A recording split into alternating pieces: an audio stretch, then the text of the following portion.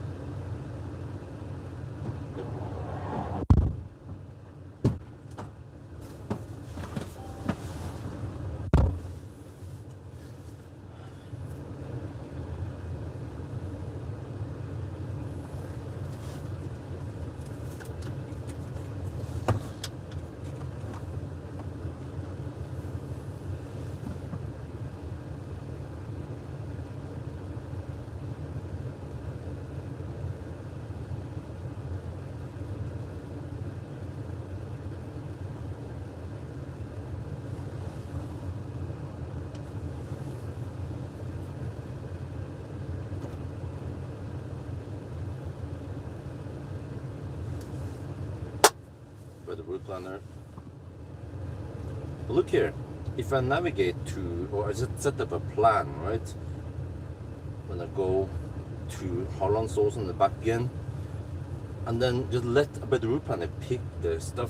Now I specifically went inside and said that I prefer Tesla supercharger and Ionity because they are the cheapest in Sweden, actually in Norway also, in general, especially at night.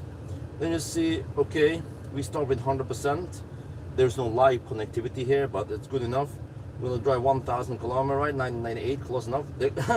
So by the route planner claims 11.5 hours, right on par with what I actually calculated based on the range test and the charging test. And then he wants me to drive 243 kilometers to Hogstorp supercharger, charge up there to 72%. I also agree because I calculated that charging to around 70-75% is optimal. And then go to Varberg, charge there, and then turn around at Hollandsåsen, and then charge at Halmstad. It actually doesn't matter if you arrive at 17% because it means slightly higher speed because the voltage is higher. And then Kronhalla, Ionity, and then Strömstad, Ionity, and then home. Let's try to follow that recipe then.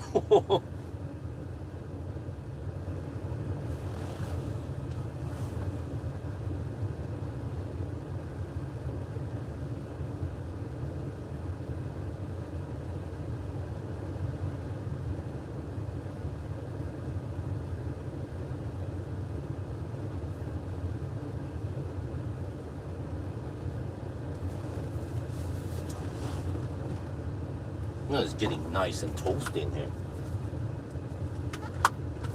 Okay, I think we can disconnect and go now.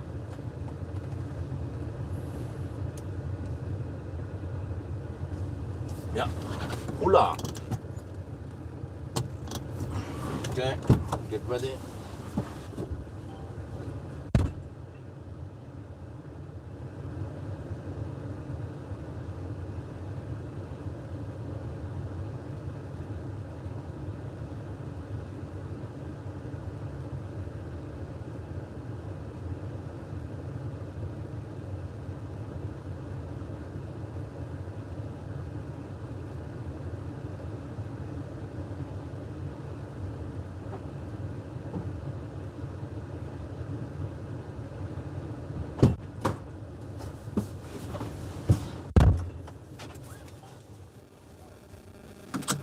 Ooh, the light dance. Okay.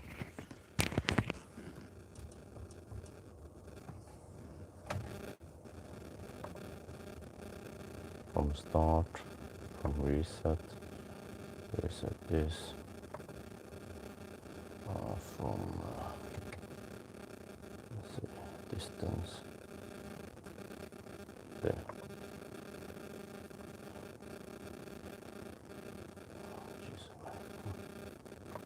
Yes.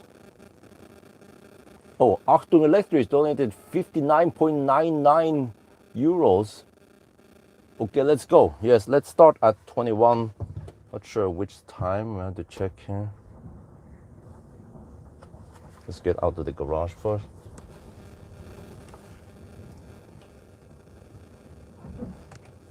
$21.38, I guess.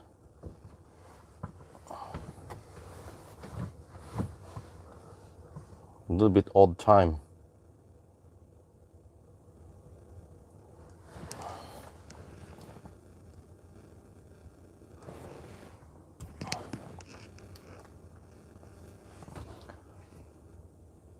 There, 21.38, let's go. Okay, so the car wants me to stop at Tesla Hogstorp. Okay, let's try to find it on the map. This is wonderful Deutsche Elektroauto.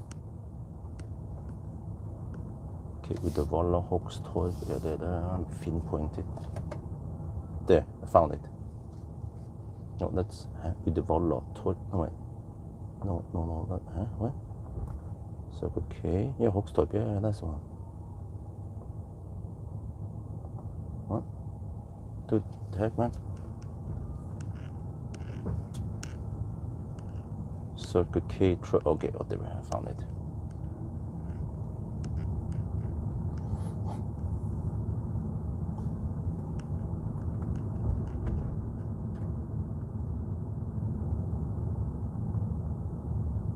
All right, alles gut. Let's see. Yeah, all right. So, yeah. No, it actually is not that heavy. It weighs only around 2.7 tons. And the reason for that is because this is the van version. You can see in the picture, it's not the passenger version. There's no heavy seats weighing down and adding extra weight. So it's actually 0 to 100 is less than 10 seconds. I was like, damn, this thing is a beast from the east or from Stuttgart, or I don't know where the heck it's manufactured. But finally a German auto again. Oh man, I've been testing way too many Chinese cars lately. Oh damn it, annoying. Come to this and like, oh, okay, it's maybe not Tesla, but still way better than Chinese cars.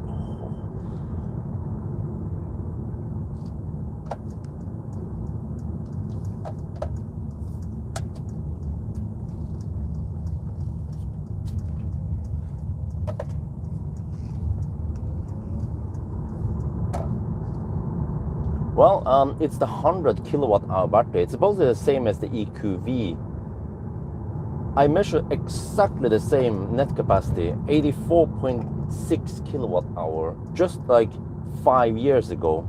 Is that a coincidence? With the EQV. But it seems like they have bumped up the speed on the charging. Well, they haven't really bumped up the speed because it seems like it's still limited by 300 amp, but they actually at least keep the max charge speed longer until around 68%, I think. So that is very nice.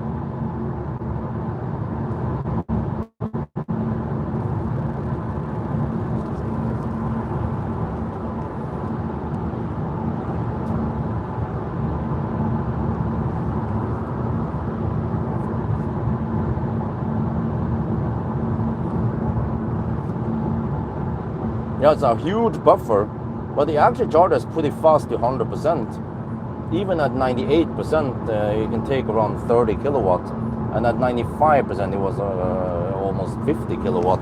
Simply amazing charging speed.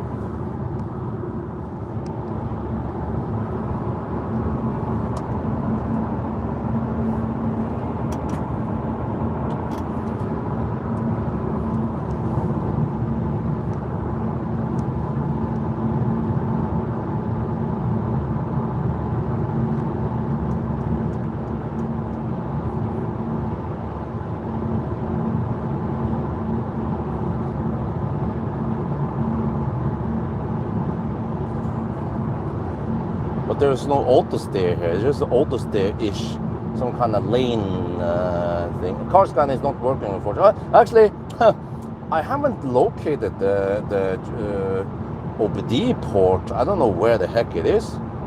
So that's a big mystery. I tried to look for it. I Google about this. It's supposed to be under. I always find the charge. I always find the OBD port, right? And all the other cars except for this, and maybe it was the French car. I couldn't find it. I think it was, which one car was it again? Yeah, but whatever.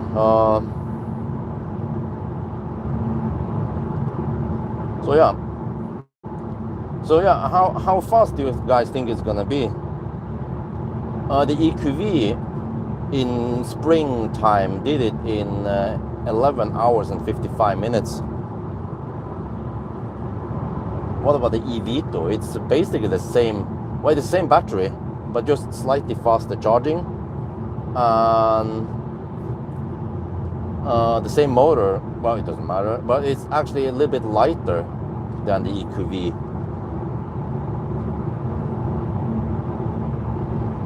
Well, when I calculated, it's supposed to do it in 11 and a half hours. And when I input all this into a better route planner, it also claims 11 and a half hours.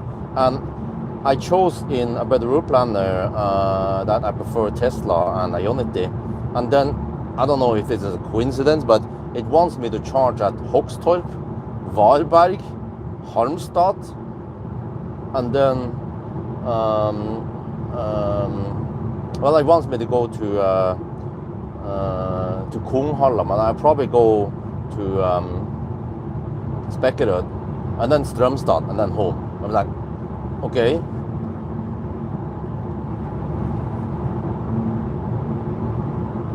But can you stop camping?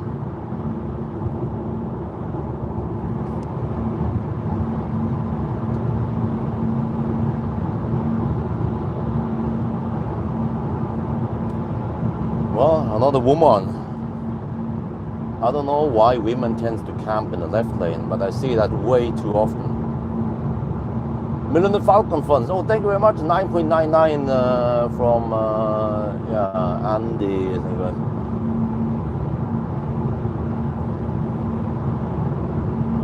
Dagershund. There's a Kia. Is that the EV3? I think that's the EV3. It's the big bulk.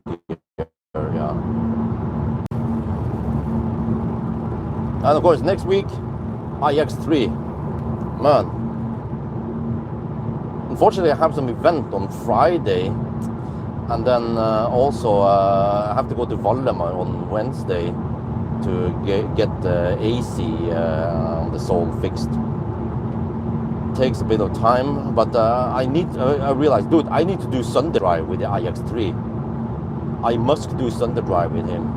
And then of course 1,000 kilometer challenge and a proper interior view and banana box test. It's, you know, every year there will be one car that is a hyped up car. Last year it was possibly the CLA, and then I remember several years ago it was Polestar 2, and then many years ago, before that even, it was the Peugeot E208. But this year I believe it's the iX3 Neue Klasse. Yeah. Oh, you want to hammer it?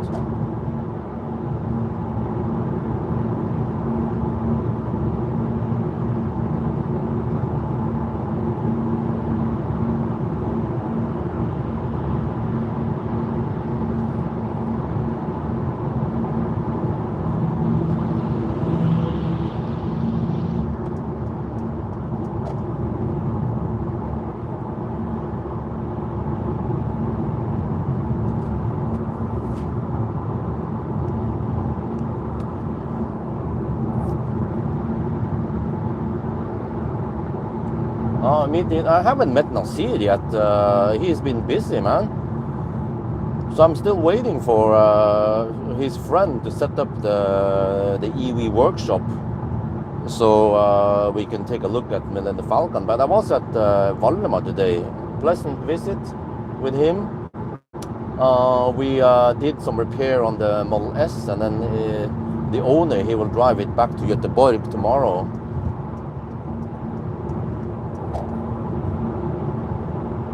So that will be interesting. Video coming out soon. And I have an interesting video coming out soon,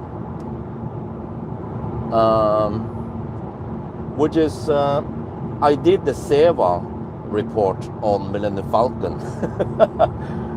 Do you guys want to see that shit? I was like, oh.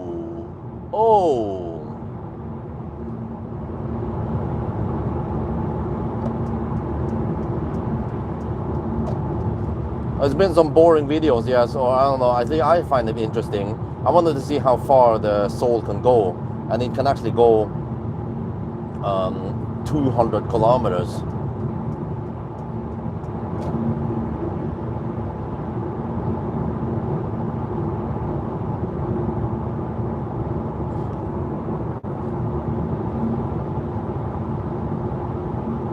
Let's see, well, yeah, I mean, at least Nasir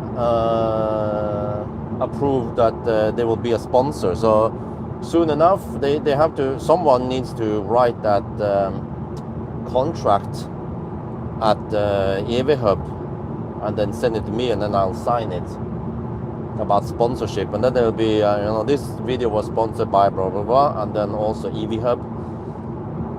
And there's actually one of the current sponsors I consider actually taking out, because it seems to be less relevant, or I don't know, yeah, less, I mean, not sure how to put this, but I need to make room for more profitable and more significant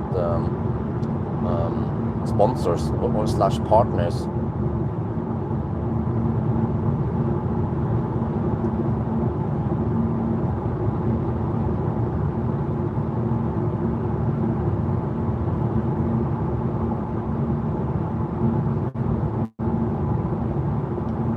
Next week, well, it's going to be iX3, and then after that one, then yeah, after that, I think it actually was the BYD Otto 3 Evo, there is called. Yes, I heard about the EQS, and also I have booked. Speaking of EQS, I booked the Lexus RZ550E, it's called F Force or some shit, F Sport, yeah, with the steer-by-wire. Yeah, it will be in at the beginning of June, the first week of June actually. So that'll be interesting. And I'm also negotiating some Toyotas finally in June. Yeah, they probably want me to test them in June. not in February, because then it's too cold and the consumption is too high. And speaking of Toyota, the new BZ4X, preferably I want to test out the Touring, but even the new BZ4X has some updated battery and stuff, and people have been bugging me actually to test it. So it means that it might be somewhat popular in here, in the channel. Also, the Atto 3 has whopping 200 kilowatt hour per hour charging speeds. And then I look on, when I Google about this Google AI claims that the old Atto 3 supported 110 kilowatt. I'm like, huh? I didn't see no 110 kilowatt. It was peaking at 85 or 75 when it was not rapid gating. Since when did it support 110 kilowatts on a 60 kilowatt hour battery? Ich weiß nicht.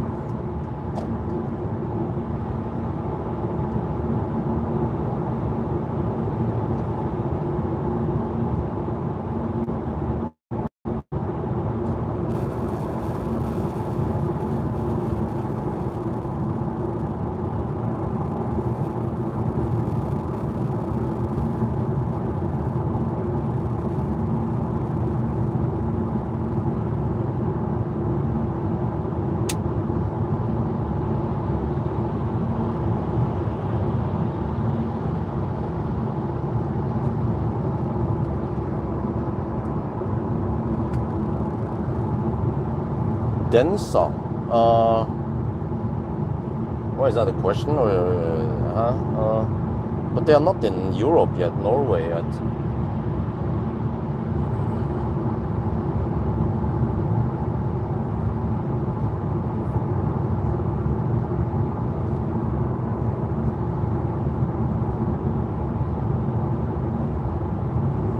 Oh, minus AI, okay. But I actually like the AI search because it's most of the time quite accurate. So I have to parse through multiple websites to find stuff. For example, I can say difference between the new and the old Atto 3, and then it will find what is new.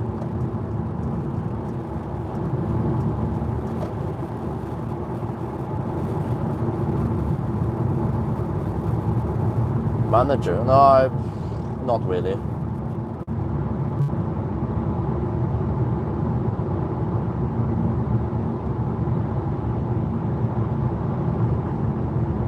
$800 volt hype is really? Does it even qualify as 800 volt, man? I've seen some. I think it was around 450 volts, well, at least the Palladium is 420 volts. Yeah. Dude, wait. If it wants to hit 220 kilowatt, then it needs 500 amp, or at least close. Well, actually, yeah, at low state of charge. Maybe it's around 450 volts times 500. Yeah, okay, that's roughly 220 kilowatt, man. Yeah, do you guys think it's noisy in here? Because it is noisy in it. This eVito is noisier than the EQV, and the EQV was also not that quiet. So this ain't no Xpeng X9, that's for sure. The X9 was just incredibly good, man. Just this big bummer that I don't know, Xpeng, I don't know what the heck they're doing. I emailed them and they're like so slow replying, and I was like, hello, can I test the G6, G9 now? You know, it's almost 1 year since I test drove it in München last year, right? I don't know, man, whatever. My calendar has been filled until the end of June. Most likely, I'm trying to fill in the three Toyotas in the remaining June weeks, and then in July we are pretty much blocked for vacation. And I'm planning on doing the vacation with Millennium Falcon actually. Was I was thinking I could go to Neo and ask them if they have a Neon 8 I could borrow. But the problem with Millennium Falcon is that he has only around 58 kilowatt hour left. So if I hammer him, he can go only around 250 kilometers. So on full charge, I can hammer for 2 hours and then he's out. And then it takes forever to charge him up, right? So, well, unless I could borrow a 90 kilowatt hour pack from eVito, that'd be pretty cool. Navigation we don't know yet, but it's likely that we'll most likely visit Göteborg on the way out, and then also Legoland. This time at least spend 2 days in Legoland, so 3 nights there, and then probably skip Copenhagen this time, and then just go. What the heck, man, dude. Be careful because Polizei might be lurking around the corner. Really Nisse, he's like poke out and then get in the way here.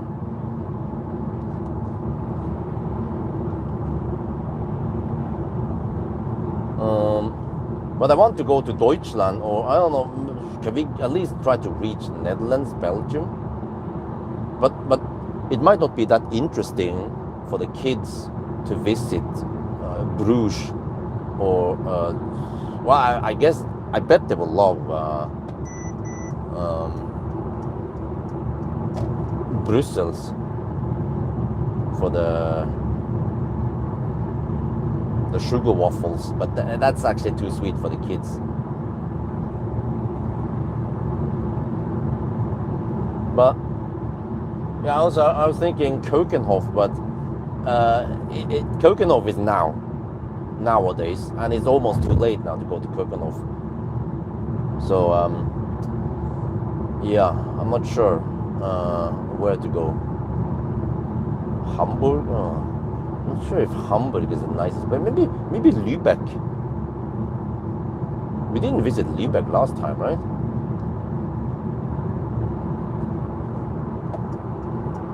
Why is it called Lübeck? Lübeck, right? Lübeck. Or is it Lübeck or Lübeck? Lübeck. Lübeck is nice. We can go on that boat tour. The kids, I think they like boats.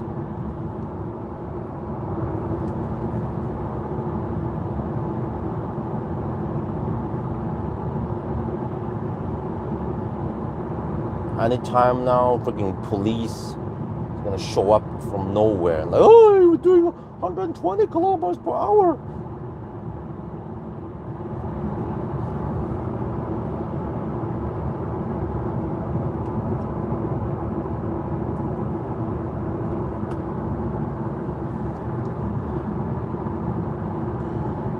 But dude, like, who cares if it's boring? We are doing this for the kids, plus some chill time, and it's within reach. Like, I don't want to go to Spain, for example. Actually, ideally, I want to go to Marbella, but that's way too far for the kids, man, especially with Millennium Falcon. Maybe if I can, but yeah, it would be great if I can put a 90 kilowatt hour battery in there, because supposedly a battery upgrade will cost less than 100,000 NOK. So I'm like, that is, I'm really interested in a battery upgrade to 90 kilowatt hour. If you get a good battery with, well, let me see, 90 kilowatt hour initially had, how much was it again? Optimus Prime. I think it was wait, the 100 pack had 92 kilowatt hours. So it was, I think it was around 80 kilowatt hour when it was new. So I'll be happy if it's down to, let's say, 75 would be wonderful, man. But maybe that's a bit too much to hope for. Those 90 packs are roughly 10 years old now. So, well, I guess 72 kilowatt hours, still a lot better than around 58. But it charges way faster. It can hit 145 kilowatt flat until I think 45%. That's all that matters.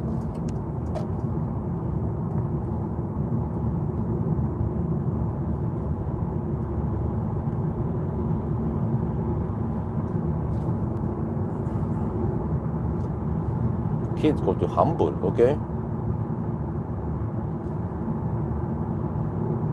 Okay, I'll see. I mean, I've been in Hamburg before, but I don't really feel like Hamburg is a very nice. Well, are you a German? The guy who recommended Hamburg?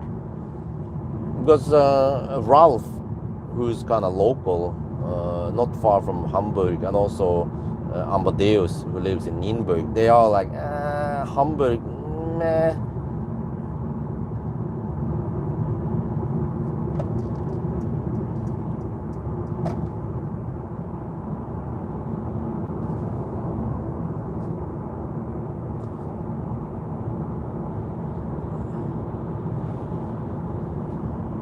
Okay, let's see. Oh man, this annoying swipe shite, man. Okay, we're currently at 290 watt-hour per kilometer. It doesn't show decimal in the consumption. And then we have done 38 kilometers and it doesn't show decimal there either. Yeah, it's like weird, man. It's the German precision. Yeah, okay, I have 250 kilometers and gone. Wait, didn't I say that we have a 100 kilowatt-hour battery? Oh, I forgot to unhook the trailer. Oh, shit, man.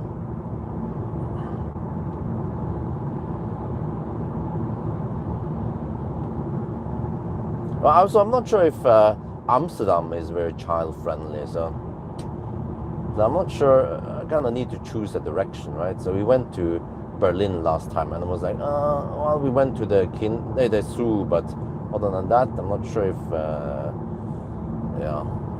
So maybe I want to try the other direction, go towards the Benelux countries instead.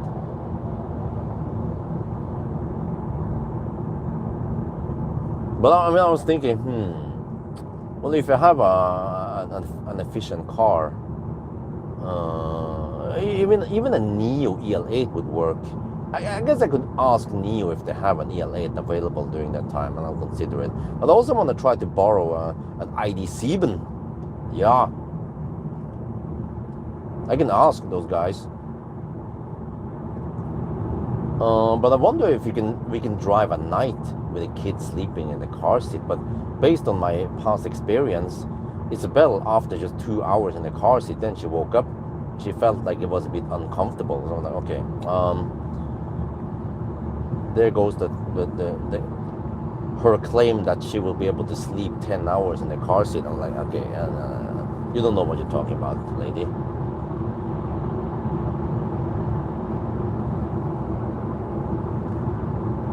Consumption 300 watt-hour per kilometer.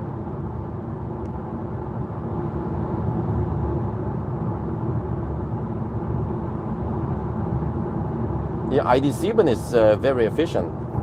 Charger is actually quite fast also, and it's comfy. It can actually also be the fastback. It doesn't have to be the station wagon.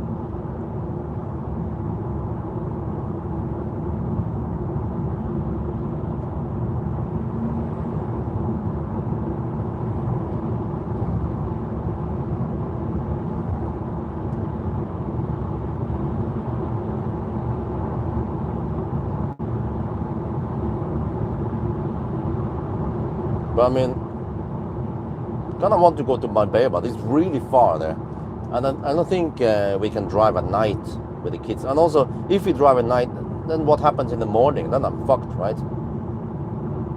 Because I need to sleep also. So yeah, Spain is out of reach for now. Italy also, and also that means, well, I was thinking, wait. What about if we go to Bled? Oh man, that would be wonderful, but it's kind of far. I have to go via Switzerland, then over to Bled. And of course, Croatia. You can visit EV Clinic. Yo, what's up? Can you put in the in the Ninja motor in the Millennium Falcon, the one with extra windings or whatever, I don't remember what they did with that thing.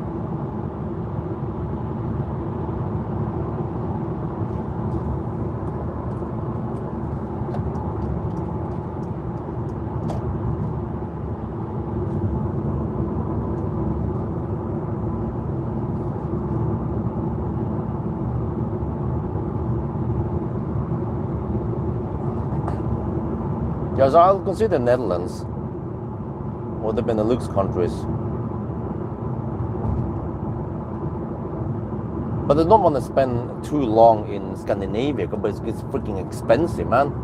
Everything is expensive. Hotel, food, attractions. Like, what the heck? You know, I came to Deutschland. I was like, dude, everything is much cheaper here. Hotel, entrance fee, food, like half the price versus Denmark and Sweden. And things are getting expensive with 2 kids that tends to grow up, so they're not babies anymore. So there's no free entrance for stuff.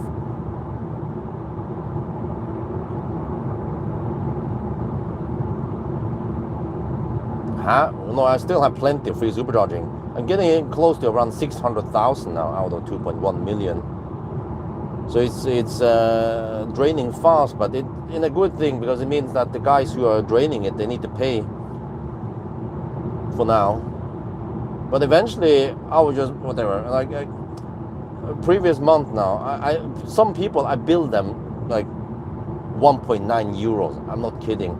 They almost didn't use supercharging, so it makes me wonder why are they even in my account, right? If they don't use much supercharging. So I need to do a cleanup in my account because it tends to get a bit spam from service center messages, and also there are rare some cases of idle fee and stuff.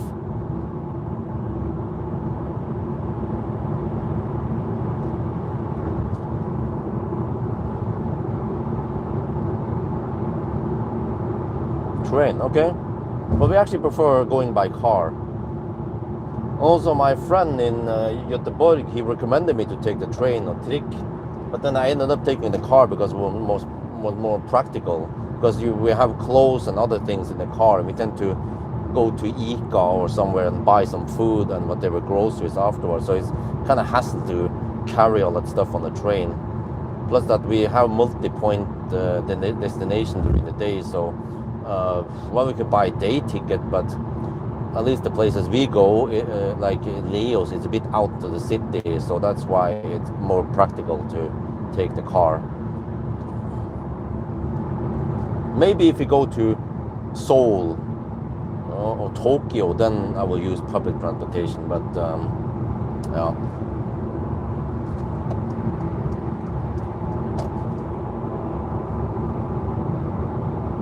15 euro cents per kilowatt hour, but I'm not taking in more people. I get from time to time people who email me and want to get in, and I say, no, sorry, we are not taking in more. We will actually remove more people. So once I feel like I have enough, or actually once we hit 1 million kilometer, I will consider shaving off some people. I think actually I want to get rid of the guys with low usage, and also try to figure out what I do with the high usage people eventually, because I want it to last for my VIP. For them, they can get free supercharging from me. I don't care. They have helped me in many other ways, so they deserve it.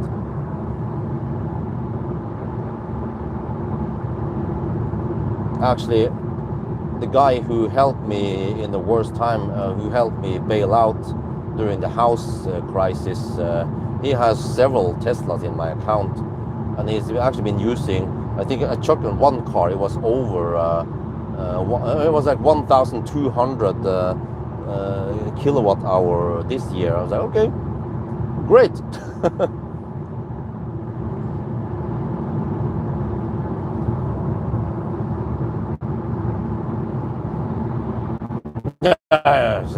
apartment in Denmark. Holy shit balls, man.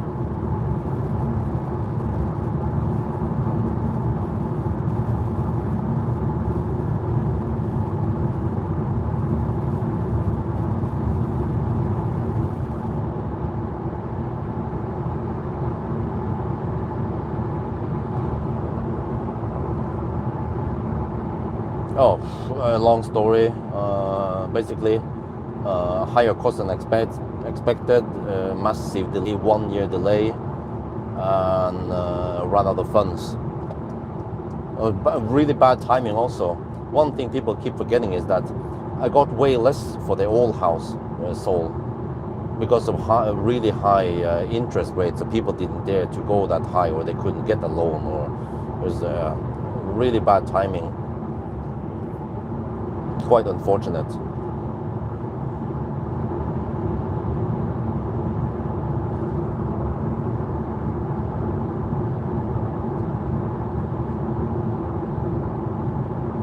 Well, only 290 watt-hour per kilometer now. Wait, where is this Volvo doing? Well, it's not tinted. A Volvo station wagon with a dark Volvo is like, okay, that raises some red flags. But it's not tinted. And I didn't see any additional screens inside there.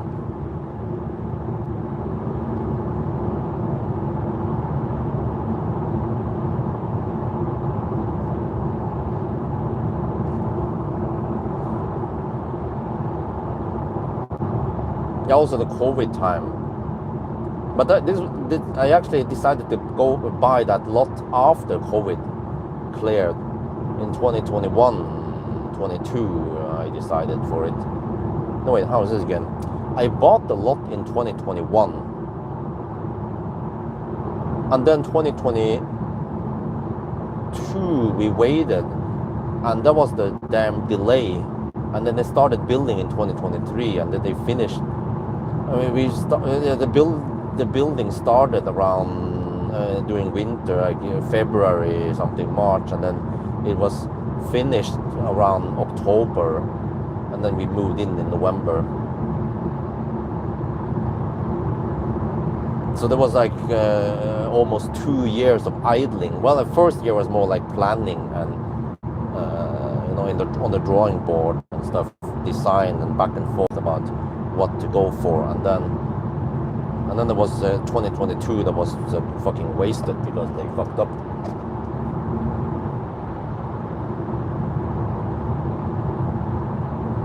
It would have been so much better if I sold and moved in 2022, because then the whole crisis with the high interest rate didn't hit us yet.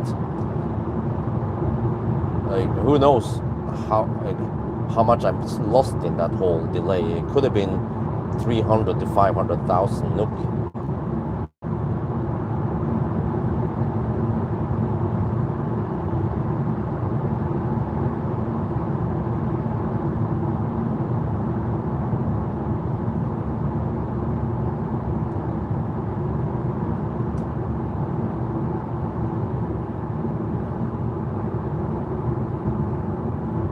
Interest rate went down slightly, but now the people are speculating it might raise again because of the war in the Middle East.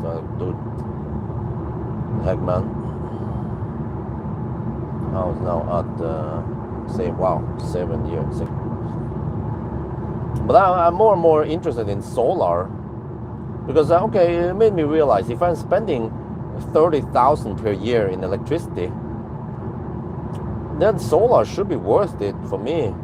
I mean, if I invest 300,000, then 10-year payback time is still okay.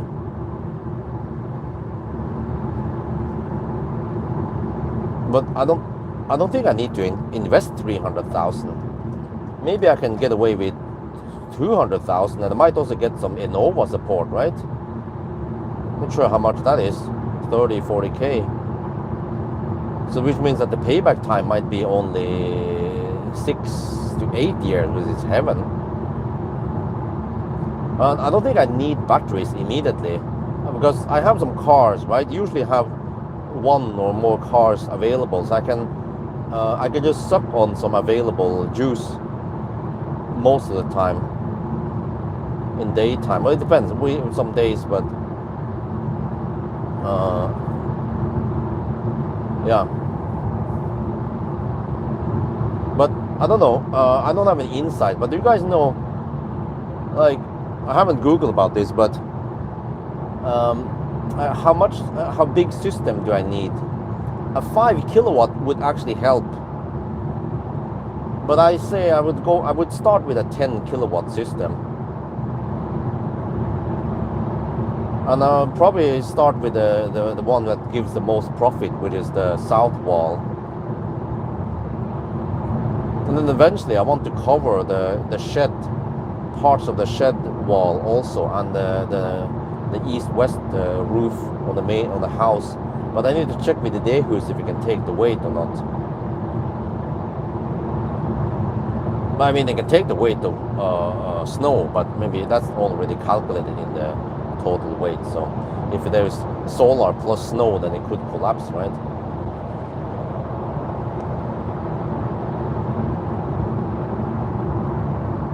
But yeah, in the past few days, I've been playing around with my portable 160 watt solar, and I actually manually track it. And I've actually been getting more than 160 watts because I put it on that metal sheet that covers the pool, and it seems to reflect and actually give slightly better output than the rated 160 watt. But I've been collecting solar. Like today was quite good, and I went from, well, I fill in 70% of the EcoFlow, and then I think I measured before that it should have around 1.8 kilowatt hour. So which means that I might get the 1.5 kilowatt hour in the springtime. That's pretty good. But I mean, I've been solar tracking more or less. We had a little bit of clouds also, and most of the time I'm getting around 70 to 100 watts, 110 on the best. But I've been busy today. I was at Valdemar, so I couldn't move the solar thing every hour roughly. But it was like interesting just to see what happened, and I tried to blow some fans to cool down the panels, but it seems like that was not the problem in Norway. It was cold enough so they don't overheat, unlike in Thailand. But it's actually pretty good that on just 160 watt panel I can get around 1.5 kilowatt hour in one day. Oh yeah, 110 guys. The summer speed limit is back, at least over here. There was still 60 zone around Bryn, but over here at least it's 110. This should mean a couple of minutes faster to the border. But we were slowed down by some slowpokes initially, so we'll see. Normally I count 5-minute delay, right, at Schweinsund. This time it might just be 2-3 minute delay.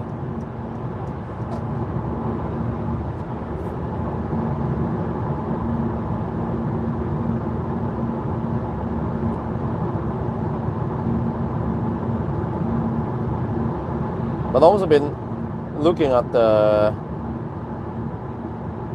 well, I kind of want the, you know, that's the thing. I already have the EcoFlow, and the EcoFlow already has a built-in MPPT, and it can take 800 watts. So I was thinking, you know, I Google about this. It uses the MC4 plug supposedly, so I could just get some panels, like a big panel, right? Let's say 2 times, I don't know, you have to check the voltage, by the way, because my EcoFlow minimum voltage is 10, but then the maximum is around 100 volts, so from 10 to 100 volts. But my portable 160 watt panel only ranges from 10 to 20 volts, something like that. Which means that as soon as there is some shade, and the voltage drops below 10, then it doesn't generate anything. So that's why I either get, let's say, 40 watts or higher, or I get no power. I rarely get 10 or 20 watts or 5 watts. I don't see that. So it would be actually great to also get a little bit of juice on some cloudy days. So I just want some big panels maybe. If I can just slap down, I don't know, 2 times 600 watts, it could be overkill. I have to make sure that the voltage does not exceed that. They call it the open, what the heck was it again? The open state voltage or something. I can put 2 in series, but both of the open state voltages must not exceed. Or I can actually put it in parallel. Maybe that's better. Put it in parallel, then we are still at around 40 volts only out of 100 max. Open circuit, yeah, that's one. Thank you. So what I could do is I could slap down some panels on the shed wall. Try to get them cheap panels.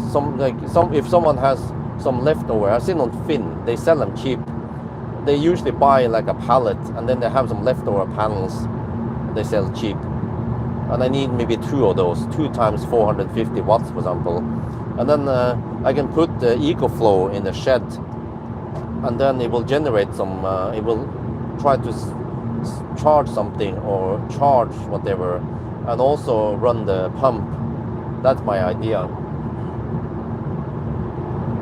You can flat, if I can just max out on 800 watts that it can take.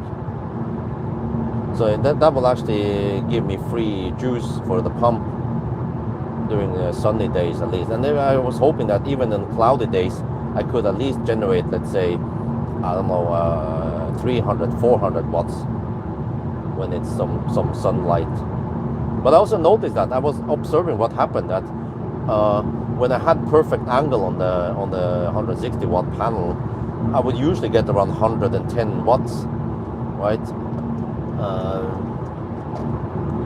But if there would be a cloud, then suddenly it dropped from 110 watt to around 40 watts, 30-40 watts. So it seems like cloud reduces the power to around 1/3 to 1/4 only.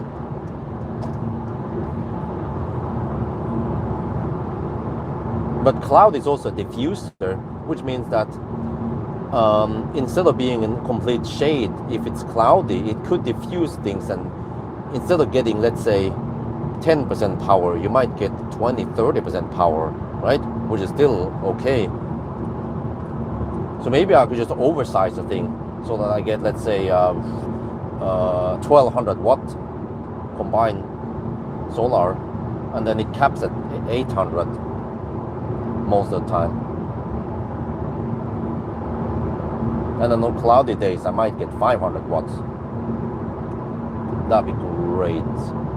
Yeah.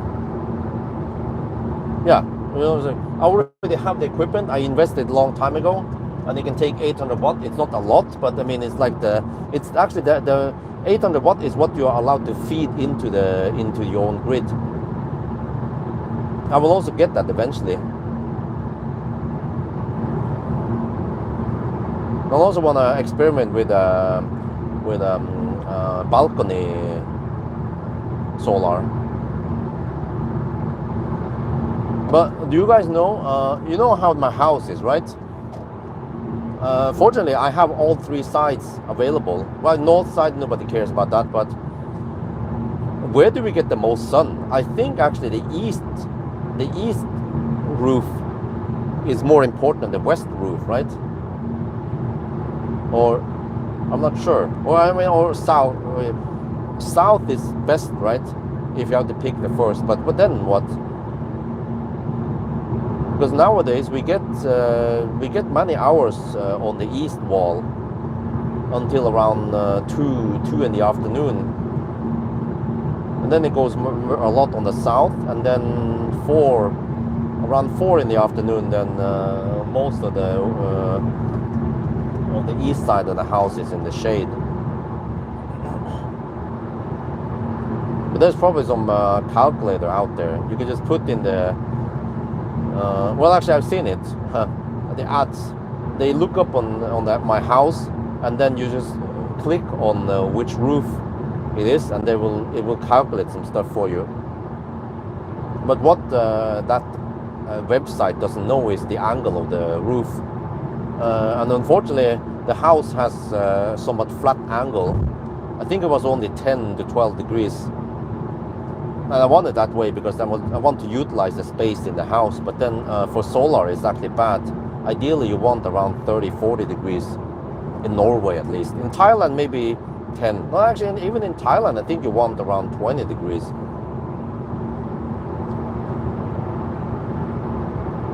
East is better than west. Okay, that's also my impression. It seems like the sun is kind of weak on the west side in the afternoon. And even when we have midnight sun, or like in June, July, the late afternoon sun is really weak. But I see that on the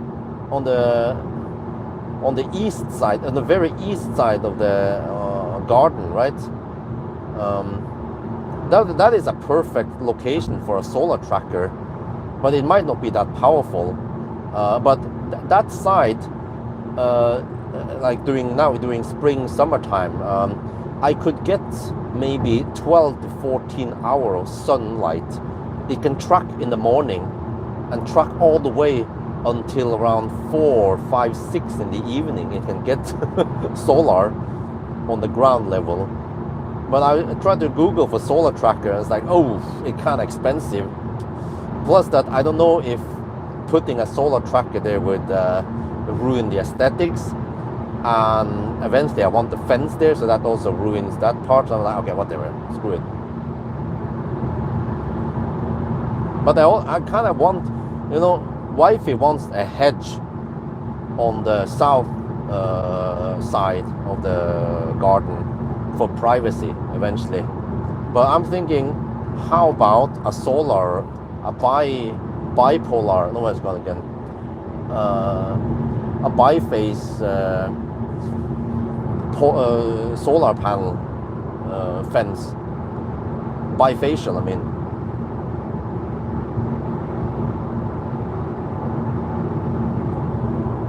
Yeah, van life. I have EcoFlow with me, and the microwave oven, and some camping chair, and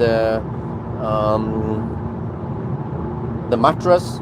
Yeah, you guys know how this is going. And the charging stops are gonna be around half an hour long. Actually, half an hour to, yeah, I think half an hour. I could go 40 minutes, but it's not optimal. So around half an hour is good enough. Half an hour to 35 minutes.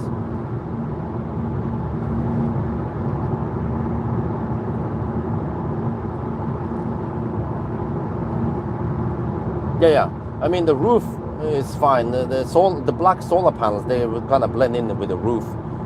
But the south wall will look kind of funky because it's a white wall that suddenly gets lots of black panels on it.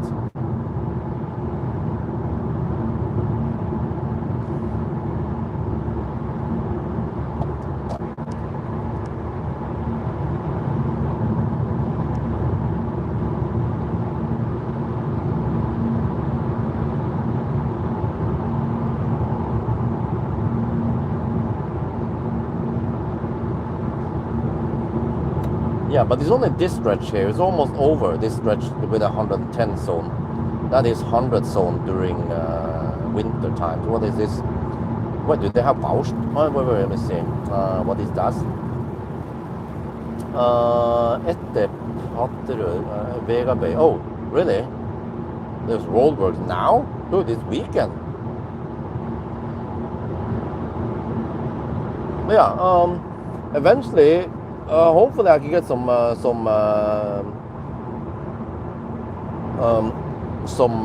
sponsors. If I can get some discount on the solar, that'd be great. And I can show how much you can make, because I'm eager to know how much a house can generate in Norway. And I've seen it everywhere now. There's more and more solar in Norway. for the longest time, solar was non-existing in Norway.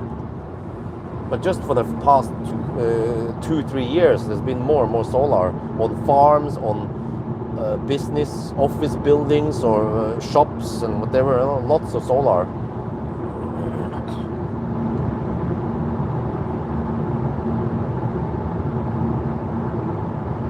Wow. Yeah, that's nice.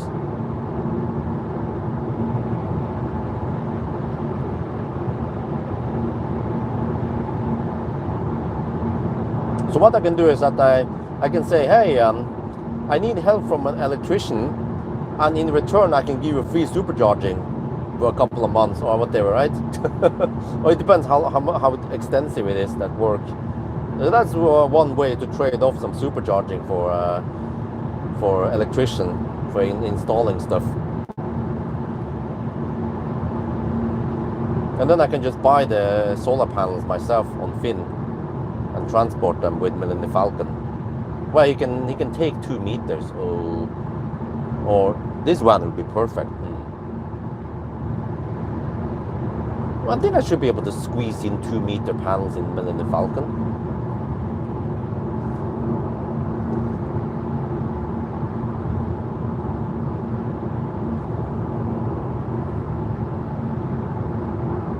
But you know, the whole battery thing, well, okay, maybe 30-degree fence. Oh, okay.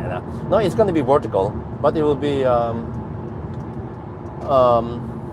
I wonder, okay, in Norway, the rules are, the law actually, is that you can have a hedge that is no more than 2 meters tall. Yeah.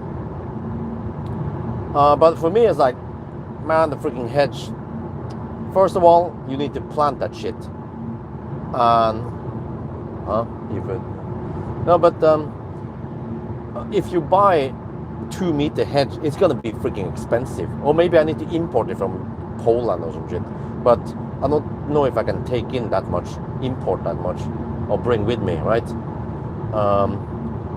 But if you plant them small, then it takes forever to plant them. But the thing is that you want emerald because they look pretty, the emerald hedge. If you go for the other one, I don't remember what the heck it's called again. It's not that nice and dense and pretty, but they grow faster, roughly twice as fast. But the hedge might eventually, some of them might die, and then you need to replant some of them. And it needs watering. It needs a freaking irrigation system for the hedge. I'm like, what the heck, man? And then who's gonna deal with that? And who's gonna trim the hedge? Me, of course. So I'm like, fuck that shit, man. I'm gonna put up a solar fence instead. A solar wall, oh yeah. But I need to Google about this, or ask someone, how tall can my wall be? Because the solar, they tend to be 2 meters. Well, I can probably find slightly shorter. So okay, we can get, you can just slap down some 2 meter wall and solar wall for privacy, bifacial, yeah, so that the White House that I have and the pool and whatever might reflect some of that back to the other side also. But on the front side of the house, and actually the part of the front side, then I don't want to ruin the aesthetics. There I just want the regular picket fence, or whatever, the fence that doesn't kill you when you step on it on accident.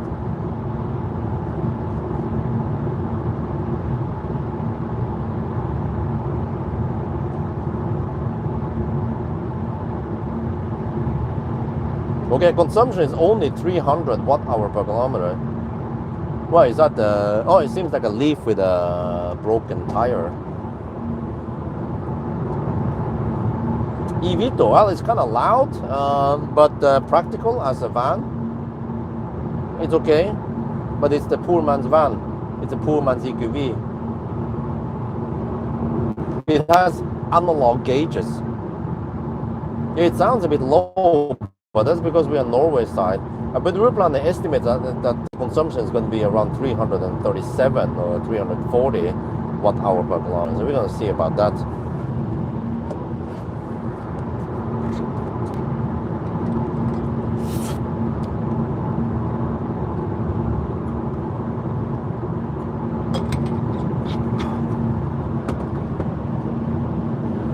Now we're down to 65%. Status update, 310 watt-hour per kilometer. 100 kilometers done in 58 minutes. 102 kilometers per hour average speed. And I think the state of charge scale here is fairly linear. Well, actually, I wonder if this state of charge scale is actually kind of weird. It's non-linear, but it's more dense at the bottom. Yeah.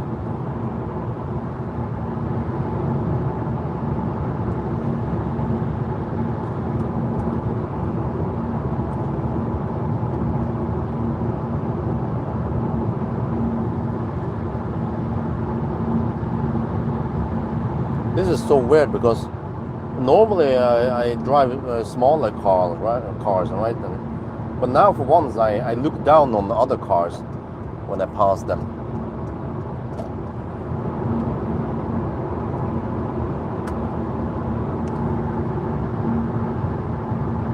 Yeah, okay, yeah. Schweinsundbrunn, yeah. So, tomorrow we have to go to Oslo, downtown Oslo. I have to buy some clothes for Isabel. Suddenly we need some spring clothes. We kind of didn't prepare in time. Yeah. So that means we have to bring the sole downtown. It's probably fine. I think with the sole, I don't want to hammer too hard. Maximum 110 kilometers per hour. And then I'll probably go charge somewhere while we have some lunch. But hopefully at least get 3.7 kilowatts for an hour or something, 1.5. And that will help. So with the sole, just have to ABC.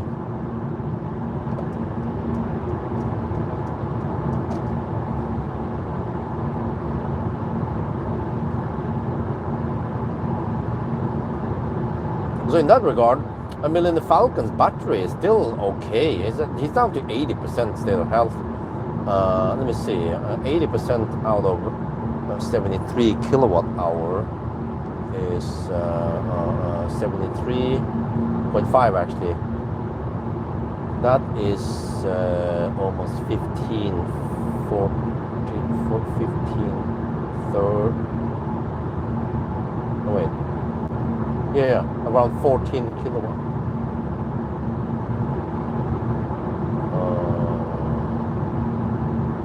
Yeah, no, he's down to 60 kilowatt hour, roughly. Yeah. Okay. Because the SEVA report counts the 6 kilowatt hour buffer also. But 60 kilowatt hour left, that's still decent. I mean, that's way more than double of Soul. Plus that, I believe Millennium Falcon is more efficient than Soul, especially at high speed. And especially during summer. Winter, yeah, then the Millennium Falcon might be thirstier. So if there's one upgrade I want to do with Millennium Falcon is to get 90 pack on him. There we don't need any approval with Statens Vegvesen. It's allowed already. But actually, many people did get 90 pack upgraded on warranty anyway. Like a P90, right? We can get help from some of the ninjas. They can reprogram so that it actually says P90 on Millennium Falcon one day. That's my dream, to get the 90 pack upgraded. And then I need to restore his original thing. But I think another thing I want is maybe get some... I could get maybe a replacement seat, or maybe get next gen seat if it's possible. But even some beige, not so worn down driver's seat would be great.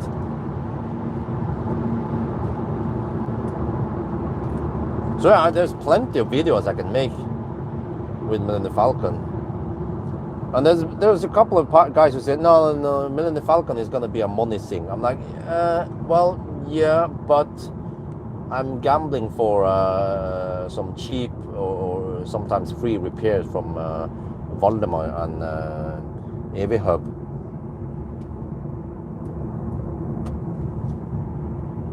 And also banking on that we will get way higher view count there than the Soul. You can see already, I can show you guys, the Soul videos, they get ridiculous low view counts.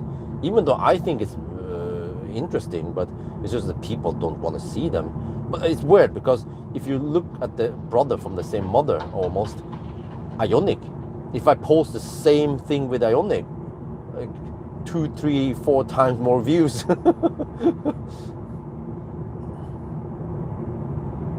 Man, it's crazy, man. Sunday drive with Soul, 200 kilometers, but the Soul has 26.6 kilowatt hour net capacity, but it can go only 200 kilometers. And the classic Ioniq I tested many years ago, which had only 24.5 kilowatt hour left, it averaged only 99 watt hour per kilometer, whereas my Soul was averaging 133 watt hour per kilometer. So even the Ioniq, which has more degraded battery than the Soul, had more range than the Soul. So it means that efficiency trumps everything. Trump! Yes. Trump is the most important thing. Oh, sorry, I mean, oh, that came out wrong. I mean, efficiency trumps. Shit, you get so many hate comments now. But I like this. I mean, the Soul is a damn good car. I mean, if my economy was better, I would totally could buy the Soul. But okay, what I'm gonna do instead is to buy the Ioniq, because Ioniq is better in many ways. It has adaptive cruise control. It has auto steer-ish. It's more efficient. It actually has a better cooling design, and also generates more views, and also in a way more practical trunk because it's a bit longer. But it is a bit more expensive, so Soul is still by far the best bang for the bucks if you can get the replaced battery. As soon as I have time, I should make a video where I have some recommendation about things, but it's just that I need to spend time making a video. So I think I'm just gonna sit in the car and talk and use some archive videos, because first I thought, okay, I need to go and drive a Leaf and drive a Soul and drive a e-Golf, but I already have experience with those cars. I don't need to re-drive them, right? I can just refer to Frankenstein and e-Golf and those videos and make a recommendation. And I also have first-hand experience now how you can repair stuff.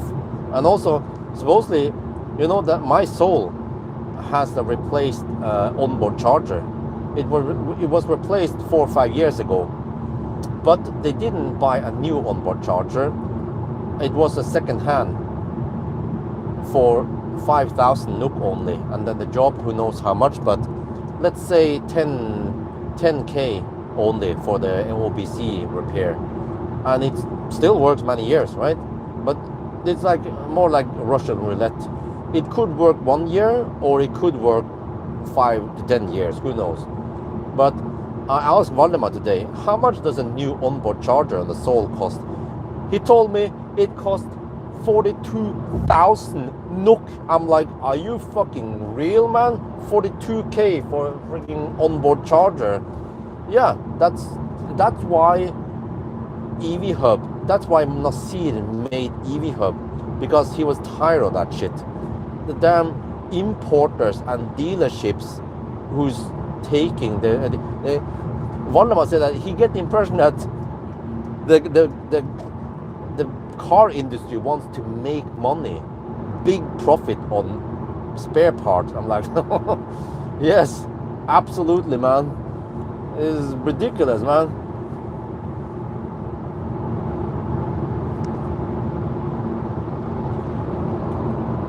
Achtung, Polizei. No, wait. That's an ambulance.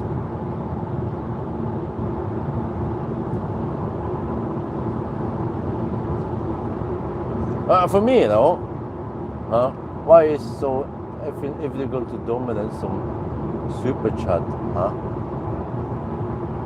Okay, but yeah, there was one case. Valdemar told me today that there was one customer. You know, Valdemar gave him the option. I think it was a Soul or something. I don't remember. Yeah, you either get we can buy a brand new onboard charger, 42k plus labor, or we go for a refurb, just go for at Skroten, right? on the junkyard or whatever they call it, and he went for refurbished, or not, it's not refurbished. There's no refurbished actually. He just went for a second hand, but then only 1 year after it broke. Well, that's the Russian roulette. You gamble, and he paid 14,000 for that repair, right, instead of 42,000. But then he came to Elbilmek and he said no, he wants 5-year reclamation. He said no, they can only give 1 year warranty, and it expired within 1 year. To me though, I would say no warranty, because they cannot take any responsibility. You just get a part from the junkyard from a previous car.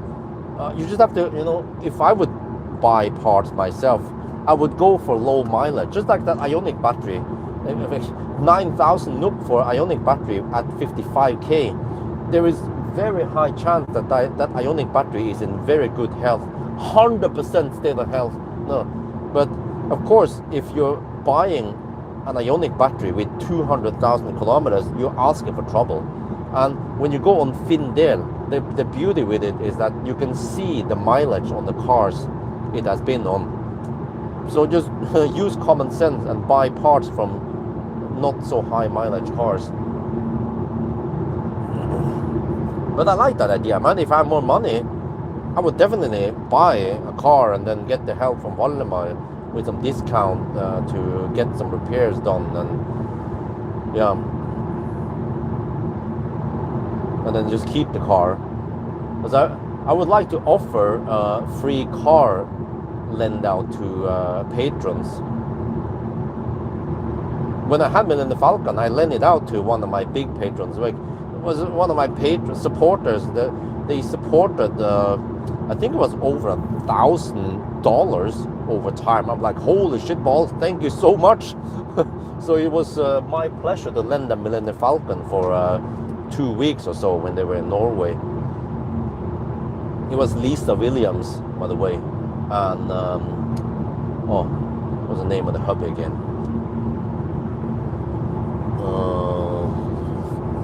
I remember the faces, I don't remember the name of the dude. Okay, anyway. 1 hour and 11 minutes now, getting close to the border. Okay, how is it going now? 55% state of charge, 310 watt-hour per kilometer. High beam is on, supposedly. On something.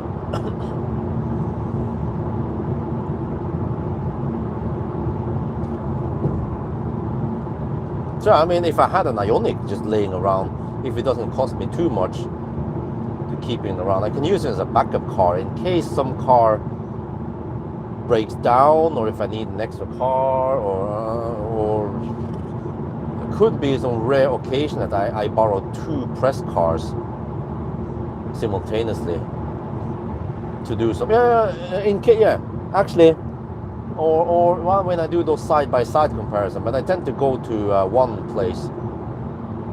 I go to that location and do the side-by-side, but it's actually more practical to do the side-by-side at home.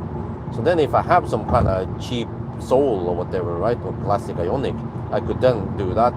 Or I could, of course, Uber or Bolt, but yeah, it's more practical to use a car, my own car.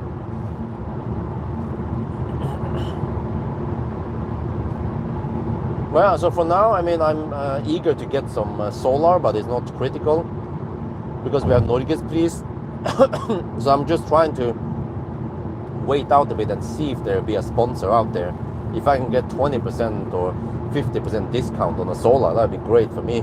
But it's very important that I also know the full price, which is what I'm going to be calculating cost savings on.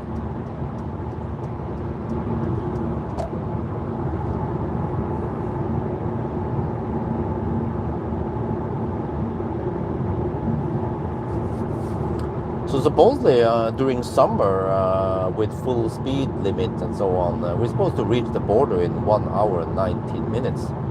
It's been 1 hour and 13 minutes now.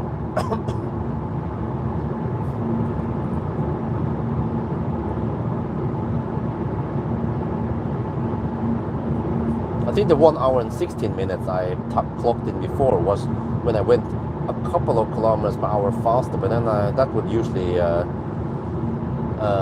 then I could end up with pricks on me. So yeah, since I have too many pricks on me, then we have to go slightly slower, just a couple of kilometers per hour slower actually on the Norway side.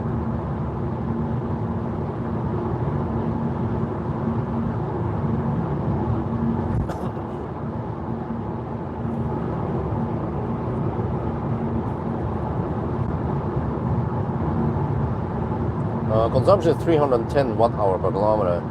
Just stay tuned for the Falkenberg run in the 120 zone with some headwind, yeah.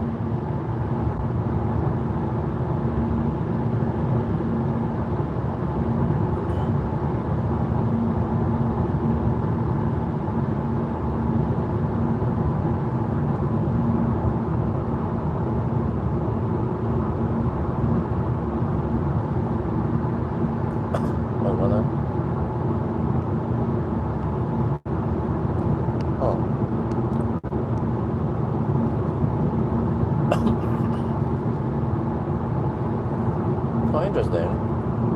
The car's navigation claim I will arrive at 16%. Alright. And then but the route runner claims around 10% at arrival at Hogstorp. We're gonna go for Hogstorp because I think it's fairly cheap charging over there. Yeah, unhook the trailer. Oh, it's a van. I remember the EQV during minus 16 degrees Celsius 1,000 kilometer challenge in Norway. I was hammering at around 450 to 500 watt-hour per kilometer. It was insanely high, man. Classic going from there. Okay, yeah, well, I did. Actually, 50k Nook. That was a good deal. I was just slightly concerned about the battery health. But also, yeah. I wonder if that would be actually a better deal. I could have quickly sold the Soul for whatever, right? 40k, and then buy the Ioniq, and then buy a battery, and then upgrade the battery to a fresh one with 100% state of health, and then sell the Ioniq for maybe 90k. But I still haven't had any offer on the Soul, even at 50k. So, but the 25k was a bargain. I think that the old seller was counting 25k plus 14.5k for the backup camera repair. So that was like, okay, 40k, yeah, roughly there. But then I think she didn't understand that the 40k is more like the first gen battery. So I actually believe that my car is worth more than 50k, but it's just that people don't know this. It should be counted as a 30 kilowatt hour Soul, and the 30 Soul sells for 70, 80k.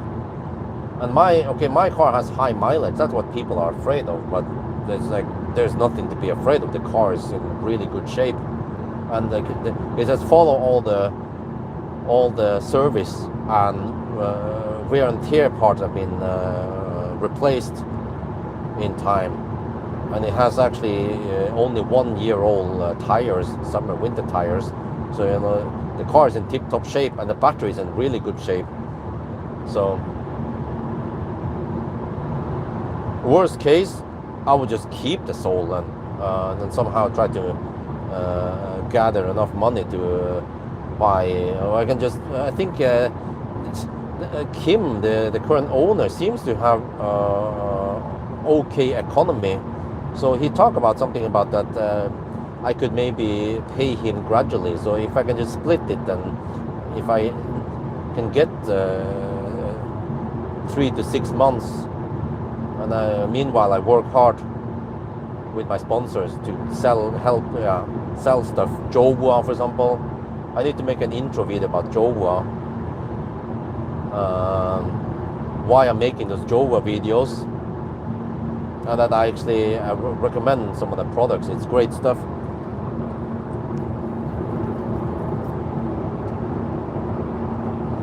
But I'm making extra money on that.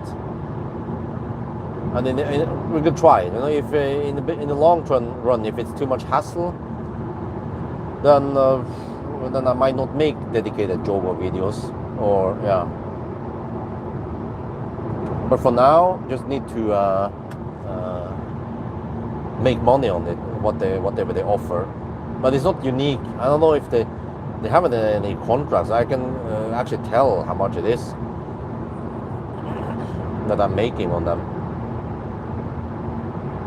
When you calculate degradation, how do you remove the regen is already counted.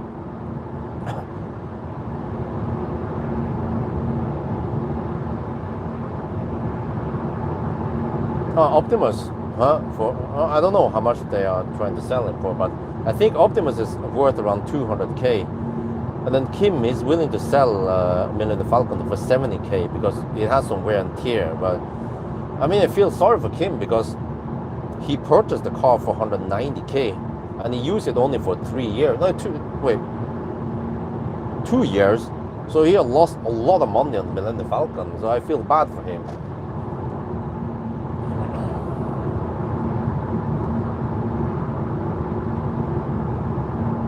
Yeah, he's making a comeback. Because for now, and also the whole plan about me buying a Model 3, I think I'll put that on hold for now. Because when I talked to my business partner about buying a Model 3 and stuff, he was kind of like joking and said, yeah, well, you know, eventually you need to pay back me also. I'm like, yeah, that's right. The 1.3 million NOK that he paid. Yeah, but we are planning on, you know, growing the business and actually multiplying the income. And he claims that he can make my current income 10 times bigger. I'm like, well, okay, at least if we can make it 5 times bigger, that would be great. Yeah.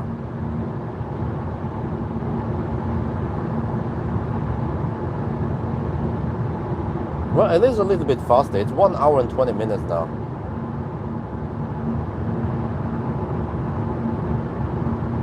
Tesla hacker. Oh, no, no. Oh, okay, it's not a hacker technically. It's the guy who used the thing. But I don't know if you understand the whole situation. I think most people didn't understand what's going on. Some people thought that I sold my Tesla and then I kept it in their account. But that's not how it works, man. Can you explain more about degradation? Huh? No, but regen is counted in the trip meter. For all the cars I tested, it counts there. Oh, 145 kilometers. It seems that it counts distance correctly. It's supposed to be 146 something here. Well, slight underreporting maybe. Well, let me see. Let's see the actual with decimal. 145.5. Okay, it's supposed to be 146.5. So it's around 0.8, 0.7% underreporting. I'll find out once I stop at Hogstorp.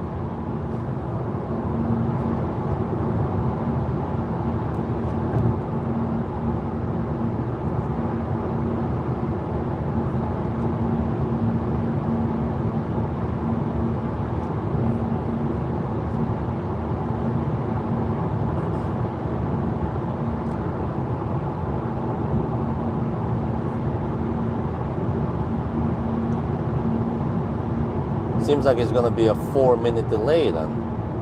There were some slow pokes earlier tonight. 1 hour and 22 minutes now. It'll be 1:23 by the time we pass by the border.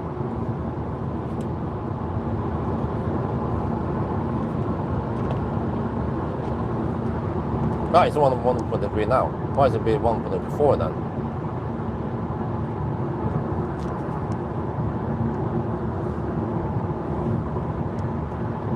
Well, there's still a 5-minute delay. What? I think we're just some slow pokes today, man. And that's Baustelle, of course. That cost maybe 20-30 seconds.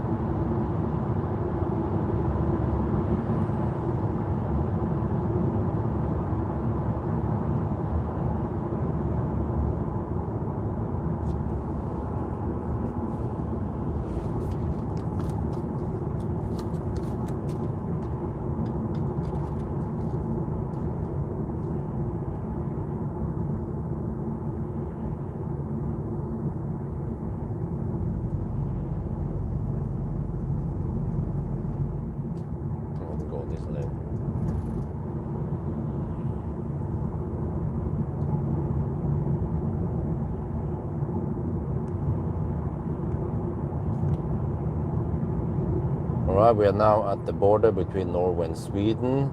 And yeah, if we look at the trip meter, normally we need 1 hour and 19 minutes. So yeah, there's still some delays here. We had some slow pokes in the beginning, hugging the left lane, and also a little bit of roadworks. So as usual, we need to deduct 5 minutes. But the consumption so far is 320 watt-hour per kilometer.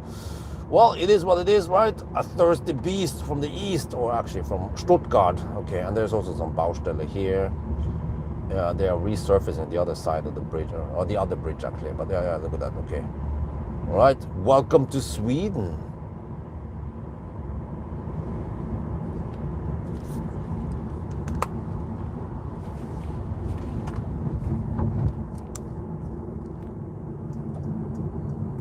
Wait, oh, this is a bit unusual. Do we actually have to? Oh, they're gonna check. Well,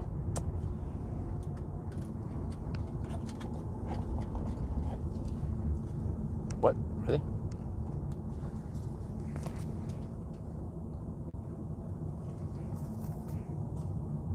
Okay, this is unusual. I think there's actually control here or something.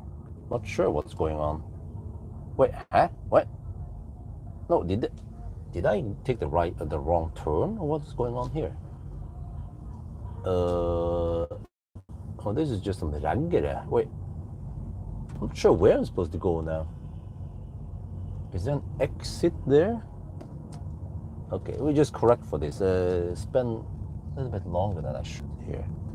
But I simply couldn't find the way, direct way on the motorway for some reason. Wow, it goes a bit, it bounces a bit weird over the bumps, because it seems like it has been optimized for full load, right? Göteborg E6, okay. Yeah, especially if the bump is sideways, okay.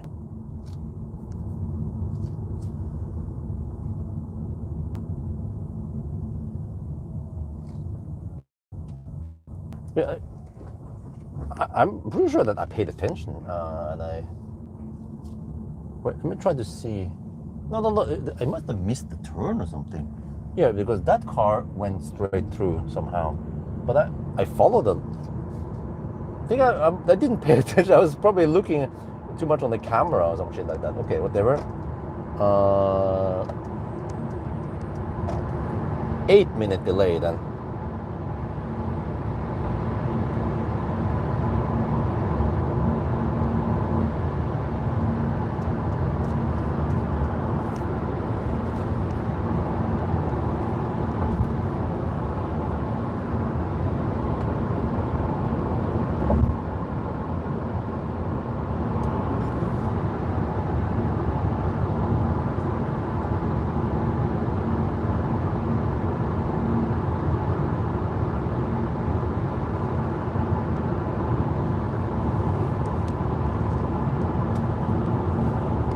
Yeah,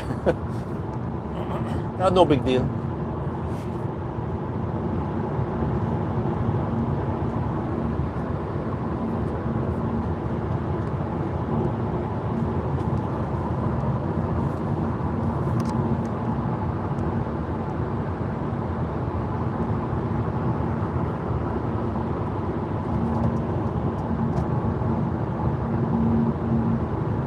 Well, the car claims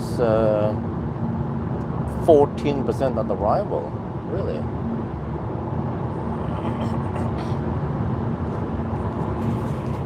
Wait, is there some kind of matrix lights here?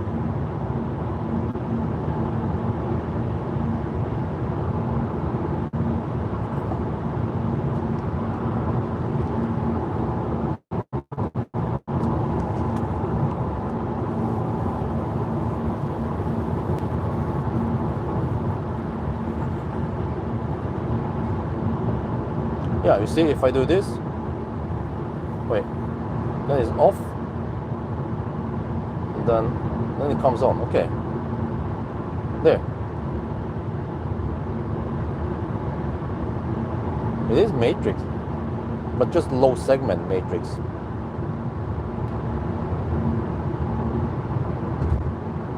Yeah, I would have crossed the solid line if I had to go straight there.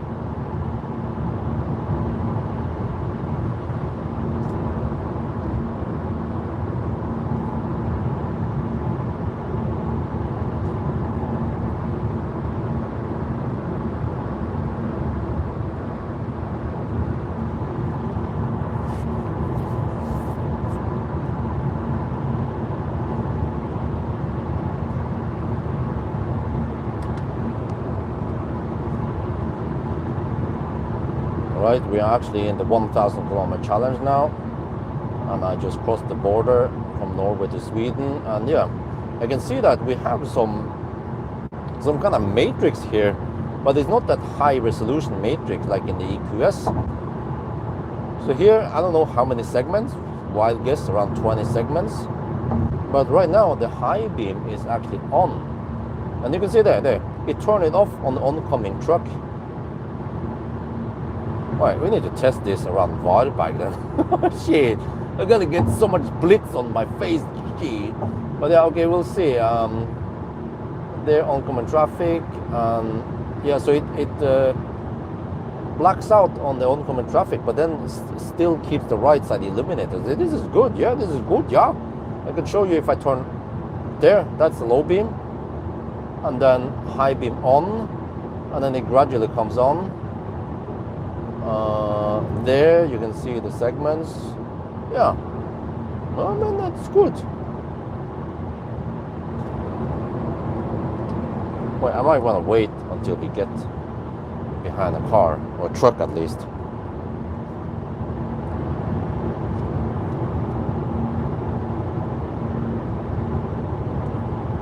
It's not digital light, but it's some kind of matrix, Mercedes matrix light something.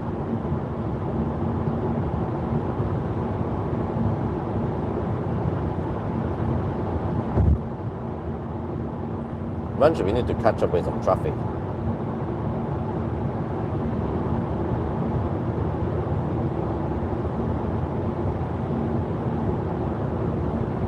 Because you can actually see quite clearly the square that it makes for blocking out the car in front.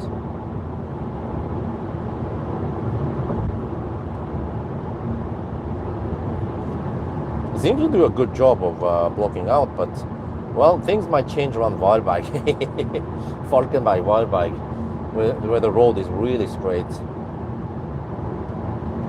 As most German cars, they want to keep the high beam on longer than oncoming cars agree with.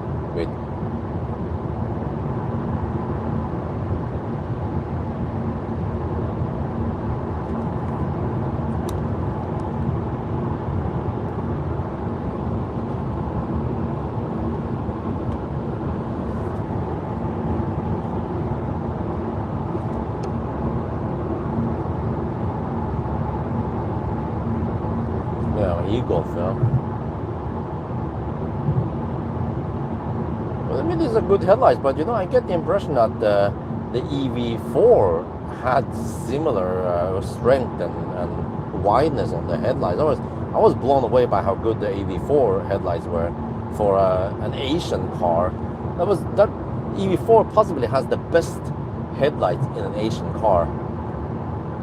But I haven't driven the Neos in a while now.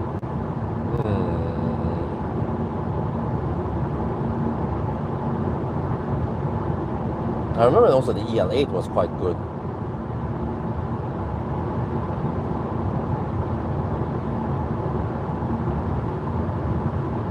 But now that I need them, that there's no truck or anything in front of me.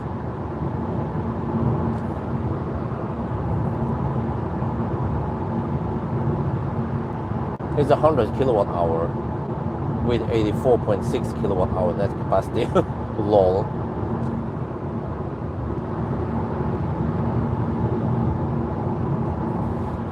Well, I was somewhat disappointed in the EV6 and the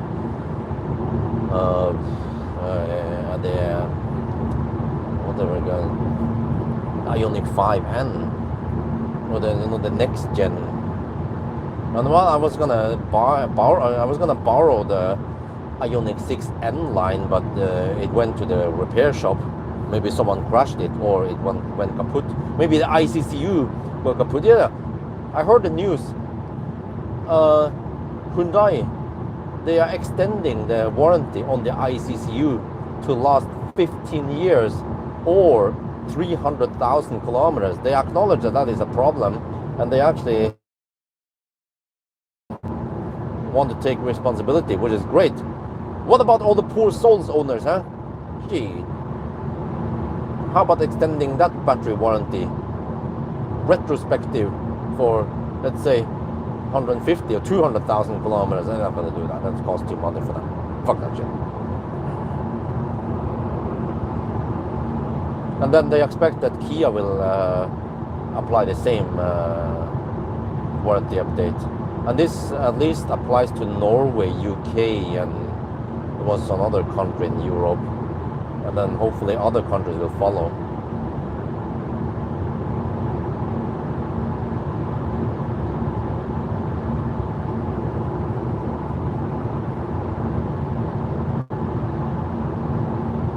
Well, it seems like the Matrix is behaving for now.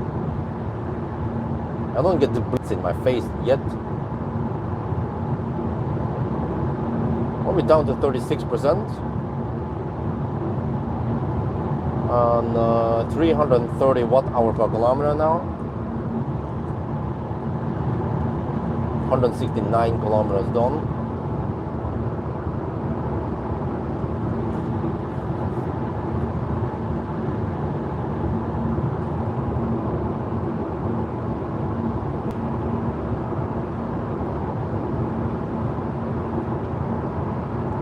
Well, maybe the sensor is better at catching it. Yeah, could be.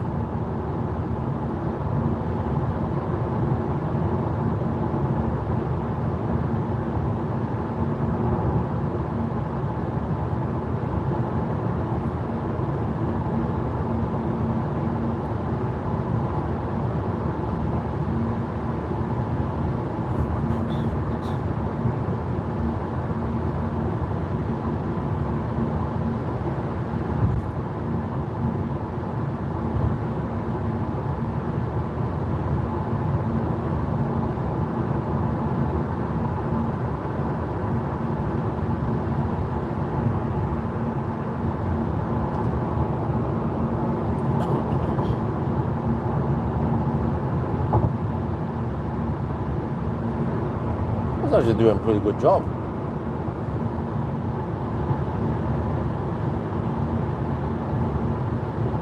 But there's no way we're gonna beat the ID bus 1,000 kilometer challenge. The bus charges at 185 kilowatt hour per hour. Wait, I wonder if this car will show kilowatt hour per hour when it's stationary. Yeah. Bring German cars, man.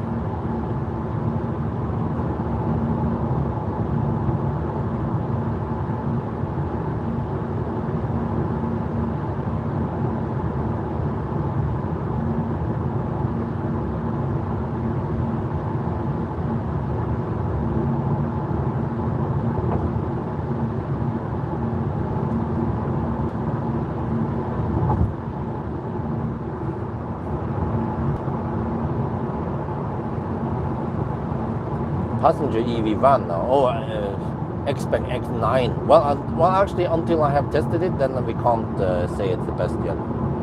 But I test drove it and I was really impressed. Top. Well, Tesla is on top there, like the Plaid and the Model 3, and actually Model Y also. Mainly because the software is really great on those cars and efficiency. Charging, we don't talk about that.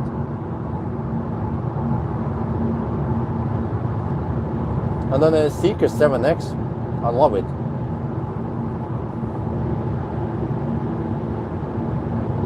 And I actually like the new X-Spec G6 also. It felt a lot more premium. So it just happened to be that many Chinese cars made it through. But there are also some annoyances with the Chinese cars as always. There's one car.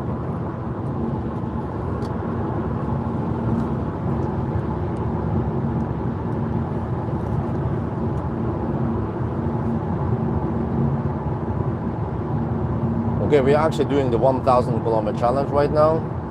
And we are in Sweden, so it's true now. We have a car in front and the high beam is on. I can see the blue thing in the dashboard here. So is illuminating in the ditch here, plus a little bit on the left side, I think. And then once we pass it, then zoop. Okay, maybe it wasn't that clear. And here you see, there. Yep, there you go. Oncoming traffic passed, and then it lights up. So it's nice and wide and strong. I like it. Like with most German autos. And then we can see some matrix action going on. Let's see.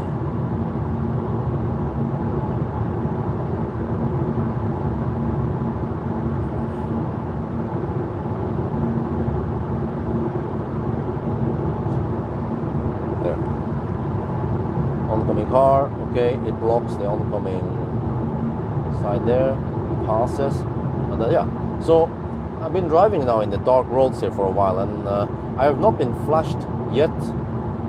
And maybe it could be that, you know, this van is so tall that the sensor is located behind the rear mirror, so it's tall enough to see above the whatever, right? So it doesn't misinterpret situations, and when there is a truck coming or something, it will detect it in time.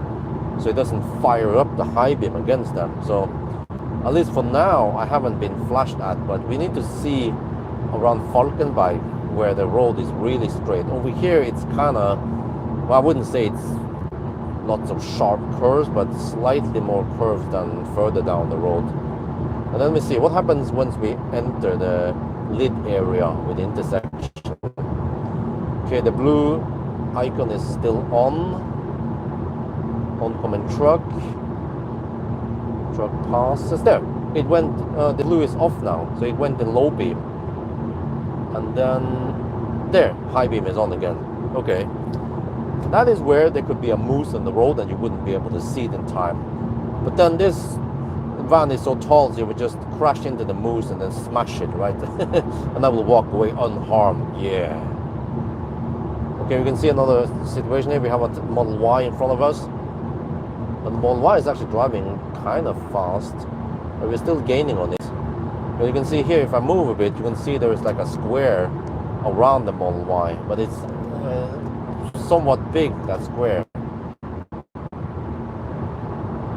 So it seems like it has a bit low resolution. It's not the digital lights like in the EQS. And then once you pass a Tesla, then yeah, there we illuminate the right side. Oh, it seems like it's so far so good with the matrix, the low resolution matrix.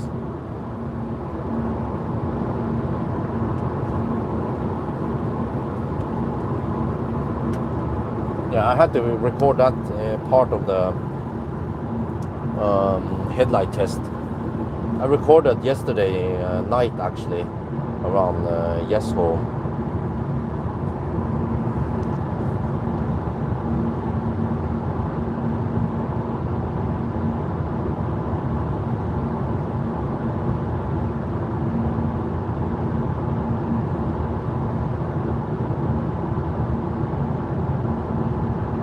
Oh, now it says arrival 11% at Vauxhall. Consumption is 340 watt-hour per kilometer.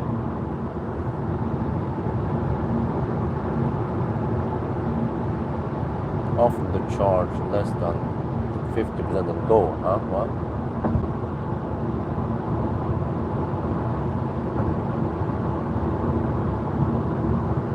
Flat curve, right?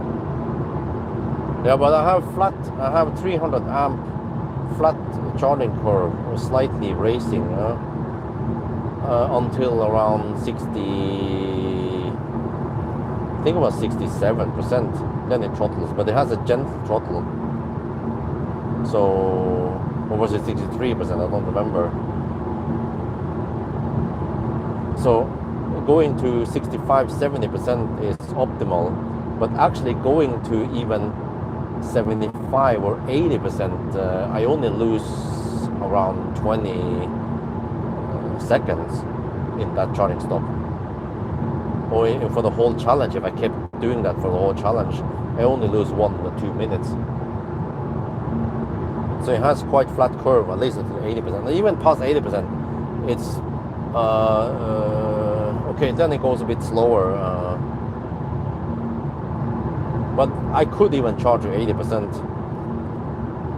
and then cut down one charging stop. But I think 70%, 75% is still okay, and I will be able to ride on Tesla / Ionity sites on the way back, on the way there, on the way back.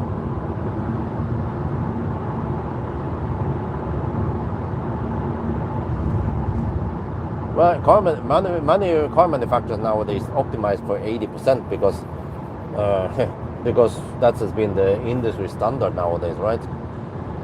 So I've tested many cars that the charging speed goes quite snel until 80%, and then it tends to collapse. Even the 800 volt cars like the Q6 e-tron, yeah. Whereas the MEB cars, they actually go quite fast to 100% or 90%, and faster than the 800 volt cars. So much about the 800 volt hype, right?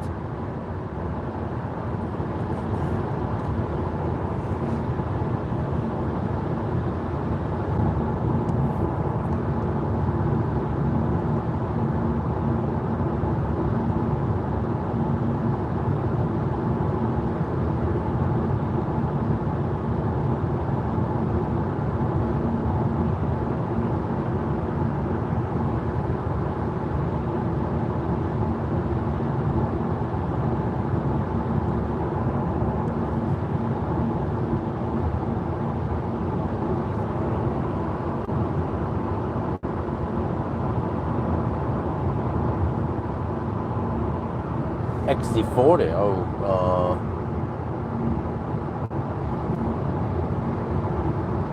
well, yeah, I guess it's okay, but it's not the most efficient car out there, and also not the most spacious car out there. So, yeah, I mean, you have overdrive, and it's Volvo. Not my favorite car, because I kind of like good efficiency and some okay space. But if you don't have kids or anything, no big deal, right?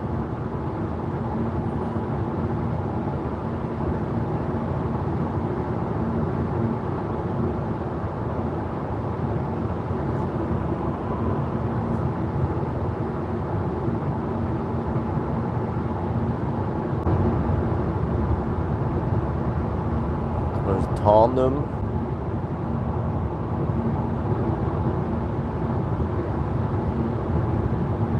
I'm actually getting kind of hungry, so it would be great to have some dinner at the next stop.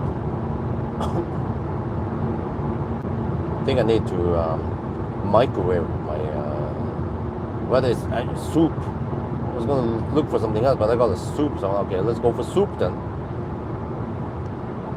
If you don't bring EcoFlow, then no soup for you, or it will just be cold soup.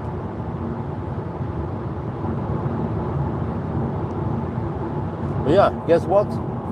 In the twisty parts around Tandem, this car does not slow down in the curve because Deutsche Elektroautos are the best. See, even a van can go around these corners without slowing down. So why does the damn Chinese car slow down in the curves? Super annoying, man.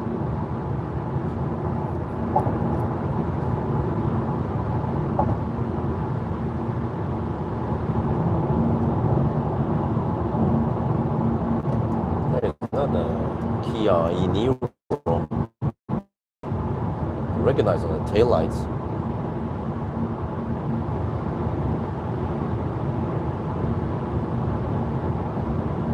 I've been testing way too many cars when I can recognize taillights at night from 300-meter distance.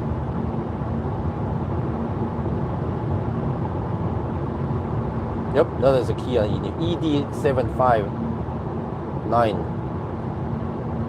I think that was.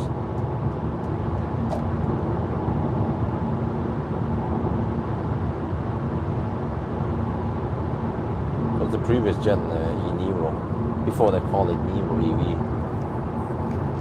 Charging at Hogstorp in 44 kilometers, arriving with 11%. I think I don't. Where do I need to go that deep? I'm just gonna follow up with the route planner's recommendation. I did input that I can arrive at 5%. I don't mind going deep, but the route planner still wants me to arrive at 10%. Possibly because it has a flat curve and you get better speed at 10% versus 5%. But I guess if I went deep, but then it just boils down to if I can time the charging stops right. Then I could maybe shave off one charging stop, but then I might have to charge to around 80%. So that's slightly suboptimal. So, but the route planner wants me to charge around 65-70%. Actually, even 67 to 72% roughly, which is quite optimal. But I don't know if the route planner knows about the new charging curve. I think it does. That's why it wants me to go not charge you around 60-65%, which was optimal before.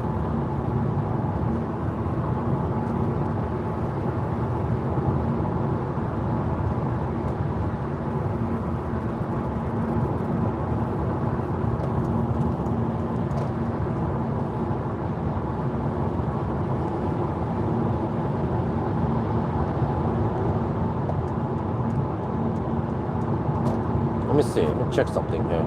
If I go to that eVito screen, I can see that, yeah, it says DC maximum 110 kilowatt now. So the battery has been heated up. So there is no preheating or anything. We just get maximum speed, 300 amp, once we plug in. And then we should get around 100 kilowatt in the beginning, and then it goes up to around 112 kilowatt at 62% before it starts throttling gently. But even at 70%, we get around 100 kilowatts, which is quite amazing. Or, I mean, I'm not sure how amazing it is though, for a 100 kilowatt hour battery to support only 110 kilowatt. Should have been 400 kilowatt, right? Or at least 300. Or if this car could support 500 amp, that'd be great. Yeah. So you can get 160, 70 kilowatt.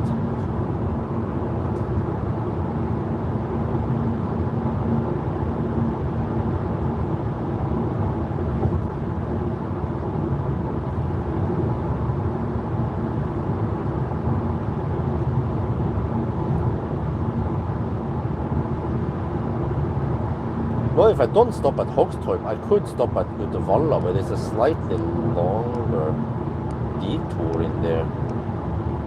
The supercharger, Uddevalla. Oh yeah, and they also provide 300 amp full power. Wait a minute. The V2 superchargers at Uddevalla. Well, I'm not sure if the V3. Well, the V3s are cheaper, but then they go deeper. So whatever, we just go by the route planner plan. How about that? And then they can see again what it recommended to charge to. But I think I can just go for 70% and still safe. Well, yeah, double check again in case it wants me to charge to, let's say, 72%.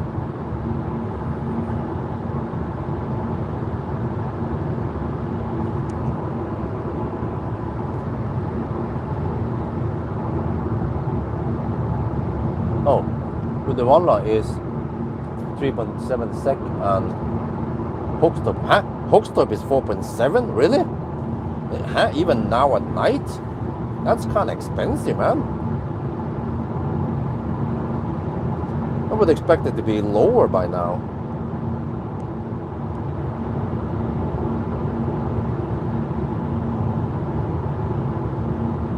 Damn.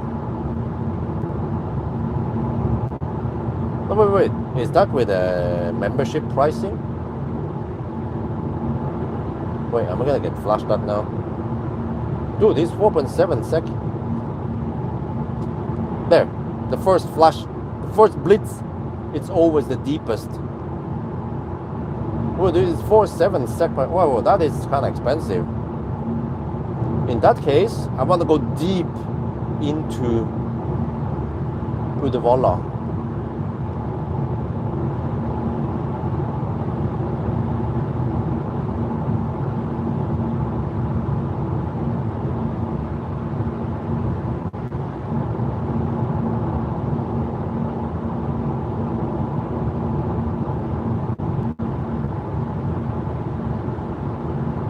Okay, the V3 supercharger is 3.2 sec per kilowatt hour. All right, let's go to Uddevalla. Uddevalla, here we come. Ich komme.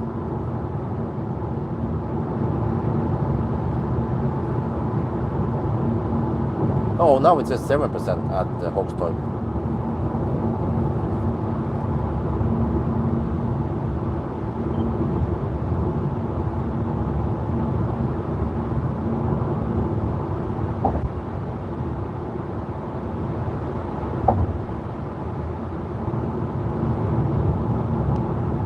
Uddevalla UFC, okay, whatever. We go for the UFC. Let's see. 4% at arrival. Okay, always go deep with the van. The van man always wants to go deep. The van man always delivers the package by going deep. Yeah, it is noisy. At 120 kilometers per hour, it is around 71 or 72 decibel. Most cars I test nowadays, they are at 120, it's around 60, 66, 67 maybe. And the quietest cars, they are only around 65, 64, 120. And we have summer tires, also that doesn't make things better.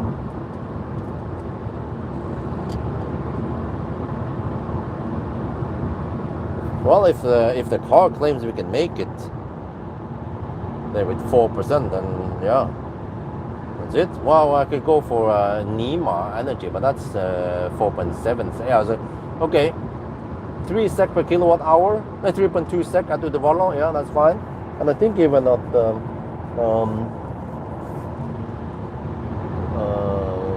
Max is open. I could just go run to the toilet there. But I want to set up the stuff in the van.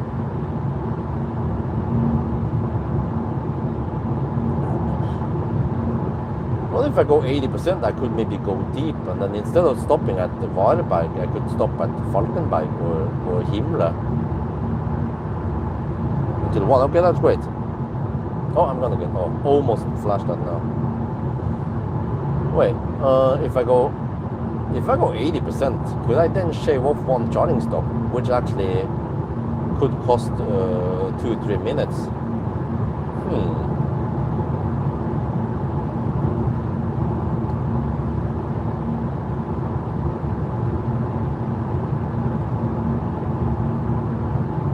Okay, I will then individually calculate each stop.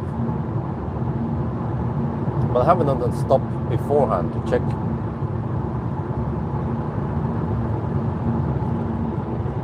Because the Falkenberg detour is kind of long.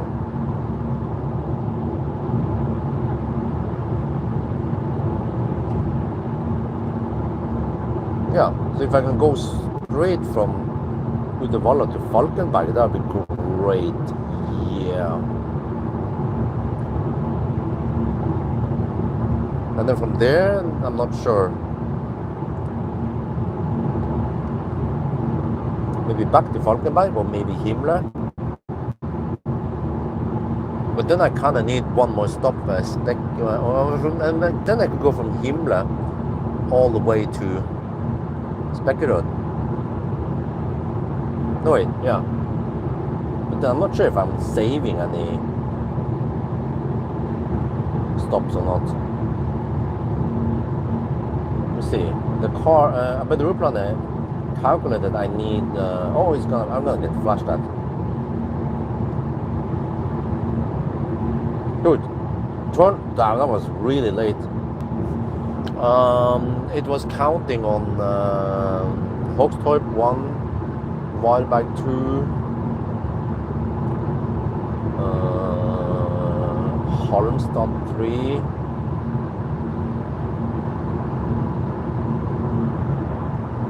Kungälv 4.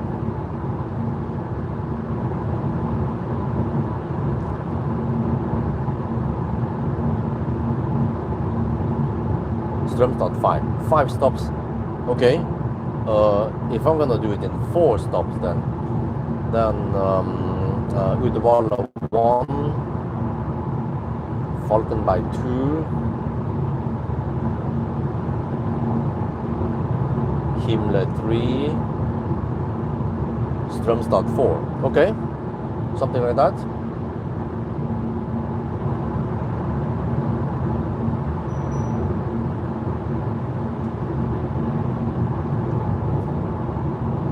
Okay, we're down to 11%. The car claims 3% at arrival.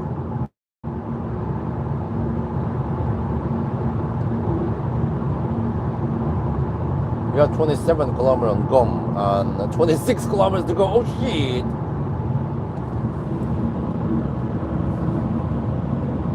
Okay, it might be kind of expensive charging here at Hogstorp if I decide to go for Hogstorp after all and just follow a better replenished plan. But right now I'm not sure if I can make it to Uddevalla.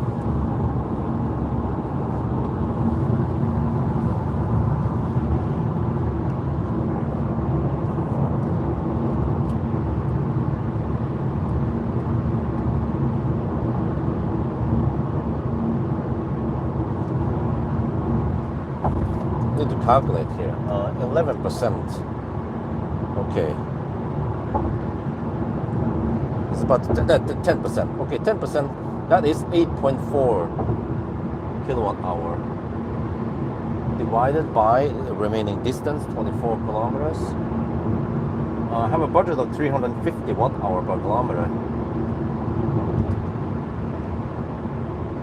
That's no problem, right? Well, I think I'm consuming around 350 watt hour per kilometer right now. So you might ride with 0% to 1%. Uh-oh. Slowing down is not an option, is it?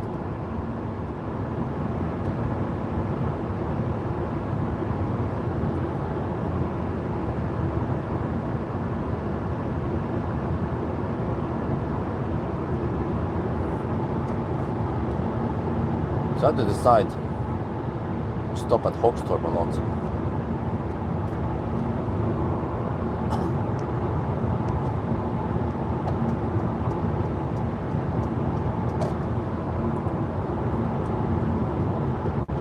%, 22 kilometers on GOM, 21 kilometers through the Uddevalla. Shit, man. Well, there is a massive buffer, isn't it, below zero? I actually never did a 0 mile test on these cars. Or did I? No, I didn't bring protection. Actually, I did bring protection, but I'm not sure if I have the Shuko thing with me. I brought EcoFlow for cooking, but I didn't bring it for charging.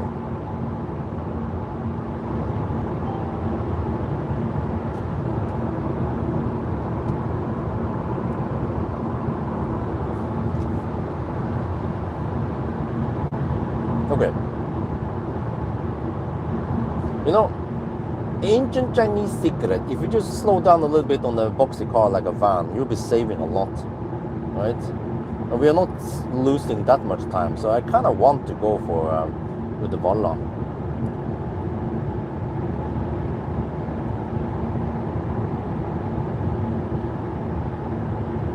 Yeah. Let's go deep. Wait. Yeah. We have to go to the V3. Very important. Not the V4, not the V2. V2 are more expensive than the V3. The V3 should work here. I don't think Mercedes has any problems with handshake.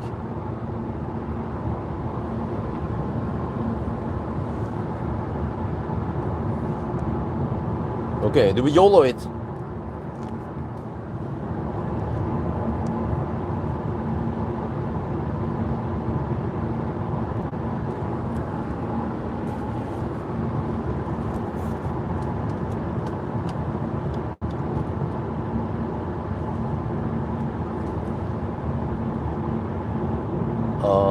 we are approaching Hogstorp soon, where we're supposed to charge at. But the problem over there is that the charging is actually kind of expensive. 4.7 sec per kilowatt hour, even now at night. It's almost midnight, right? So me, who is half Sunnmøring, half German, half Thai and half Chinese, I'm gonna skip Hogstorp and we're gonna YOLO for Uddevalla. So that is 16 kilometers away. We have 16 kilometers and gone. Oh shit! The challenge is on. So I'm driving slightly slower for a little bit, just so I can reach it. Oh wait, I did bring protection, the EcoFlow, but I don't know if I have a Schuko charging cable with me in case I run out of juice. But I mean, this battery is 100 kilowatt hour, and we have only 84.6 kilowatt hour usable. There must be a massive 0 mile buffer, right? Right?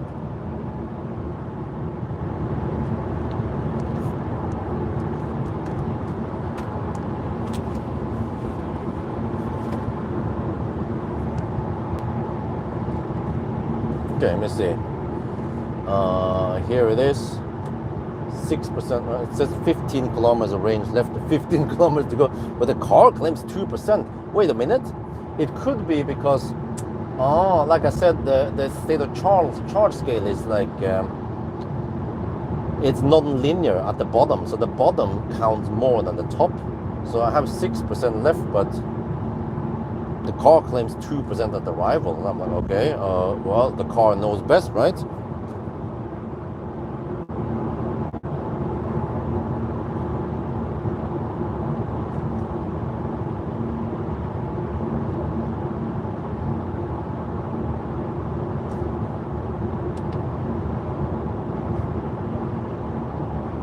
Right? HVAC is off with 6.5 degrees Celsius, but these German tanks, they are really well insulated, no problem. Not sure how much I save by turning off HVAC. It's just a small cabin in here.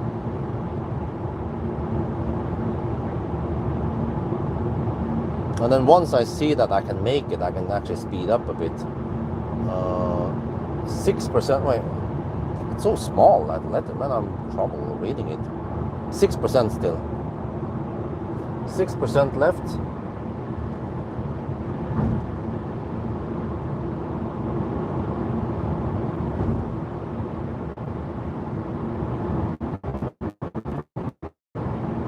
Five kilowatt hour left, divided by 12 kilometers. Oh, that's 420 watt hour per kilometer. Well, we're down to 5% now. Okay.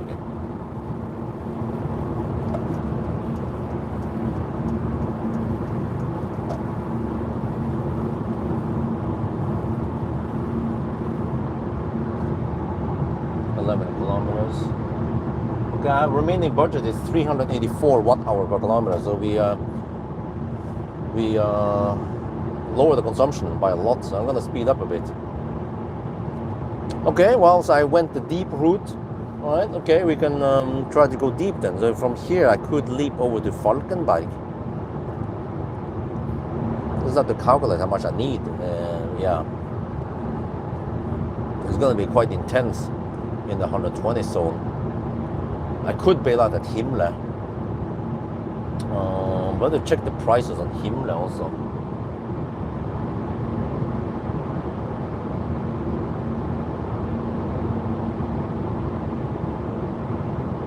There's Simon's Matchhus. Wait, at 4%. Hold. Oh, okay. Oh shit! Turtle mode! Turtle mode! Ah! Hilfe! Hilfe!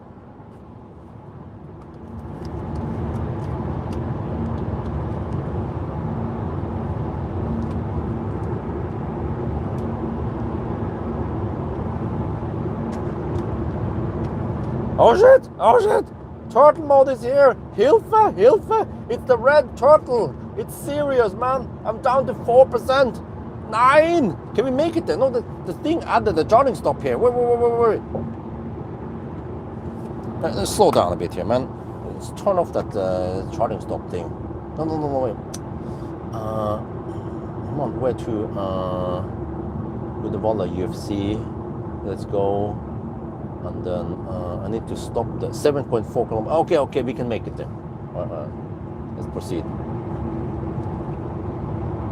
I need to turn off the add charging stop thingy. There. So I can see the remaining distance.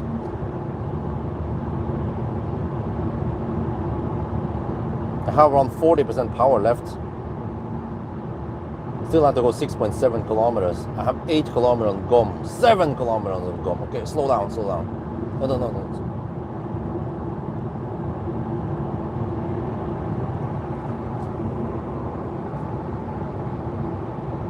It's a German car. It gets you there. It's a bit scary, those hills though.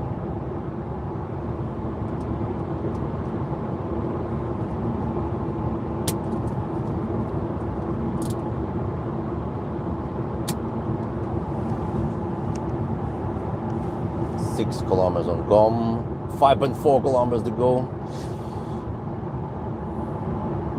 I have the red turtle here. You know, it means serious business when the red turtle is here.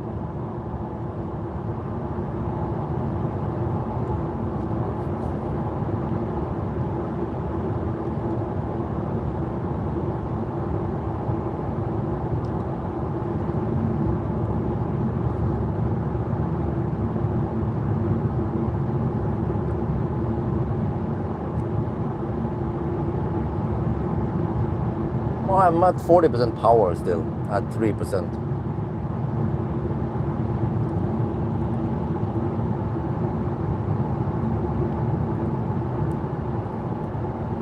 Why did they raise the prices? Damn. Tesla was quite cheap in the past, but well, maybe you can try to prioritize Ionity then. But they are flat at 3.4, I think it was 3.4 sec per kilowatt hour. 2% now, 5 kilometers of range left.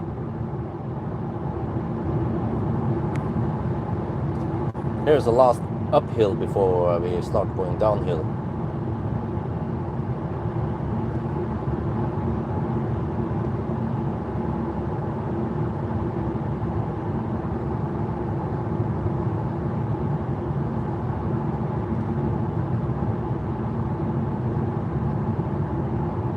Three kilometers of range left. Shit, uphill, man. But here comes the downhill. Okay. We try manual now. So get a feel of how it is. 2%. Red turtle is there. It's blocking the view. I can't see the trip meter right now.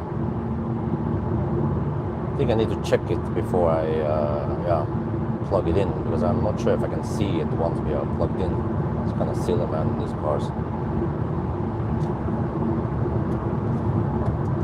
1%. Always go deep with Uncle Björn.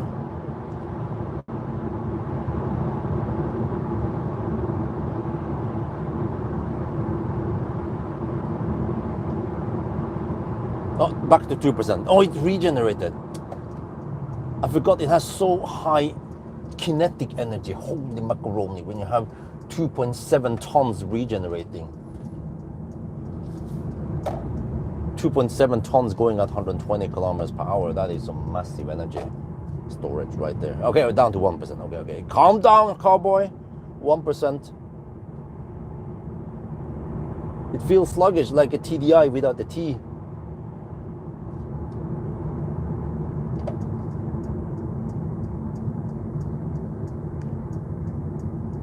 Come on, turn green. 9. I'm losing time here. There. Oh, shit, it's sluggish. He's about to die. He's like, oh.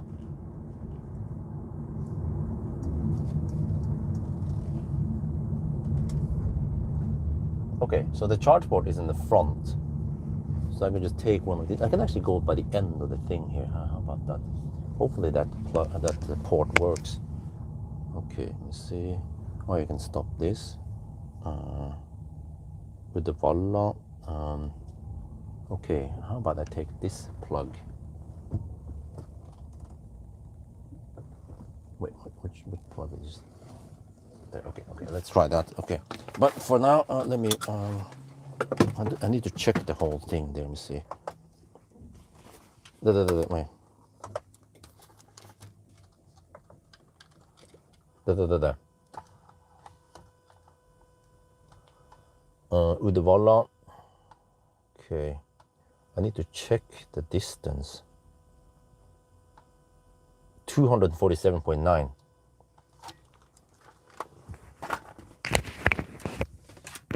Okay.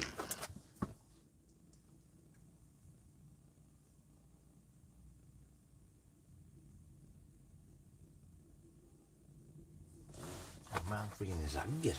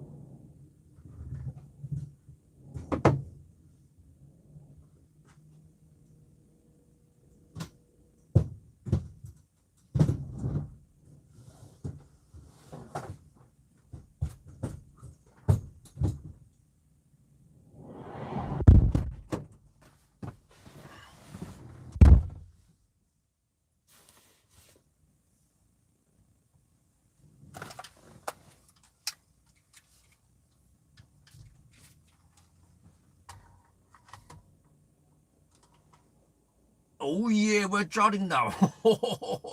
Getting set. Oh, we need to fire up the car, otherwise the thing might stop. No, it's gonna go in the sleep mode anyway. Yeah.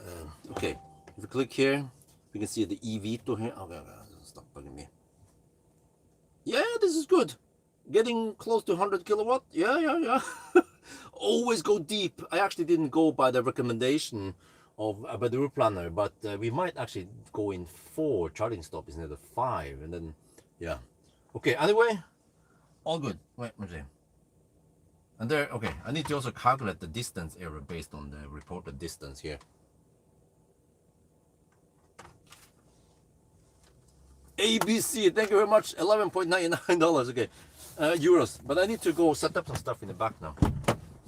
Wait, maybe first toilet break. Prioritize that first.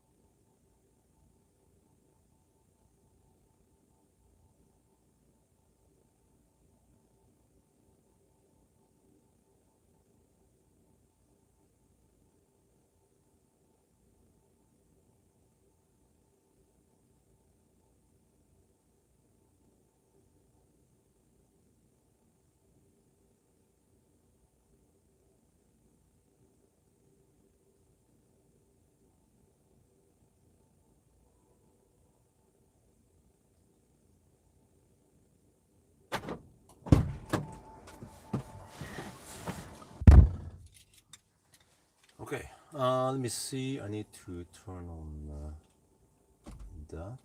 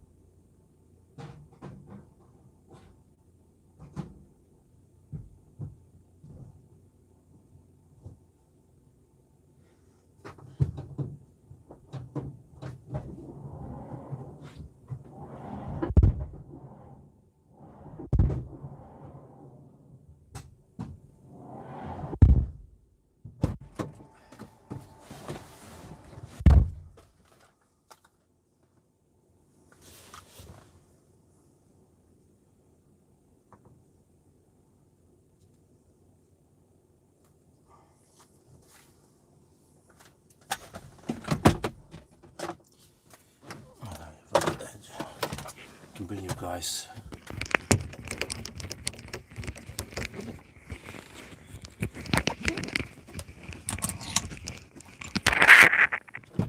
need to bring that food back.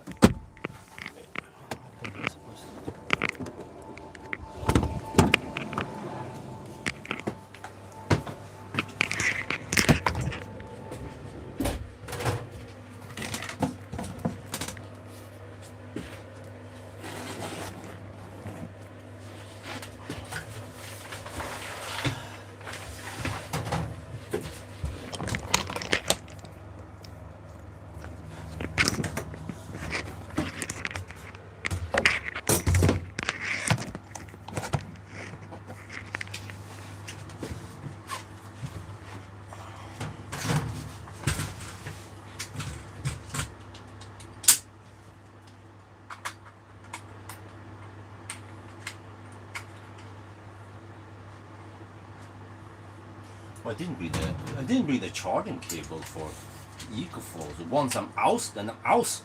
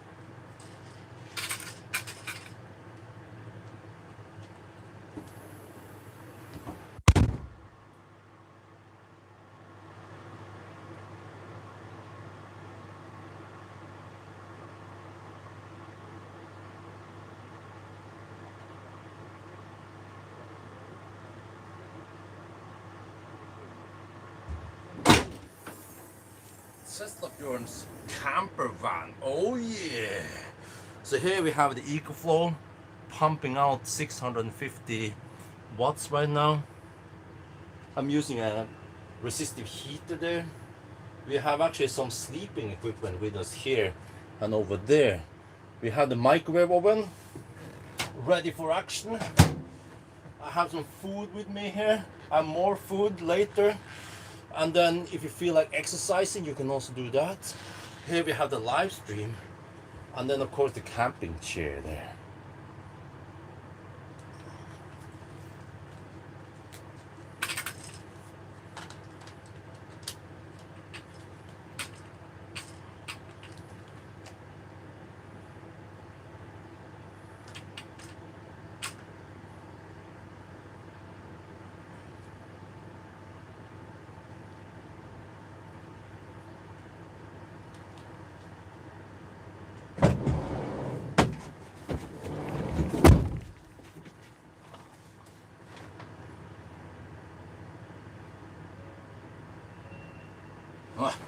We're still at 24%, so we have roughly 20 more minutes here, I think. All right, anyway, see here?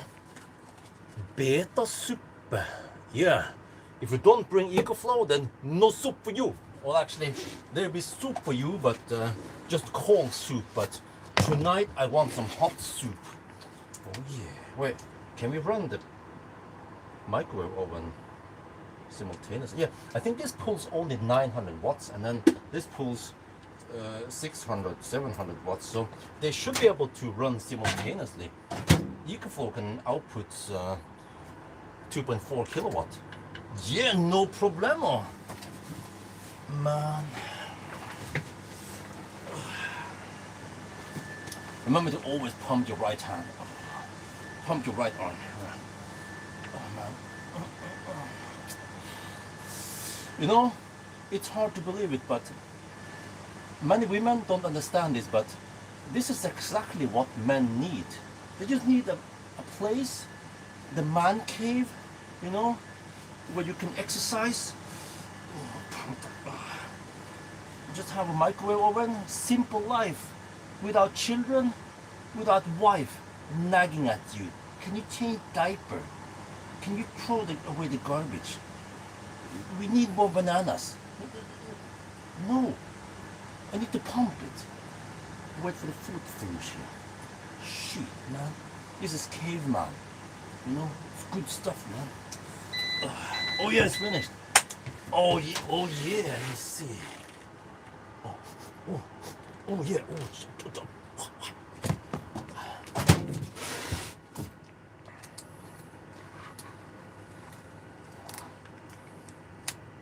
oh, I'm gonna have some soup tonight. Yeah, I can just put it here. And then we have the Stollenbike Spork. Sit down here. Have some nice soup.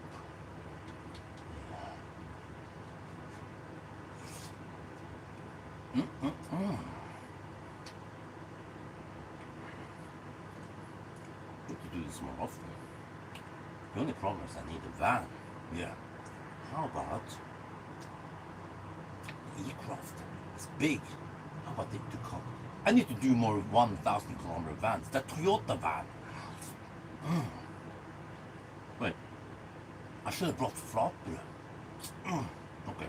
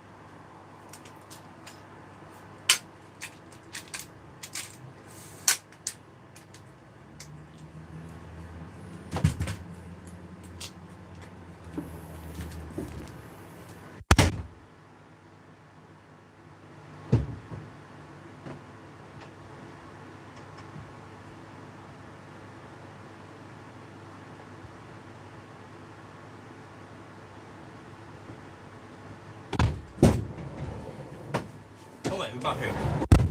Oh, you know what I forgot? The speaker. I forgot the speaker.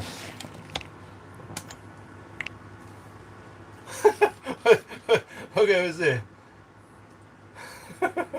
What do you guys think about the setup, huh? Bing! Oh, let's see. There's so many comments here.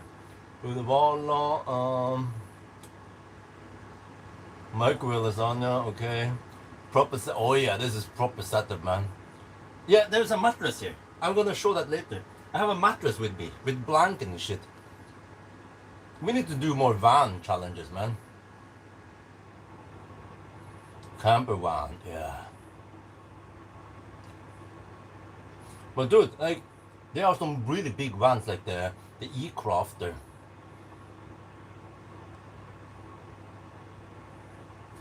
Also, the donation. Thank you very much for the 10 euro donation. Yeah, okay, anyway. Oh, a lot of stuff here. Okay. I can move the mic slightly closer, but you guys can probably hear me. Oh, you know, I should have brought the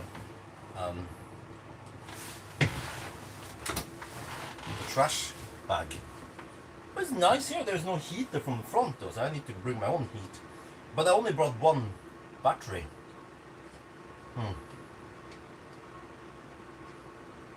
Hopefully enough, huh?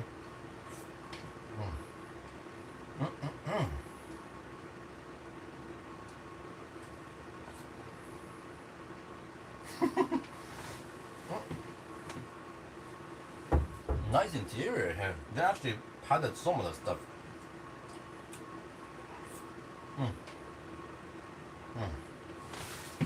Good soup. Let me see. Let me check here. How far have we charged now? I have to pay attention to the charging also.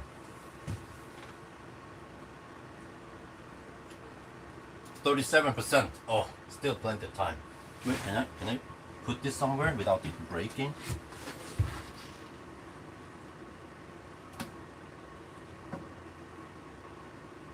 Can you see that shit? I have to make sure that it doesn't fall over. Okay, I think it's fine. 38%.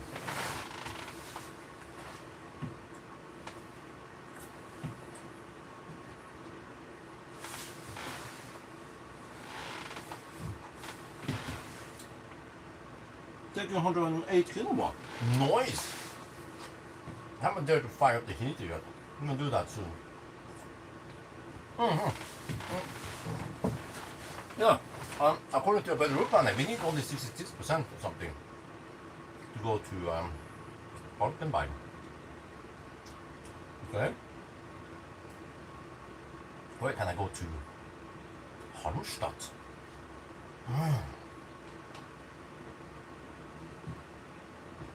I need to go to Halmstad.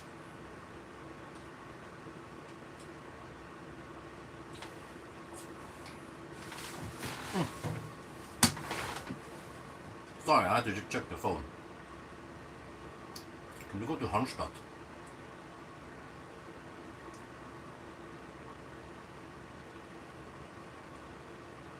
I only did Halmstad.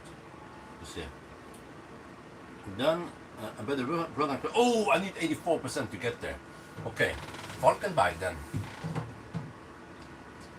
You're gonna settle Falkenberg, right? I want to Falkenberg.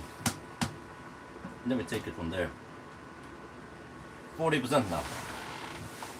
Still plenty of heat in the. How many percent in the EcoFlow then? 83%. Okay, that's fine. We're not gonna run it too long anyway. Maybe I should have brought the extra battery.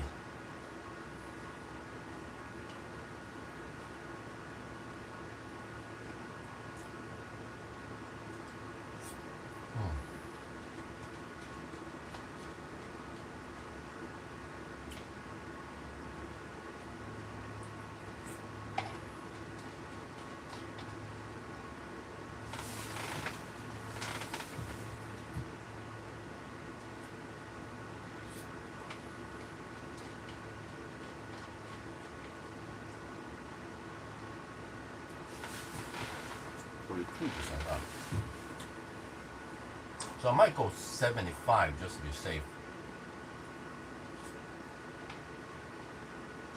70, yeah. Eventually I need to pack this stuff, but I try to make it quick, pack, unpack. I can pack within about a minute only.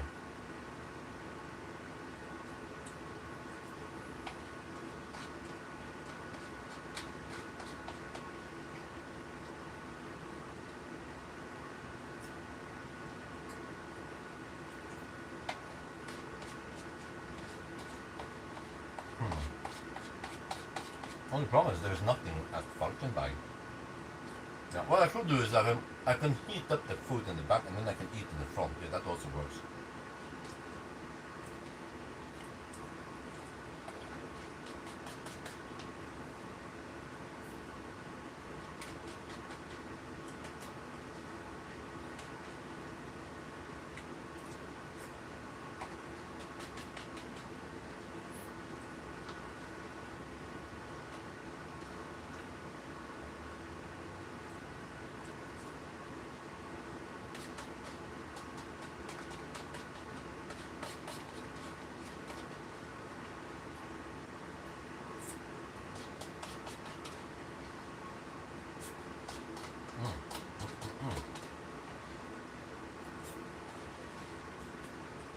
Oh, that was good. Some food.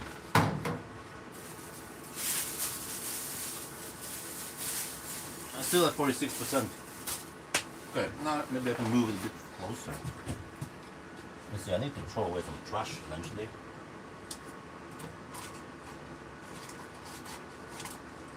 I think there's trash bins nearby here. Move you guys closer. Let's see what's going on. 46% now. 110 kilowatts. Oh yeah, we want to ride on the max speed.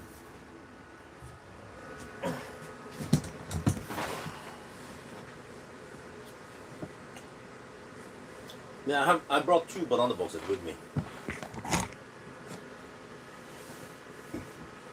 Tesla is more expensive, yeah. Man.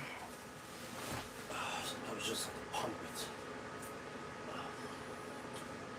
Yeah. How about some healthy food? I call this the protein bar. And eventually, I see we're at 48%. Okay, so maybe I should start packing soon. Yeah, let's do that. Stop digging around in the back here. But let me get this Snickers first. Huh? And then the trash could actually stay here.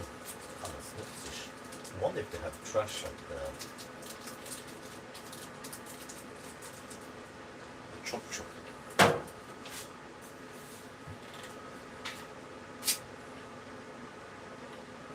Yeah, exactly. It's a Snickers from the Sunday Drive. Well observed.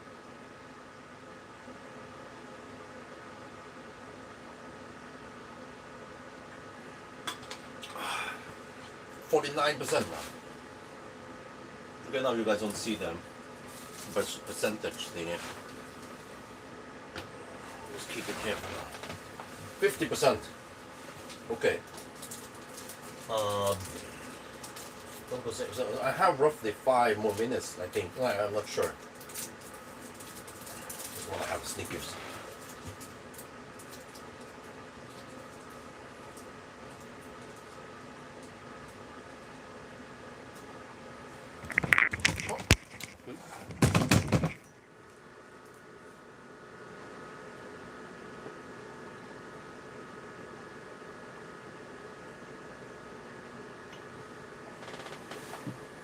Well,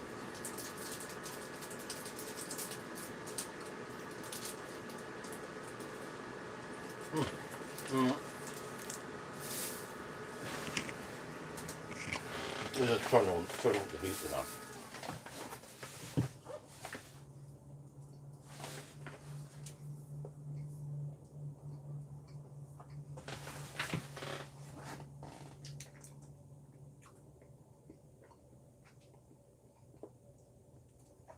Yeah, I bought this in Sweden. Brought it to Norway and then came back to Sweden to eat it.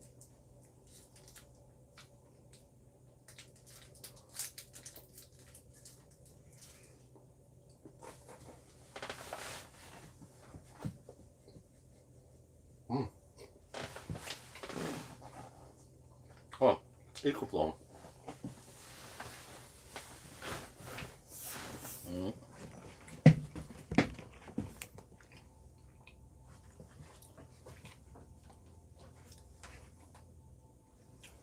I have 76% left on the Ecoflow. Still plenty. This was the most wasteful because I had the door open here and stuff. Alright, just back now.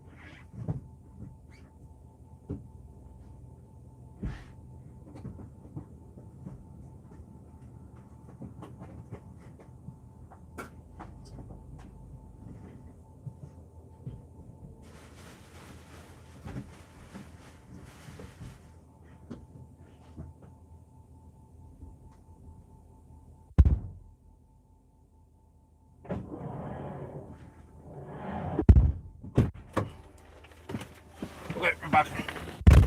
Yeah, that was a quick setup. Now turn off the lights. Put back this. Hello, Nyland Bjorn. Hello, Nyland Bjorn. Okay, 247.9. Let me calculate. We had 63%. Soon good to go.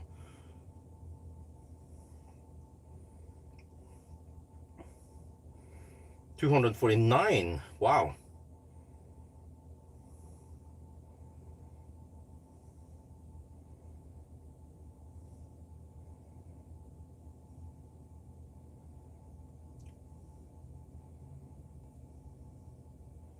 .4% under reporting only. Let me check if it went this right way. Yup. 0.4% under only, okay.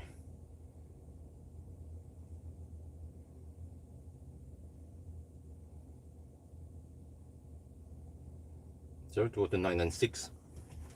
Right, finish with that. See, since from start, okay, I reset that once we start driving. All right, 65% now. No, I don't think I watched outdoors is whatever it's called.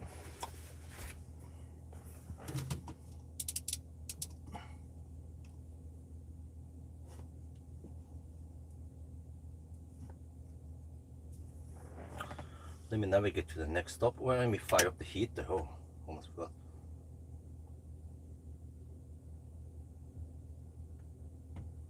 Next stop will be Falkenberg. Wait, oh, no.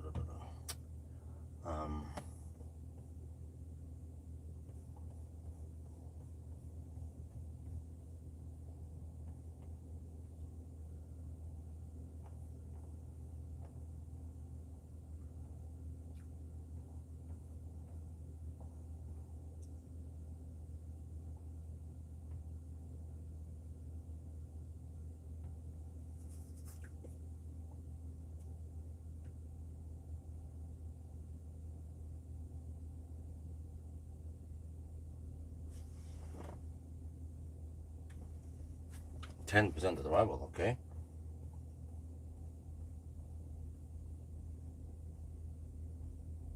$178 away, damn.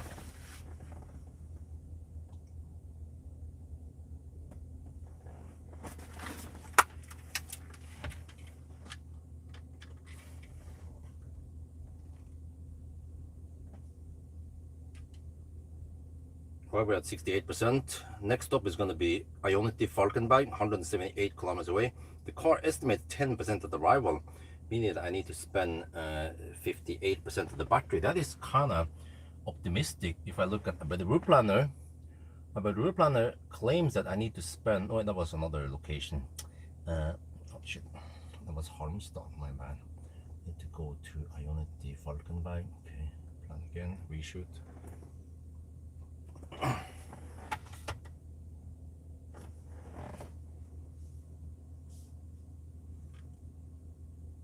Alright, we're at 69%. We are pretty much good to go.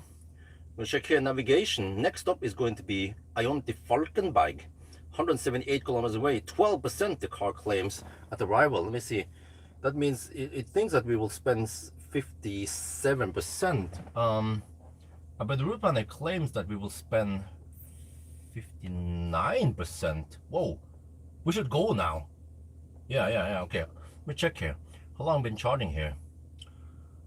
There, 70%, 202 sec. This was 3.2 sec per kilowatt hour, so fairly cheap. Oh, look at that, 35 minutes. Okay, let's go. It starts throttling now.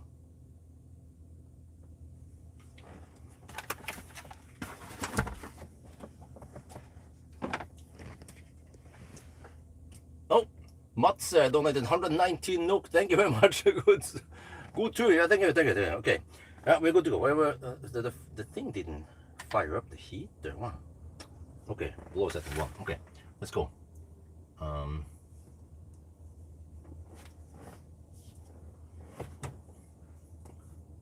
not sure if I stop from here or stop somewhere else.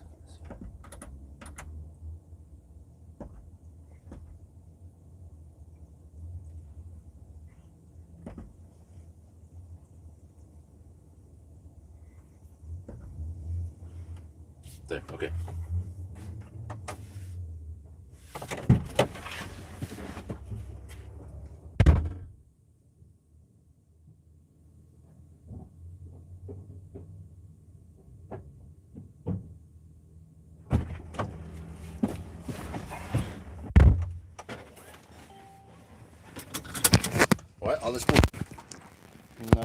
need to reset and then stop the nagging. Let's see, since, okay. They're from start. Reset from start, because I want to know. Oh, come on. There. I want to know how much I spend on this leg. Just to keep track of things. But it's most likely we can make it there. It was around 35-minute stop. I was digging around a lot, but the next stop will not be, and that'll be faster. So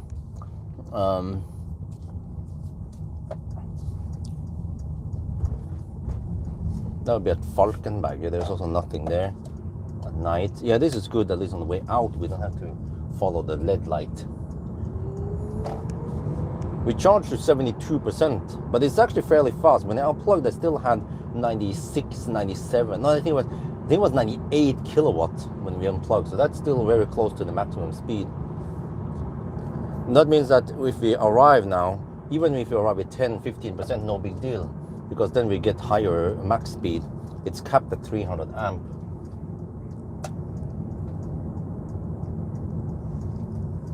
But if I don't stop at Falkenberg, then I don't know if I can make it to Halmstad.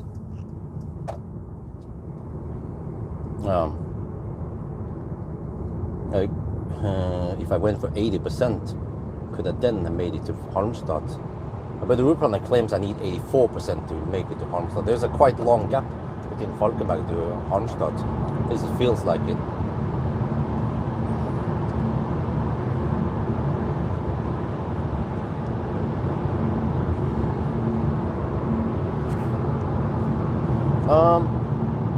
Time estimation is 11.5 hours. Also, I bet the route planner claims the same.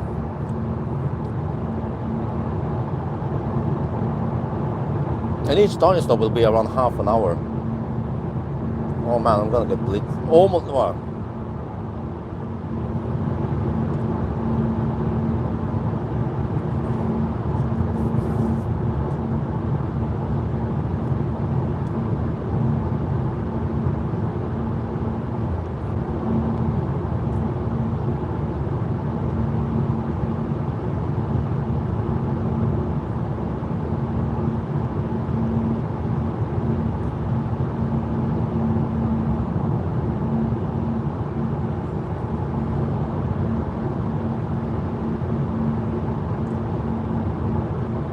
Current consumption is 550 watt-hour per kilometer.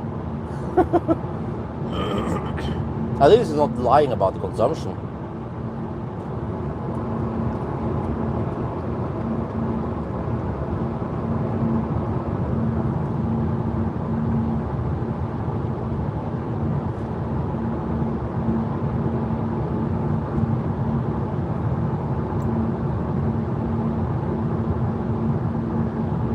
Okay,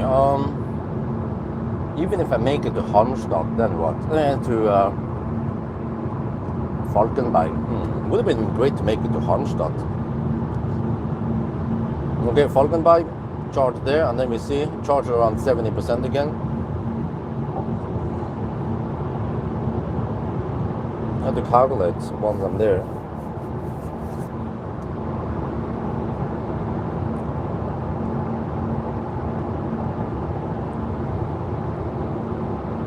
No, this is the 100 kilowatt hour battery. Oh, I'm gonna get flashed out. Oh, just in time. Why not answer? What? Huh? Dude, I don't know if you know this, but I'm driving. No, we're not sitting in a studio here. So if I missed your... another thing that you don't see is that I only see 4 lines of chat. Everything else is scrolled up, so I need to scroll and check. Okay, let me see. A very important guy. The guy, what is his name again?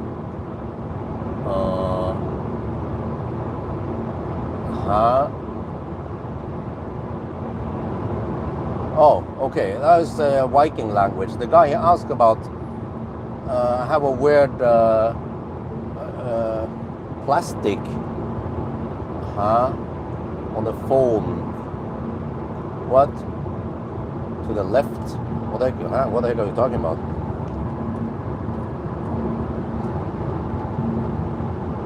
Okay, he doesn't speak English that well. He's talking about some kind of weird plastic on the phone. Huh? Where do you get that from? On this screen? Now? Or you mean when we were in the car? Is it very important? Apparently for you it is important, right? But I kind of need to pay attention to driving here. And it's not something I immediately can answer. And also I don't have auto steer, in case you don't know. So if I take my eyes from the road too long, then I could be going like this. You know what I'm saying?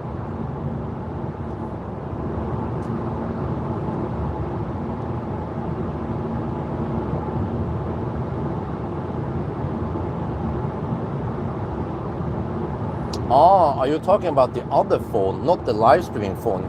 You mean the back side of my other phone, right? Drive safe. Okay, thank you very much. Good night. It's a tape.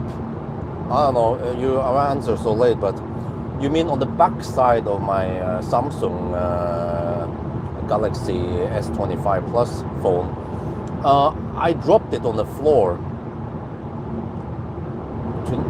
this evening, and then actually the back side of the phone started cracking a bit. So I put tape there so that it won't crack further. So man, I'm super clumsy because the phone I purchased was second hand, 6,000 NOK, I think it was, in really good condition, and I dropped it on the ground floor many times. Also, it has hit the ground several times in Thailand because I used this shorts with a very shallow pocket, and the phone kept dropping every time I exited the car. So I need to get back to the Stormbag shorts, which were great, but it's out of stock. So during spring, summertime, it should be back on stock, and they need the XL size. This is why I don't buy a brand new phone, because I'm clumsy and I'm like all over the place, you know, within the car and out, in and out and stuff, and then stuff happens. I'm not just sitting in an office. So, and I use my phone also to either record video sometimes or take photos of stuff, or checking various apps. Of course, I should use protection, but I like the feeling without protection, if you know what I mean. So I don't know, did you get my answer? Because you went silent suddenly.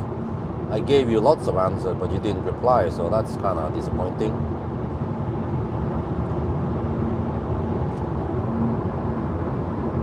Would be great to get some feedback.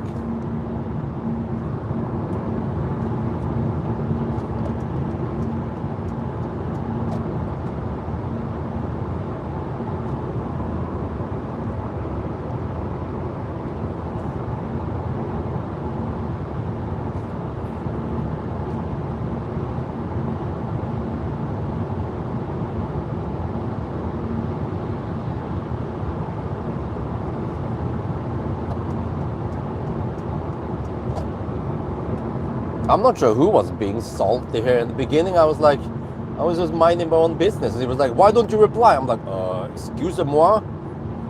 Safety first, you know. Trying to stay on the road here. It was apparently very important for him to get a reply. And he didn't really answer. I mean, he didn't really ask in a very thorough way, or he wasn't explaining too much. I had to guess what he was talking about.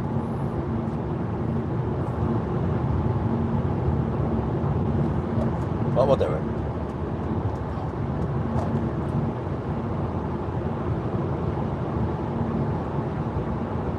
Trying to please everyone. Okay, consumption is only 420. Well, what the heck, man? Suddenly the dude wanted to hammer it. Okay, cool. Well, that's another dude. Came from nowhere. Wow, that guy is going at around 100 and...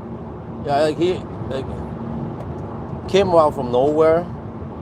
Seems like he's going at around 170, 180 kilometers per hour. Because I didn't notice him. I checked the mirror quite often, and suddenly it was like, oh, what? Where the heck did he come from? Even the truck driver was flashing at him. That's the kind of guys that the Swedish police wants to pull over and fine.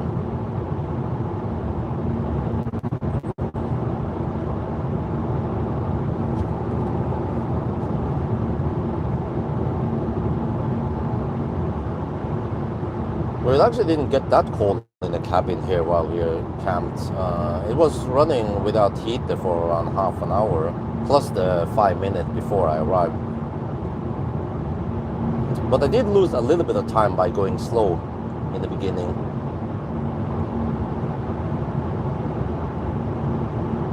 But you see, if I stopped at Hogstorp, then I could have charged to, let's say, 75%, 70%, and then gone to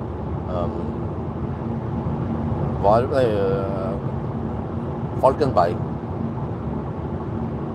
But it was more expensive there, 4.7 SEK versus 3.2 SEK per kilowatt hour. So I don't know if normal people care about cost. I think they do. So this is also in a way a realistic test.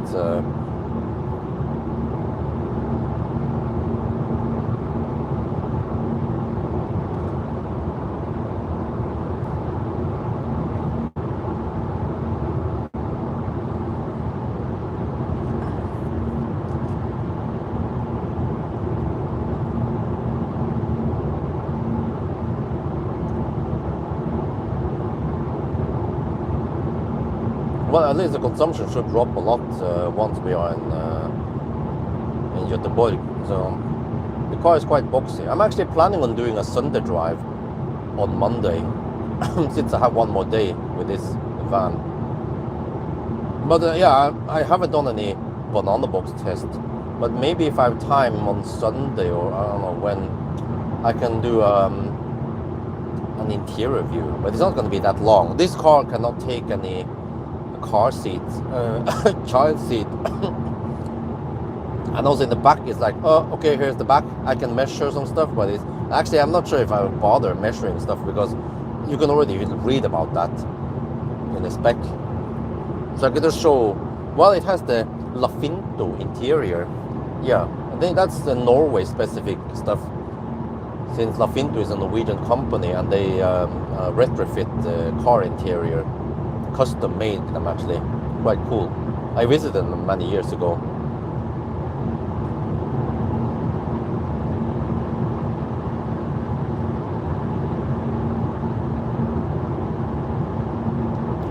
Well, the car is consuming only 430 watt-hour per kilometer. Let me see, at Falkenberg, once we leave Falkenberg, we will see some crazy high consumption for the first 15 minutes until we reach Halmstad. But there will be a Baustelle stretch there also.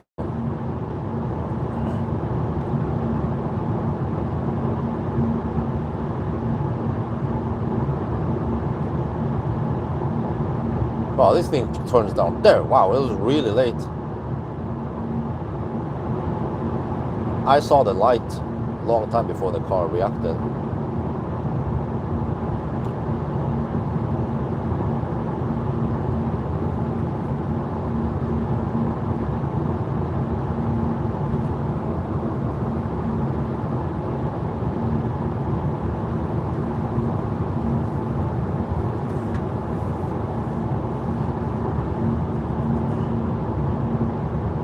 Yeah, I don't remember ID bus time. I think ID bus was around 10.5 hours.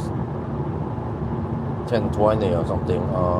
The long wheelbase bus. I wonder if it's that one. I don't remember which bus I tested. I think I tested a couple of them in the 1,000 kilometer. But it was the 82 kilowatt hour, but also the LVP had the 91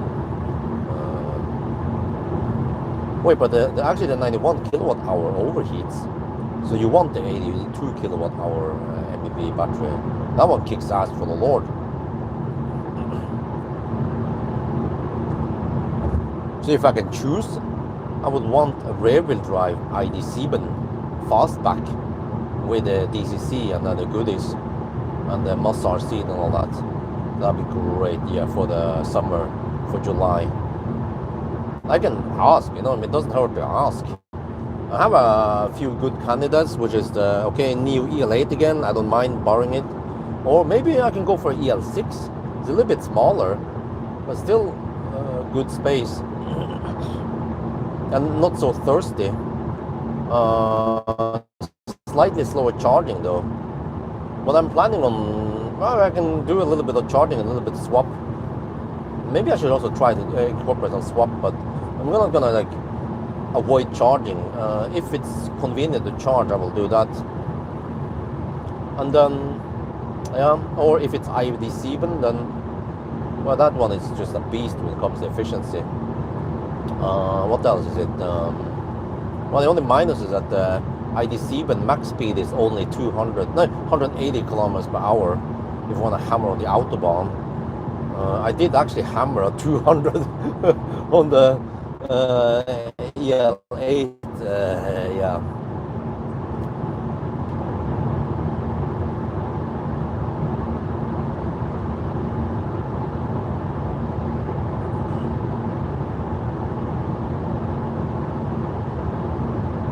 Well, I can ask.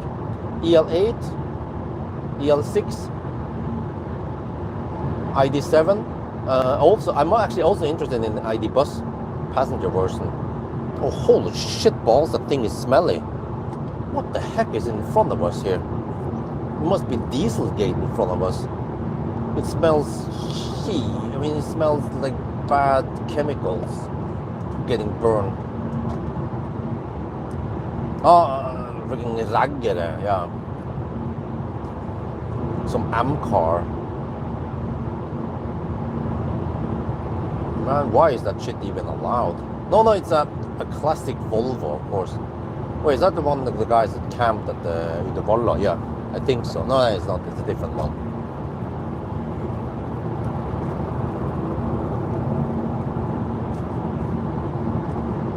So at least that is a candidate. I could always ask Xpeng, even the G6, G9, and also the X9. I can ask any of them. Okay, if you guys have one, then great. If not, then no big deal. And then I can consider, but I mean, I could do it with the Falcon, but it's going to be a bit tiresome, and it doesn't have any adaptive cruise control or anything like that. And maybe I want to try to install that OpenAI and stuff, but yeah. So no autopilot, no adaptive cruise control, no auto steer. So, but we're not going to do any crazy hammering. Like, we would probably travel only 300 to 500 kilometers per day anyway. So that means around 200, 300 kilometer stretch, and then a long lunch break, and then another 200 maybe, or 300 before we arrive, but most likely, yeah, less distance per day. We'll see. So that's why I think, okay, maybe even an old Millennium Falcon could work. And I bet they will generate some views. People will be interested. Okay, a 13-year-old Tesla on a road trip. Does it work well, or is it a hassle? Now, the good thing about Millennium Falcon is it has free supercharging. Because if I use some of the other cars, I won't get free supercharging if it's a non-Tesla.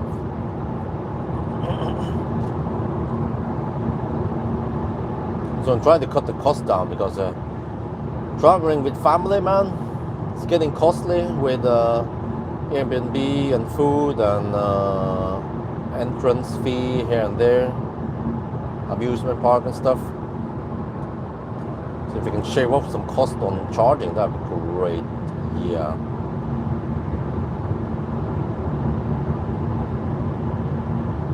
But that means that I'll be more or less locked on supercharger, unless I can find some convenient Ionity here and there, but mainly supercharger.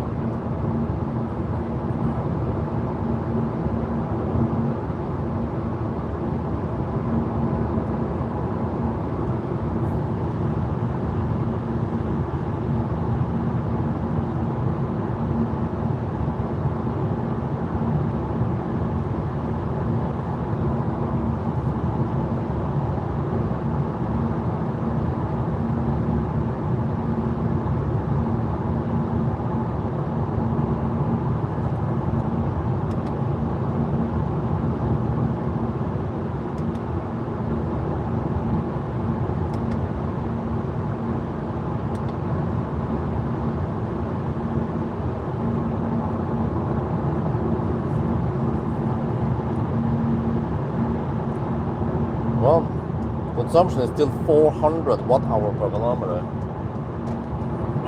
Damn. I haven't calculated what my budget is, but the car claims 10% at Falkenberg, okay? We'll see about that.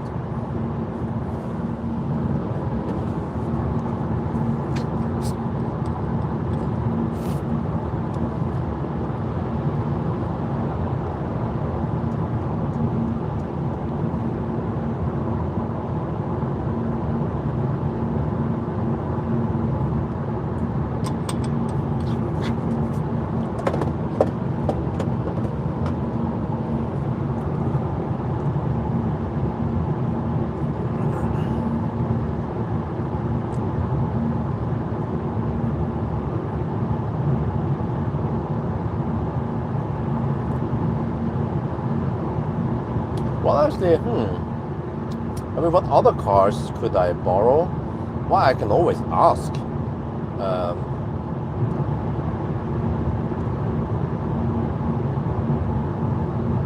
I can always ask Mercedes if they have an EQE SUV or maybe an EQS.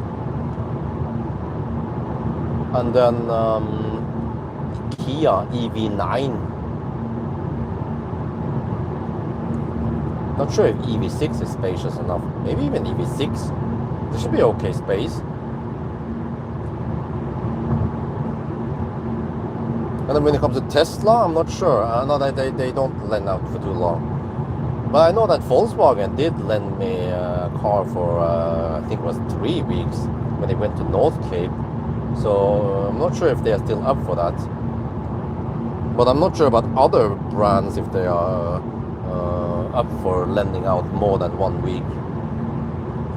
So that's why I kind of need to ask a bunch of people and then see what they respond.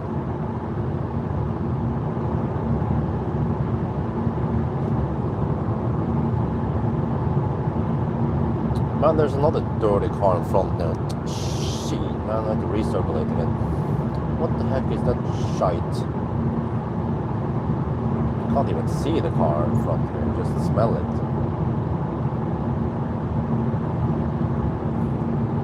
Ah, the auto high beam is kind of late, yeah. There. That far ahead.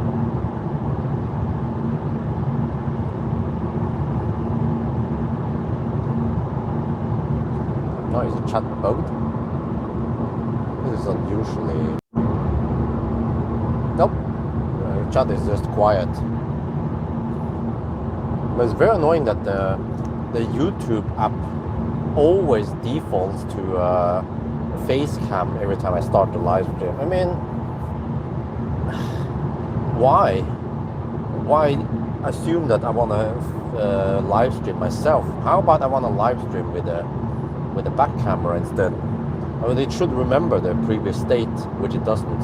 Stuff that doesn't remember it's annoying when like music that starts by itself every time you start a car, or navigation that cancels if you just power off the car. And why is there even a power button, right, in an EV start-stop button? That's waste of money, and space, and weight, and complexity. mean, if you want to have a start-stop, you could push the brake like actually Polestar Volvo is doing.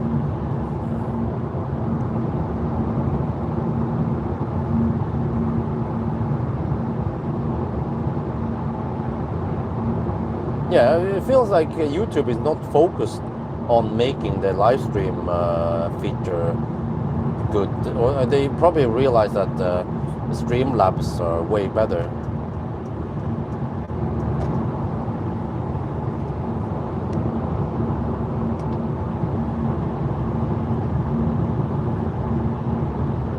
But Streamlabs has their flaws, and they're super buggy when I used it. So at least I feel like YouTube app is way more stable.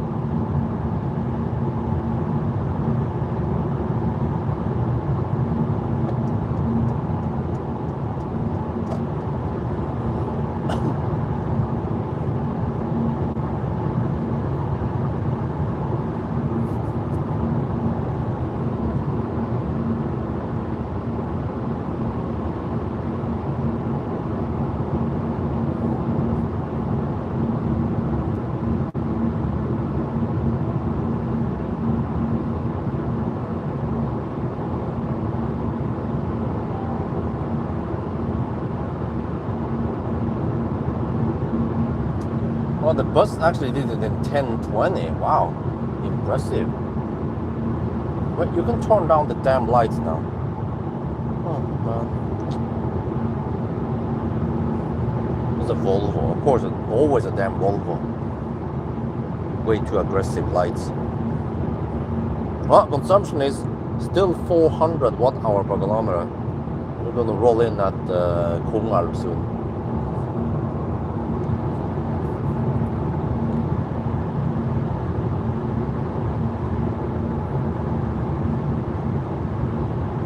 Yeah, I guess I could just fire up a bunch of emails and ask many importers if they are willing to lend me a car for July or not. And then if many people say yes, then I need to choose one of them. Yeah. Still have some time. We have May and June before, but I kind of want to book it early. But they also need to have a car. Like, it doesn't have to be like for example, iX3 Neue Klasse would be super interesting and gain lots of views to borrow it, but it's not gonna happen, you know. So it has to be a low priority car, like an ID7 or something last year, right?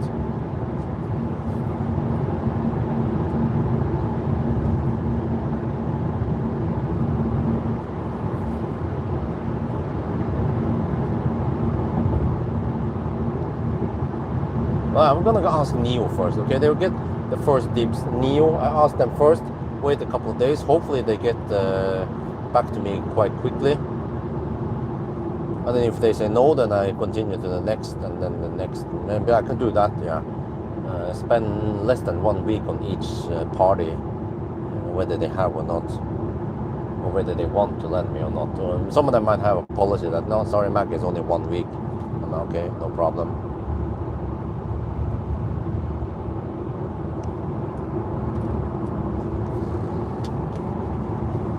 And then, what about we go on a fucking road trip with a Soul? Shit, man. Soul is too small. You can't fit too much luggage in there. We have to give up, I don't know, the stroller, but we kind of need the stroller for various places. So, well, I mean, we did manage to bring the stroller and one big suitcase. Just pack light, right? And actually many Airbnbs, they also have a washing machine. So if we stay long enough on one location, let's say 2-3 days, or at least 3 days, then we can just plan it, and then we just wash the clothes and hang them dry. That means we don't have to bring a shit ton of baby clothes, which tend to be the most like time space consuming thing. And of course diapers. ABC always bring diapers because they are so cheap in Norway.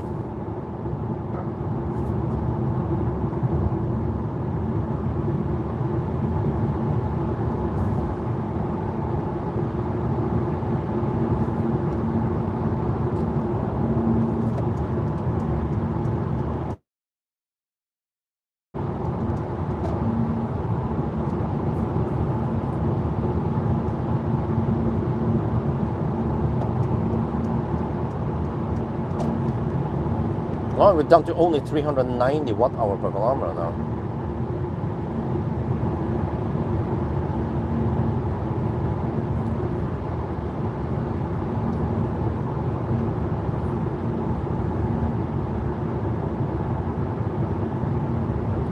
So yeah, I mean, if this car can go around 350, wait, not sure how many kilometers it can go. Trying to calculate. If you can go 109, 84.5 kilowatt hour divided by 195 watt hour per kilometer. Dude, they can go 400 kilometers. 70. That's gonna take 6 hours. Possibly, yeah, around 6 hours to drive. Usually I can start by 10. That means finishing by 4, okay? Well, I think I know what I'm gonna do on Monday then. Do the Sunday drive with this van. And I can have a little picnic somewhere.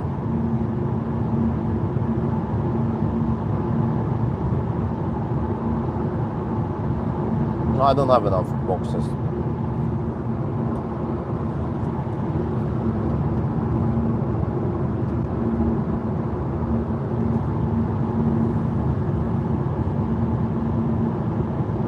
Man, it is kind of loud for a van. I need to compare it against all the other vans I've tested. Okay, not as bad as the ENV 200, but yeah. But actually, this van has green license plate. You know what it means, right? I can go downtown Oslo and charge on those van-only spots. Charge at park there. They are reserved for electric vans.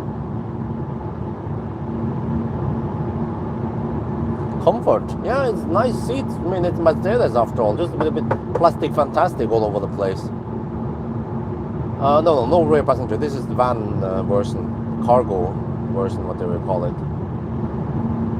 And also kind of disappointing, but there's only 2 seats in the front, not 3. I think for some people 3 seats is very useful if you want to bring workers with you and tools.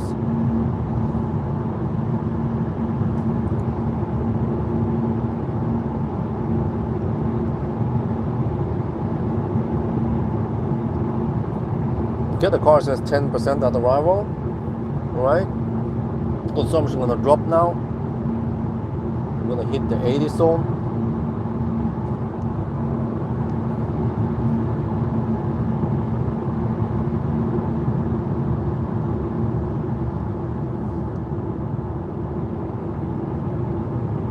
Wonder what they did with the Angeredbroen, because it was always illuminated at night. It was like a landmark when approaching Göteborg from the north. But they shut down the lights. I'll take a nap in the back. Yeah, I mean, if I feel like sleepy, then I could do that. But I mean, even if I'm not gonna take a nap, I will still wanna show the whole setup, what I brought with me. I can slap down the mattress and then put on some blankets and to show that is possible. Under seat access. Oh, no, not with this setup. Just a hard wall, plastic. No, but it helps insulate, which is good. So I don't know what the original looked like, but this is retrofitted for Norway only. So I need to watch some videos to see what it looks like in other countries, the cargo version.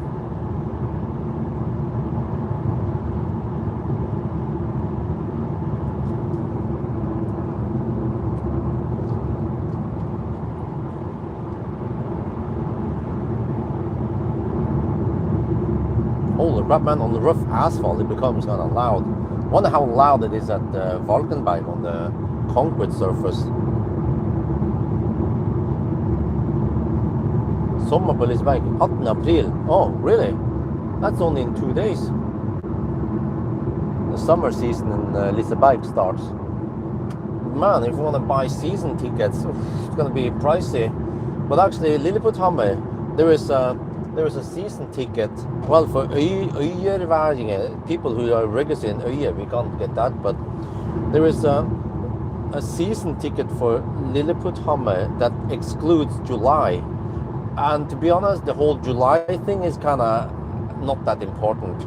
There are some shows and some extra stuff open in July, but it's fine. I don't mind going there in August or in June or May even. So that ticket is almost half price, the season ticket versus the full season ticket. And in July we are planning on going on a road trip, Europe road trip anyway, at least Northern Europe. In front makes it so much harder to manage the cargo, huh? The rear, it makes it so much harder to manage cargo. Well, I'm not sure what you mean, manage the cargo. But yeah, it's isolated, yes. Many people, the way they use it, that they probably have tools or whatever they merchandise or whatever in the back there. So they probably want to have it isolated anyway, or blocked with a wall. I have 3 doors, 2 sliding doors and 1 back door.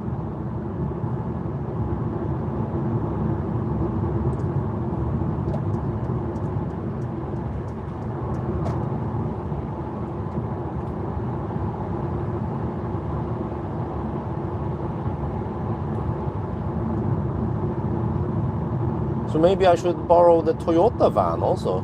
The big one, the one that goes at 90 kilometers per hour. It's freaking colossus, man. It's a sand crawler. But there was also another fairly big size that didn't have the speed limit. No, there was a Pro Ace. It was called Pro Ace. Pro Ace was also quite a large. If you get the long version of Pro Ace. But yeah, Pro Ace is quite popular in Norway for some reason.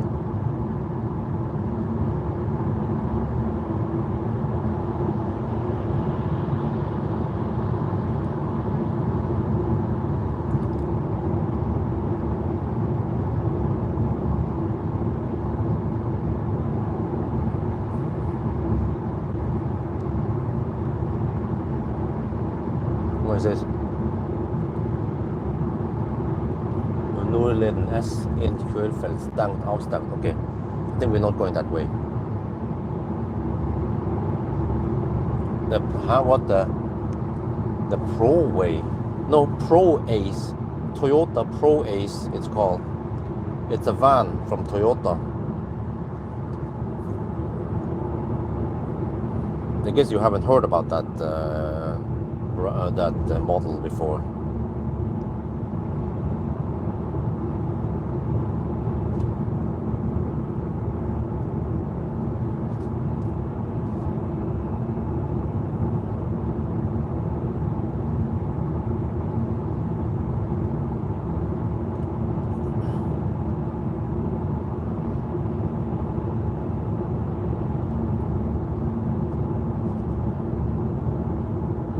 It's kind of boring to do a 1,000 kilometer challenge when you're limited to 90 kilometers per hour. So I'm not sure if I want to do it at humongous van.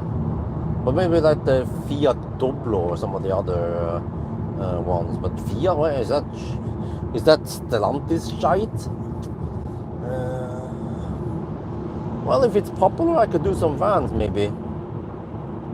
But I'm more or less fully booked until July, and then in July I have to reserve some time for various stuff plus the holiday.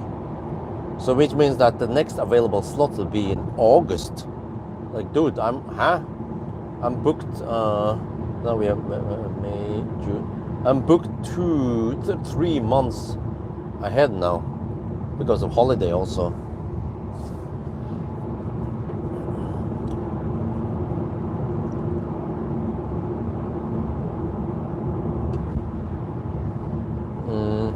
wonder if I get an assistant.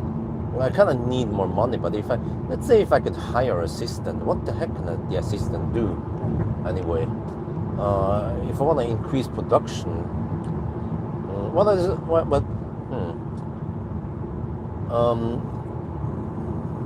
Swapping cars, maybe, but I tend to swap cars and then go to visit some sponsors. I visit Valdemar or Nasir, you know, so it's not total waste of time when I go. I try to time it like that.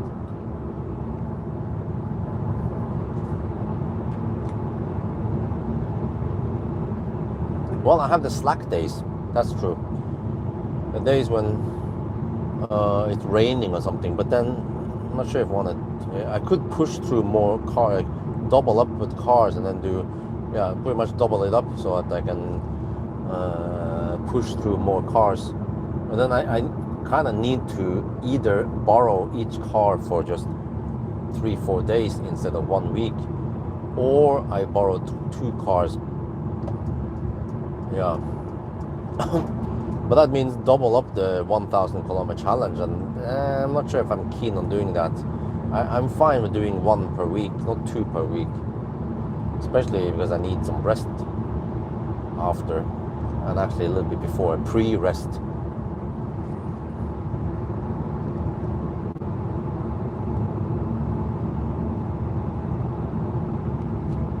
But I have one guy who's editing videos for me, you know? Assistant, just hire for a few. Okay. No, well, the guy editing for me is doing great work, but he still needs me to prepare the videos for him. So it's like almost half the work is done. So I need to prepare the spreadsheet with the data I want to show, because I need to choose which cars I want to compare against each other in the range test, for example, or I need to add the data in the Sunday drive. I mean, technically he can do it himself if he gets access to the spreadsheet, the Excel spreadsheet, and the data is already there in the test, right? Or I could just quickly copy and paste my notes and he can interpret it from there, pretty much. It's not that hard, but he wants it that way. And also I tend to filter out the clips. I don't want accidental clips and whatever, but it's actually not that hard to figure out most of the time what, but okay, whatever. It doesn't take too much time for me to delete all the failed clips. But I think it basically boils down to that. Every day, every weekday, in the morning from when I wake up, I usually wake up at around 7 to 8. I spend around 1 hour extra with the baby care or children care, and then actually, no, I would say more like 1.5 hours with the cooking and feeding, and then, well, I tend to eat with them, but I need to eat just 5 minutes, but they tend to spend 1 hour eating, and then there was some diaper change and some stuff, and also shuttling them over to the kindergarten. And it's not just drop them off there, you have to also carry them inside and help them get dressed or undressed or shit like that. So I spend actually more like 1.5 to 2 hours with the kids in the morning, and then after 4, then it's basically get over to the kindergarten, pick them up, yada yada yada, come back, and they have all the time in the world, the children. They don't just go and then get dressed and get back quickly. No, it's like digging around and play and whatever.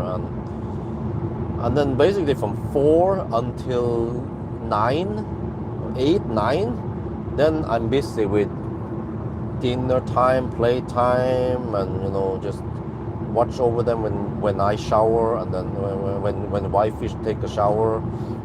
So you can say that in one day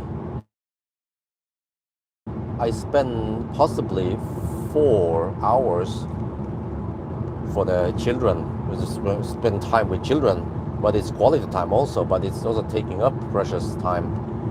But it's like I can't skip it. You say that it's quality time, yeah, but I can't just skip it. because it's about the like kind of hassle to deal with that children. So it would be great sometimes if you want to go to some event or test or whatever, that I can just go do the work, and then the children, they can just take care of themselves. So eventually they will be more independent in a couple of years. So that's actually one limiting factor. And what can I do? Hire a babysitter? I don't think I want that, you know. So for now it's like this, and then eventually I will be able to work actually several more hours per day.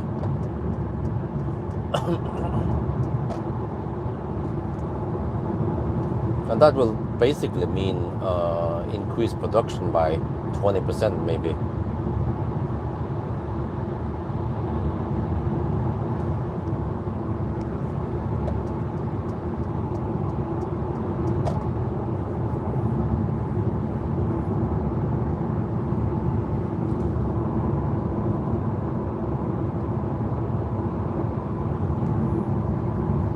Yeah, finally got one booked next week, Tuesday.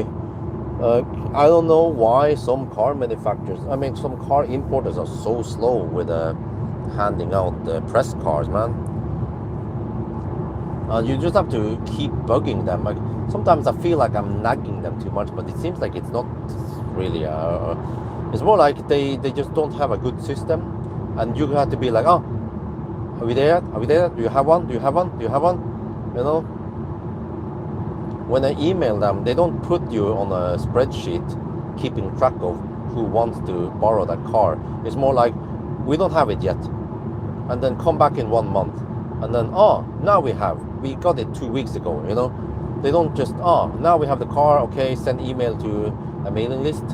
Which one of you mother truckers want to borrow, okay? Reply now. Oh, it's not like that. It's only Nissan that do that. And a few others.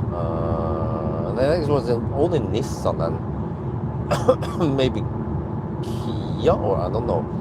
Very few will do that. Most of them, they will, yeah. I think I booked a Ford Puma, and some other cars, don't remember. And also I will retest Mazda 6e. I'm genuinely interested in it, how it performs in summer. And well, I didn't get the greatest view count, so I probably don't have to do a full test. So maybe during that week I could also shuffle in some. Might want to do that 90D. There is a model S90D that I can do a 1,000 kilometer challenge on.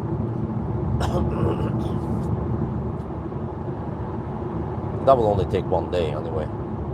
But I need to find out if he need a car while I borrow his car, or how that's gonna work.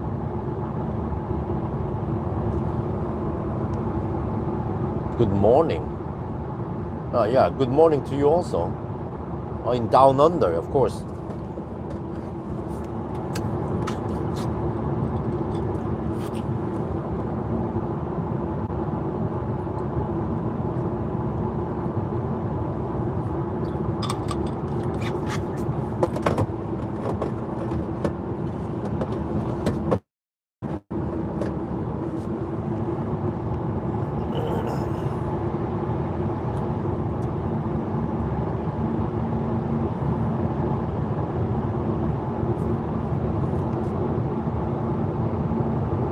But is it true that in Australia, the kangaroos, they might suddenly start boxing you?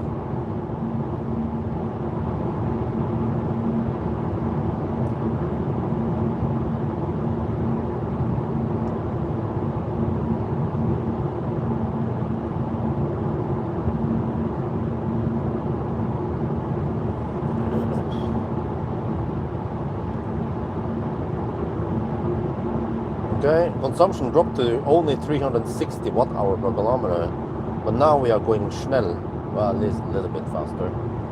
It's actually only 100 zone here, so it's like a Deutsche Bundesstraße.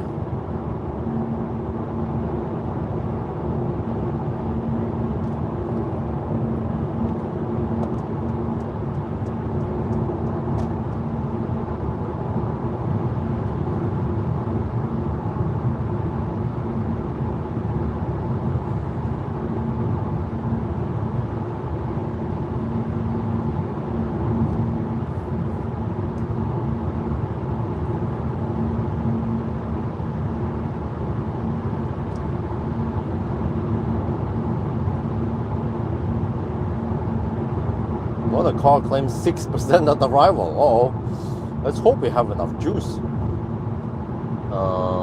Wait, dude, I even charged 72%. I thought, okay, that's plenty, but well, let's see, 33%. I think it's fairly linear.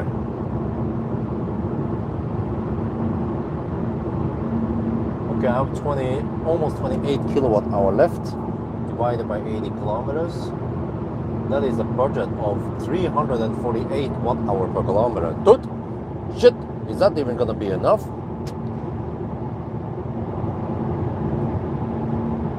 GOM says 80 kilometers and we are 80 kilometers away. Dude, what the heck, man? Do we still have some 100 zone before we enter the 110 zone? If I knew this, I should have calculated. I was blindly trusting about the route planner, but it seems like I need to do my own ninja calculation from now on. See, what was the consumption until now? Total consumption. 350 so far in this challenge. Damn. That means on a high-speed stretcher we can count around 400 watt hour per kilometer in the 110 zone, and then actually more like 450 in the 120 zone.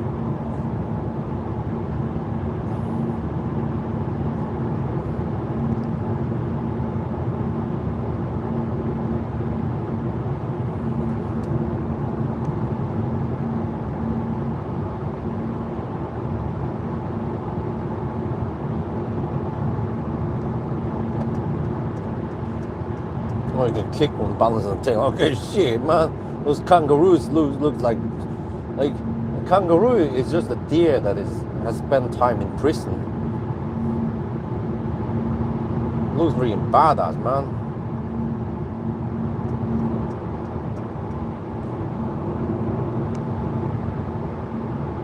Isn't awkward when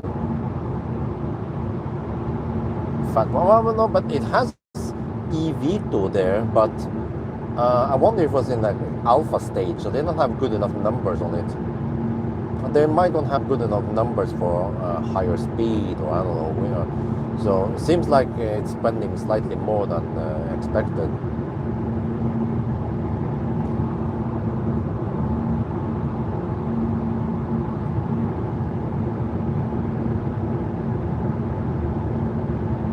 Okay, there's still a bit of 100 zone here before we go Schnell, but I mean, we're already averaging 360 now.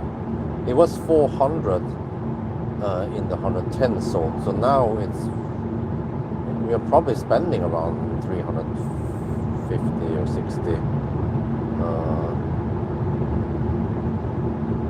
Dude, the matrix lights, man, they are so late on turning off. I get so much flash at that Varberg. Well, I could bail out at Himle. I mean, it's not by the end. I mean, it's not the end of the world, Himle. But wait, what about supercharger price on Himle? Let me check here. I stopped it before, so it should have okay price, right?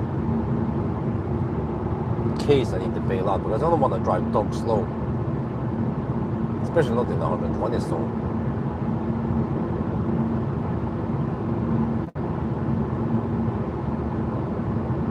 Actually, another thing we could do is to actually go back to following the route planner plan, but maybe charge a little bit more than it wanted. You know, it charges 75%.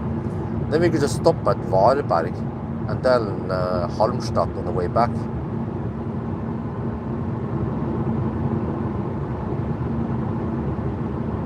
But actually, wait, I should have charged to 80% then, on hindsight, at least 75.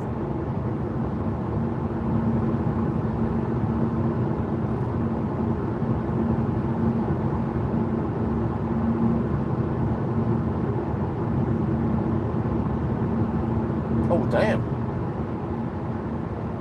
Himmler is kind of expensive.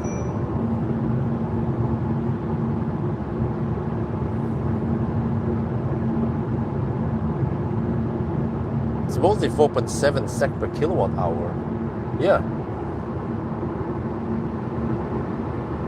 What about wide bike?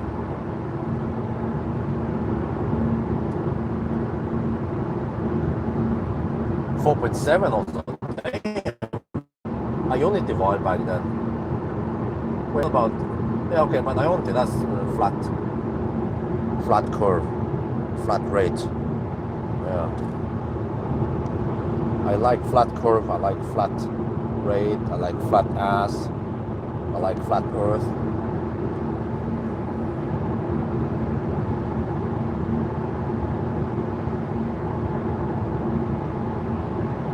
Or one just have to hope that the scale is non-linear towards the end, because now the car claims 5%. Really? At arrival.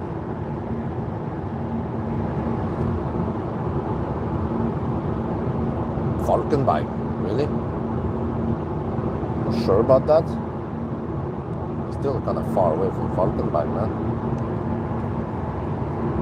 Wait, no, wait, dude, I'm gonna go in the 120 zone, which would be quite intense on the consumption. Okay, you know what? I think I might want to bail out at wide bike after all. I'm gonna see how many percent we arrive at.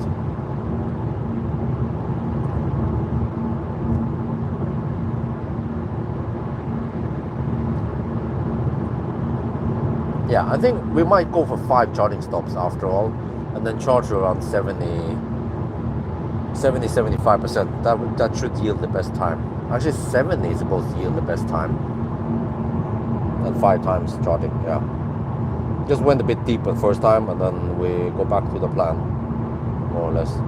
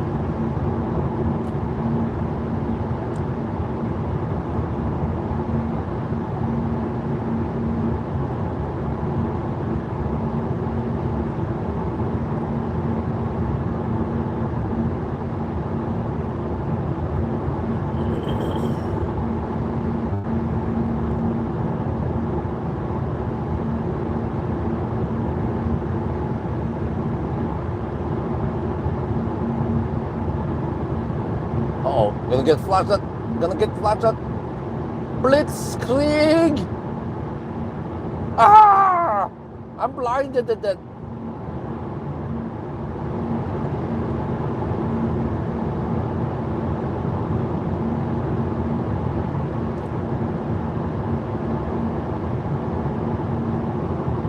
Okay, now it says 4% at arrival. Wait, can we get max speed now? Let me check. eVito thing. Yeah, it says max speed. Okay. Colgate, no problemo. We ain't gonna Colgate.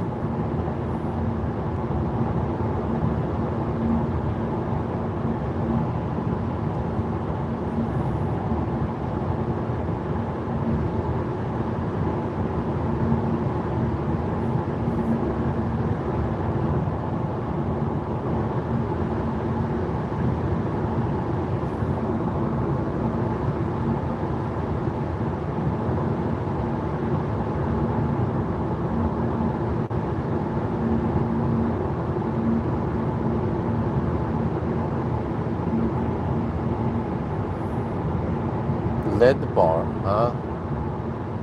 LED bar, we're driving at night. Yeah, absolutely. LED bar is freaking awesome, man.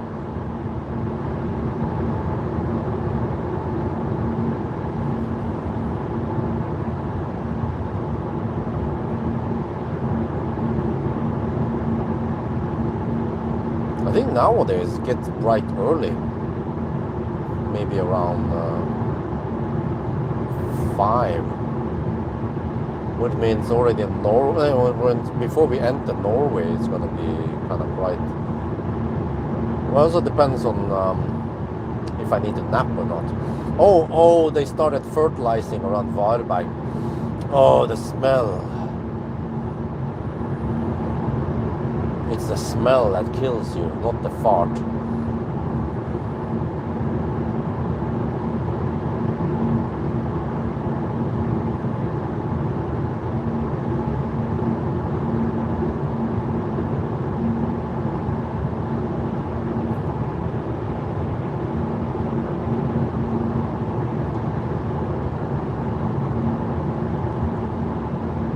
Okay, I'm down to 23%.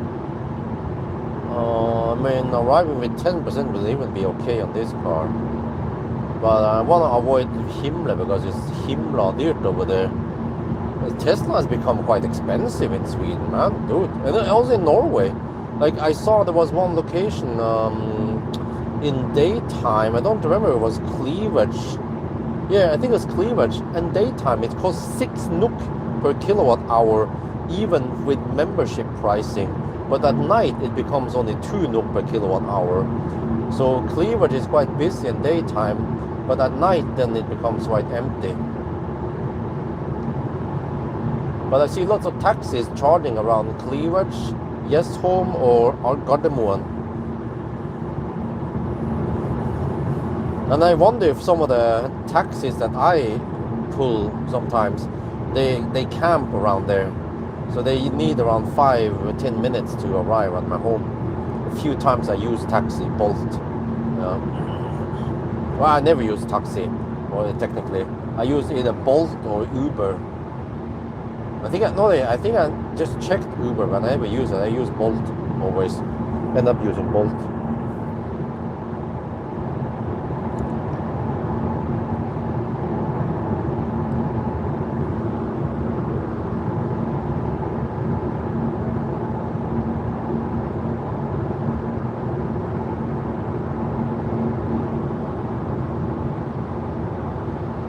If all fixed price electricity company.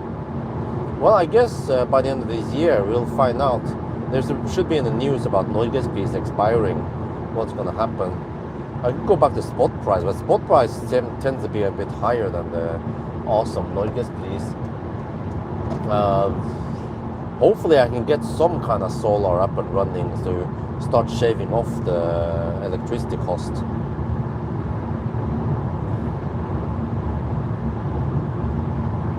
So the thing about Norway is that already from around April or many months of the year during summer, we actually have many hours of sunlight. The only problem is that it has low angle. So what you can do is you can over panel and get, I just happen to have 3 sides of the house available. I mean, people who live in an apartment or maybe let's say rekkehus something, they might only have 1 or 2 sides available. I technically have 4 sides available, a north side, but we don't care about the north side. It's either the east or the west side or the dark side, yeah. But yeah, even if I can get up like a 5 kilowatt system, even that will help me shave off some stuff. And now I will use Easy with an equalizer, and it will measure the remaining, it actually measures the power, and it figures out, so I can charge on the remaining juice, and I can set some parameters actually, that it needs minimum 7 amps to charge, so I can then pull 3 amps from the grid, or import 3 amps if I can get the remaining 4 amp from solar, or I can wait until I have 7 amp available in solar before it starts charging. So yeah, I'll probably just pull a little bit from the grid so I can maximize the solar utilization. Pounds are cheap. Insulation can cost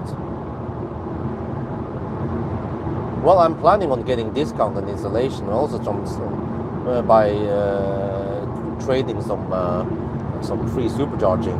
I should use that to my advantage. Lots of panels at once, okay. Well, that's also a good point, but I mean, it also depends how much money I have. And another thing is that, well, how much more will the panels drop in price, right? So it might be that I buy stuff up front and then in 1 year the price drops by 30%. That's what happened with the system in Thailand. I paid when it was kind of expensive, and then it dropped after just 3-4 years. It dropped a lot to basically half. So the saving I had was eaten up by the price drop.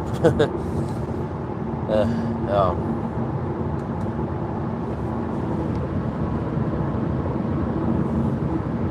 Actually, I think I could have saved, if I just waited, I could have saved more money. Because also I have to take into account the interest rate I could have gotten by putting that money in the bank.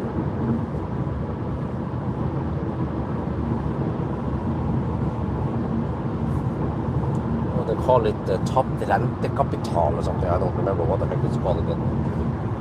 That's one thing I tend to forget to calculate in when talking about investment.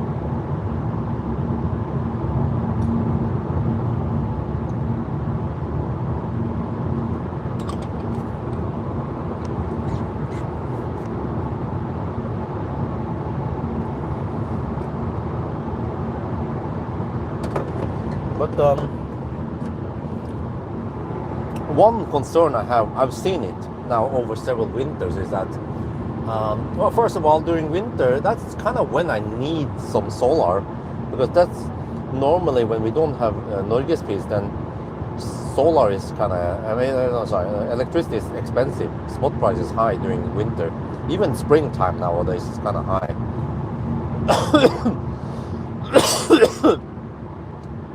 So I want to prioritize the south wall, because on the wall I don't have to worry about snow on the wall. Don't have to worry much about cleaning is very easy. I just go on the side with a hose and then squirt it.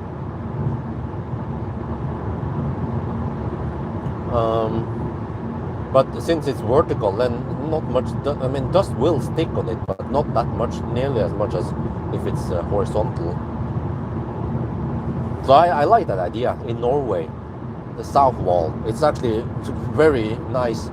Let me see, it's 10 meters wide, roughly.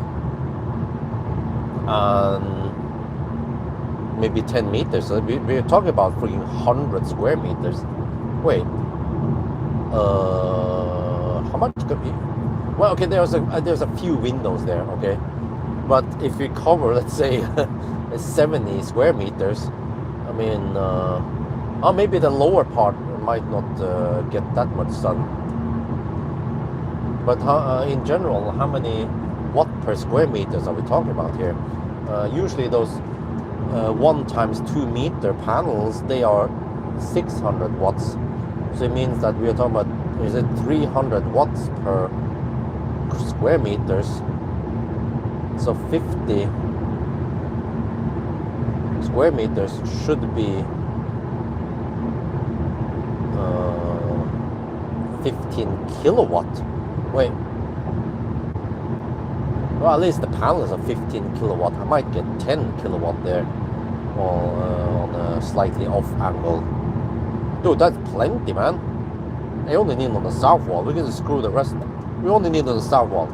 10 kilowatt should be plenty for me. But that's the problem with solar. Once you get solar, you cannot get enough. You will get more.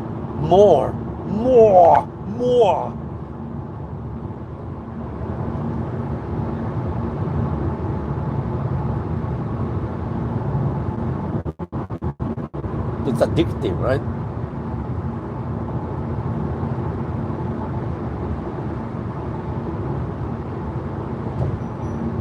Oh,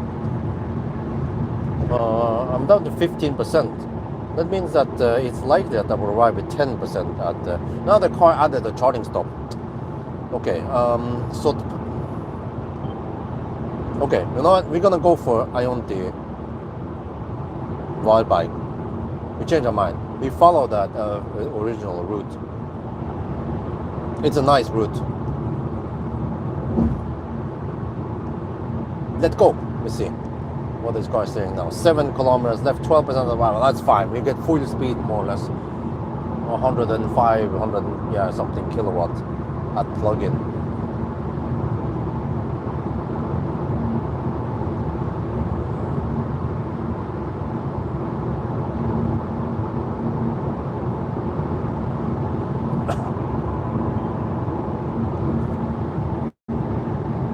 Well, I like that idea. I want to try vertical panels just to see how it works.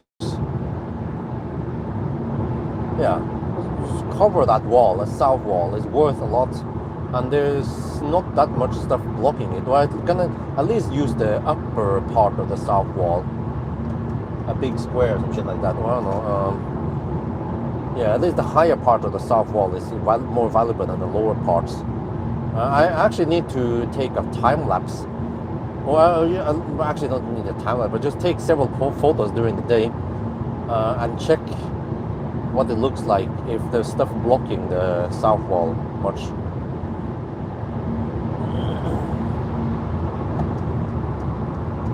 And for most people will be like, no, you need solar on the roof. It's unheard of. It's blasphemy to put solar on the wall, but I've seen Osco do that. Also, some other companies. What the heck was it again? Yeah, I don't remember. But near Liertoppen, I've seen many places they put solar on the walls in Norway, and I think it makes perfect sense in Norway because of the low angle of the sun many times of the year. I would say the sun is quite low from December, of course, from September, October, November, December, January, February. 6 months of the year, the sun is kind of low on the south, or even the east, or the far east.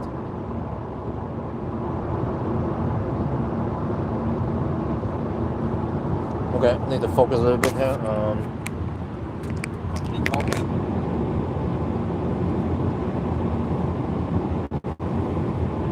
12%, okay.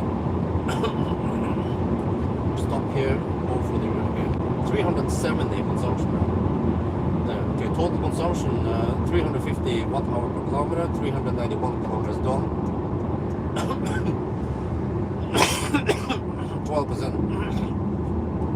Now we can ride on the max speed until 70% roughly.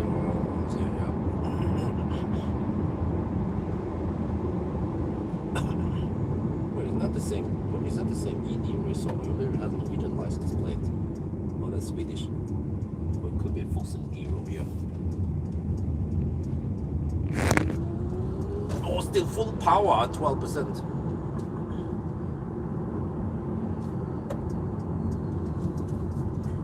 It's a little bit off. It's not like a pit stop like Grelland, yeah. I don't go the Norway route anymore. But Shell Grelland, man, that is a nice pit stop. Wonder if I should revisit the Norway route, but it's slower.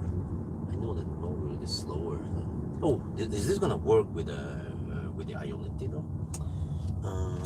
Plus that I don't remember if the lights come on. Okay, maybe I'll go on the other side so I don't disturb this fat pole star.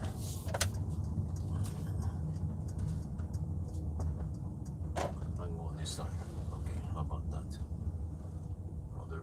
Okay, we take this. Okay, there.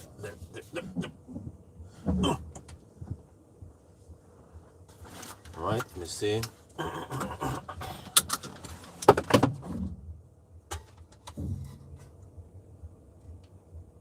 Bye bye. I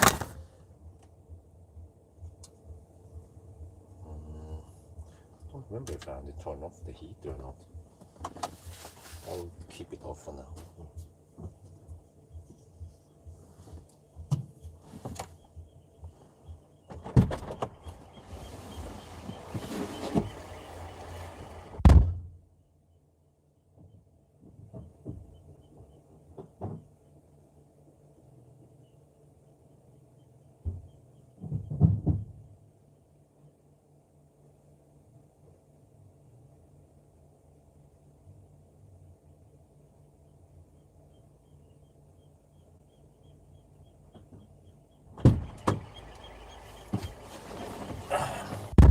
Okay.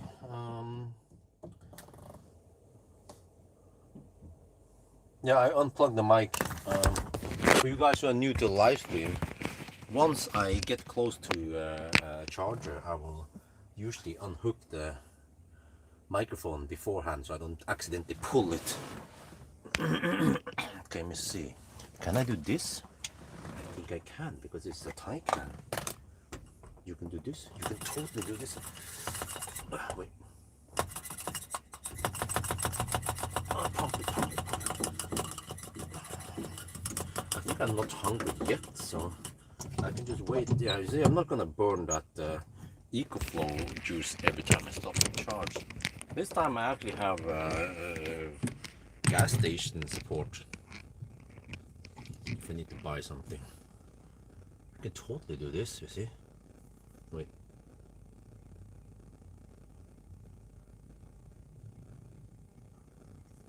Oh yeah.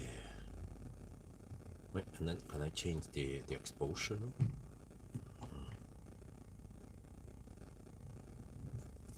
How much can I zoom in here? Let's go maximum zoom. I think that's maximum zoom, and then can I change the exposure? No, that's okay. Okay, I need to go to the dark. No, wait. Click on something bright, maybe. No. Okay, that's the best I can do.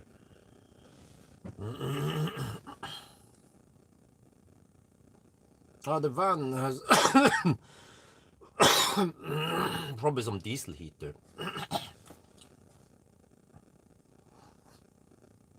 Okay. Anyway, now I need to check if this thing is charged. Oh shit! What? Why is it charging so slow? Wait.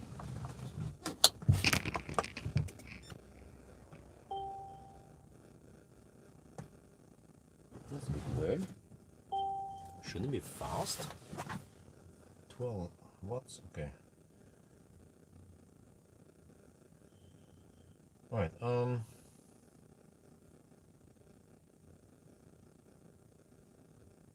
Guess I'll do my own ninja calculation. Or okay, let me use a better plan at least for the distance estimation.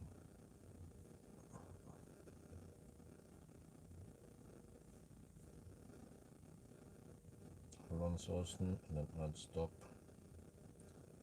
Identity. Next stop is going to be Halmstad.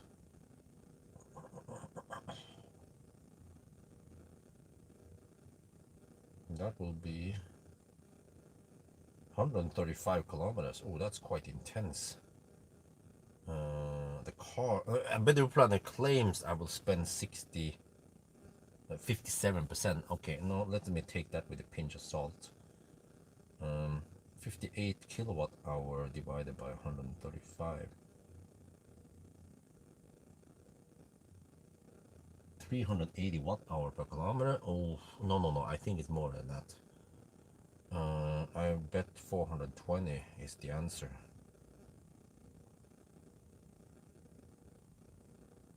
My guess is that we're gonna spend 67%. Okay, from now on I calculate my own stuff, so we're gonna go for 75% and then we stop at Halmstad on the way back. Oh yeah, that is the plan. Yeah, but it's capped at 300 amp. So once the voltage is high enough, then it will actually go beyond 100 kilowatt, it will actually peak at 120, no, 112 kilowatt before it starts throttling.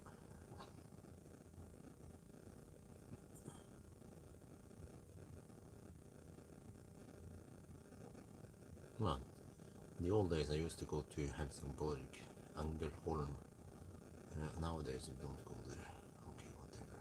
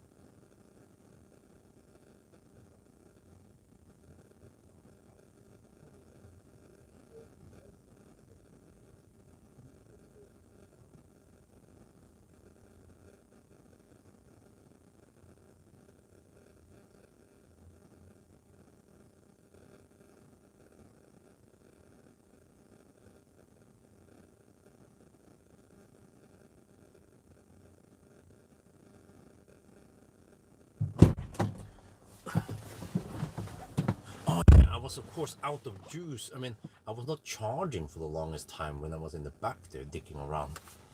Yeah, that's why. Okay, so I can go to the toilet here. Maybe even grab some food. Oh yeah, I want some bananas. Yes, we have no bananas. So I have to go to 70. I'm not gonna mess up the cooling, right? I hope not. Let's see. We're only at 48%. Wow. I'm gonna go to Circle K. Maybe grab some. Yeah, I need to restock drinks. Almost forgot.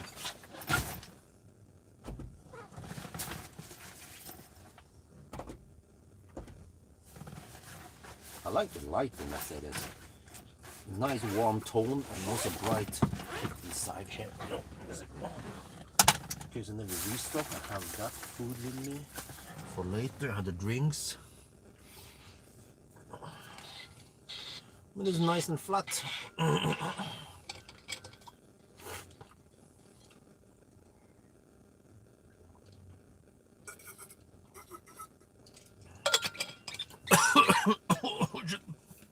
Good shit.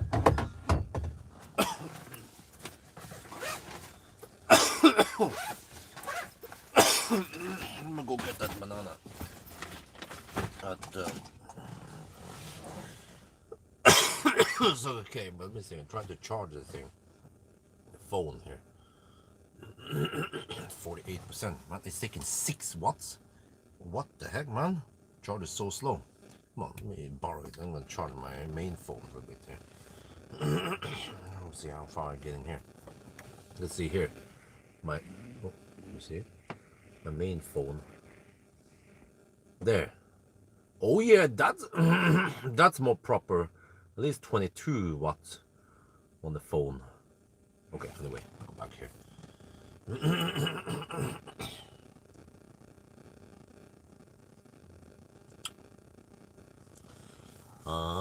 Yeah, right now we are actually kind of just sitting here for the car to charge. I'm not that hungry yet. We're gonna drive in about an hour-ish. When I stop, then I can have my second meal. Maybe I brought 2 meals. I need to nuke. Yeah. Still have 76% on the EcoFlow. So the next stop, I probably spend 20%, 25% there roughly. So I still have 50% left. And actually, I was charging mostly on solar. I mean, it's not that much, you know, but it's like it's just sitting there. I thought, okay, whatever. I purchased that solar panel, and I almost haven't used it. And I want to learn more about solar, and then how the power changes with different angles and so on, and the reflective surface. Does it help? Seems to help a little bit. And then just moving it a couple of times per day. Sometimes you, yeah, move it maybe 5 to 10 times per day when I'm around there at least. But even when I was not there at home today, it was just sitting on the same angle for 6 hours, like from 10 in the morning to no, 5 hours. It was sitting still on the same position for 5 hours. I didn't ask wifey to move it for me, but I was still generating a lot. Like, yeah, so it's more like fun, you know. Getting 1.5 kilowatt hour, mostly for fun. I'm just learning a bit with solar. So trying to be a solar ninja. But yeah, okay. 32%. Yeah, it's 109 kilowatts. It's nice and flat, right? So actually, if you consider, many people might be thinking, oh, but if the car is so thirsty, then maybe you should drive slower. No, because if I'm going at 130 kilometers per hour in the 120 zone here, 130 times, let's say 420 watt hour per kilometer, that is only 55 kilowatt, so 54.6 kilowatt. We are charging twice as fast as we are discharging. So the general rule of thumb is that as long as you're charging way faster than you're discharging, then you should hammer it. So we are hammering it at the maximum speed we should go at. We don't want to go way too fast. But okay, this car is also a bit thirsty. So for example, the Model 3, I think the optimal speed for the Model 3 is more like 170, 180 kilometers per hour because it's so efficient. But that could also be the case for, let's say, a Seeker 7X, because it charges so fast. But summa summarum, the Seeker might spend the same time charging to 80% to drive the same speed and distance as Model 3 needs to reach only 60%, right? And also to drive the same speed and distance. It's all about efficiency, because efficiency trumps everything. Wait, let me check something here. If I fire up the heater now, will it pull more than 300 amp, or is the plug capped at 300 amp?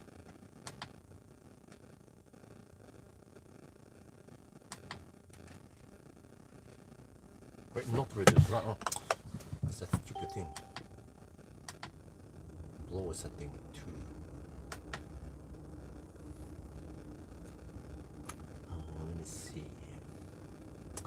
Oh, it seems like it's the Germans, the Mercedes engineers, they have limited the charging plug to 300 amp. Oh, it means that if I'm, wait, 110 kilowatts suddenly. Wait, hold up. Oh, no, yeah, that's a natural breakpoint for speed, yeah. So actually, okay. Well, in that case, I'm gonna go here, and then stop it. That means that we actually want to charge at maximum speed now until we start throttling. Then, when we increase the heat or start the heater, then it should pull extra power. Yeah. Okay, but I should get over to the toilet. Then we're gonna go for 75%, which will take at least 10 more minutes. Yeah. Okay. I'll be back. I think I charged the phone okay now. 77%.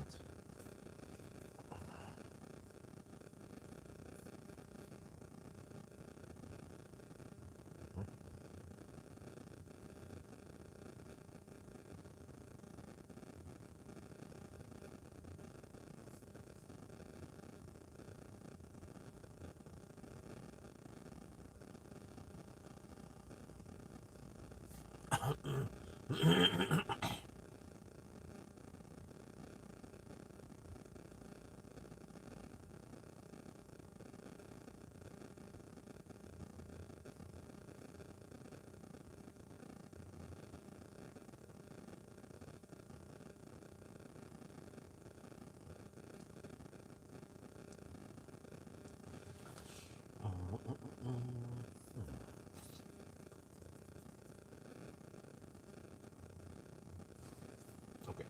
Okay, I'll be back.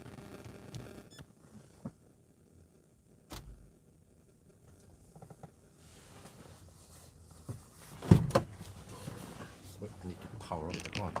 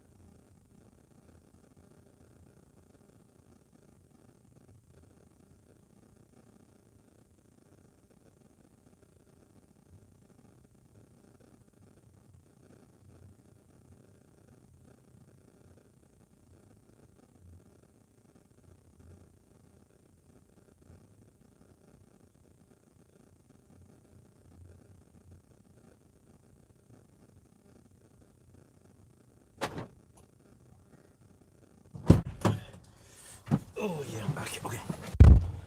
Oh yeah, wait, 112. Oh, look at that, look at that. So it's now charging faster than the spec. I just bought 2 bananas. Wait, I need to fire up the thing, otherwise the phone won't charge. There, 41%. Okay.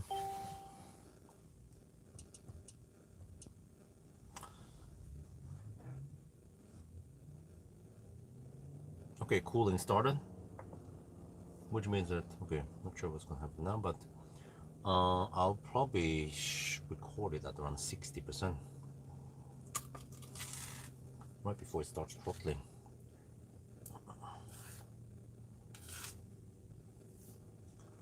I'm gonna have a banana now.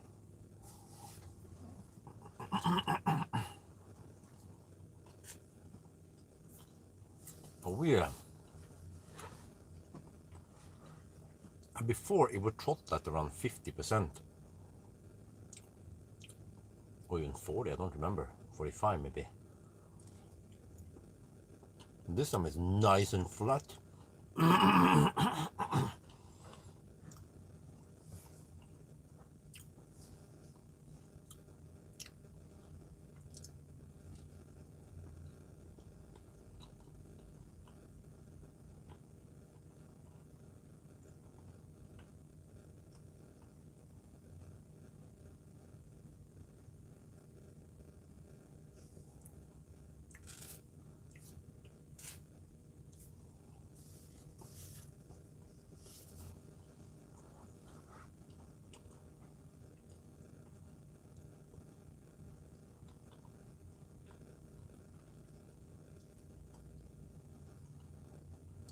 Yeah. No car scanner here, but we have the old tritium chargers, Ionity chargers, with a screen that always stays on, unlike the what do you call it again? Alpatronics. This is the poor man's car scanner.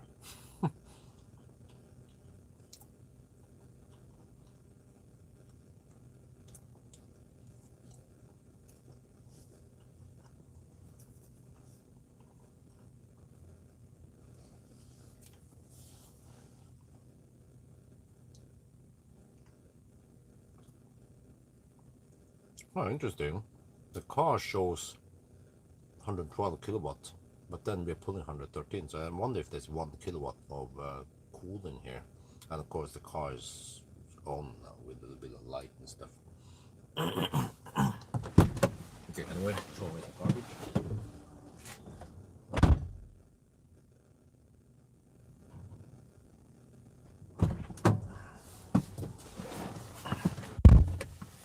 Okay, it doesn't get that cold in here yet, so. But they have around 25 minutes of downtime before we start the heater. And then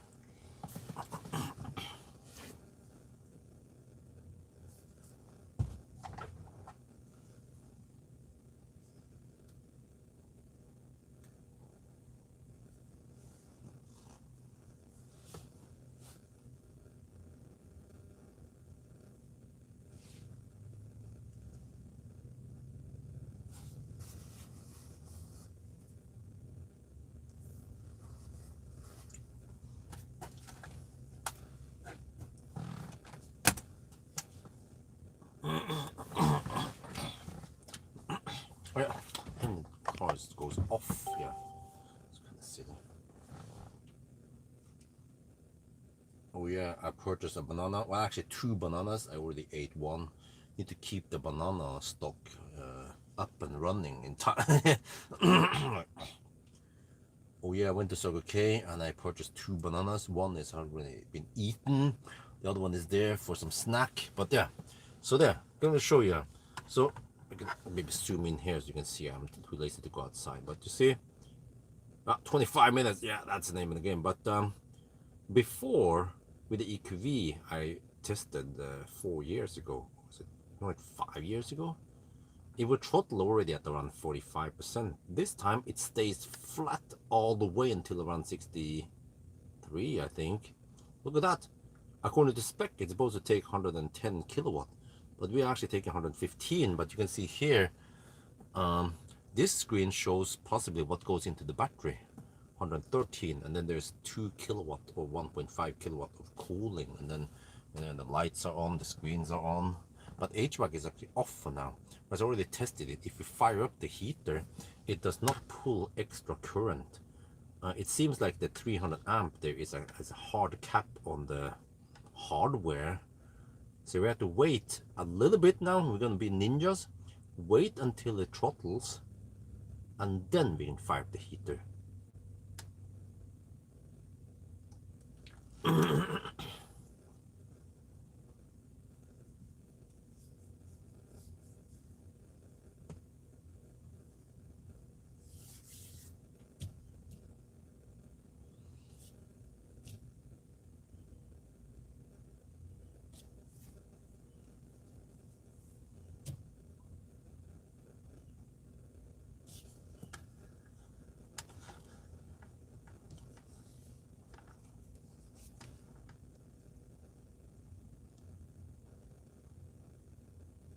There you go, slight throttle at 64%. Okay, I'm gonna now start the heater.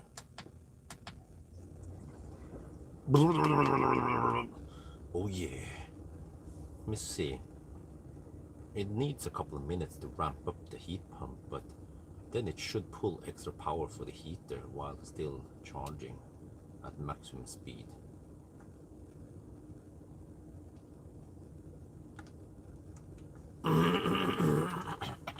Okay. What is it again? 75%, right? Let me look at my notes here. What did I estimate we needed?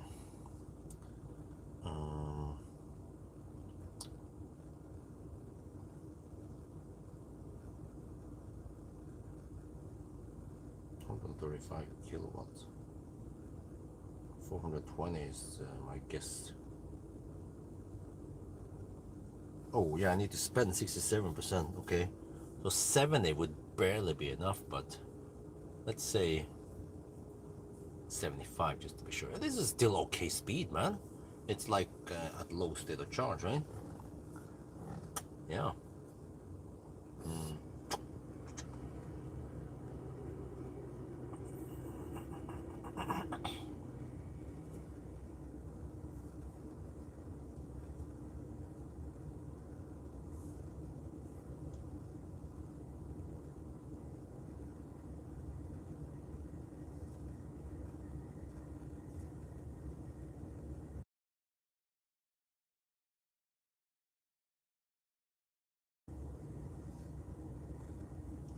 Well, it's still decent speed, okay. The question is, do I go 70% or 75? Well, you know what? The speed here is actually right on par with low state of charge. I don't remember exactly what we had, but we had around about 100 kilowatt when we plug in with 2% or 5%, which means that this is actually still good. Wait, I could have sworn that it was low. Wait, let me check here. Let me check my own spreadsheet. The charging curves. Okay, let me check my session. Was it slightly cold gating on this session?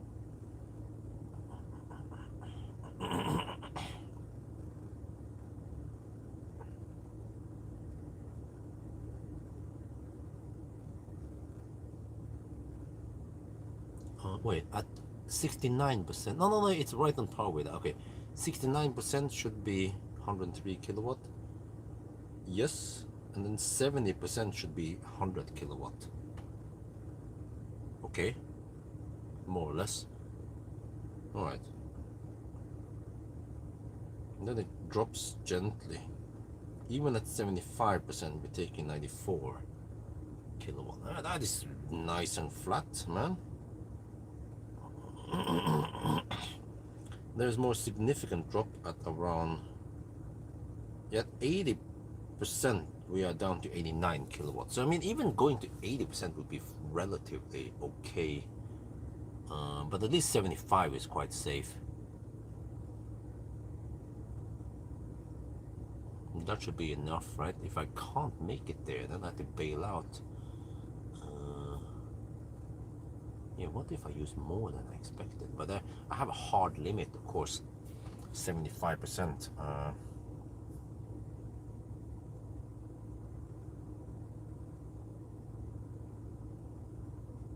Which is 470 watt-hour per kilometer. There's not very unlikely I'm going to use that much, especially because we have slight headwind now, and there is the slower stretch in Halmstad, and then also the slightly slower stretch before Hollandsåsen.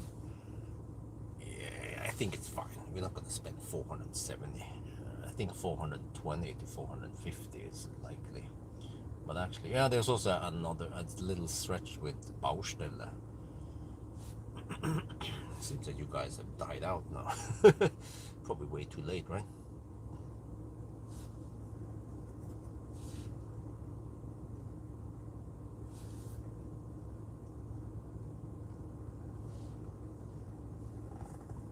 Well, the eV200 is still over there. There's an eV200 charging here on the Chademo. Like, damn. That is a real challenge, man.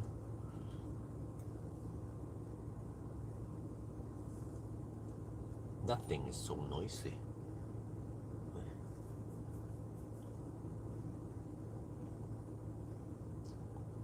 It's very spacious, but 40 kilowatt hour. Well, it should be. It had 36 when it was new. I think by now it should have degraded to 30 kilowatt hour. 10% of the charging speed staying low, reduced. Yeah. I'm still not sure how many charging stops I need. On the way, okay, this is the second stop. Third stop will be Halmstad. Fourth stop will be Beckerød, maybe, or Kongalv, I'm guessing. And then fifth stop at Stromstad. Yeah, okay. 5 stops then. There, this is the good. Okay, let's go. Let's get ready and go.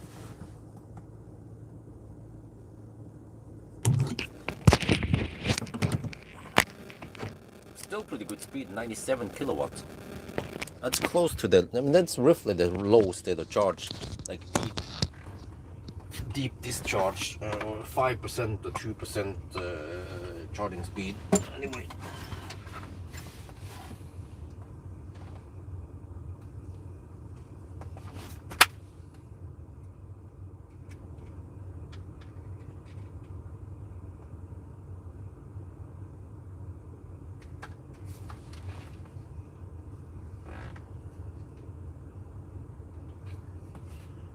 Okay, now we attempt to go all the way to a turnaround point, 103 kilometers, and then go a little bit back to Halmstad, 135 kilometers combined in the high-speed stretch. And then we have 76%. Even now, you see, this is really impressive. Or for a 100 kilowatt hour battery, that at 76%, we're still taking 95 kilowatt hour per hour. Okay, but anyway, it's time to leave. And then I can show you that I've charged it for 34 minutes and I'm good to go. And the eNV200 is still charging there. Some say it might be charging when I'm on the way back. Okay, maybe not.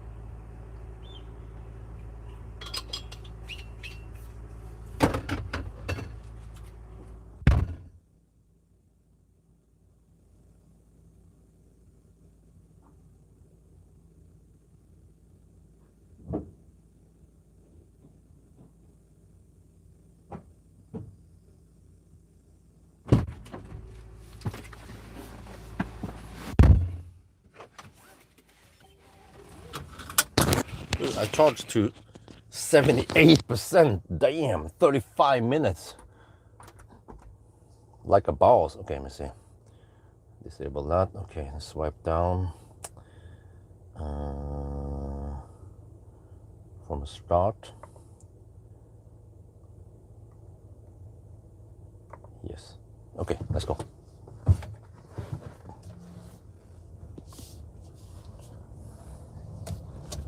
Off we go. Oops. The car actually doesn't cool down that much during my half-an-hour session. Wait, I have chem power over there now, dude. More truck chargers. No, the more chem power here also. I need to try to catch that next time.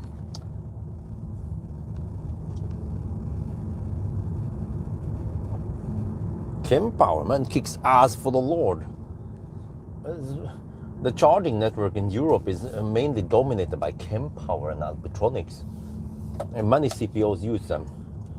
Ionity, and actually,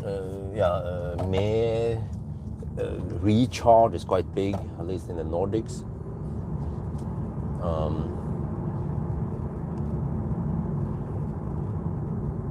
Circle K also started using them.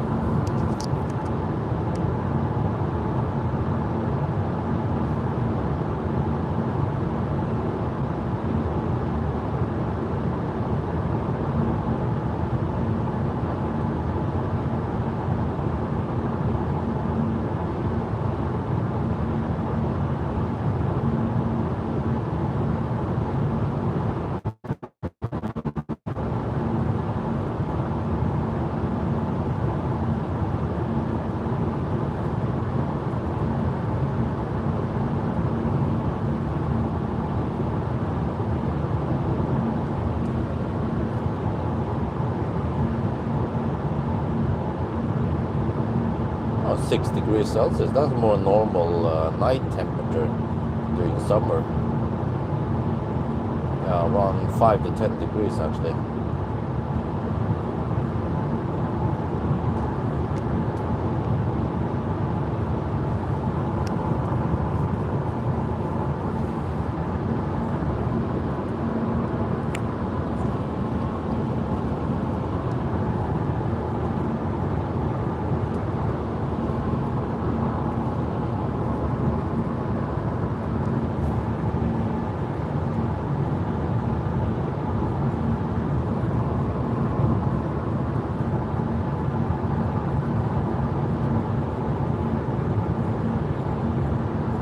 Yeah, I mean, in general, I would usually unplug when I'm down to 20%.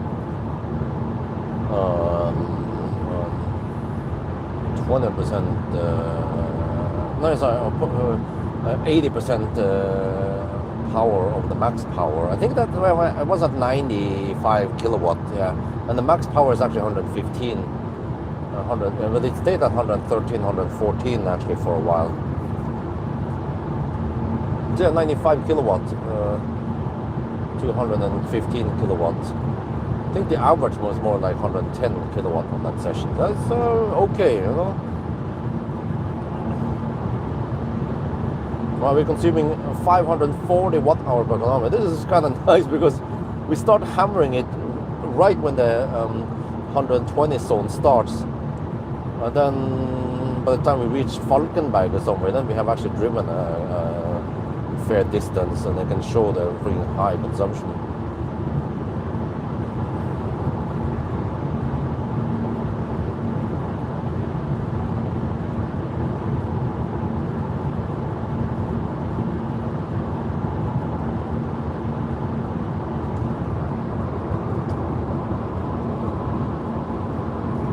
But this made me wonder. So the first stop I charged at, I charged to, what was it again, 70. I wonder if it was 72%. This time 76. Or is it 78? If I went 80% every time,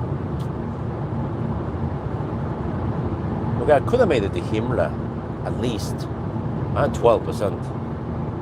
If I charge extra, yeah, you know what? If I charge 80%, then I could have made it all the way to Falkenberg possibly. And then from Falkenberg, I could have made it back to Falkenberg maybe at 80%.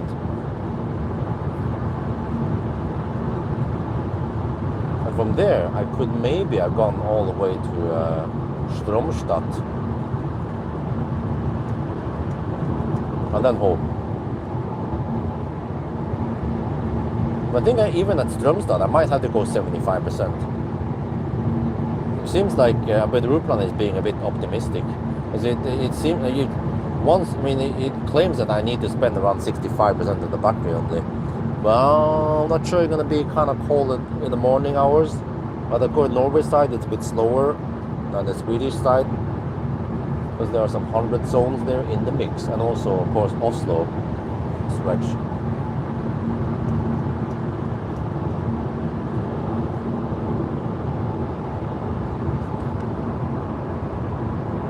They installed Kempower chargers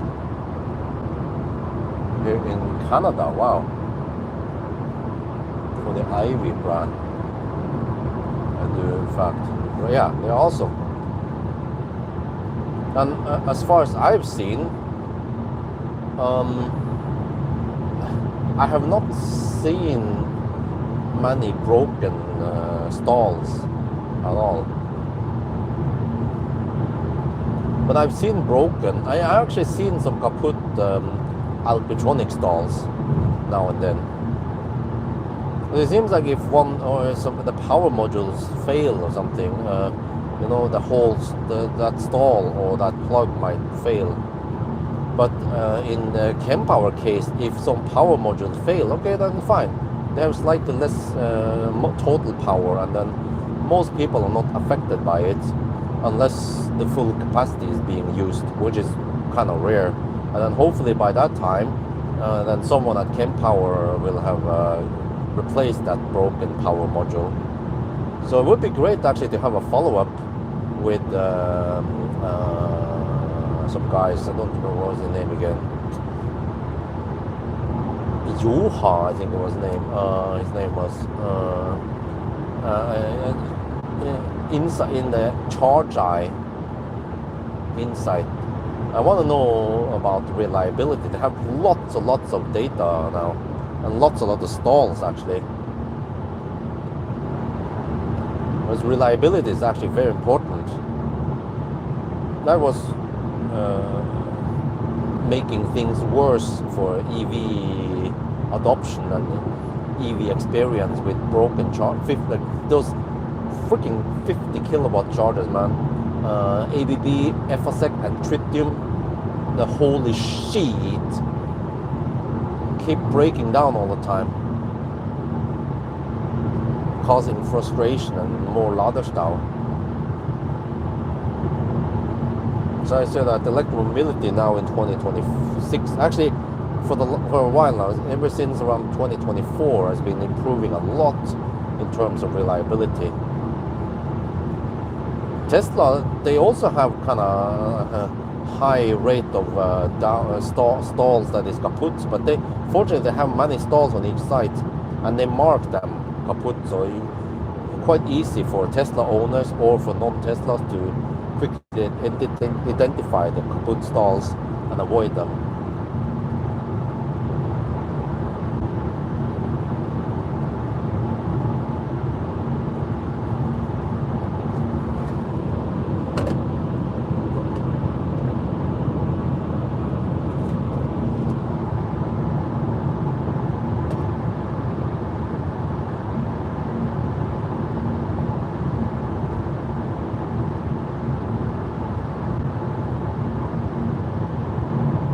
$480 watt-hour per kilometer.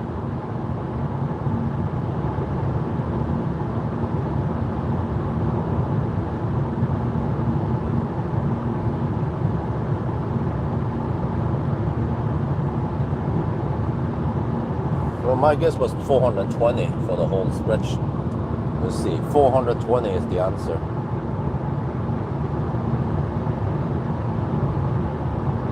Well, I heard that Duracell is a small CPO, and they use the Alpitronic chargers and brand them and badge them as Duracell batteries.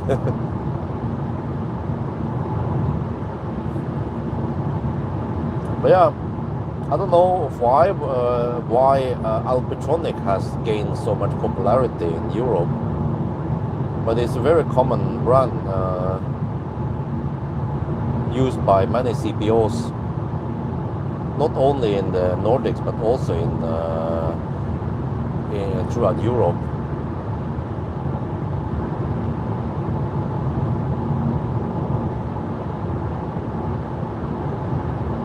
Oh, yeah, I feel like we are getting close to the concrete surface. So.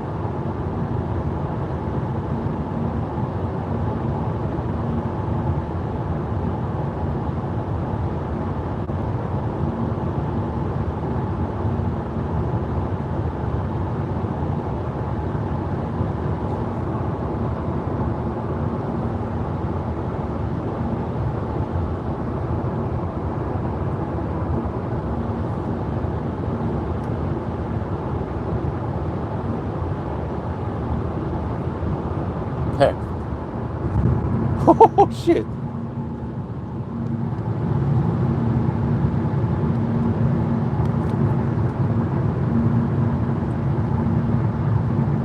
We are now on the noisy concrete surface around Falkenberg, and as you guys can hear, this car is kind of loud.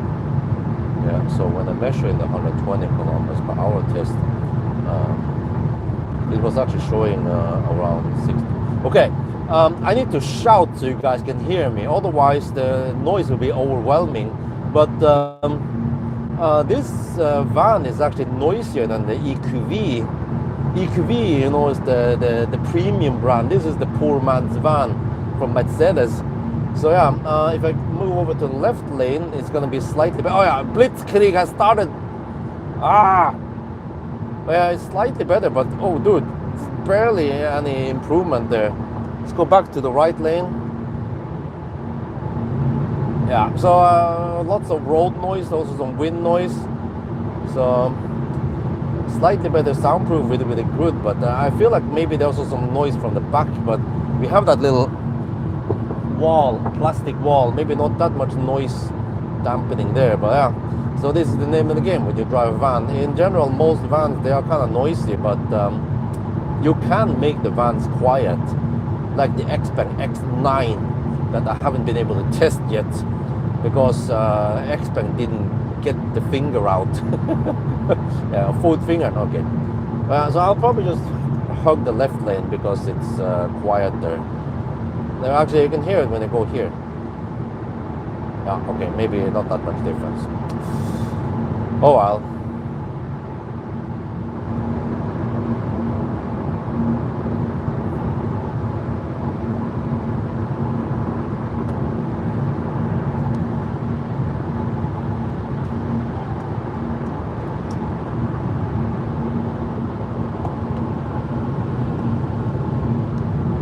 All right, 470 watt-hour per kilometer. I can see the headwind. Okay, I'll drive a little bit more before I record high consumption. When I see, average it over a longer distance. It's only 29 kilometers now. But we're already down to 63%. It's a big battery. 100 kilowatt hour per hour, horsepower hour.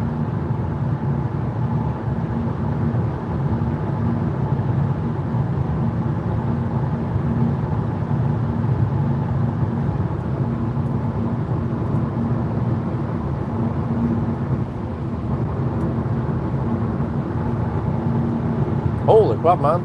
It's actually shaking the screen. Damn.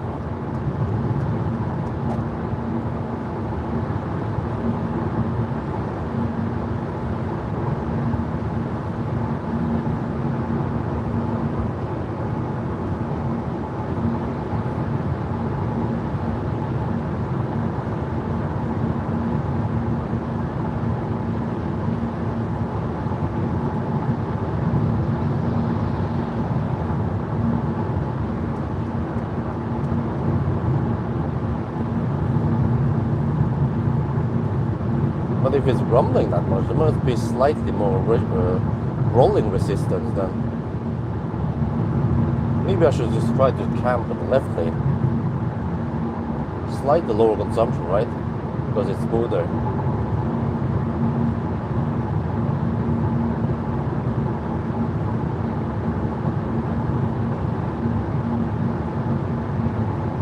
Dude, when the heck is a damn truck is gonna turn off the lights? I think it's time to turn off the lights now. Especially when the car in front of me is getting quite close to the mother trucker.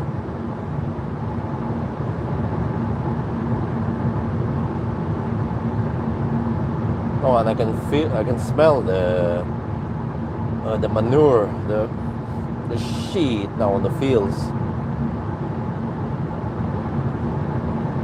Well, it's dropping a little bit, 460 watt-hour per kilometer, okay.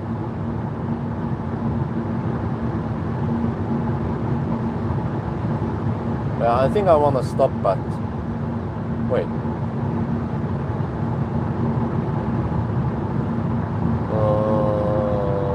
Planning on stopping at Halmstad. Why is there a remote chance I can make it to Falkenberg? Is it? Can I then go from Falkenberg to Strömstad? That sounds crazy, man.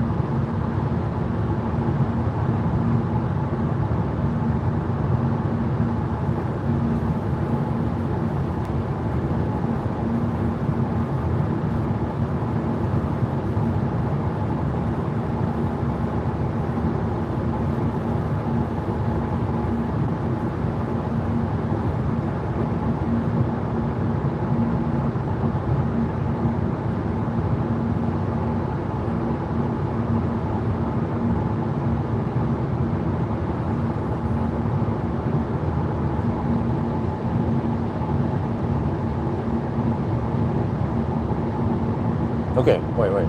No Baustelle yet. I get a warning eventually about the Baustelle.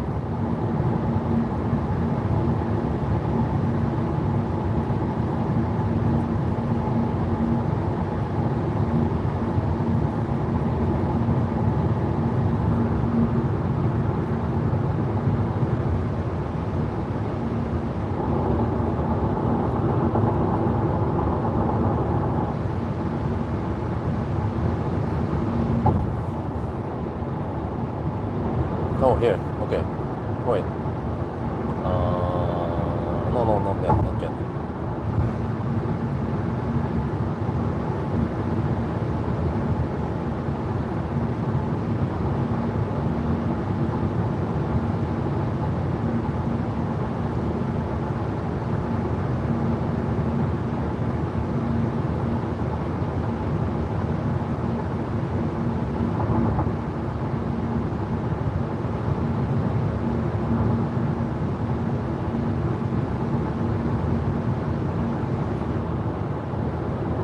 Okay, 40 kilometers. I think that's long enough.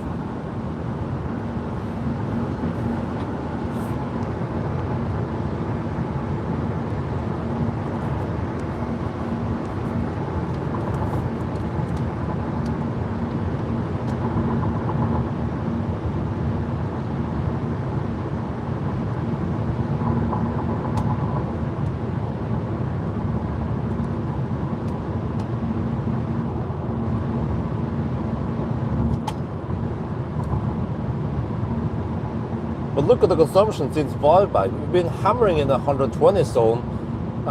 We have 450 watt-hour per kilometer.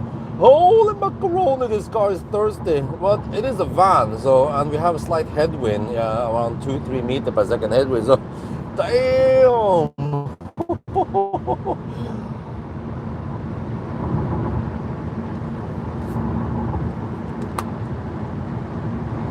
Here comes the Baustelle.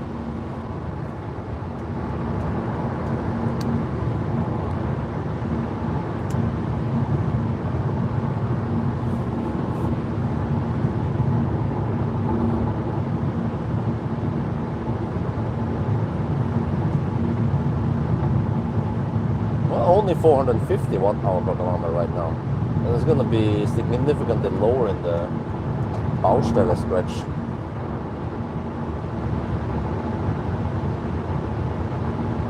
So we'll see. I was guessing 420.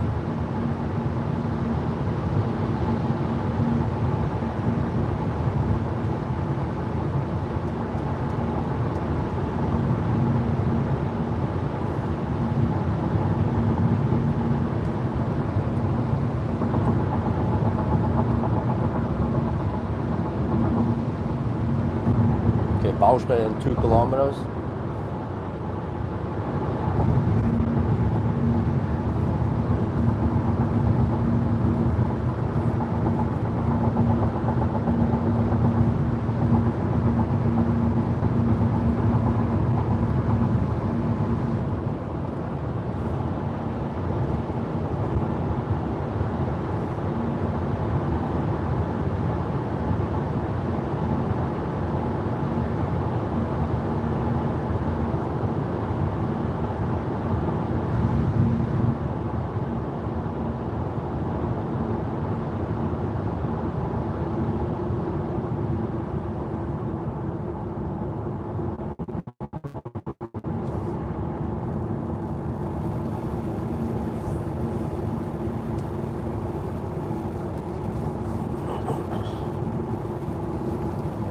Well,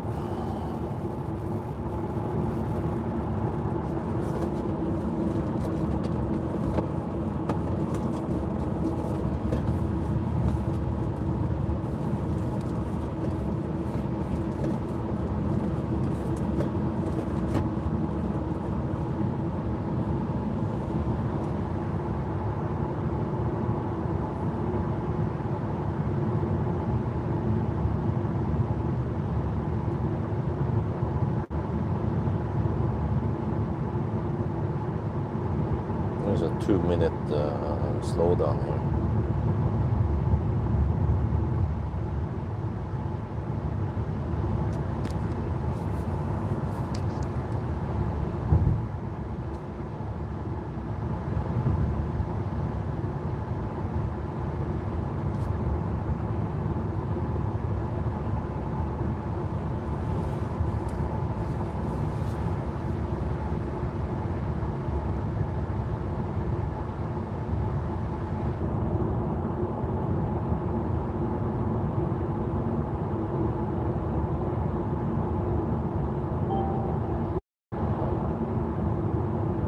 Oh, 440 watt-hour per kilometer. Okay.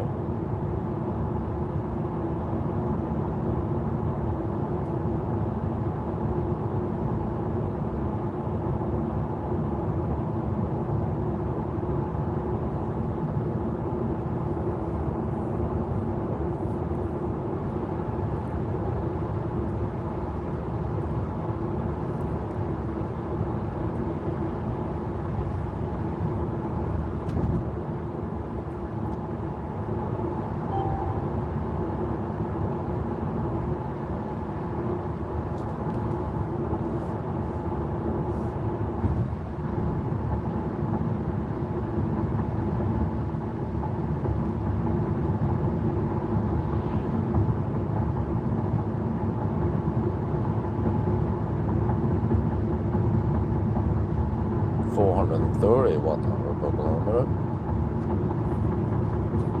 I'm getting close to my target, 420.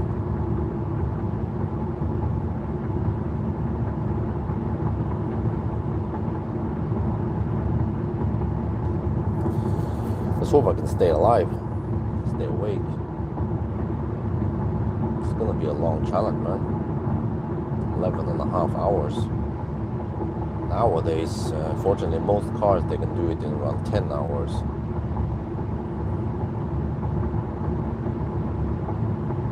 But it needs to be tested. I want to verify that it is, in fact, 11.5. And they're super consistent, no rapid gate, cold gate, anything like that. It's just thirsty, yeah. But I think the bus was more efficient, wasn't it?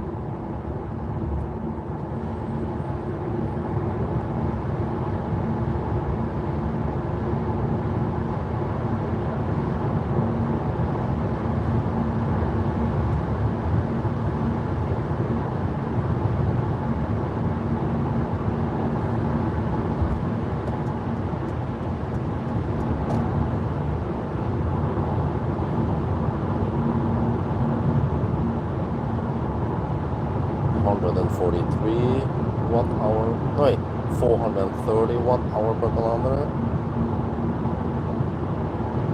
Now we need to hammer it for a while until we reach Hallstatt.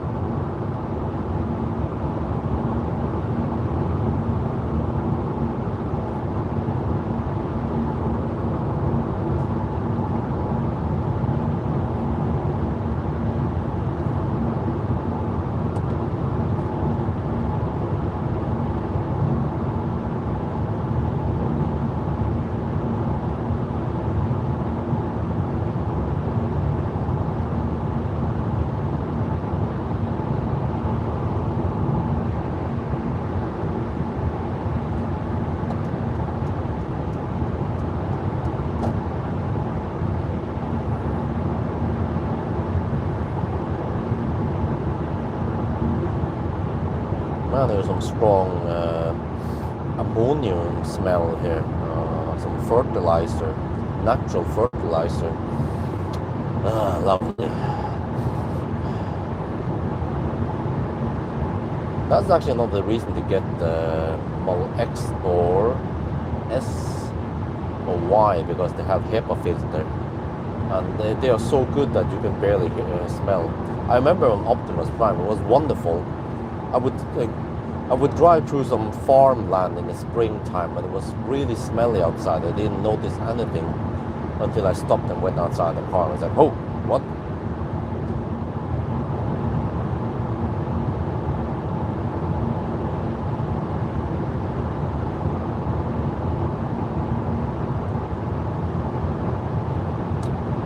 Okay, let's hope I can survive tomorrow.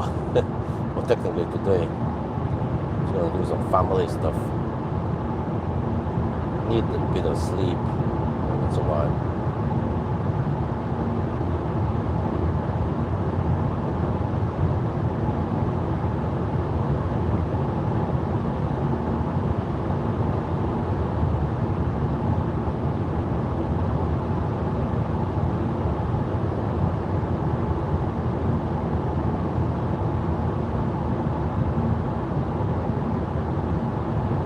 What the heck is that? There's a guy walking. Wait, what is he looking for? Maybe an animal? Well, that was weird, like the blinking there. First I thought, hey, is that a car? No, it's a dude is walking. He's probably looking for some, could be a hurt animal, a wounded animal.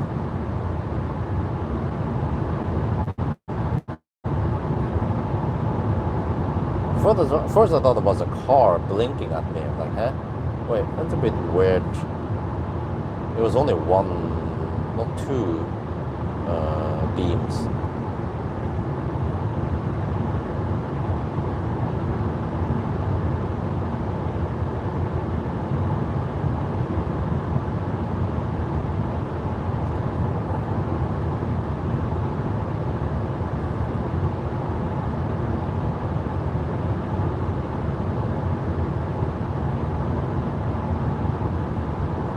Another Baustelle?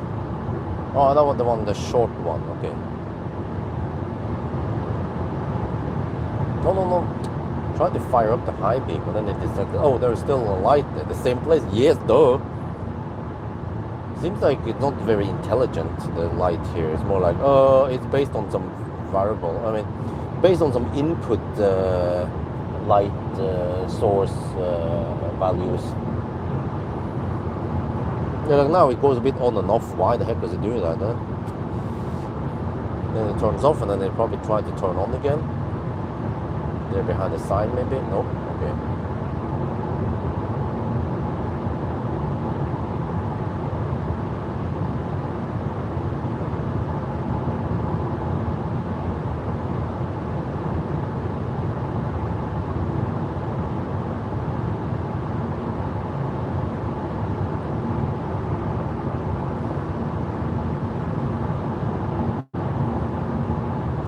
Well, if I know that the charging stops are going to be half an hour, then I could take a power nap even in the back here if I'm really tired.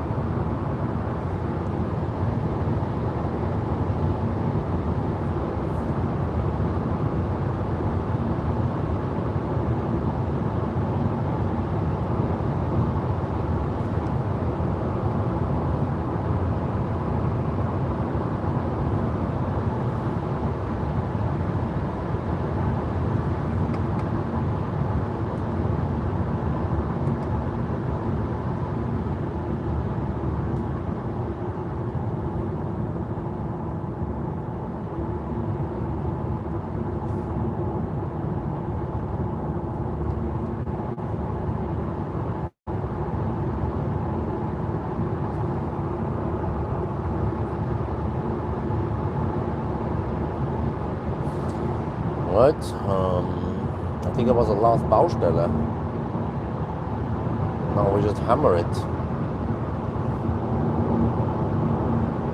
We have Halmstad coming up soon, and then Hollandsåsen, 36, 72 kilometers. We are 105.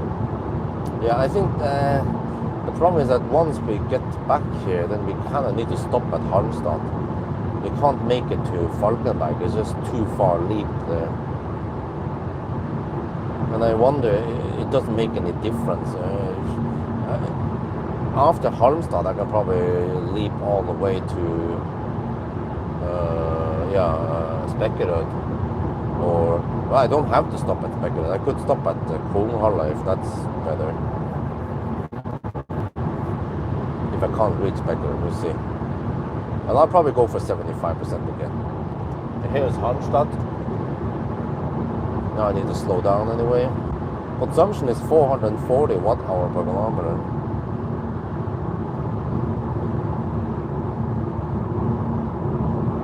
So it is, I think it's higher than the ID bus. Bus was quite efficient for a van. And still fairly spacious. But this car is longer. This eVito is longer than bus. Even the long wheelbase bus was less than 5 meters, and this is 5.1 or 2. So the plan is to stop at Halmstad on the way back at the Ionity. But I haven't checked supercharger also, what the price is here, but okay, we'll just go for Ionity. Like I always do when I stop here.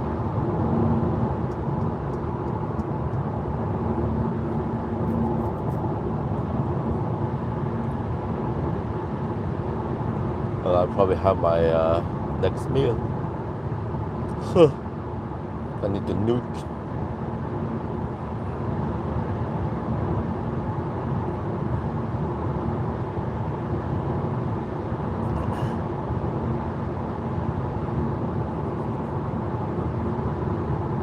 This time I might just sit in the front here rather than the back. We can save the EcoFlow energy until I might need to take a nap in the back there.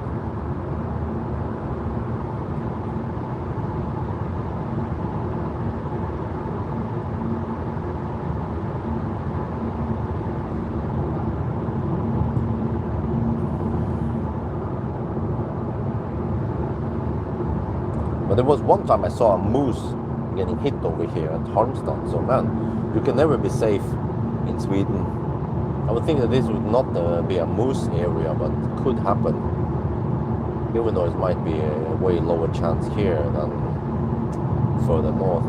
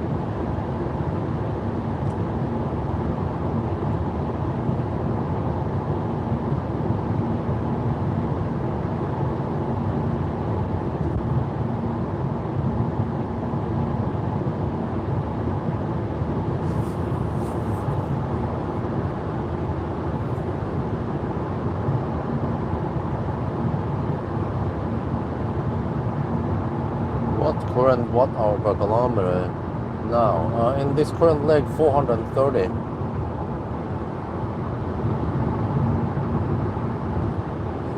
And we have 84.5 kilowatt hour net capacity. Dude, why the heck is it running low beam now, man? Could be a moose right in front of us. We wouldn't see it there. It's weird, like when it should have the high beam on, then it doesn't always do that.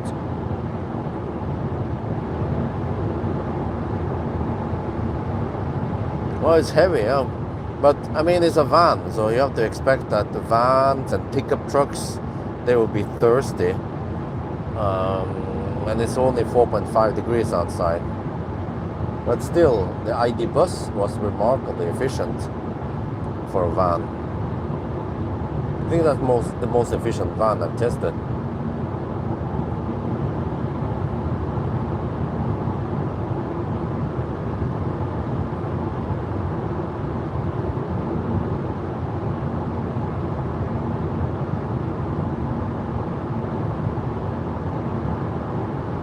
So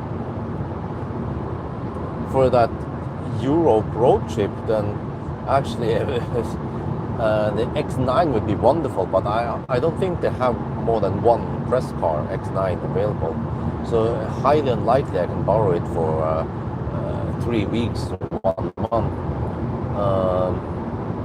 But even an ID bus, long wheelbase, or even a regular bus could work. It was expected that SUV still roughly similar as F-150, yeah. F-150 Lightning, yeah. But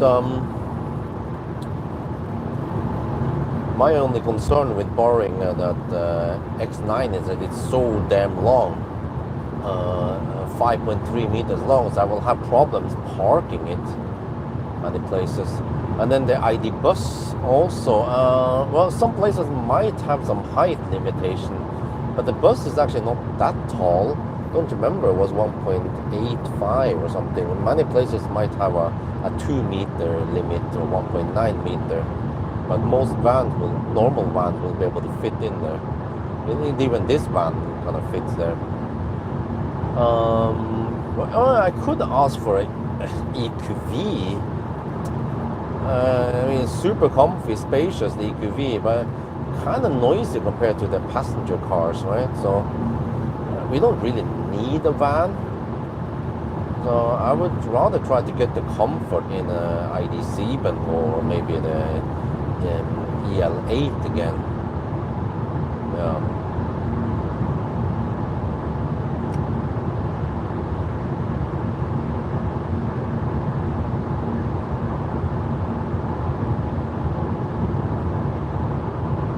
Oh, it seems like the recirculation only stays on for 5-10 minutes, then it goes back to regulation off. But there's some bad smell around here. I need to recirculate again. Always be recirculating.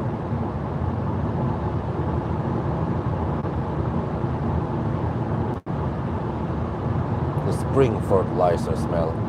The natural fertilizer smell.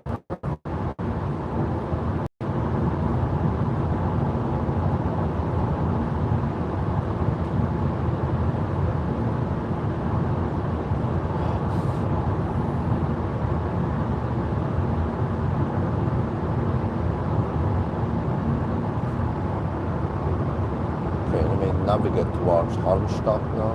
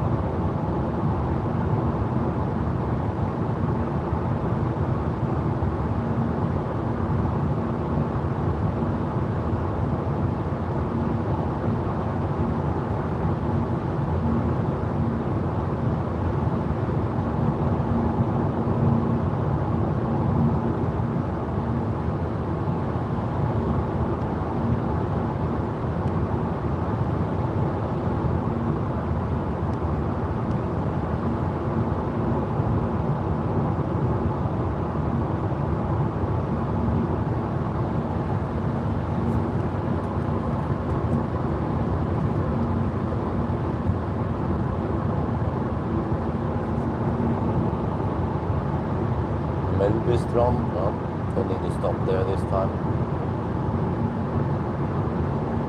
I wonder if one day Tesla will upgrade. Yeah, I think they will. I heard about this, that Tesla is kind of active on upgrading existing site to V4. So they're investing money on the charging infrastructure, which is very good, man.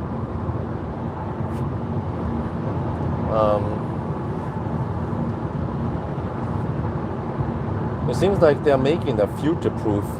So they are upgrading V2 and V3 stalls to V4. And then one day they can flick a switch. Well, actually, no, they might need to install some hardware, some charger stacks. Dude, what the heck is this guy doing?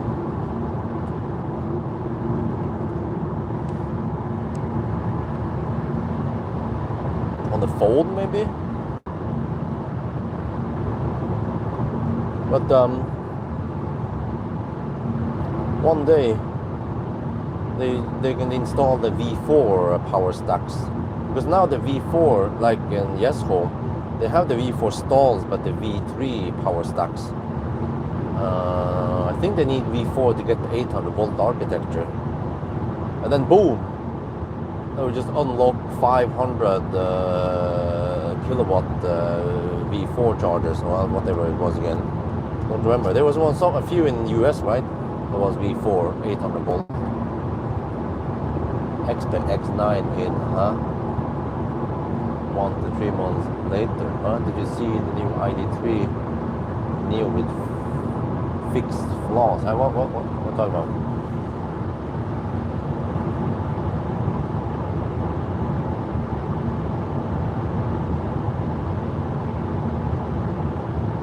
Dude, I don't like it that the car turns off the lights so early.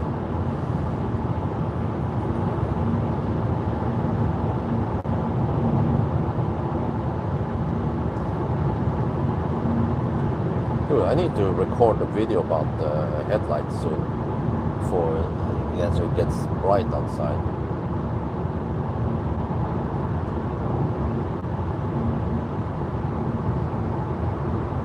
Right, summary. So yeah, that would be interesting. That would be interesting to see. Interesting to see. In 1 to 3 months late, okay.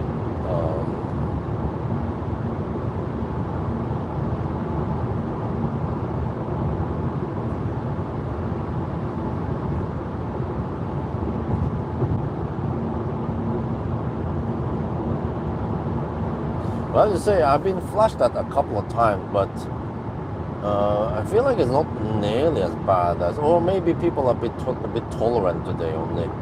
Yeah, that could also be it, because I feel like it turned down the lights way too late many times, and oncoming traffic more like yet another annoying dude again. Okay, they're too lazy to flash at everyone. No, man, as soon as the recirculation goes off, then I can smell the bad smell of ammoniac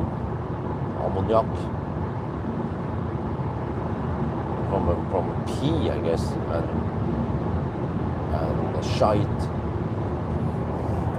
But I actually feel the pee smell way more.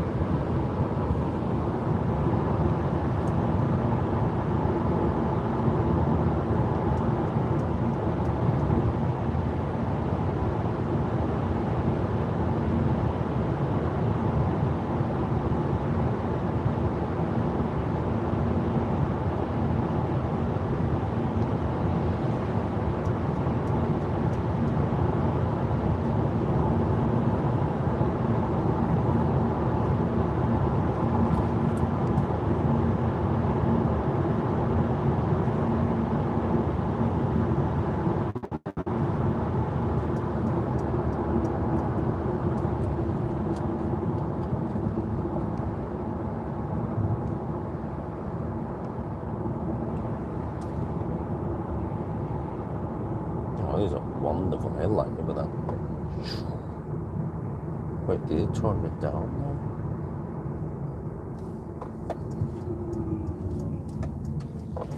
And then it fires up some extra lights around the bend. Oh, that's great.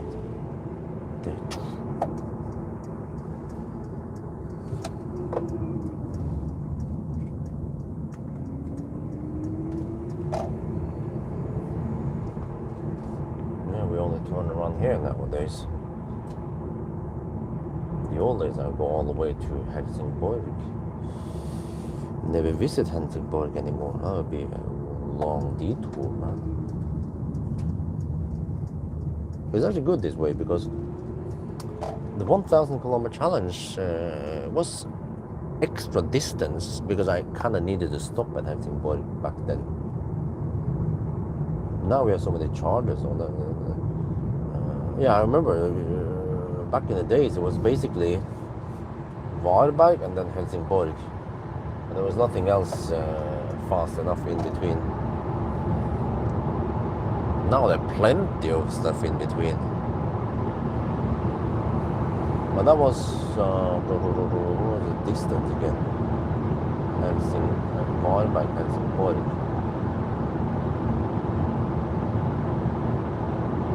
Oh, there's around 140, 150 something kilometers, yeah.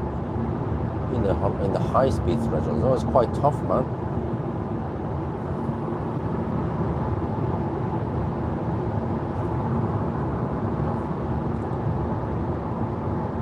Interior changes, steering wheel, more physical, but yeah, that was interesting. But yeah, I remember in the for the longest time, 1,000 kilometer challenge, I was in the 90 zone right before, or right around Tusenfryd, and then I still had to drive around 10 minutes, like 15 minutes maybe, until I was home in Alnabru.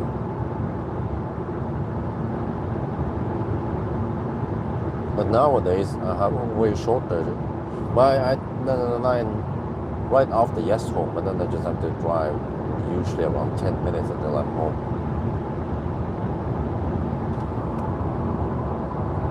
Electric motor changes. It claims higher efficiency via 38% reduction in heat losses. Wow, that's massive. But yeah, I mean, VAG, they've actually been improving the efficiency over time. The APP 550 motors, incredible. They went for efficiency as the main objective, and then they also got some nice torque as a bonus. But I also think that the Tesla's switch reluctance motor is quite efficient.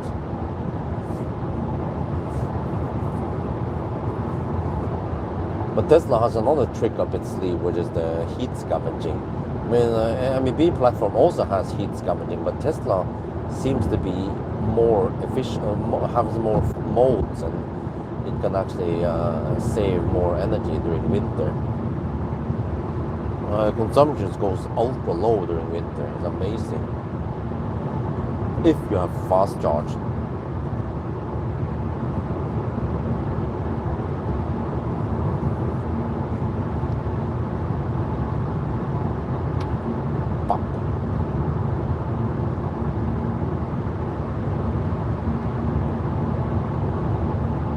Right, consumption is 430 watt-hour per kilometer. I was guessing 420, so very close to my prediction. Let me see, the car now estimates 15% at Halmstad. Yeah, I don't think we can go beyond Halmstad. That's way too far. It's around 30 or 40 kilometer gap from there to Falkenberg. And I have only around 25 kilometer margin though.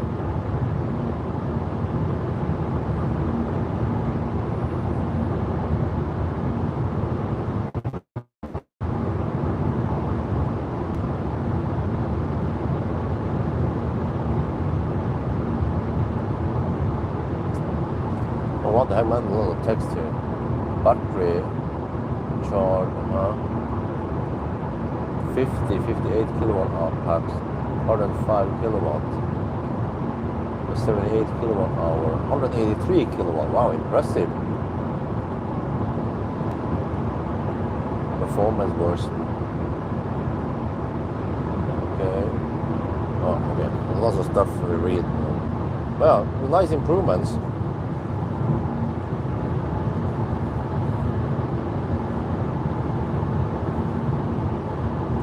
But dude, I'm just blown away by how efficient the fastback ID7 is, the rear-wheel drive. It has one ABP 550 motor.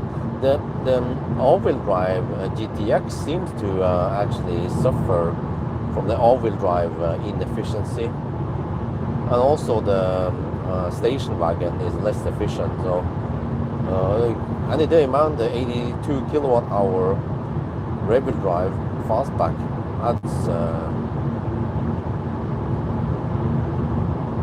That's probably good enough for a family road trip, if I can get one. And then it has good leg room, which is nice because it means that wifey will get okay space for reclining, even with a car seat behind.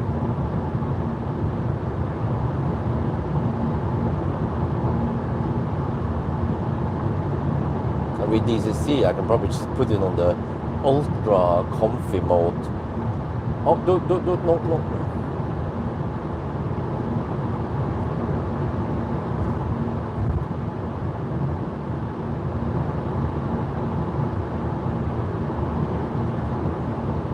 Or of course the comfy mode on the EL8.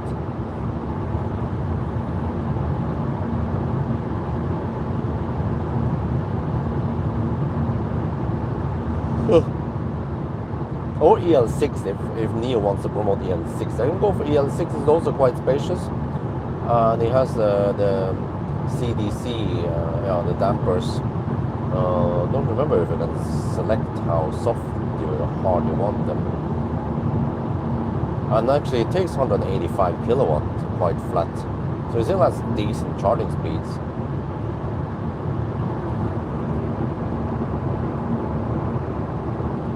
ID4 from 2021.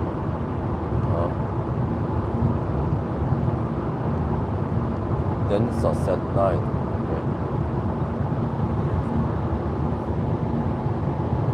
Okay, we're getting close to Halmstad now. Arriving with 14%. All right, that's good. That's still fine. No problemo. We should get quite nice speed then, over 100 kilowatt at arrival. Then I need to calculate ABC. Should be able to go from there to Specular. And if I can't make it, then still Kongal is still okay. There's not much amenities over there. I can run over to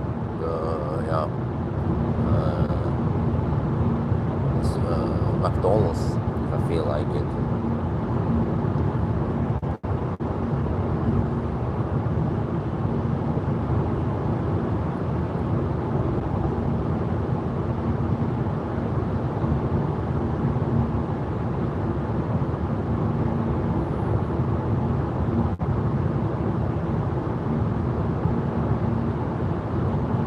Now, okay.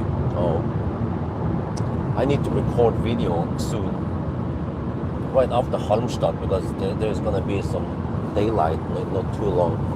I need to record the last bit of the headlight test. I could do it here before I reach Halmstad. Yeah, still have around 14 kilometers to go.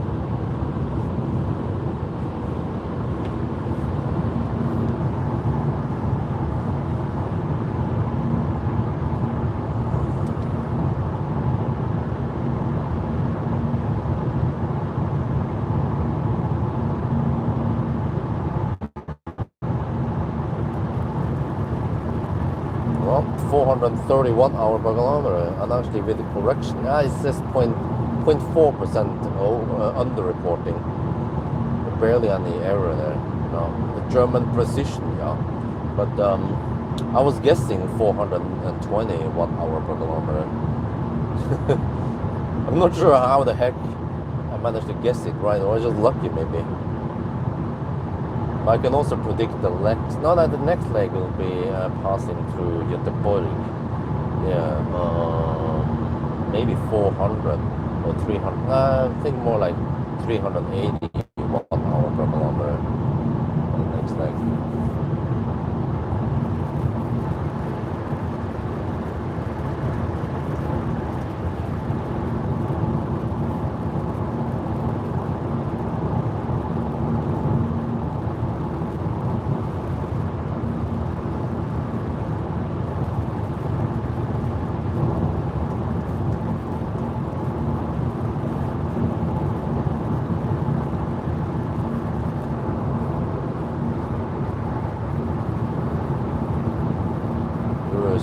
ID3 Neo with efficiency kit. Okay, yeah, interesting.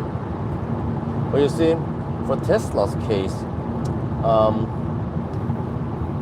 even if they don't have the most efficient motors, it will generate heat, right? And they can scavenge the heat to help heat up the battery for preheating it or heat up the cabin.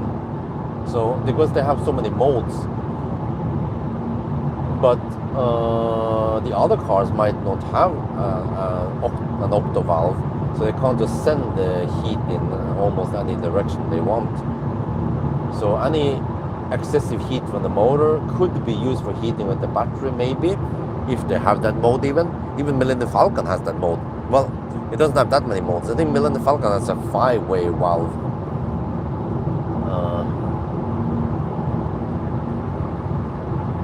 And also the same is like, okay, if the car generates some heat from the charging, it can scavenge that heat during winter when it's slightly cold to help heat up the cabin. So, and that's why Tesla is so efficient, despite that it doesn't have the efficiency gain that the 800 volt hyped up architecture offers.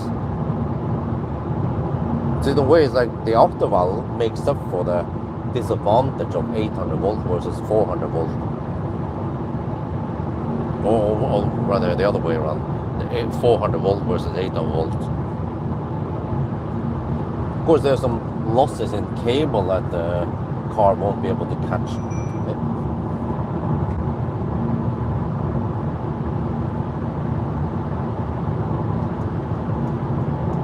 Okay, I should stop. I should bail out here, right? 14%. Predicted 12% on arrival. Yeah, that's fine.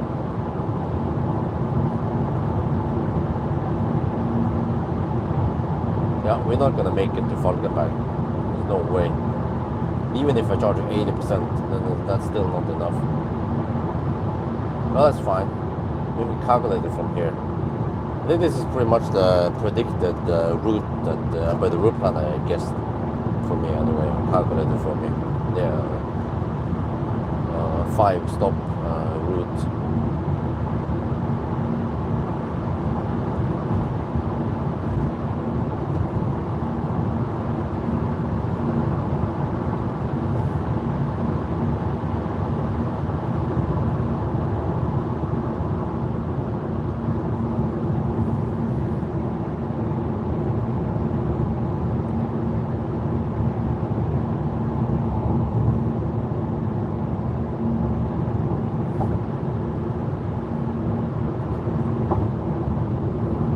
It's gonna rain today. Maybe I just slapped down the solar outside. It has IP high enough rating to withstand that one. I wanna see how much electricity I can generate on a rainy day. Well, no, maybe if the voltage is too low, then I won't be generating anything at all. Yeah, that's true. That's the downside with my poor man's solar system.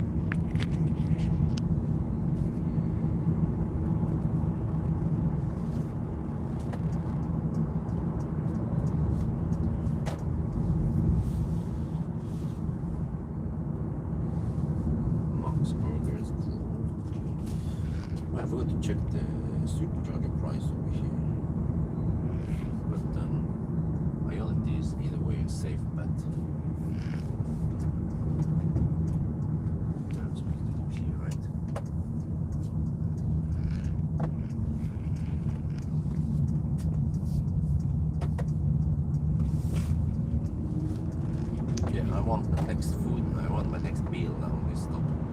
It's still gonna be around half an hour stop here. That should give me enough time to cook some food. Always be nuke food. Wait, where is it? I'm supposed to go take a right. 1.10 to go. Yeah, there wasn't this roundabout. Right, and it's slightly faster. Where is it? Here. Wait.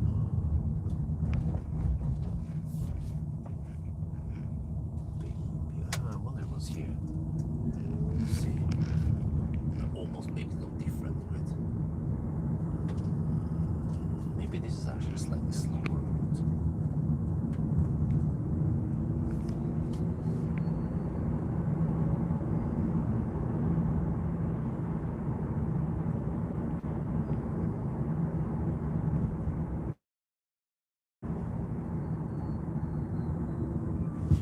Oh, there's a freaking speed bump here. Okay, then you end up here. Okay, more or less the same, right? Same. Let me just take this charger just closer. Nose first. That should be good. Zup. Okay. Let's see. 420 actually. I might get right on my guess. Come on, can you just swipe it down? Shit. Da. Okay. Halmstad.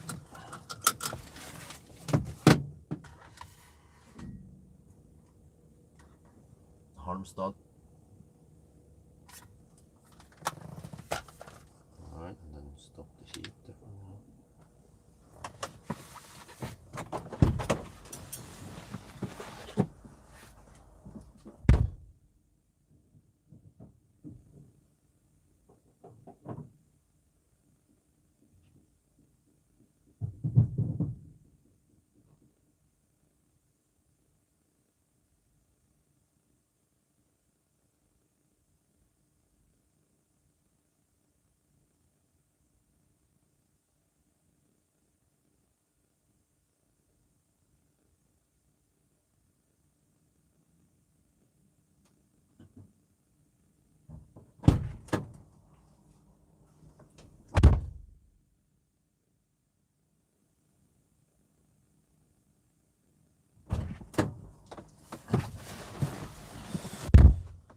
Okay.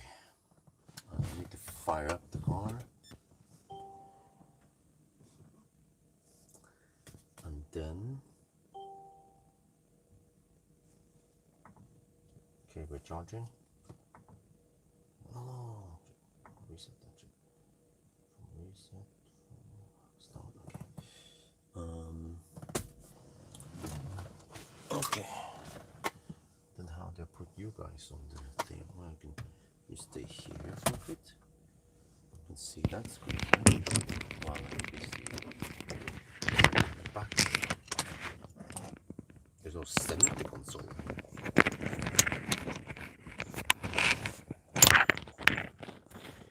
Wait, how many percent did it charge? 60%. The charge is kind of slow here. Okay. There. You guys can see that, right?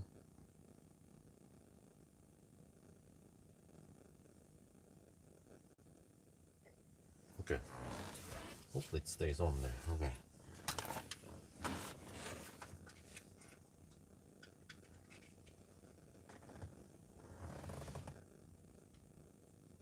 We are now at the Halmstad. Came here with 12%. That's fine because now we're taking 103 kilowatt. Boom! Yeah. This means I have another half an hour here at least. Yeah, I think it's time to go in the back now. Wait. Mr. Sure.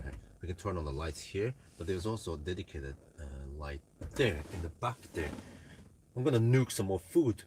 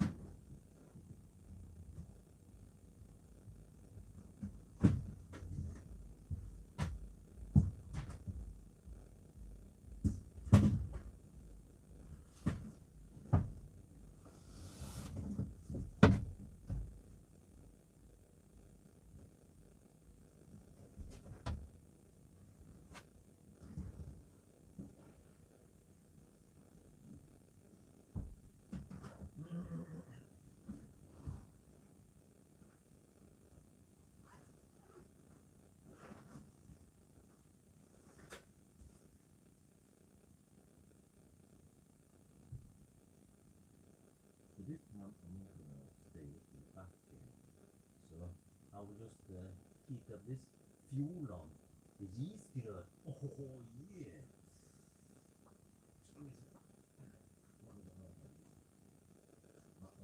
Rip this open. There. Yeah, this is rice porridge. Open it up slightly. Remember the full power for around 3 minutes, two and a half. That's not good enough. Yeah. No, I'm not gonna heat up the back here. It's kind of wasteful. Unless I need to sleep. Yeah, I forgot to show you. So see, I brought this, the mattress, and I have sleeping equipment here, blanket and stuff. In case I get tired, I could configure this and sleep in the back here. You might need to try that later on this challenge. Let me just check over here. This interior was installed by eVito. It's a Norwegian company. So I don't think this is original from Stuttgart. Not sure what it would look like. Maybe it would be more bare bone. I suspect that maybe some of the lights and stuff here have been installed by eVito. That without it, it would be really empty here. We can actually just poke in, check the battery status. Yeah, all good, right? Well, alles gut.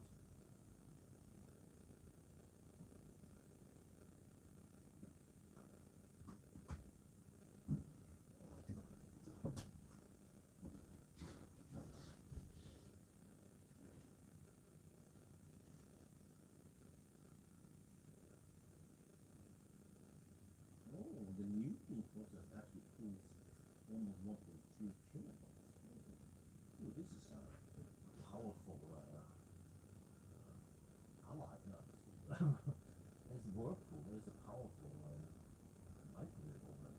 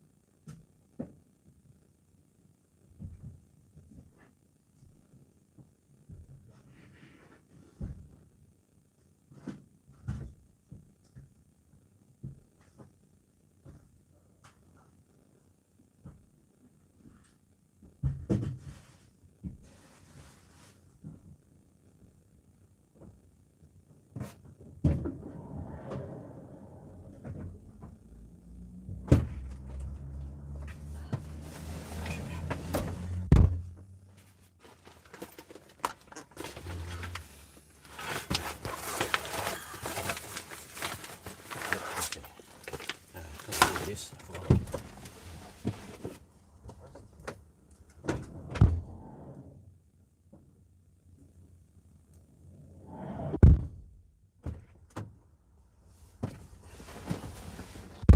And then the whole thing with the standby. It's kind of silly, man. Wait, the back was not properly closed.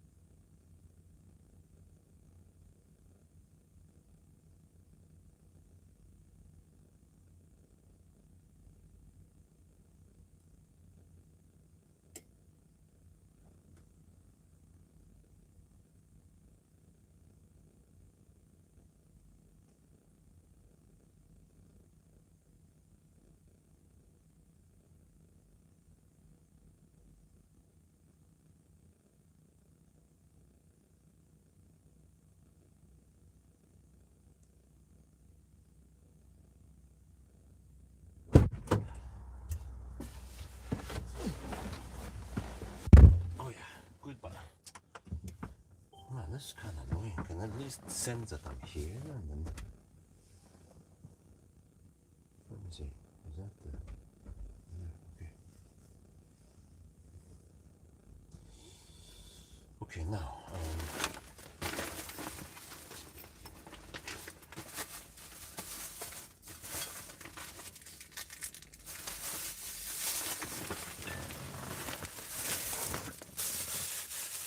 Okay, this is getting a bit in the way, so I'm gonna move it back.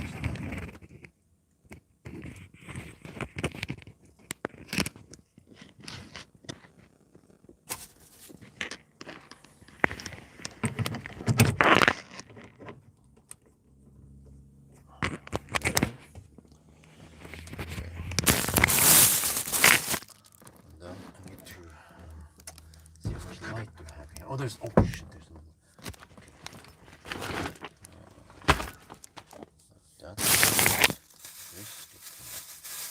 Ready? Just gonna go for maximum speed now.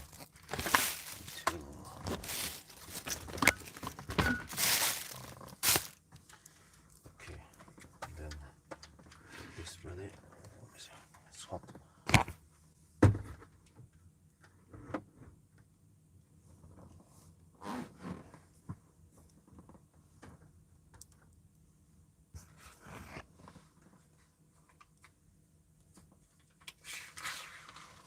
Oh yeah, shit. I need to get rid of the garbage here. I think there's a trash bin somewhere nearby. Put it here for now. Yeah, right there. Good.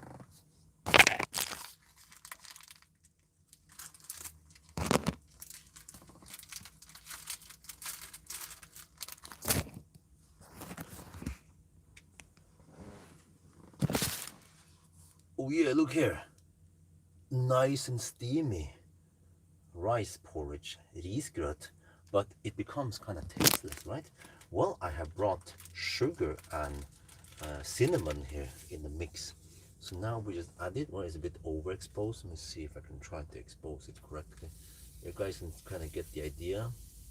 Put on, oh shit. Let's see. Try to get it in there.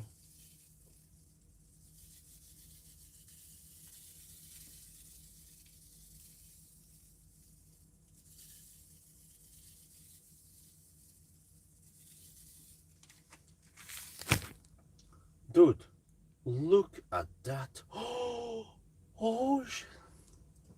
God jul.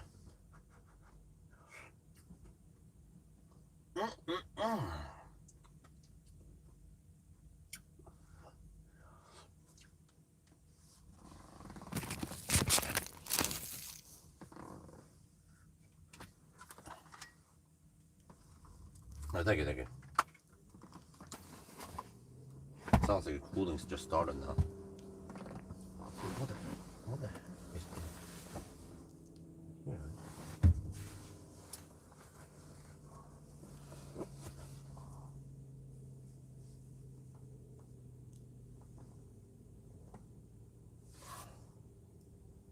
Hit something.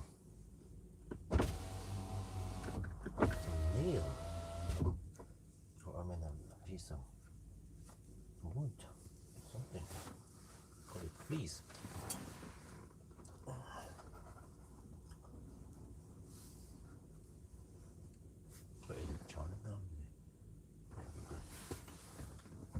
Yeah, we're at 40%. It would look very interesting to look at the charting screen right now, right?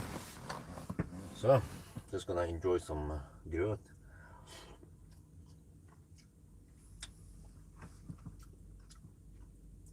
Or maybe you guys want to see the charting screen.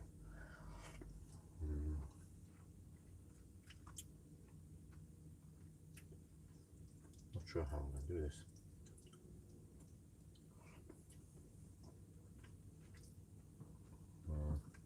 So yeah. Sorry, I'm a bit distant. The mic is over there. I need to eventually calculate. I'm gonna go for 70% at least, and then see if I can reach spectrum. Check now.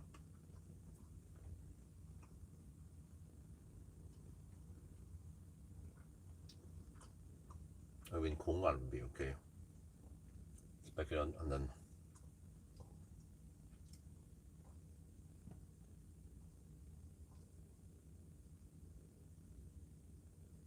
yeah.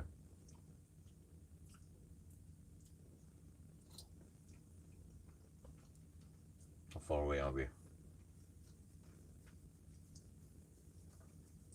Oh shit, 178 kilometers away. Damn. But we have to drive through Göteborg.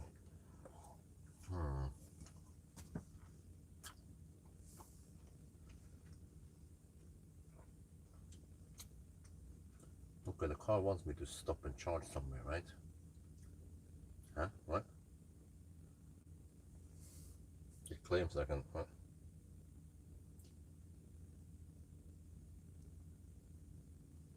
Sure, what the heck this means? It claims I can arrive at 10%. The heck, man?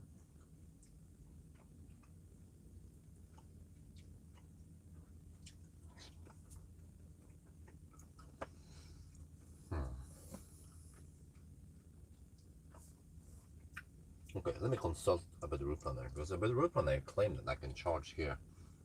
Wait, what was it? Halmstad. And then reach. That was Kongal. 20 kilometers earlier. No, let's go Kongal then.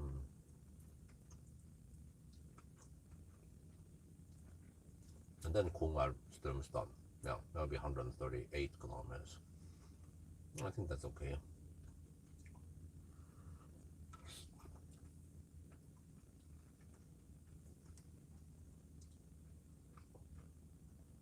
Then we aim for Kongal then.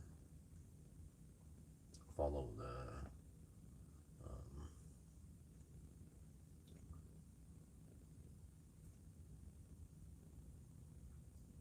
the plan of the Unity. I bet the route planner. Yep, it's the Lafinto thing. I've seen it.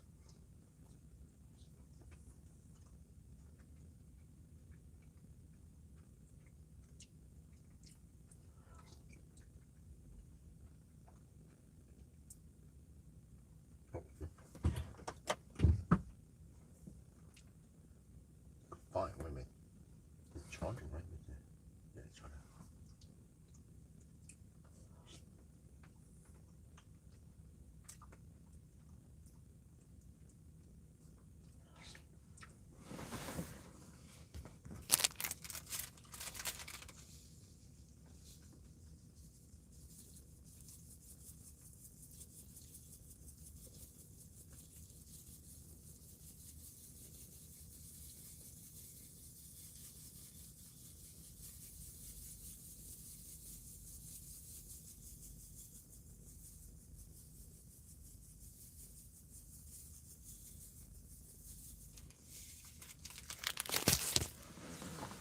Yeah. Well, it's almost 4 at night now.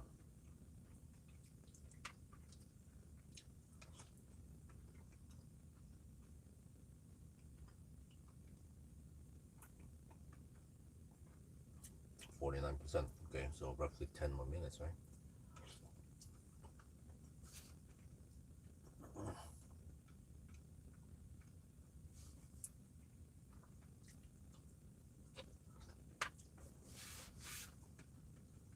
Eventually, navigation will tell me how many percent I'm arriving.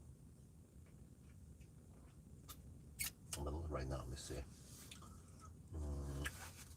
It claims 12% on the arrival. What the hell, man? How does it calculate this? Not that 50% I have now. There's no way I'm gonna do. Huh? Car claims no charging needed. Really? Thank you. This is kind of weird.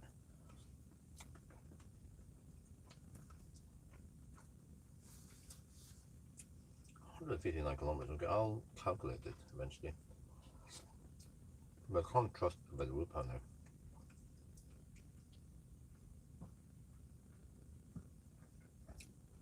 We have go 75%.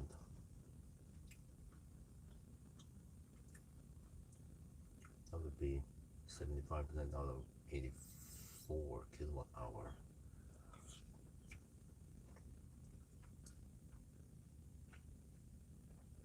That would mean I have around 70 kilowatt hour buffer or budget. 73 actually. Wait, 63. No, 63.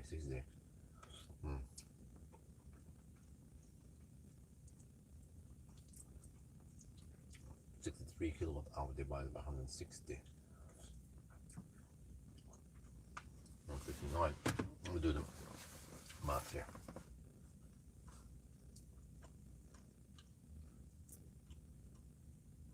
$159 times, let's say the consumption is going to be 380.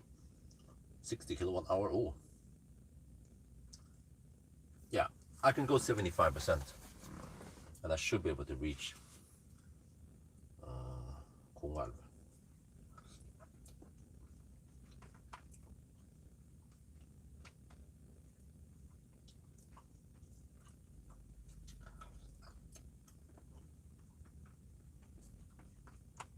Fortunately, the state of charge scale here is quite linear for once. Oh, that's nice. You can actually calculate the percentages. Korean cars, man, the Chinese cars, man. Non-linear scale is also, yeah, Mazda, but that's also Chinese, you know, Changwon. So in the past, man, kind of frustrating when I test those cars. Kind of mapped out roughly the soul.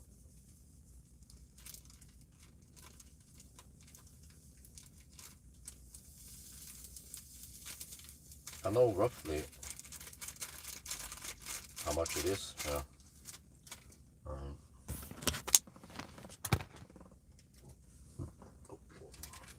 At 50, what was again 56% or whatever is roughly 51%.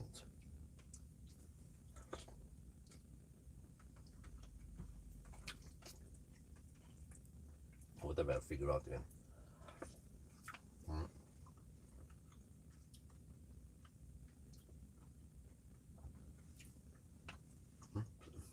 Man, the car is kind of silly, man. Like, you need to. It's a 100 kilowatt hour battery, and then even EQS is like this. When you're charging, okay, first of all, why is there a stupid start-stop button that you have to use? Okay, one good thing is that when you leave the car, you can lock it, even in on state, and you will lock it. But you need to power on the car to see the charging screen. It's the same shit with the EQC.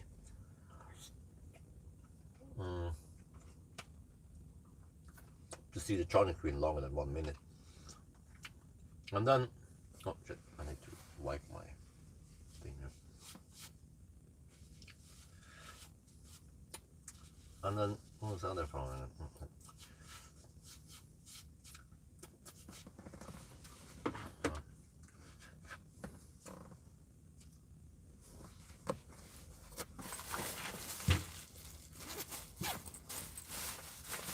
Yeah, and then it goes into that sleep state after just 1 minute. Could at least keep it on for 15 minutes or half an hour like Tesla. Tesla screen will go in the sleep state after half an hour, and that's way better. Not even worse on that 60 kilowatt hour or 50 kilowatt hour Model 3 or Model S. But here's like 100 kilowatt hour, and then we're going to go into the stingy mode after 1 minute. Power off heater and everything.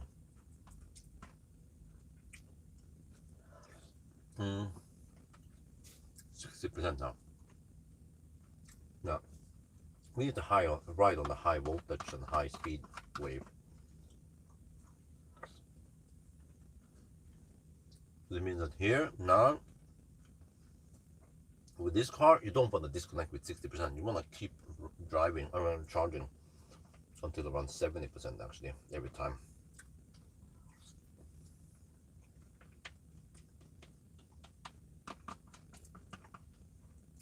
This is the last meal I brought. Now we just have one Snickers and then the second banana. So hopefully that will keep me full long enough.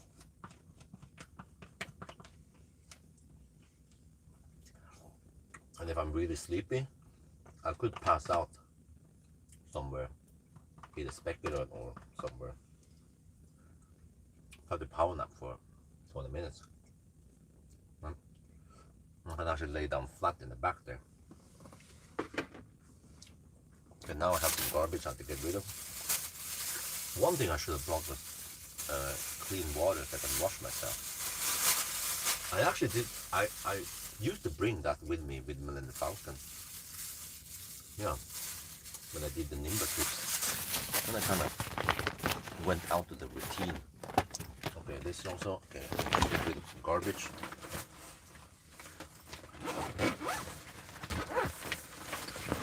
Still have the banana for later.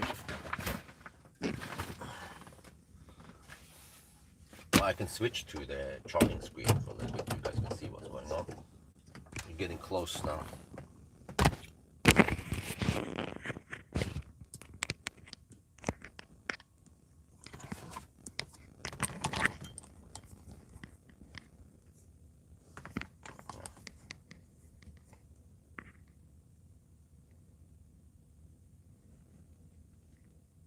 There. But now I can't read the chat that easily. Garbage bin. Oh. Huh? Just like you. What?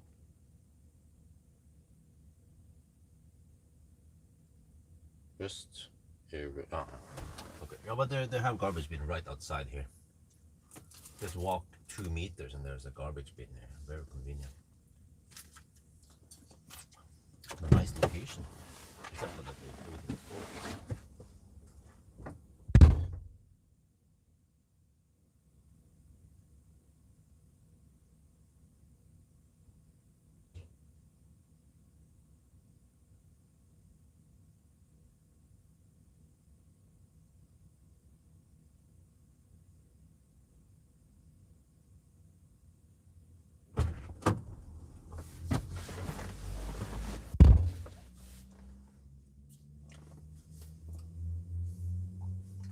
Oh, I forgot this. Okay, I'm gonna go out and film the ultra flat charting curve soon. It's gonna sit here and stay warm a bit.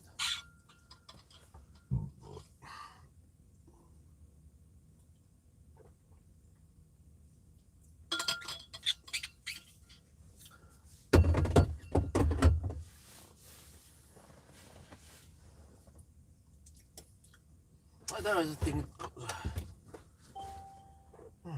Been stingy and all that, man. Fucking 100 kilowatt power battery. Jesus.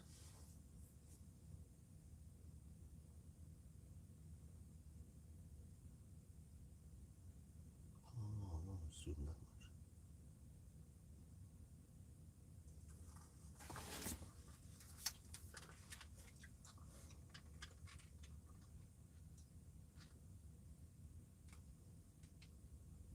Alright, next stop will be Kongalv. That's 159 kilometers away. But now we actually have some tailwind. It's only 2 meters per second, but it matters with this boxy van.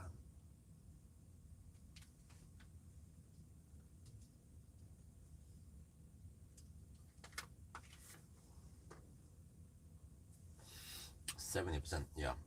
I'll go for 75% then. So I'll wait a little bit more, and then I go out and film this. Nice and flat curve, huh?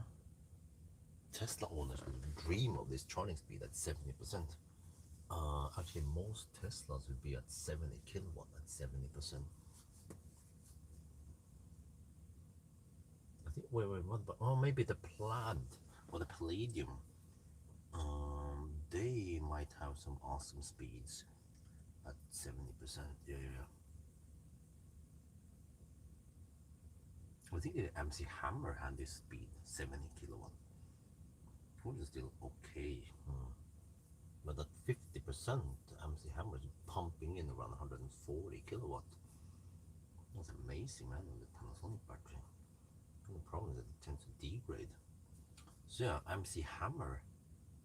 Wait, how much was it again? Let me check here. MC Hammer.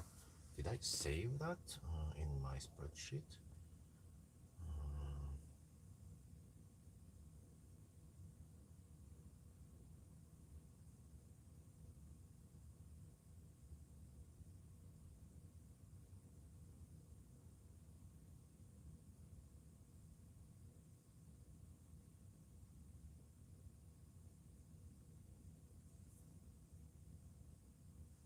There, 2026.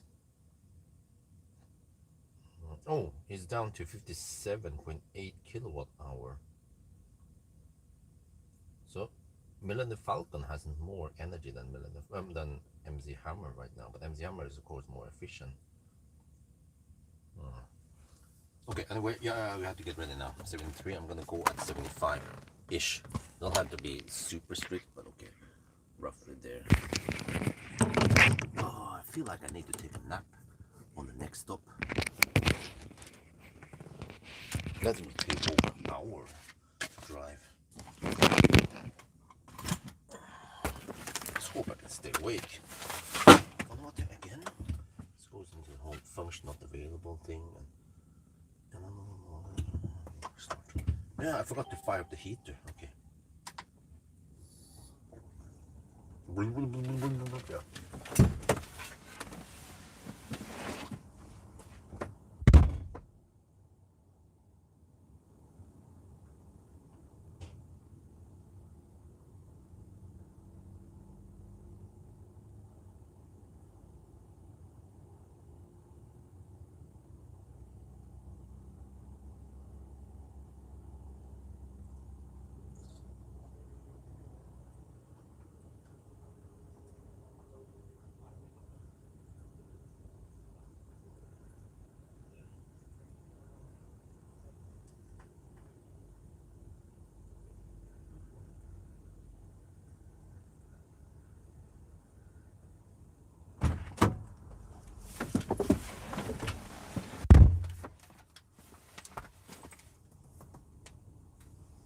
All right, 76% now. Wait. If I go, wait, it doesn't matter. What doesn't matter? I kind of want to go to. Kind of try to go for Speculated. It's more convenient. There's a toilet over there, right? And it's roughly the same detour. If you just wait a couple of minutes, it's still taking 95 kilowatt. And I need to preheat the car anyway. Next up, when you want to take another 50 minutes, no. The car needs to charge around half an hour each time. So I can try to make a power nap on the next stop. So I film it that I lay down there and wow, 94 kilowatts still. That's not too bad, right? Let's check here. 94 divided by 115. Yeah, that's 82% of the max power. That's still okay. Especially if this can allow me to reach Speculated. We'll see, of course, if I have 10% or 5% at Kungälv, then okay, we stop at Kungälv. But if it turns out I have 15, 20% at Kungälv, then I could go for Speculated. Let's go 80% for once. I'm at 78% now. Almost done. Still taking 93 kilowatt. This is wonderful charging speed. I mean, at least relatively safe.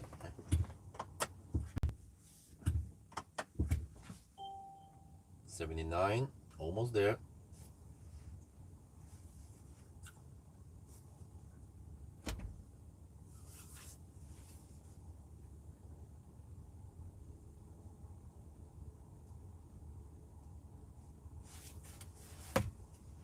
I forgot to write down the last delay here.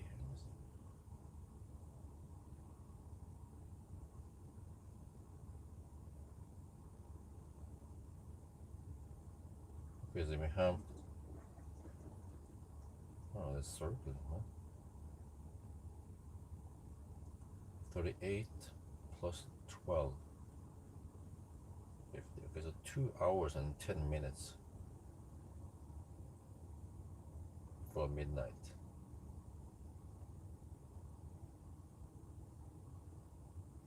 Yeah, okay. 80% now. Still 91 kilowatt. Damn.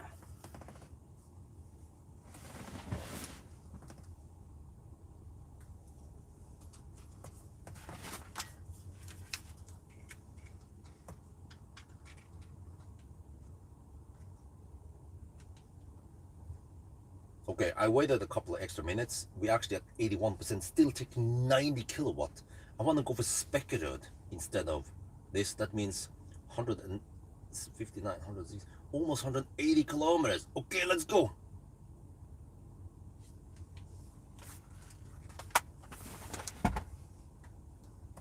Okay, now it kind of 90 kilowatt still. Okay, let's go.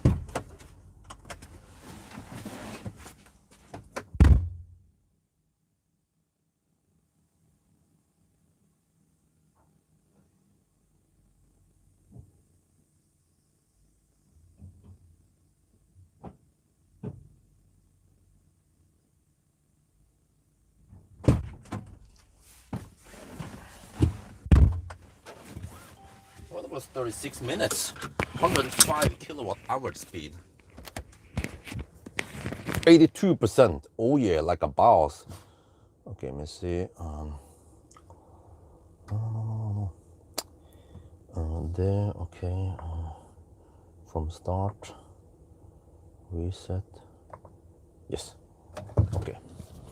Waste a couple of seconds to reset the thing because it doesn't have a auto reset since last charge. It's either from start or from long term, whatever it's called. From reset, yeah, it's called. Weird naming, man. Okay, 36-minute charging stop. Yeah, that's still fine.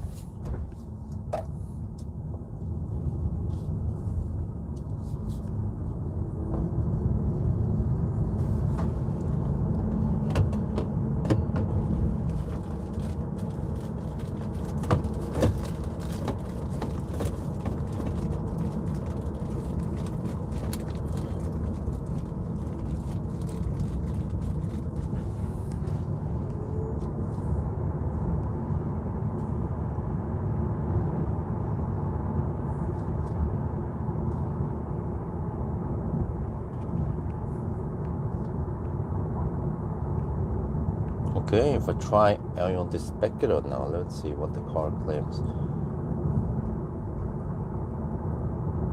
25% at speculator, really?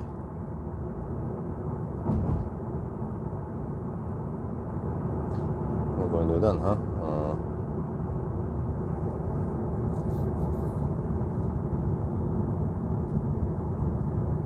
What if I skip? Wait, if I stop at speculator, well, I can't go straight home. I need to stop one more time anyway. Which is Strömstad and then home. Yeah. So it actually doesn't matter. And then time-wise, it was like a couple extra minutes only. No big deal. Car was quite flat. There was no crazy drop in charging speed past 75%. And when we unplugged at 82%, it was still taking 90 kilowatts. So at least that's a good thing we have. That okay, the car might be kind of thirsty, but it has flat curve.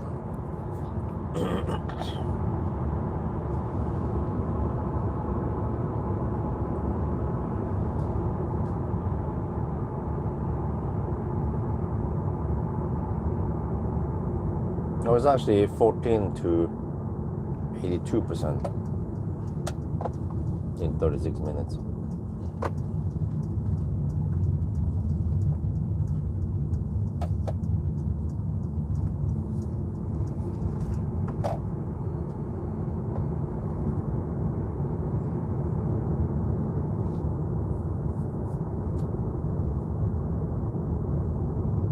Let's see if I can catch a bit of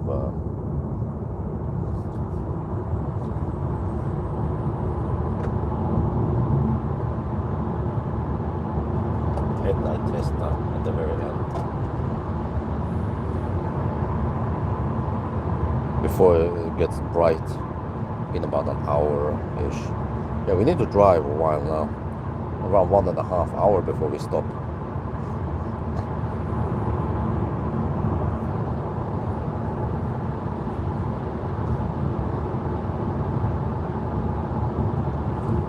Yeah, so I'm planning on driving 175 kilometers from here, including the initial. It's 178, almost 180 kilometers, but via Göteborg. But actually, lots of the stretch here is in the 120 zone, quite intensive speed consumption. I go 450, 460 watt-hour per kilometer, 470.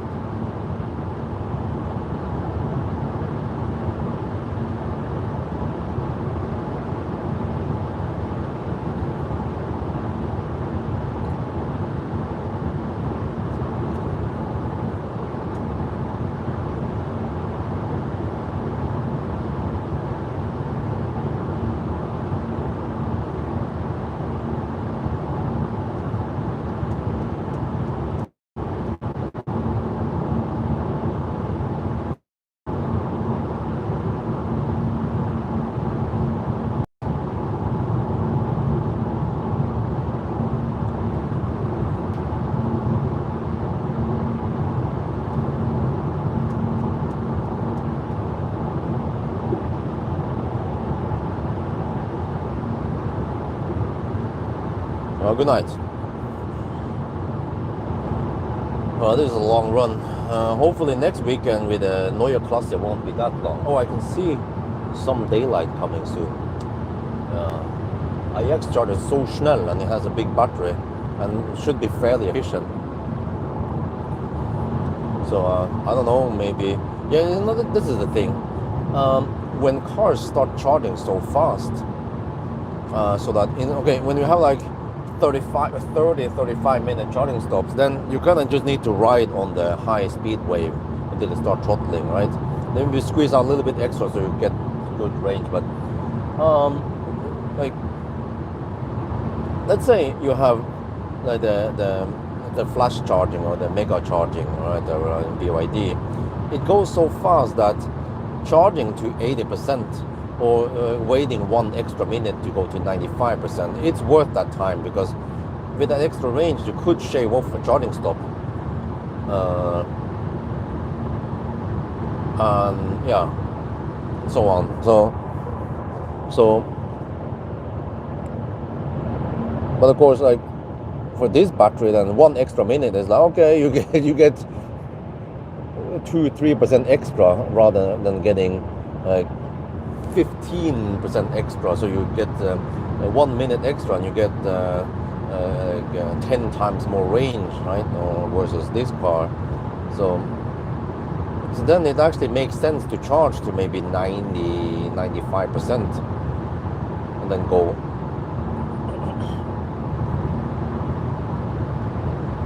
And it would actually not be very smart to charge to only 60%.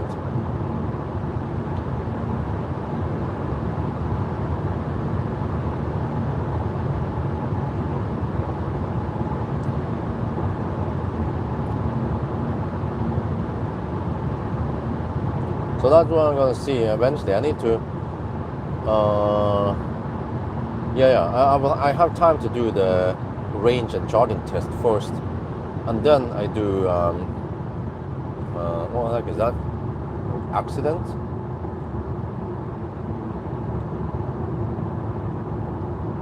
Range and charging test, and then I do the.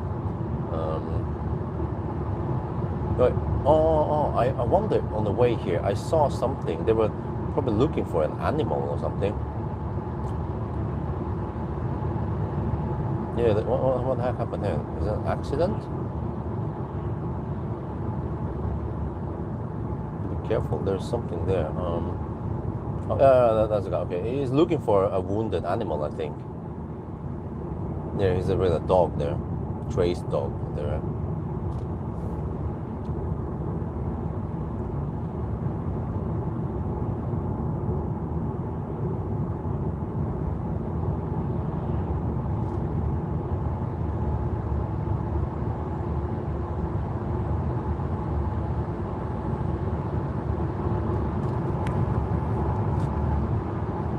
you have the police there just to be extra visible, because initially with that guy alone I was like, what the heck is going on? Almost didn't understand what was going on. There's something, there was a guy walking on the motorway.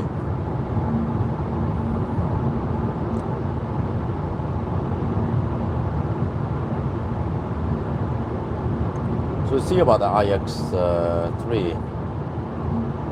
But for all we know, I might need to charge to 80% every time to get the best speed. But I don't remember. I don't know the charging curve yet.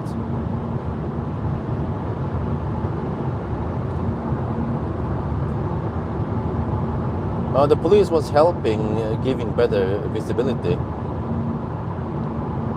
There was a guy, Viltnemnda or something. He was tracing an animal with a dog. I bet it was like a hurt animal, probably something significant, not just a badger, but something maybe bigger, deer, moose, something, and they need to trace it so it doesn't damage or it doesn't get hit one more time.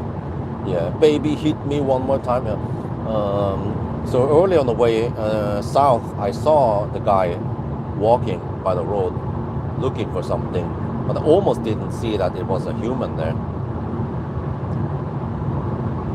But now they put Polizei on each side, so it's more visible.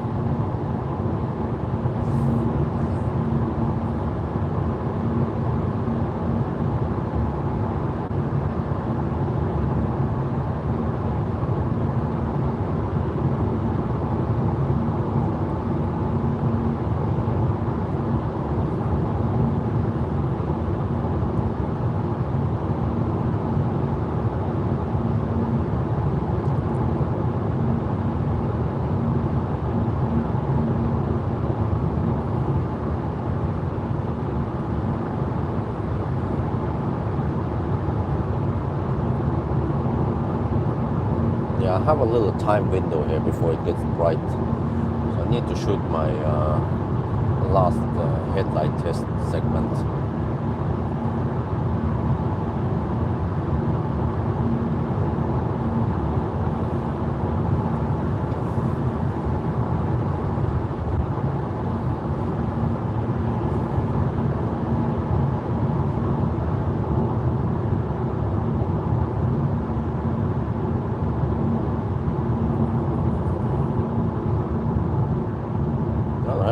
Car claims 22% at Speculator. Wait, could I skip Speculator and go to Ljungskile? It's kind of expensive over there.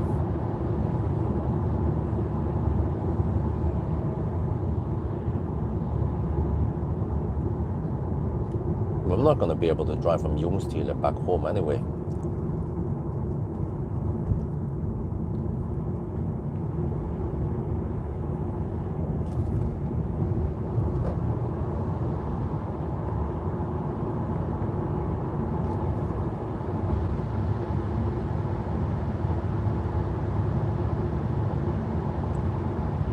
Yeah, I'm starting to feel the fatigue now.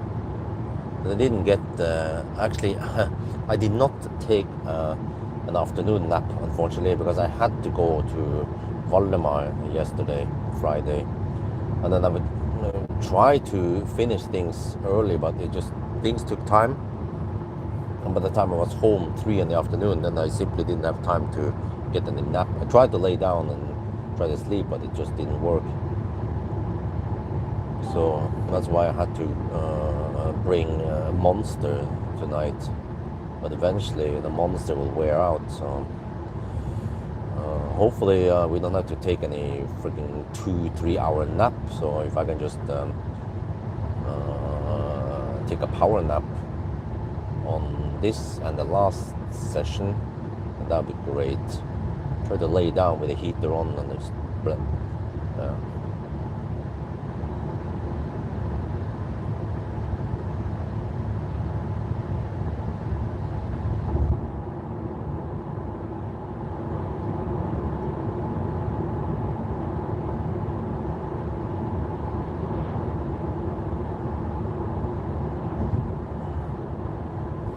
I wonder if I can lock the car from the key fob, will it stay locked? Yeah, I think it will. Yeah, until I unlock it from the key fob. So I'm gonna lock myself in there, in the back.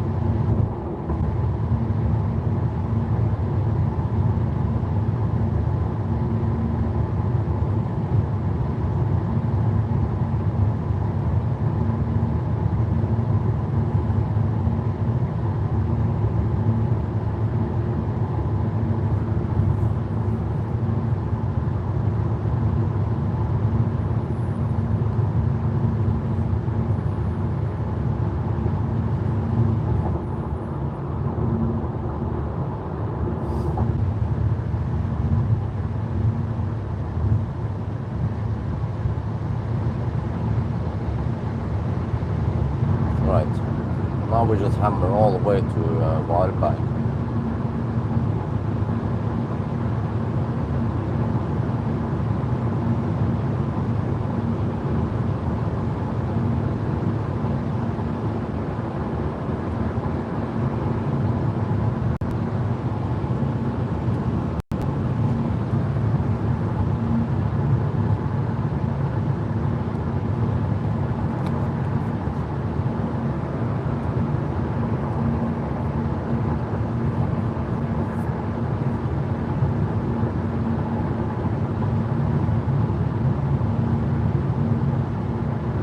Well, only 400 1 hour per kilometer now.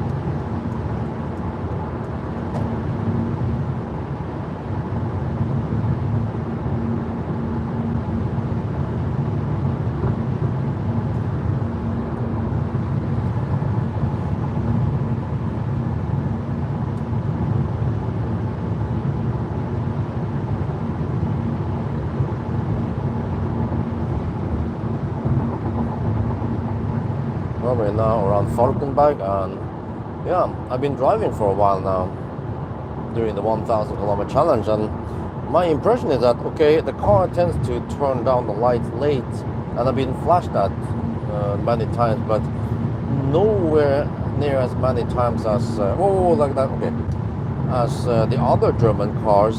It could be that the drivers there are just a bit tolerant, because I can clearly see many cases that the high beam is on for a little bit too long, and I would turn down it earlier.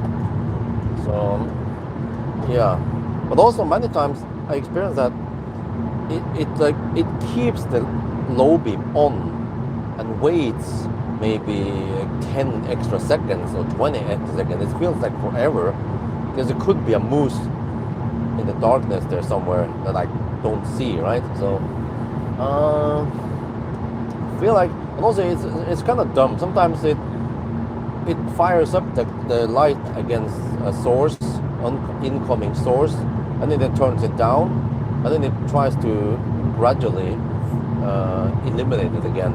It's like, well, it's obviously not based on AI or anything smarter. Like, because it should see the object, that the object is there, it's just moving closer to you, right? Like now. But it's more like it's based on sensor values. The light input sensor drops below a certain threshold, and then say, okay, well, then we need to fire up the light against that thing. And then, okay, and then, oh no, there's still something there, okay. Something like that, you know?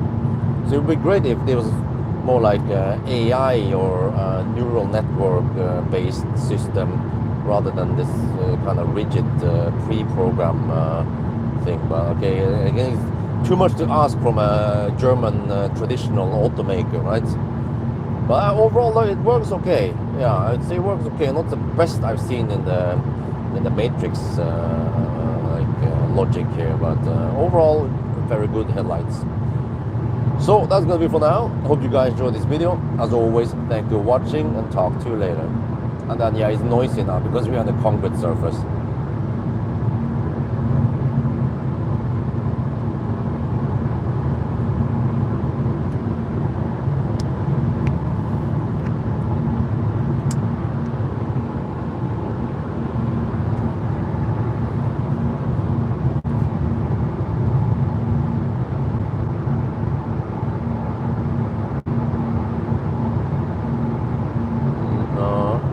Nobody ever. Yeah. I avoid energy drinks. On average, I drink maybe once per month. Sometimes twice per month. Only one can. No more than that. So I really avoid energy drinks, because I heard about it that it's not good to drink them. But in small doses, small, infrequent use, then it's okay. But in the long run, I want to avoid it completely. So if the kids were bigger and more independent, what would happen is that, okay, I can pick them up 4 in the afternoon, but then they're on their own. They can make their own food or whatever, right? And I can take an afternoon nap until 8 or 9, until I feel like, okay, we have less traffic now, so I can go. But I don't want to leave, let's say, 5 in the afternoon. I want to wait for the traffic to calm down first before I go for it. Or ideally, I can go on Saturday night instead, because there's slightly less traffic on Sunday morning, and even Saturday night, yeah. So hopefully in a couple of years, it will be better.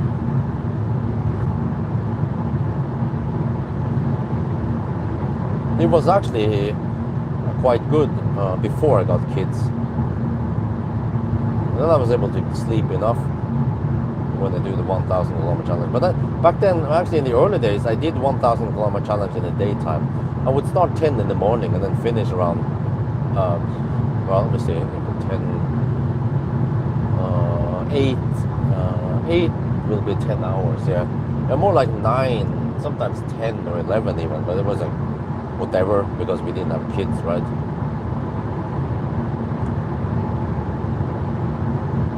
But there was actually slight inconsistency in the daytime because we had traffic. and eventually more laderstau. But actually, the laderstau thing, yeah, that I avoided day run because of laderstau. Because at one point we had more cars in Sweden also, plus the Norwegian cars or the Danish or whatever in the mix. But the charging network in Sweden was actually lagging behind. But nowadays, I feel like Tesla, but Tesla, Ionity, and the other CPOs, Circle K, the other CPOs in Sweden, they have caught up.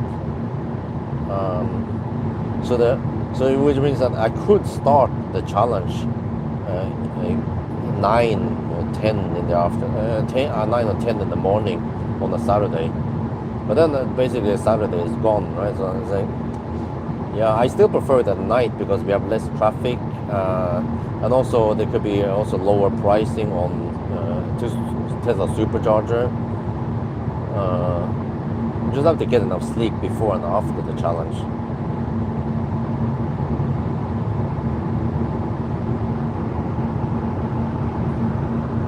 With the unions and connection, okay.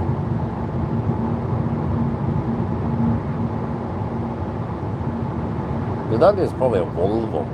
It turns down the light really late. Wait, huh? There. They're like really, really late. Yep, that was actually a Toyota.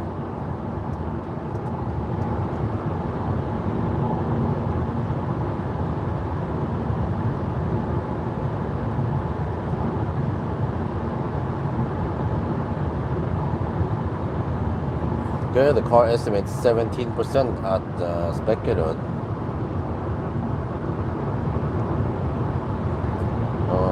We are 129 kilometers away.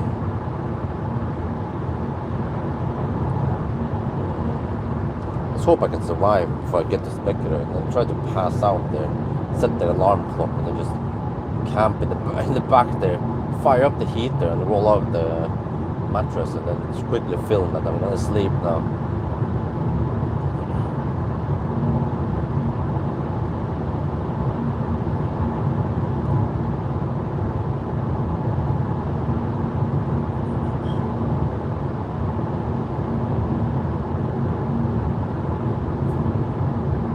But if I'm quick, then I have only around 20-25 minutes to nap over there, because I think I will arrive with more than 10% there. Possibly 15%. Well, we'll see. But then also the thing is that, but the distance I have to drive then is only 118 kilometers, but still want to ride on that highway, but then it's usually to 70-75%. Actually 70% would be minimum. I think calculate the budget at 70%. Maybe down to 5%.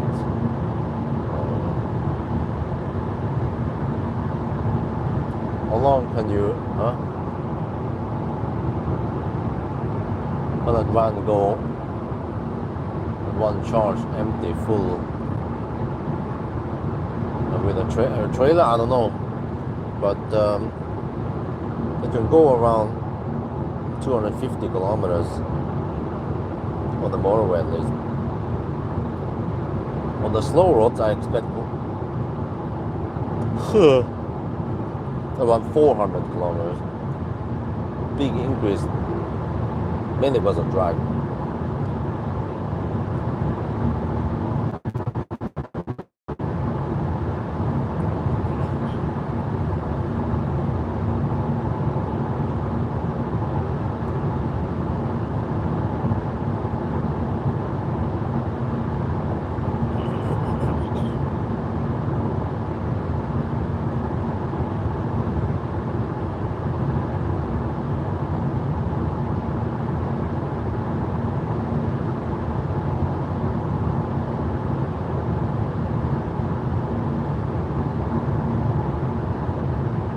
Yeah, just in time, because now it starts getting some brightness outside.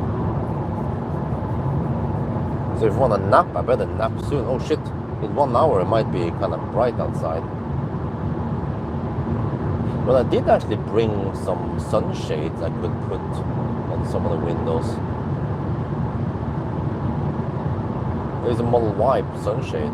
Oh wait, it's a snap-in. Okay, it needs to hold. It will hold in by tension, which will not work on this car.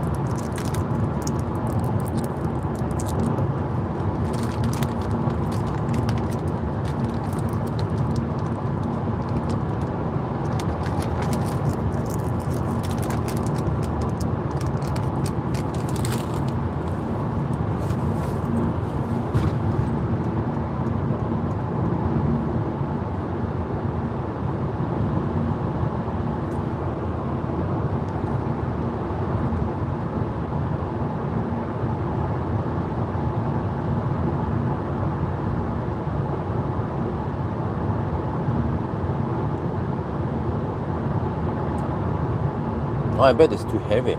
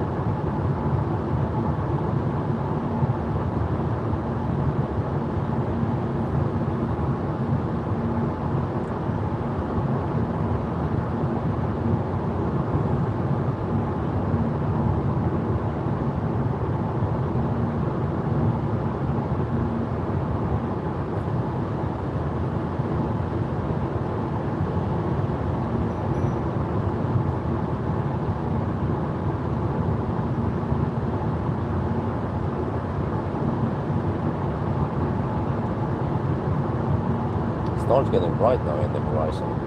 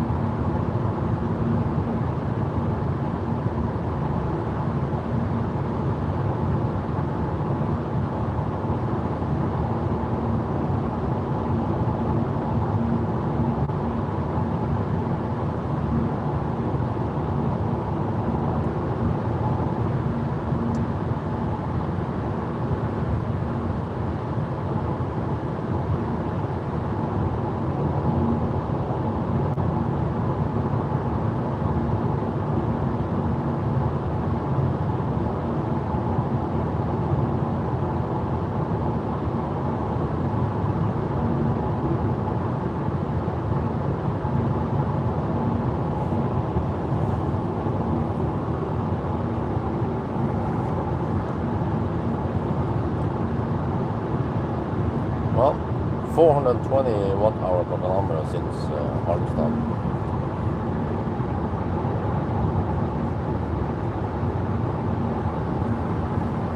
And then I know that from Varberg here to Spekerød will take about an hour and 55 minutes on a good run.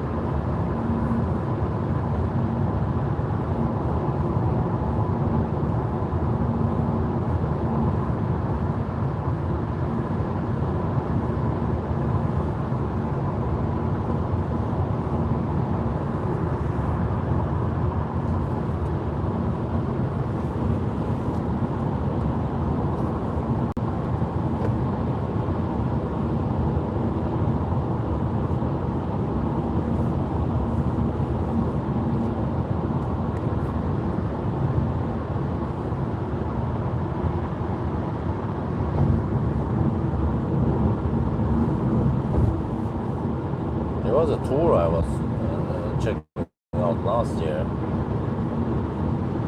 What I remember. Was it 2 years ago?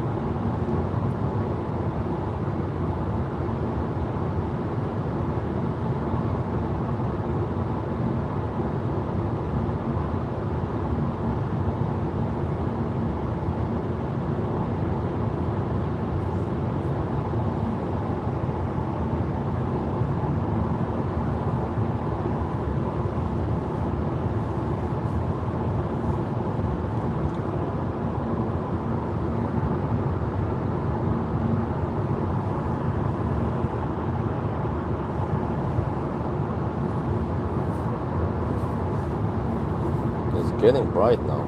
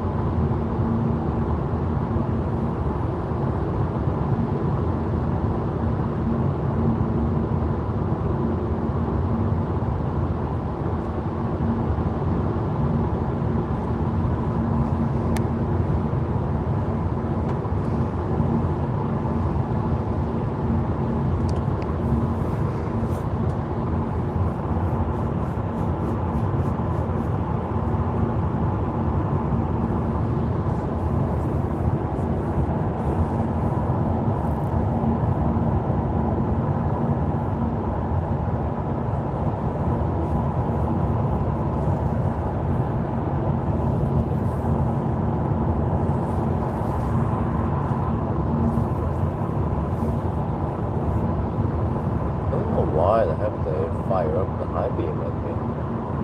My high beam is on nearly.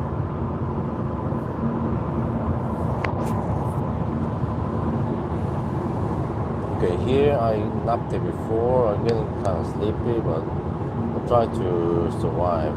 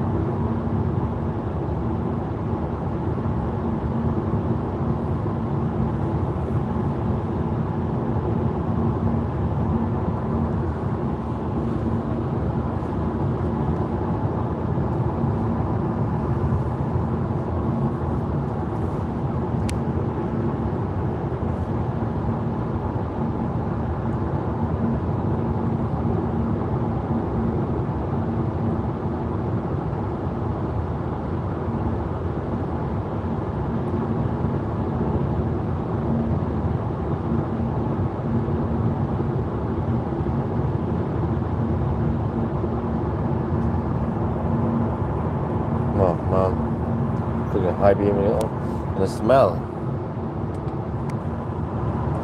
It's not the fart that kills you, it's the smell.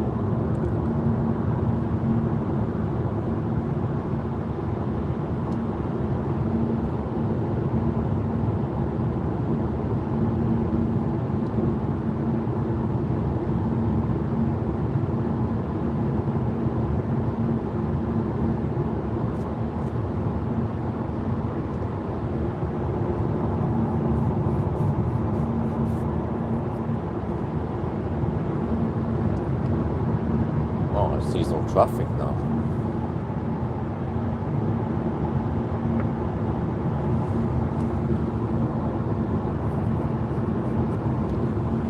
Strangely enough, 5 in the morning.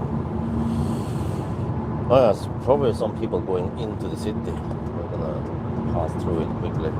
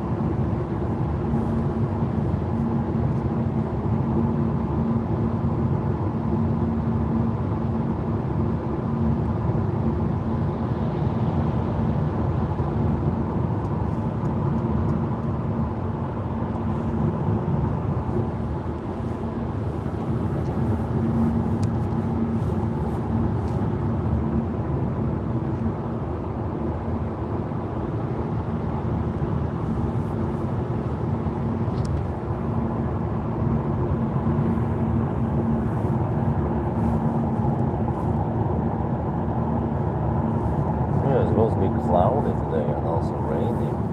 Need a yes home.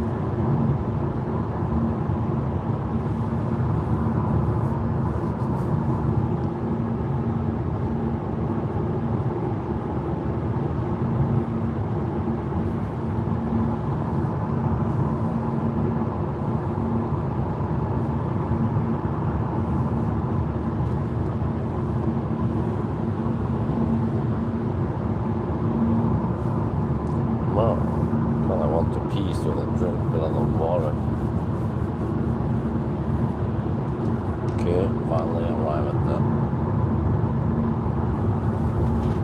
A zone.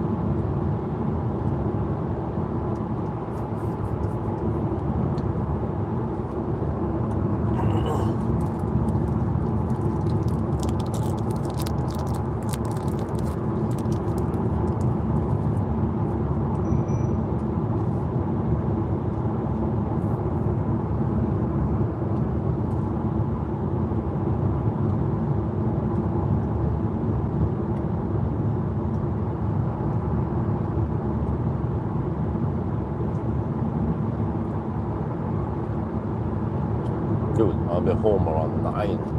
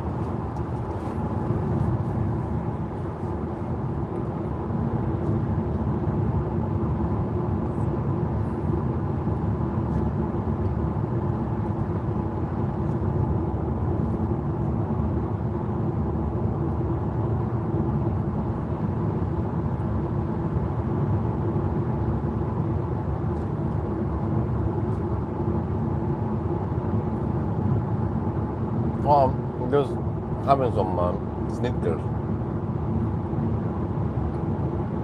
One I bought yesterday. Wait, when was it? No, 2 days ago, on Thursday.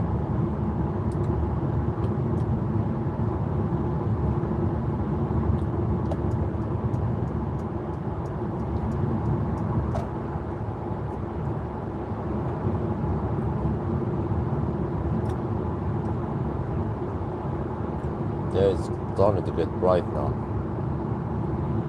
5:15. Slight daylight. Wow. We are only in April. May, June, July is also going to be bright. 3 brightest months. Because that's summer, right? May, June, July, August should be counted as summer months. Only 4 months.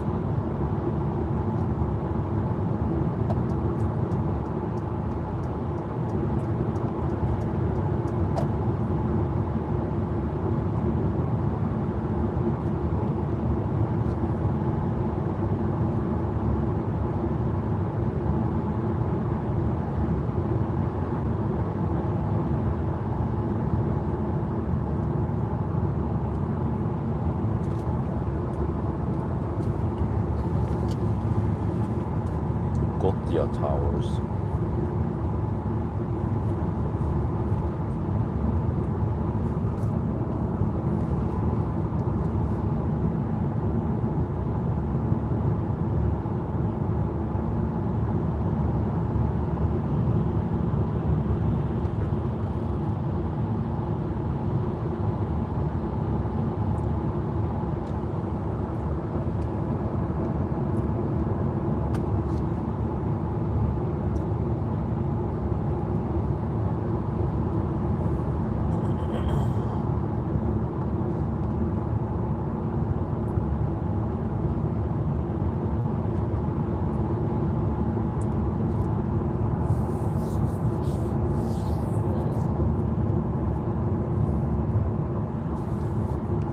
Let's see, we have 40, wait a minute.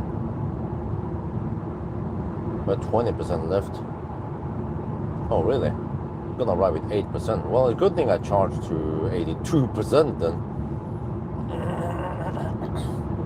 We consume 390 watt-hour per kilometer. It's like, my guess was 380. So it seems like I was quite close on my guess.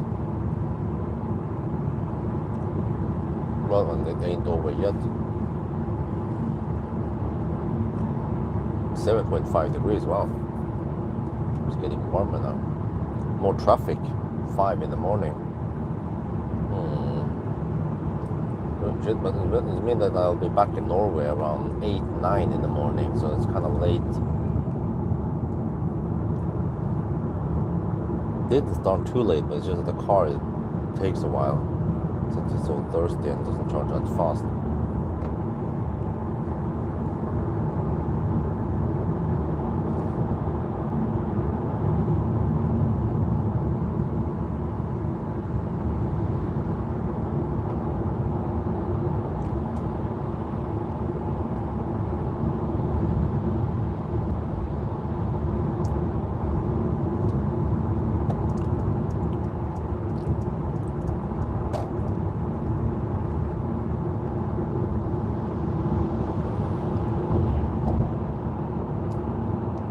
Still 39 kilometers left. Respected. Now 42 kilometers gone. Oh shit. How did I use so much? Somehow the car claims I will arrive at 8%. Okay, we still have some slow stretch for a while before we need to hammer it. 20% battery is around 17 kilowatt hour.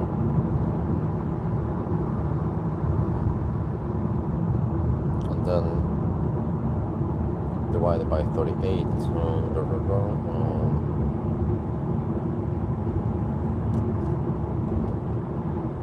And that's over 400 watt hour per kilometer.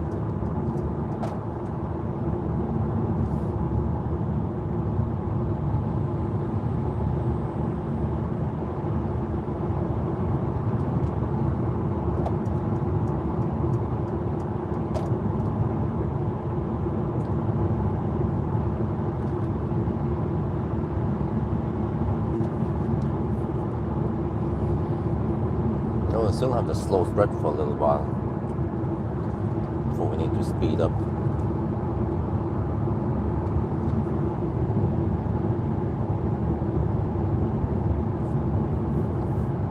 But 2 more charging stops then. Well, 5 charging stops for this van. I think that's not too bad, considering how much we consume here. What is the total so far?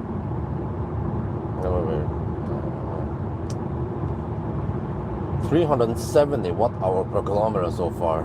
Yeah, and it ain't over yet. So that's actually very close to what Abedruplan estimated. Wow, amazing.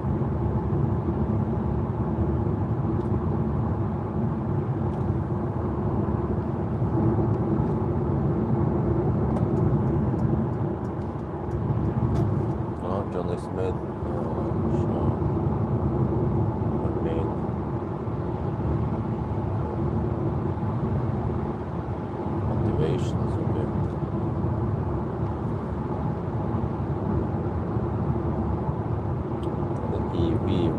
Oh, 10-year-old, more or less 90D. Well, yeah. Well, I have an interesting topic. There was a guy from Bulgaria. He drove his 10-year-old or 2016 Model S 90D all the way from Bulgaria to Norway. And he met me at Elbilmek yesterday, and he has a YouTube channel also. And then he interviewed me.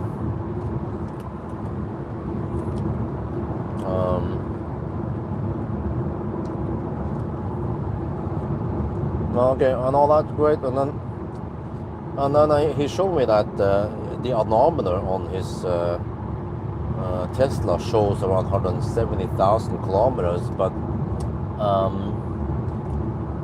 he doesn't believe it because the seats seems to have way more wear than that.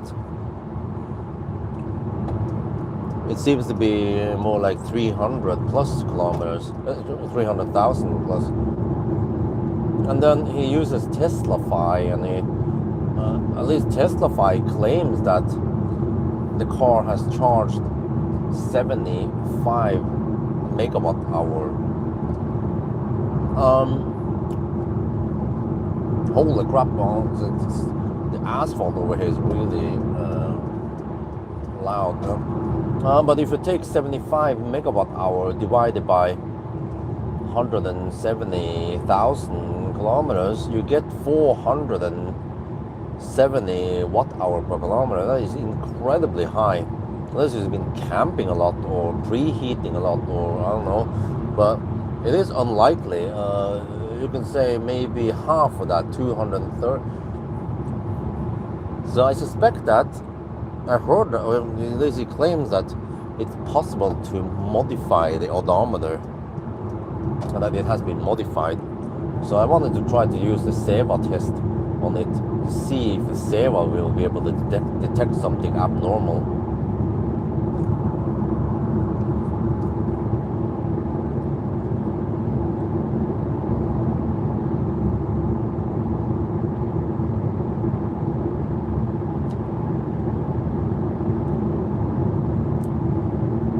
I think I will just not tell anything beforehand. Just run the test and see what the test will find out.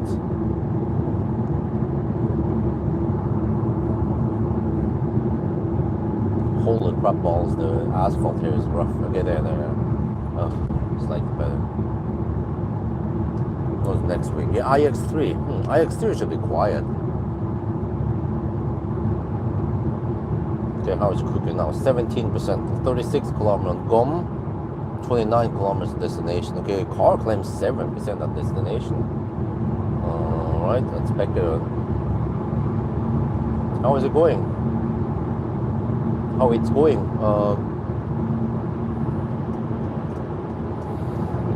Well, I'm staying alive. I was really tired just 15 minutes, half an hour ago. I woke up a little bit by the daylight now. 2 more charging stops. So we're aiming for Spekerud and then Strömstad.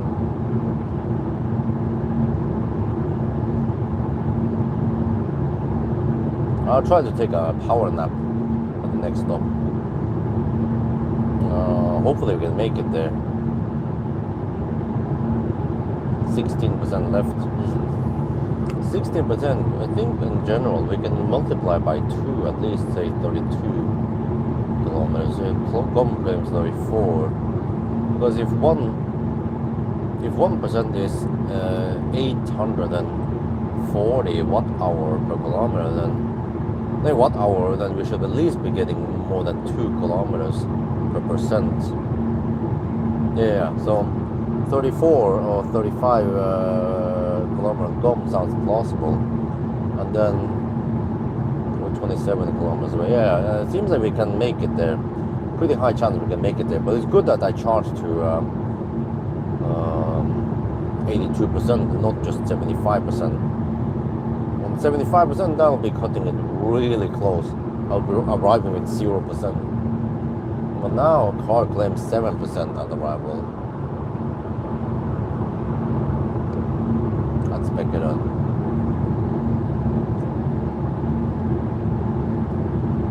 And that means, well, that's actually good news. It means that I have around half an hour of charging time, sleeping, possibly a 20-minute sleeping time. Depends how fast I can fall asleep.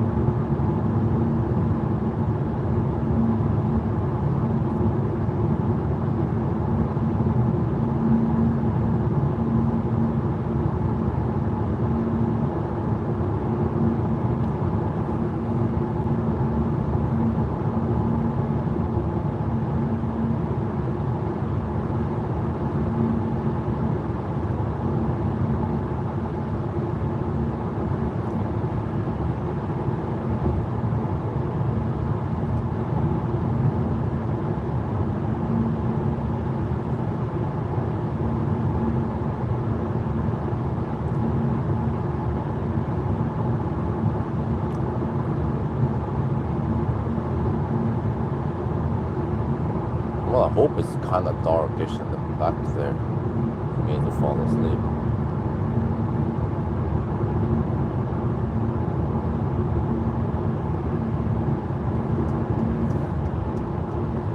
Timing was a bit bad. I should have tried to sleep earlier tonight.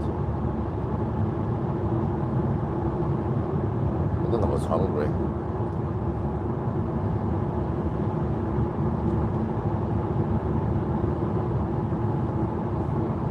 Let's go behind this pizza car.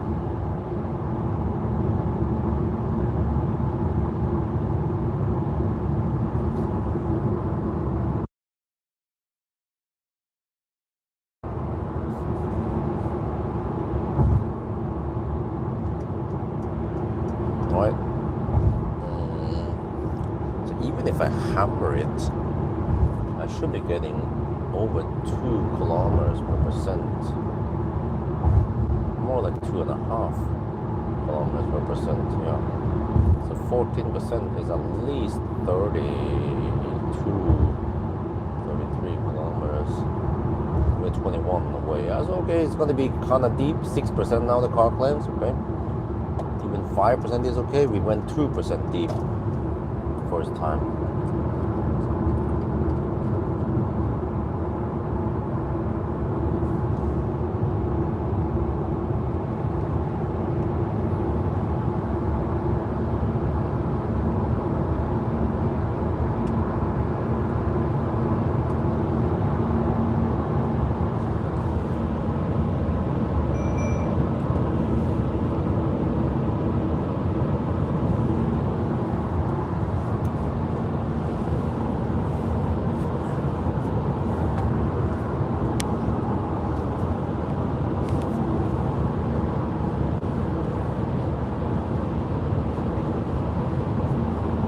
Well, we're just gonna go for it.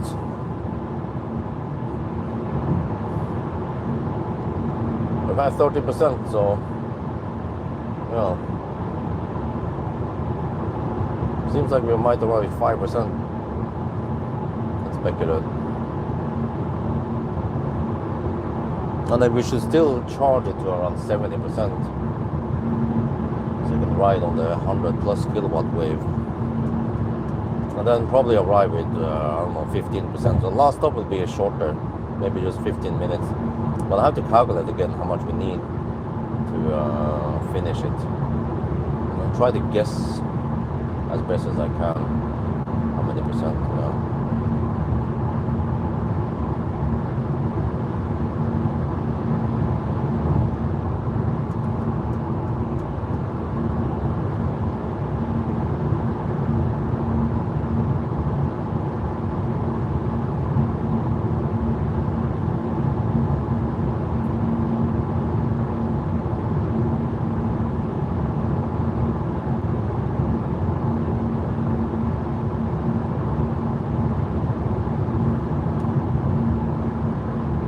All right, 11%.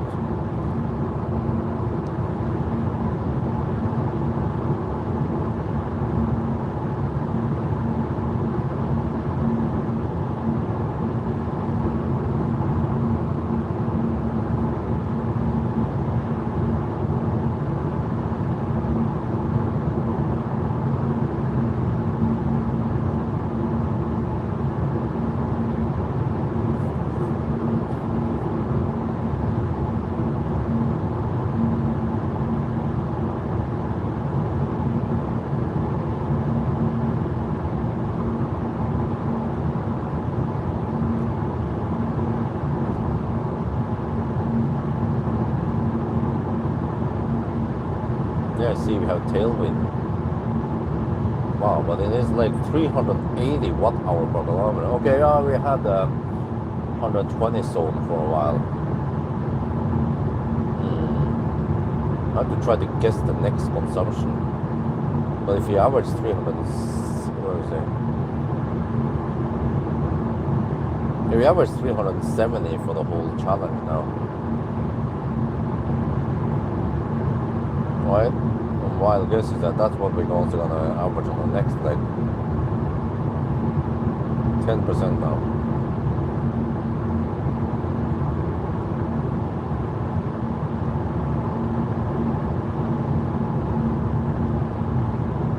691 kilometers done.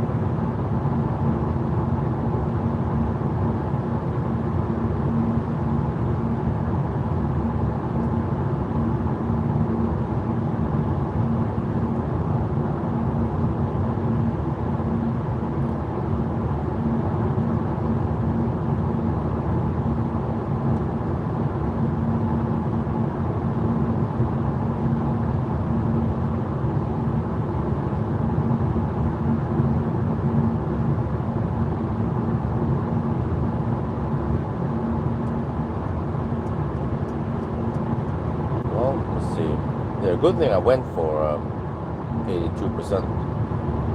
It's down to 8% now, so I would have been at 1% now if I went to only 75%. Well, okay, if I went 75%, I would have stopped at Kong Holla. No big deal. But I kind of like Speculative better. It's closer to McDonald's if you want to pee.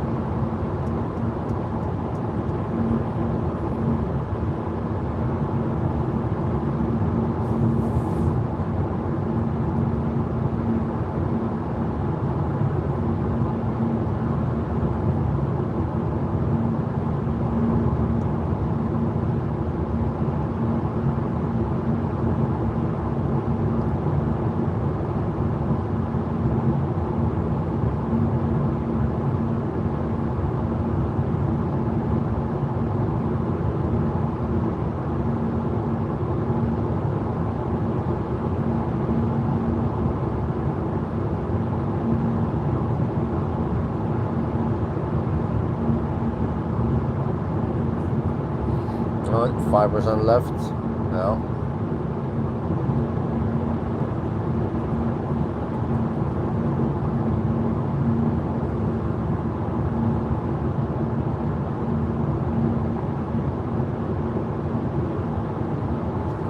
Alright, let's get ready.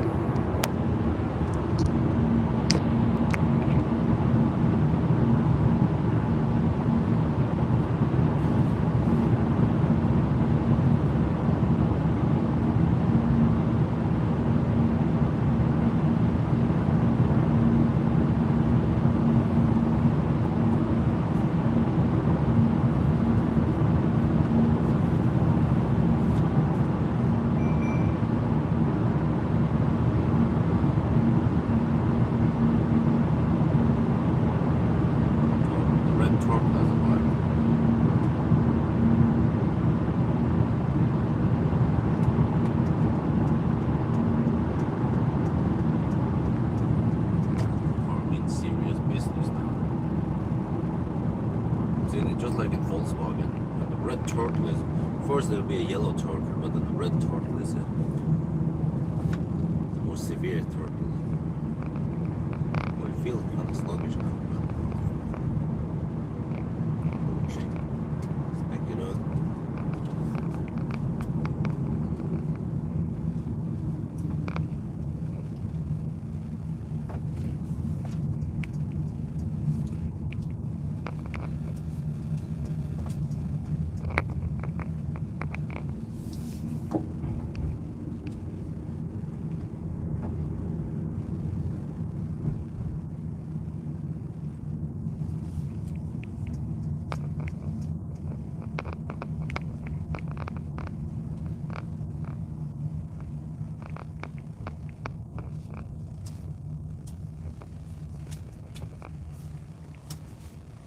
I think it's gonna go into sleep mode.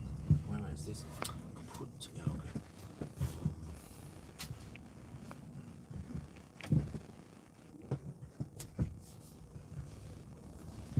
Yeah, this tritium charge is getting tired.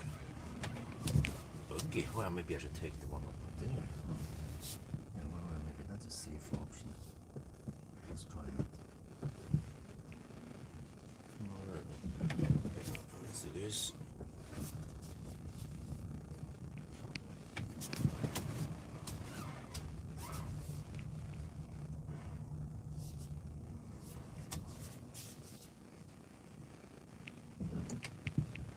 Okay, let's see. I need to see through the red turtle.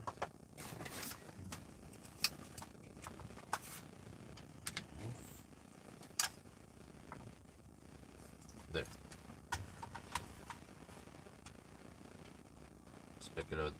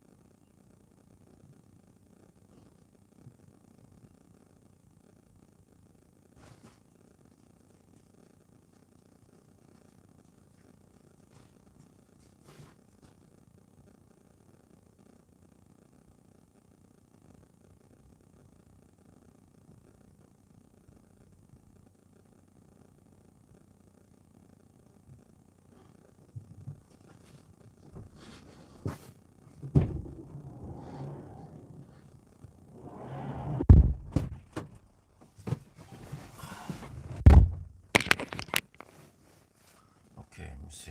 Not sure how long this is going to take.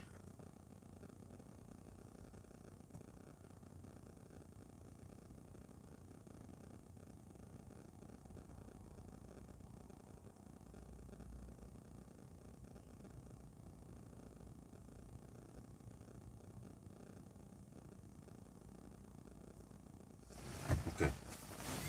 And then this, let me quickly put this.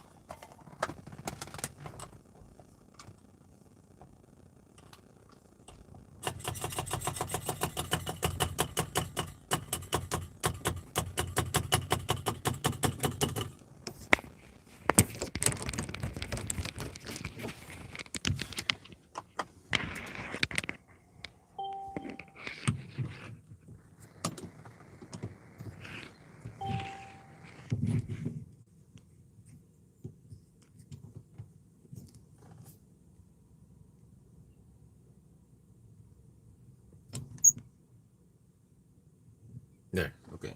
Alles gut. Welcome back, Nylon Dawn.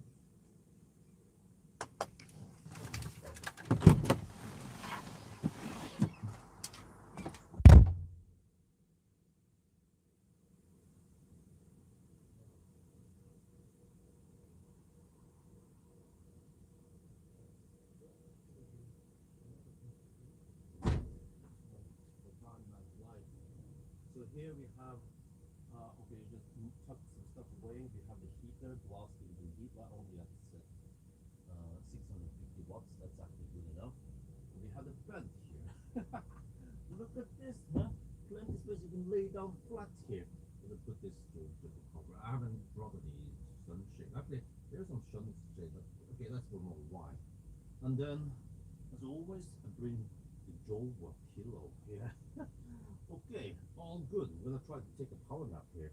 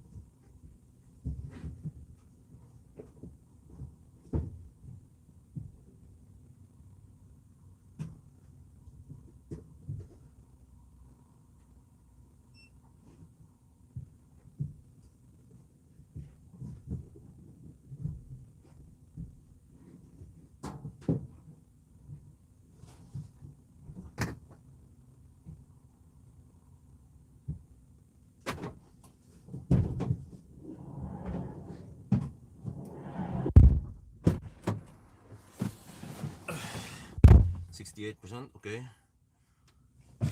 Fire it up. I didn't really get any sleep. Okay, let's get ready. Need to start heating the car. It's good to go anyway. But it was still nice to just lay down in the back there.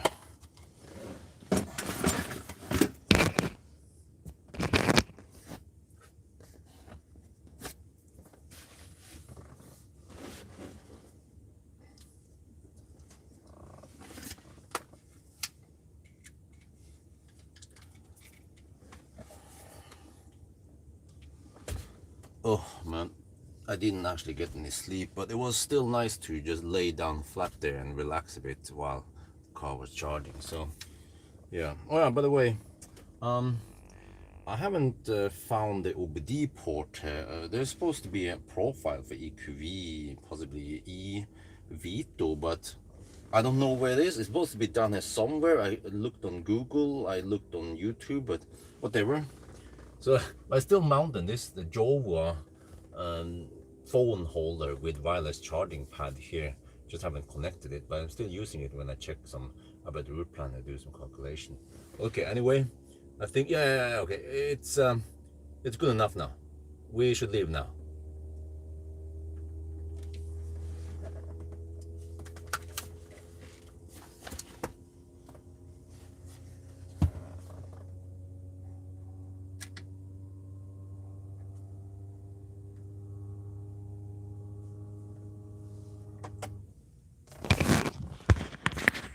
Okay, let's double check here. What did I calculate? We need if we have 72%.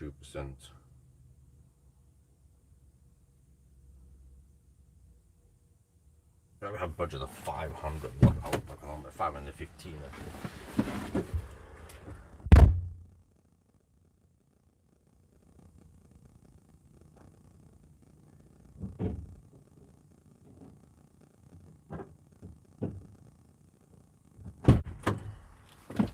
Okay, I think I've got some heat in there.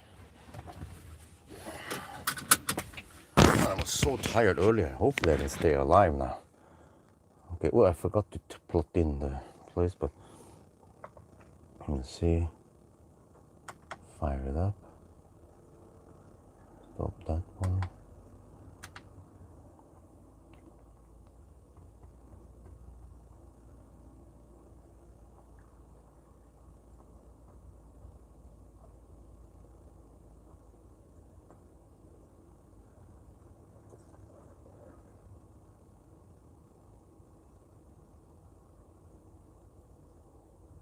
What the heck, man? Huh. Huh? I understand. Okay, let's go. From reset. From start. Okay, reset this. Yes, come on. Can you swipe it down there? Okay.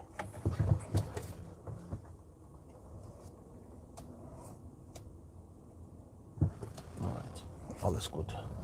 Hopefully I got a little bit of rest even though I didn't sleep. Yeah, I had to go to the restroom, so then I had somewhat limited time for rest, but whatever. It's easier to stay awake now that it's bright outside. But okay, I still wanna proceed.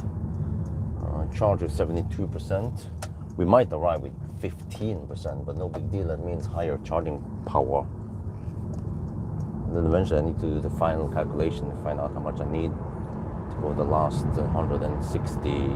No, it's actually 180 kilometers, but on the Norway side should be fine. Could even go around 75-80% if I has to.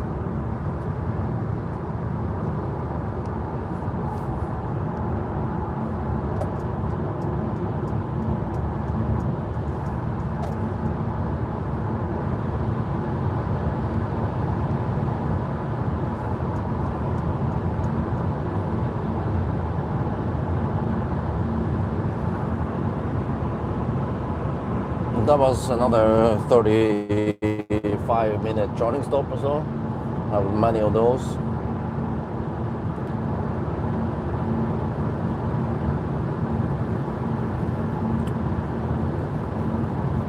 But yeah, I'm just thinking my consumption at home. If I get solar, I don't think I need the battery right away, because like I mentioned before, I tend to park the car at home. A typical scenario, the days when I swap the cars, I have one car. Actually, in the longer run, I will have two cars at disposal. It will be a Millennium Falcon or whatever is out there, right? Plugged in, and another press car. If one car is out driving the other car, there's a high chance that there is one car parked at home. So I could then configure so that the car will take the remaining energy for charging. So I'll try to consume as much as possible, but I won't be able to output it back. But I mean, anything helps, because either way I need to charge the cars, or some of that stuff goes into home HVAC or whatever. But it's just at night, at night there is some consumption, but usually not that much compared to daytime, since we are running the washing machine, dishwasher, various things. So of course, we can start shaving off some consumption. If we can reduce it by 30% to 1/3, that's 10,000 NOK saving per year.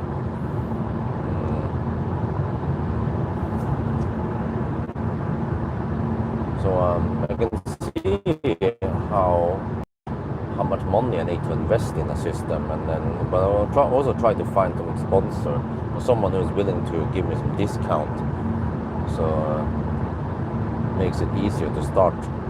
Since I feel like the economy is not ready yet, I mean, I'm gonna try to buy back in the Falcon, but based on what I know about him, is it chat logged again? Oh, okay, no, it's just inactive, yeah.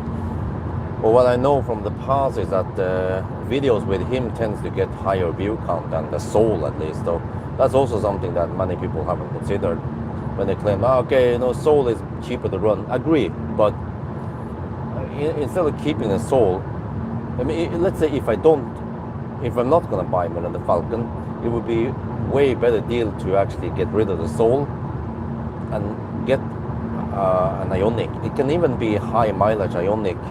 We can make some repair videos, upgrade videos with it, and we'll actually gain lots of views. And it'll also be more usable for day-to-day driving and so on. That is, lower investment, possibly lower running cost, cheaper parts, but also lower gain. But I mean, eventually I will tap into the Ioniq also. Just have to prioritize getting back in the Falcon right now, and then hopefully already later this year I can buy an Ioniq if I come across one for cheap, right? Or if Valdemar tends to stumble upon them cheap, and I could grab it.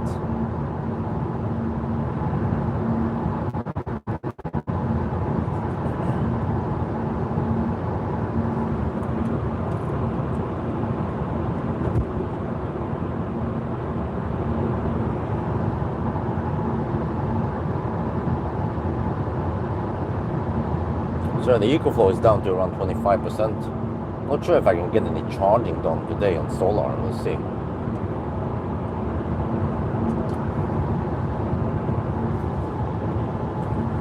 Well, do we have anyone active here, or are everyone AFK? 84 people, 81 people AFK. Gee, man. Well, I have plenty of juice. The car estimates 32% on arrival. It seems like it tends to be a bit optimistic, so that we arrive with, let's say, at least 20 or 15%, but that's fine. then I'll probably get around 110 or 105 kilowatt from the start. Yeah. I have to try to actually, based on this consumption, I will try to guess. No, I can kind of guess the consumption. It's 370 watt hour per kilometer so far. It's likely that it's going to be only around 320 on the Norway route because it's slower. Yeah.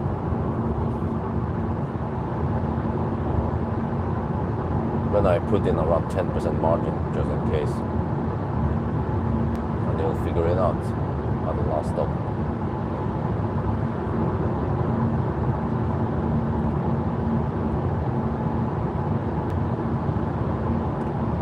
So yeah, let me see. The way we count time is that we take current time plus 2 hours and 10 minutes. We didn't have any delays. Handshake is rock solid. And at night also very few events going on, or like no unfall or anything. Or also when we do it in weekends, there's literally no detours or roadworks or anything like that.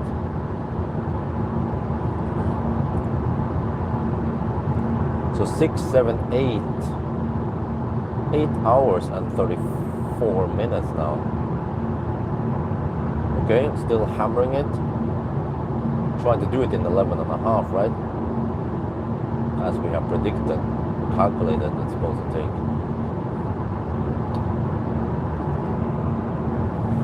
But I'm still thinking loud that I think I should be able to consume. I mean, if I think about this, electricity that I generate from solar, in the beginning I'm not going to have massive leftover. And the car can already soak 10 kilowatt, 10, 11 kilowatt, plus the house will usually consume, I've seen minimum with just idle is still spending around 500 watt to 1 kilowatt for various pumps and whatever it's doing, and some lights and some, yeah. So I should be able to consume most of it, until the car is full, of course, but yeah, that's true. But I want to try to export as little as possible. So I don't know how it is in Norway with the export prices. Does it follow the spot price or is it a fixed thing? But I can just assume it's a bad deal and I want to consume it myself. So, I think I need to pay a grid fee for exporting also, right? That makes sense.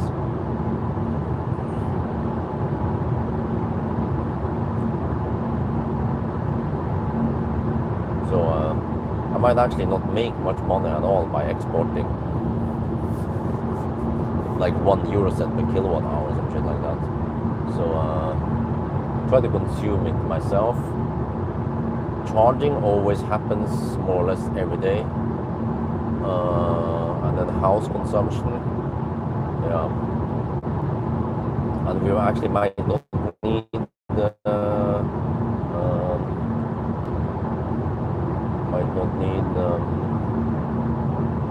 a battery.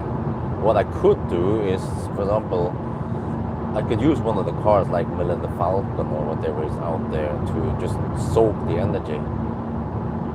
And then I could discharge him if I know that he's gonna stay home longer, right? Because I actually use him as a battery and then use the vehicle to load adapter, and then I can discharge 32 amp, which is relatively fast to charge a press car, whatever, overnight.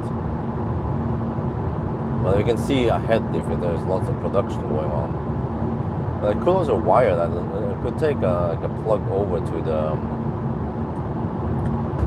pool and run the pool in summer at least. But it might be lots of wasted energy, idle power or whatever when you do the whole thing. So you need to find out how wasteful it is to run camp mode. Probably be sucking 300 to 500 watt, which is quite a lot versus 6 to 7 kilowatt pulling out from it. But if there's no other choice than to export it, then you still want to grab it, even if there are some losses when you send it back somehow. Since I don't have any vehicle to grid or vehicle to load capabilities, but also vehicle to load is kind of clumsy, because then you need to still switch plugs from regular charging plug to discharging. Unless you use the internal plug for the cars that has it. So, well, I don't mind just plugging a little bit, just so I can charge another car from with a load. It's just fun to try it, and it feels great to use to eat your own apples from the garden, right? That would be interesting video anyway. Should do that. I think it's also quite low load and quite mild on the battery to discharge it like that, versus driving it, which pulls higher power.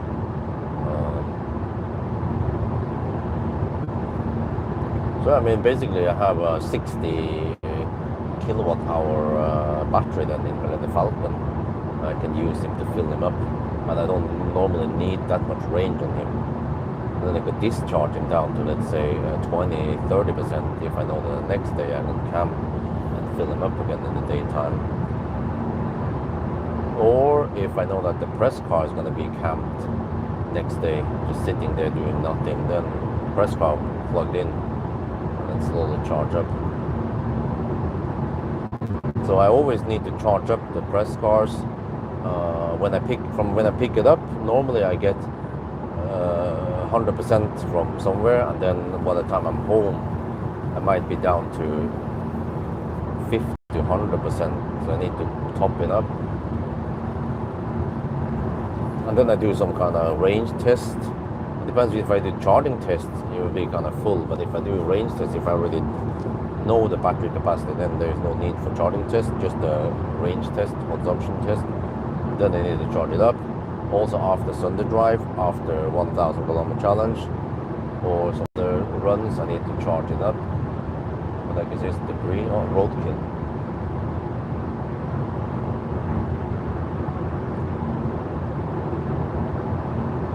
So I just have to do a little bit of planning ahead. Because any smart system cannot predict what I want to do with the cars in the following days. Following 2-3 days, or up to a week actually. I could plan ahead. So yeah, I think what I need is just solar in the beginning. I just wonder if I can already utilize the existing Delta, but it can only output 2.3 kilowatt, which is kind of slow. If I just put the Delta somewhere in the garage, and then maybe even get some more batteries for cheap. I have 4 kilowatt hour. If I can expand it to 10, even that would be okay. Then we need 5 hours or so to discharge it.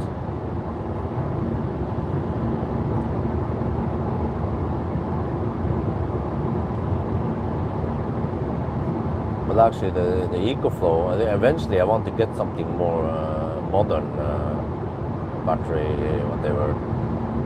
And then the EcoFlow might just be, for summer use at least, will be for in a shed, semi-permanent in a shed, feeding the pool pump. Yeah, just running, pool pump runs at the 700 watts. But some people claim that you don't need to run the pool pump 24/7. You can just turn it off at night or something like that. At least if you can get an 8-hour rest, that also helps for consumption. Or that technically you need to run it only 8 to 10 hours per day, and you still don't have any algae problems.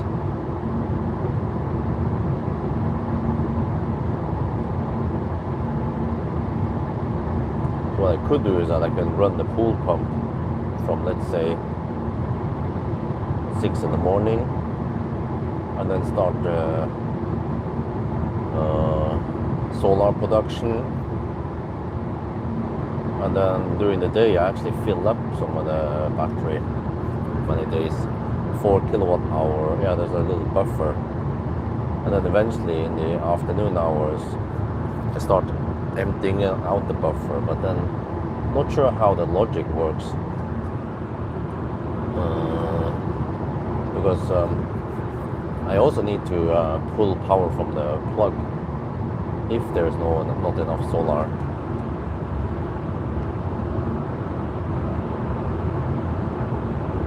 Unless I can run the pool pump off-grid.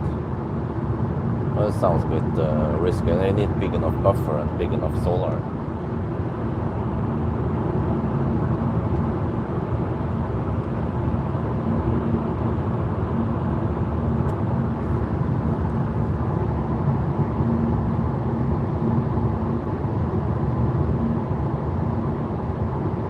If I have powerful enough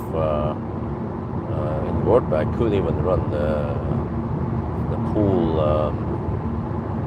heat pump on solar. So I need 3 kilowatt inverter.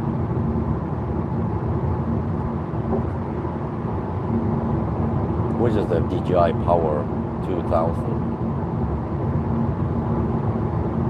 But then there's also need enough solar in the shed.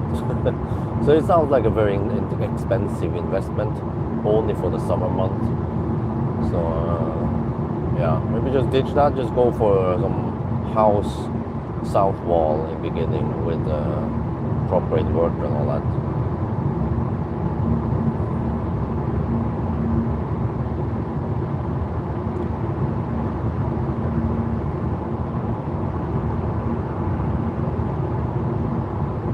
Well, this one is actually quite fast. 420 watt-hour per kilometer. Damn. I guess that's how it is with a pure 110 kilometers per hour all the way run.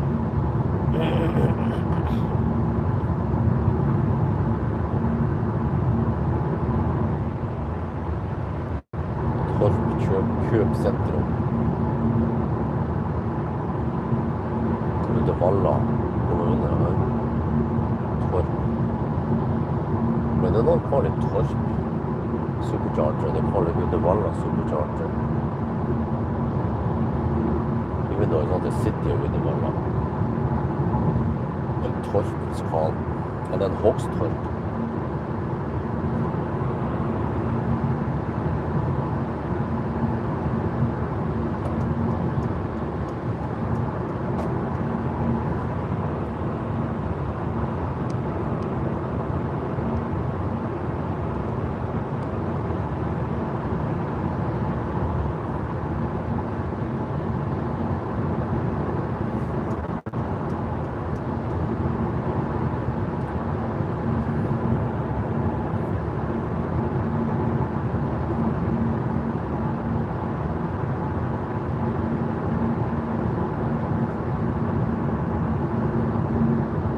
Getting close to the 9-hour mark.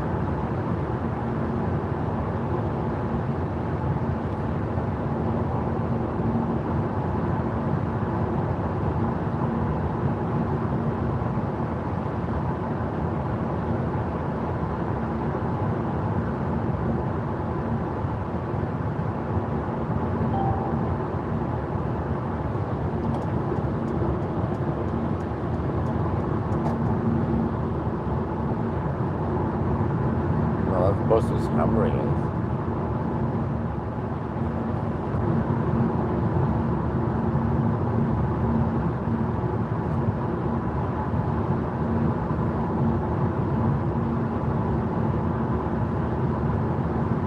Czech Republic.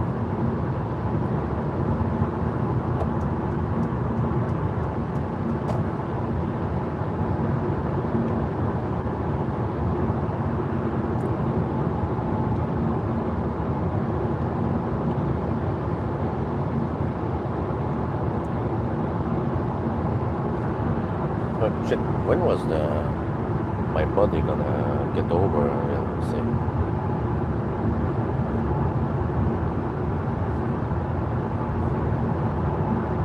$10:30, okay.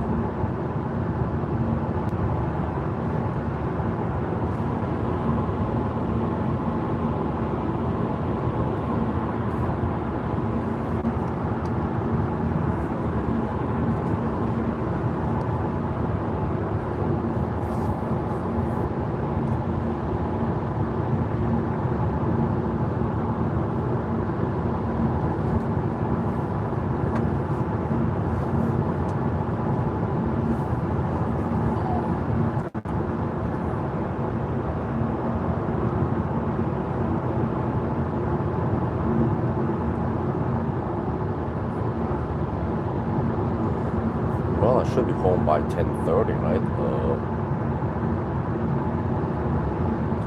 From here, let's see. Check. 750 kilometers now.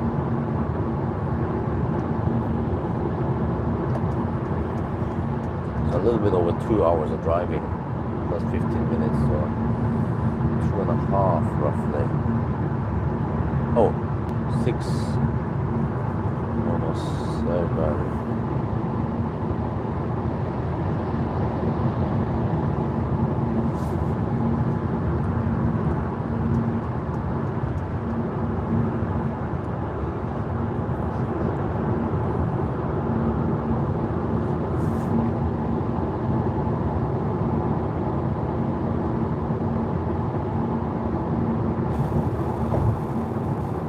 $9:30. Okay, I should be home by 9:30. I guess that's okay. Considering that I started at 9:28, wasn't it? So with slight delays, almost 12 hours. Oh wait, no, what?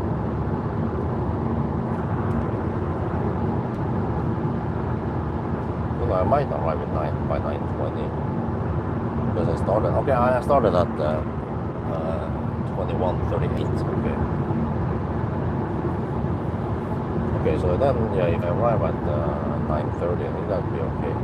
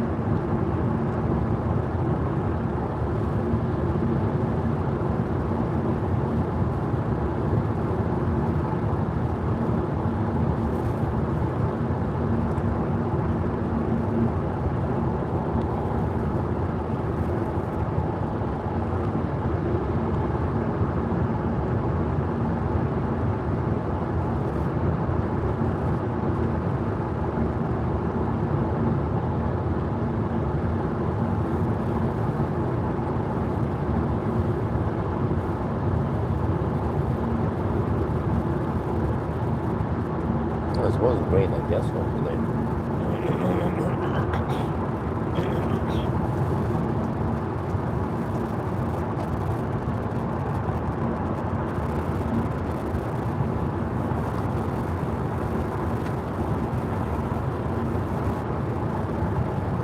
There, finally some people. Good morning.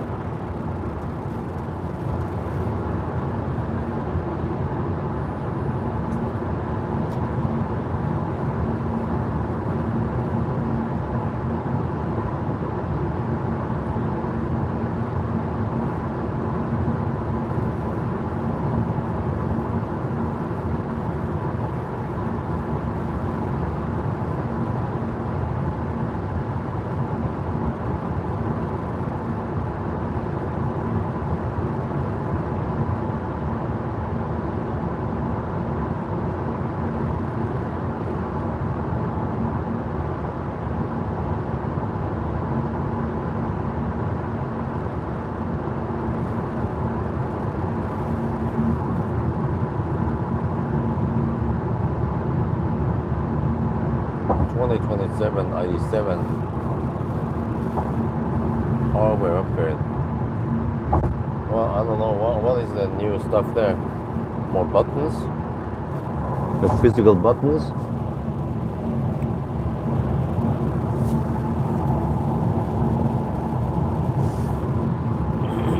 Well, so today the kid might wake up at 7:30, well, in about half an hour consumption.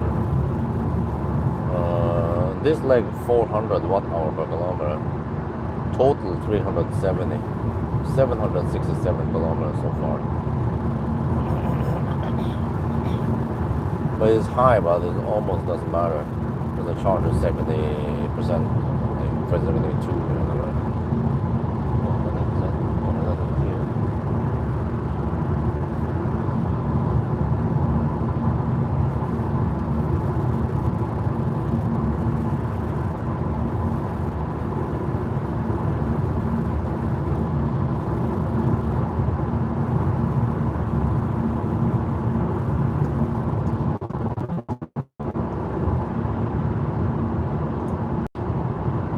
The previous leg was quite long, man.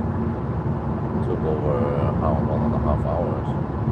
This one is only around 55 minutes.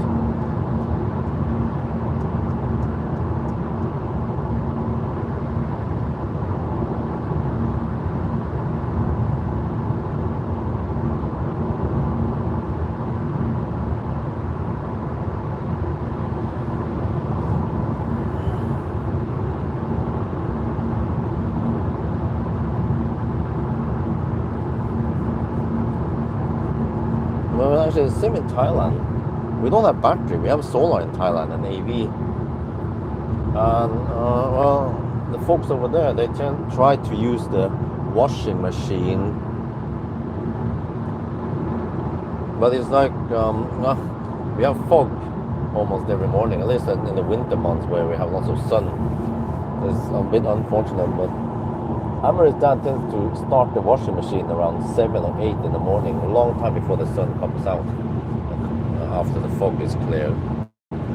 So we're actually running washing machine without too much solar support, but it's probably no big deal because it doesn't consume that much.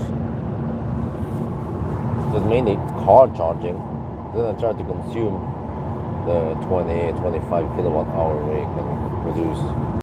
Try to consume it on car charging.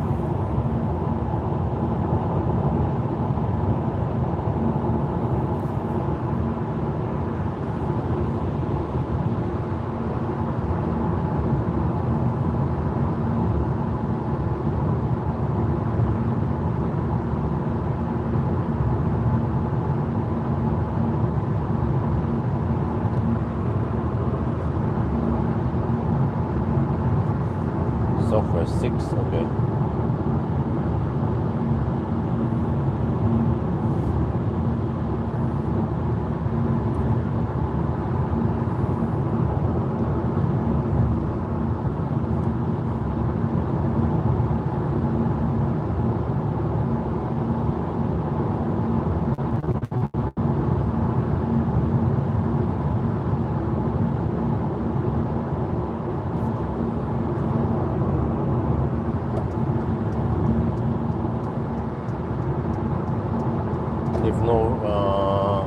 financial problem.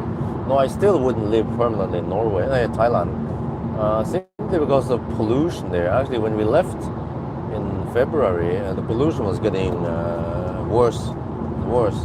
So I would probably leave in mid or late February, depending on how bad the pollution is, air pollution. But then come back there maybe around November, and it's nice. So November, December, 4 months roughly, I could stay there.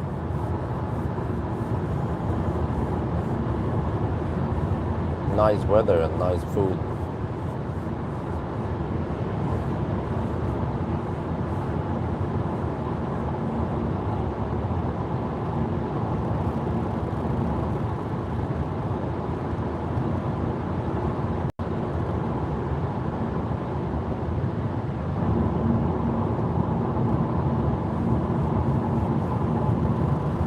At least over in Thailand, I have access to plenty of Chinese EVs over there. Some of them don't even exist in Europe, like Wuling and Neta, but they are bankrupt. Nora is barely sold in Europe, but it's quite common in Thailand. Good cut, at least.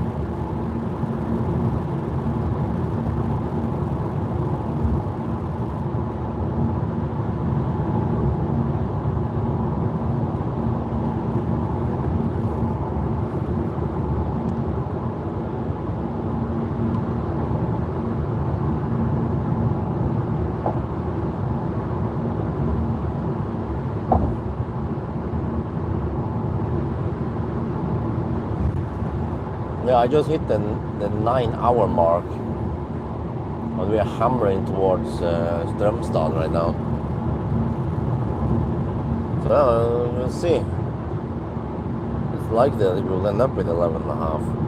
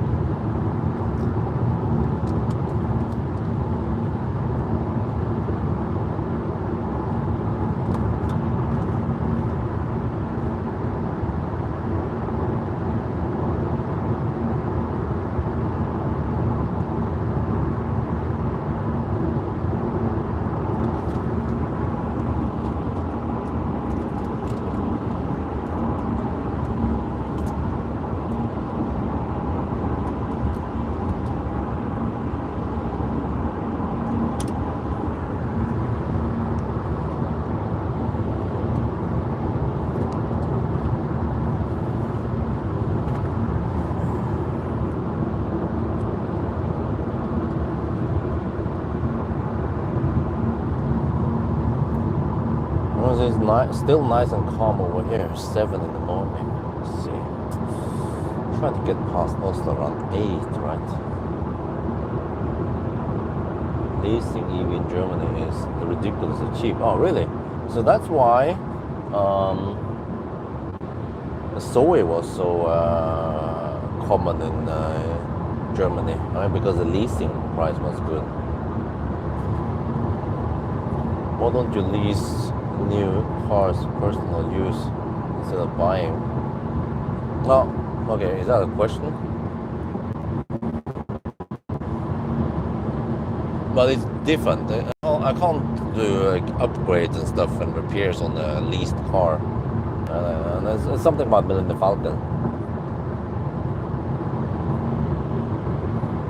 He's old. He's legend.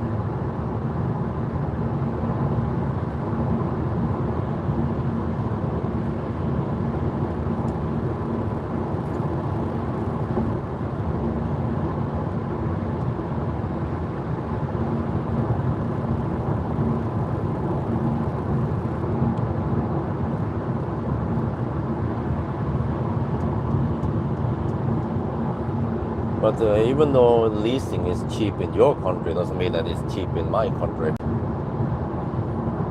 And in Norway, leasing is not that common compared to owning, or they buy with loan, right?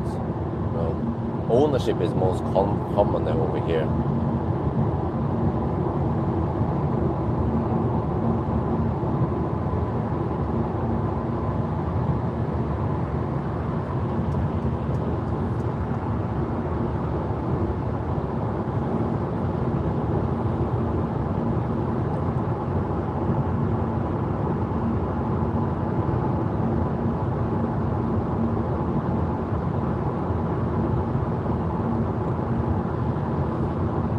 But if you're leasing from someone, then they own the car, and then they don't do this charity for free, right? It means that they are making money that you lease from them. So, well, wouldn't it be better if you own the car?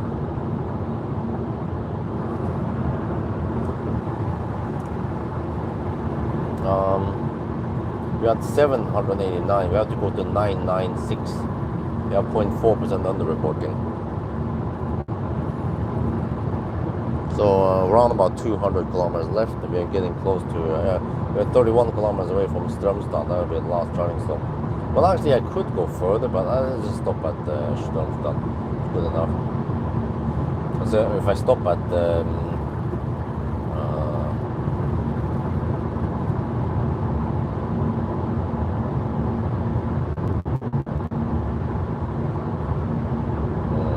Inspiria, then there's nothing to do there in the morning hours. Everything is closed there.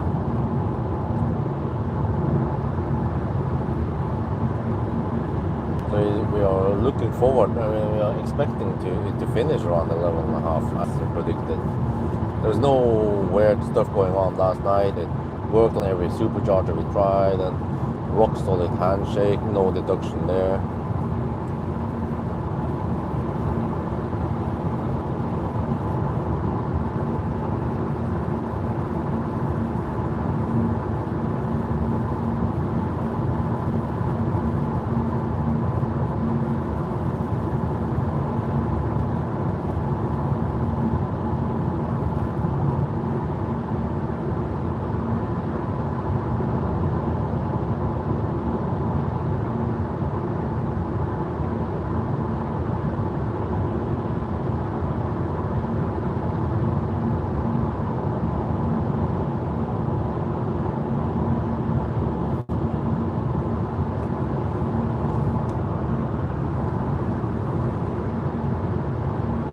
Yeah. Let's see if I have any time in between some of them. Things like in 1 week, I usually have a press car 1 week. There was a slight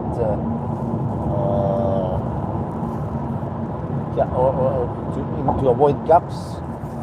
Gaps like I need to if I just go and swap cars, so now I have to go back home and then the next day go back there. But at least it's gapless so far, and there's one the Auto 3, because of some holiday, I had to borrow it only for 6 days, but then the following car I could borrow it for 8 days. No, I don't remember what that was. Was it a Kia? But I don't think I got a confirmation from Kia yet. Wait, what happened? I was supposed to borrow from them. Anyway.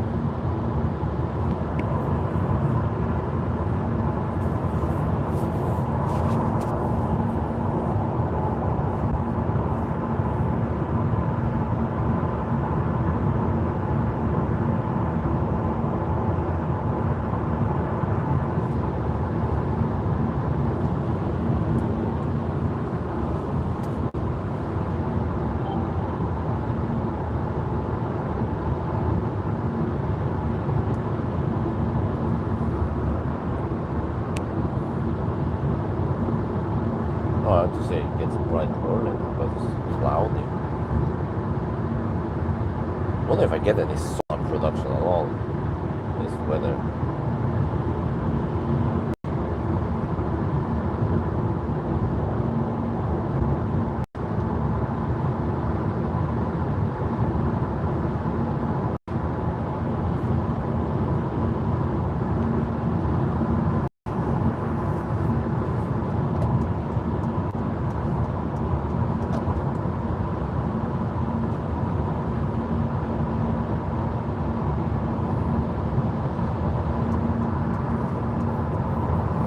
We're 21 kilometers away from Stromstad.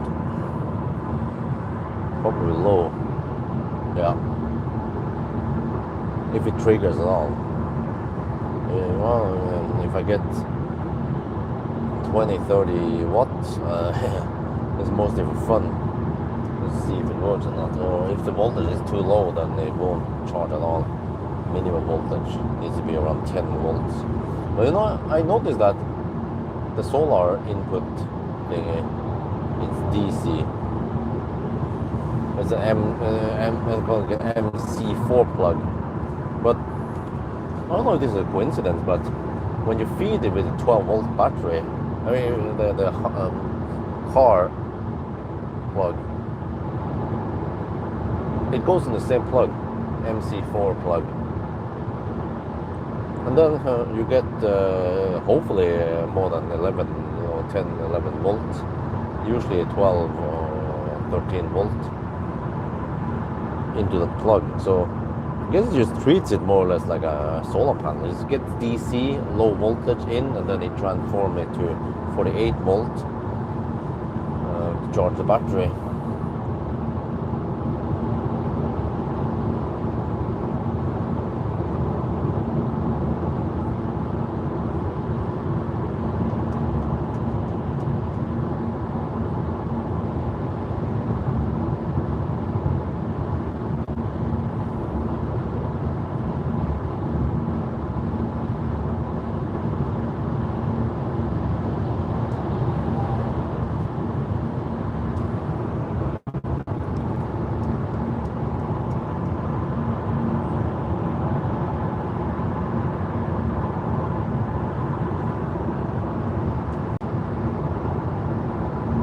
I'll start a 2-kilometer drive in 30 minutes, okay. Well, where are you driving from? I mean,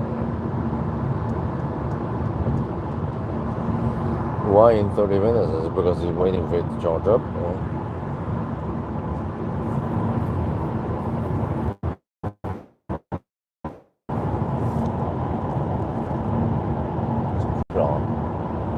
Pawel's gone. Doesn't say in the badge sheet. Kind of reminds me of MG5 or MGS5.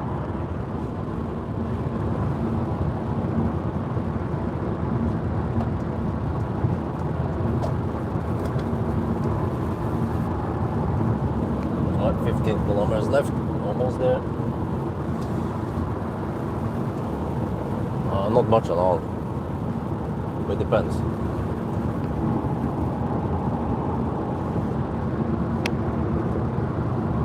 Looks similar. Okay, I'm not sure what you're talking about.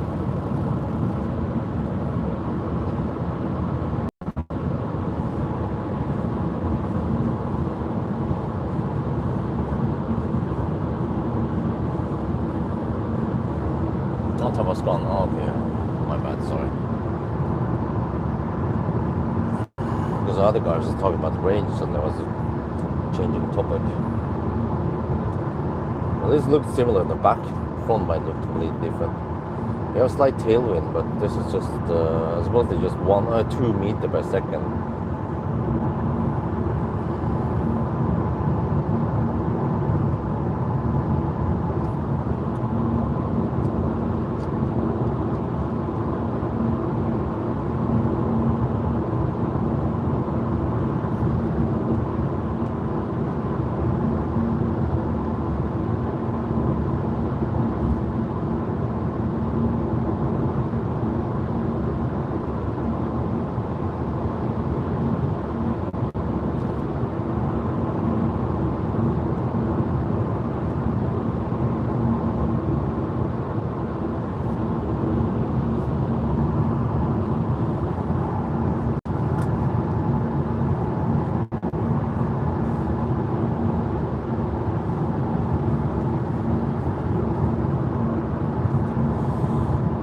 Okay, let me see.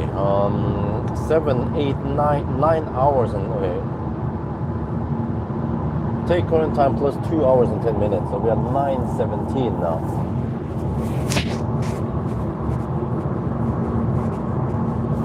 We're about to roll in at the Ionity charger. Last stop. Then I calculate how much we need. I have to also check here. Dude, we spent 400 watt-hour per kilometer on this, like, on a high-speed stretch. So it's likely that the Norway side, since we have a mix of 100 zone and 110 zone, I'll probably consume around 380 or 370. And then we have to factor in Oslo, so I'm thinking 320. And that's a long 90 zone on the south side that eventually turns into 80 zone, and then 60, 80, and then yeah, so it gradually goes down and then it goes up again. And we still have 100 zone for a while until it turns 110 near Kløfta. So 320 to 340 kilometers is my best guess on the last leg.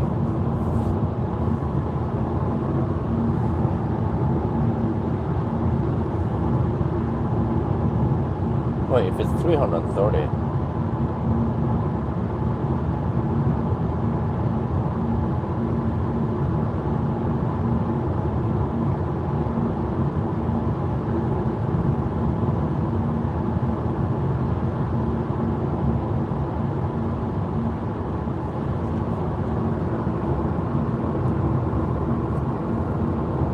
or even the big turbines are really spinning right now. But in general, there'll be plenty of wind to make it worth it.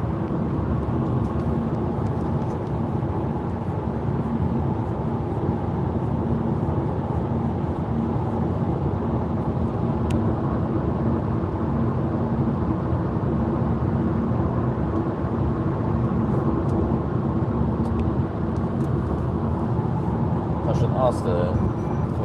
should ask my audience which is better, wind or solar. I wonder if most of my viewers would say solar is better, but wind works at night, whereas solar doesn't. But wind turbines kill birds, right? Solar doesn't.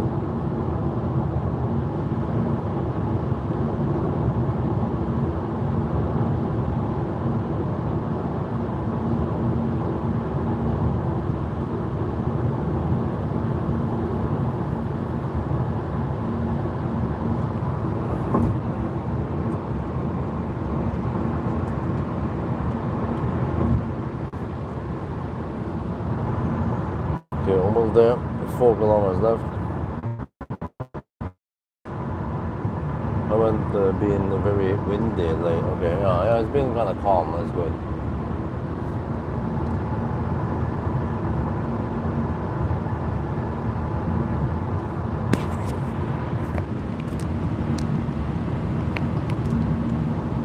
Now Johnny stopped, and I could even just lay down in the back and try to sleep for 15 minutes.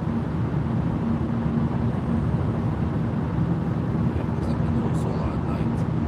Wind and waves, though, you can get them all night long. Or you can do solar plus battery.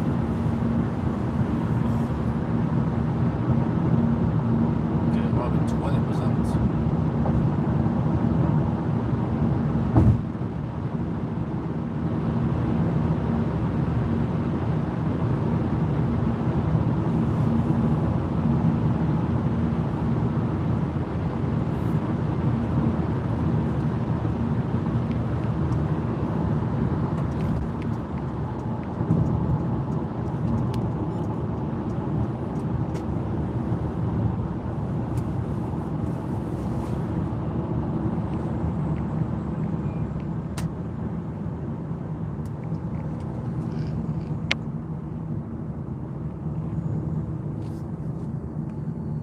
I think also, no, well, I moved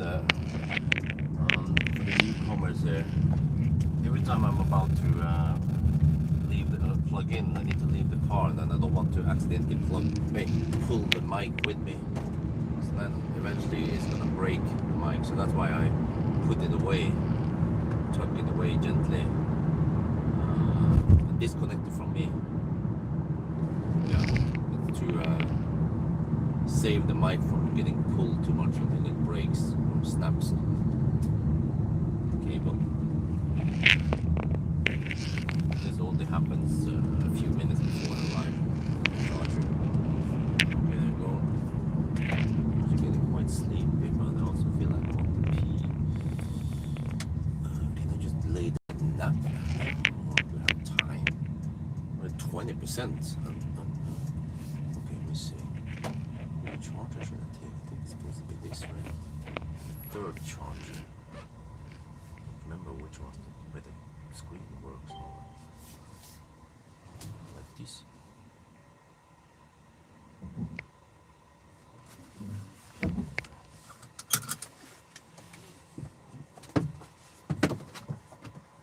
Wait, what heck is going on? Oh, okay.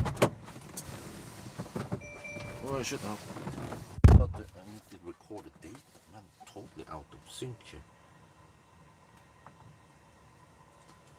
So let me see. 820 kilometers now. So we need to drive around 180 kilometers. 370 watt-hour per kilometer. Strømsand. I also need to make a thumbnail.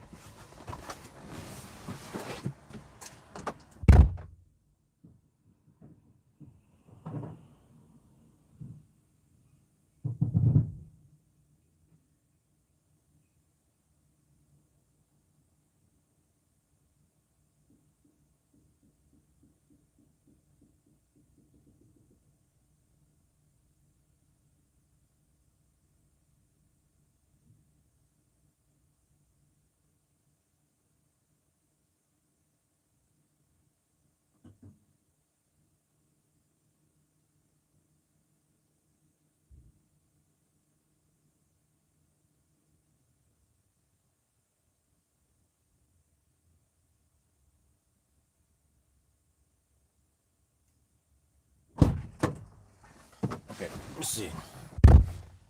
So the consumption was around 400 or something like this. 300. We don't trust the battery planner for now. If it's 320 times 180 kilometers. Oh, I need to spend 70% of the battery. Damn, it's a long run back home.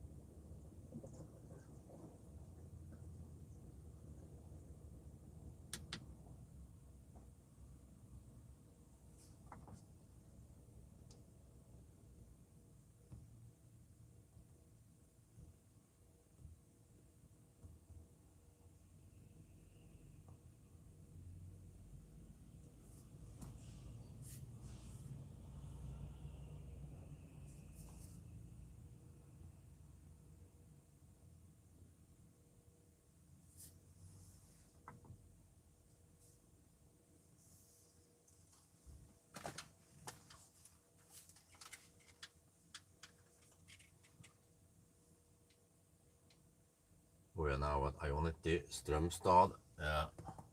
Plenty of stalls over here. And I arrived with 20%, but it was actually a good deal on the last stop to charge high, because then you ride on 115 kilowatt rather than 106. So we're getting now. Even this is okay, right? All right. So this time we have to drive 172. Okay, plus. Yeah. So I think I need to charge around 70% again. Then we'll barely make it home.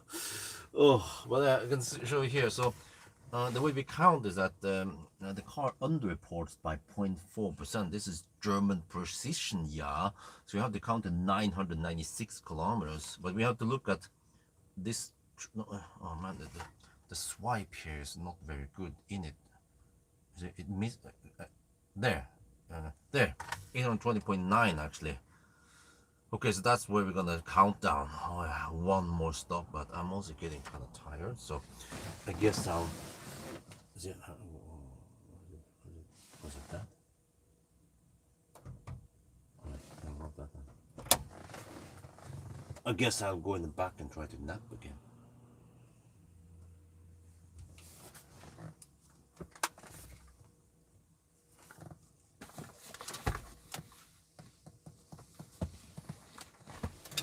I kind of want to pee a bit.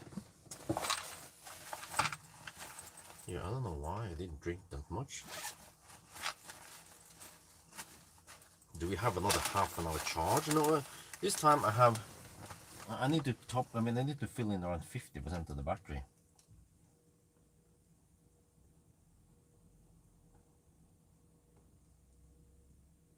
24-minute charging stop. Damn. Let me set the alarm here in around 7:40. Damn. Well, these stops are sure kind of long, but if I walk over to pee now, then I'll be wide awake and can't get any sleep. That's the problem. Okay, now I don't have any charging screen to show you guys. Oh, I think, I'm not sure. It might just turn off by itself. We can try.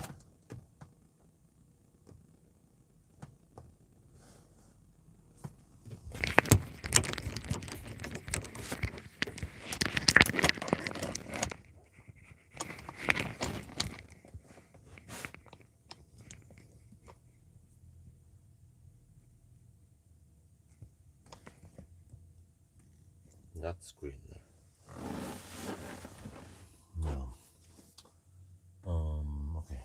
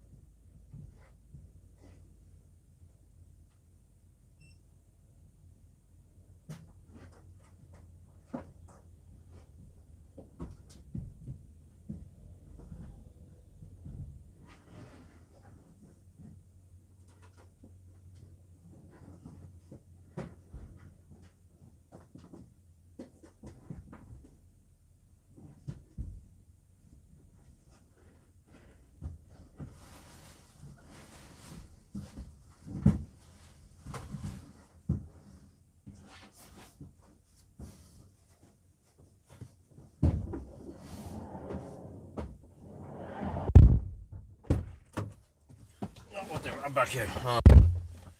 I was hungry, so I can't just sleep on an empty stomach.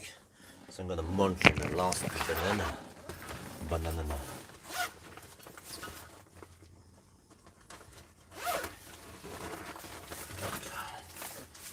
So just try to stay awake. Oh, what? Oh, these is lying around. Okay. Oh, is that thing?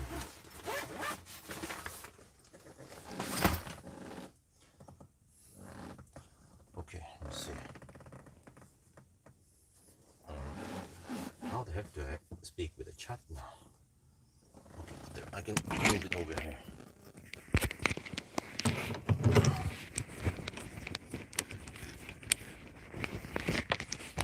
What does selecting charging program stand? I mean, you have some parameters for what kind of charging. I don't know of charging speed or so, yeah, could be maximum current on AC charging and stuff like that. 49%, so supposedly I need around 70%, right? I don't know if I need 75, or is that gonna be overkill?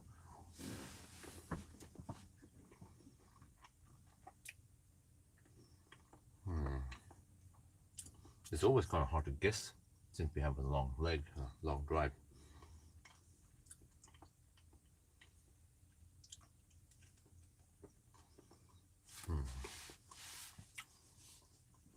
How to maintain the banana box population here by eating bananas.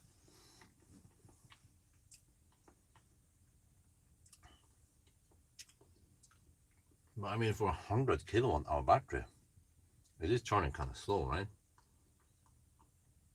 Should at least take 200 kilowatts or okay, 500 amp. How about that? Now it's 300 amp.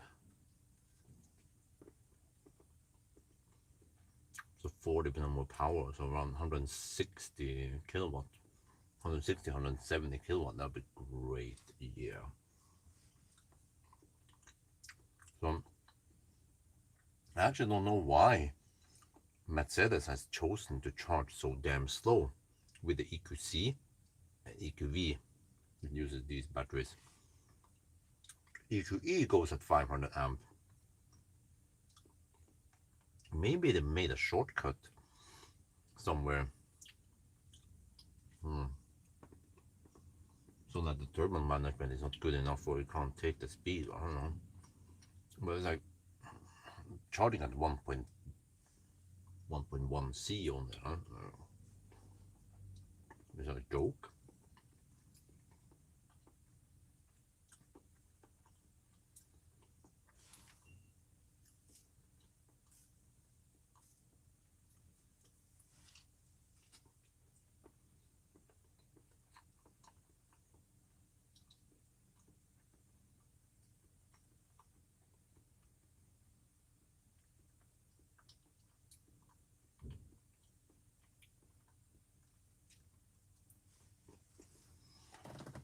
Oh, that is the banana. Morning. Right. You're the EV guy. But you're not the creator of OBD, of car scanner, right? Because the EV Hub guys, they want to get in touch with a car scanner dude. They did his software, or basically his code. Oh, it's Alan Brown. Okay.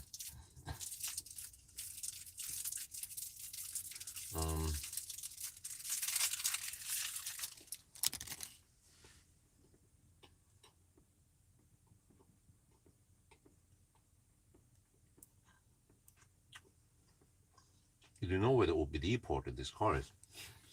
I haven't found it.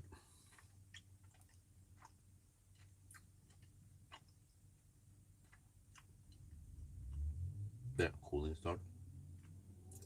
I can mail him. Here, respond quickly. Over. Right?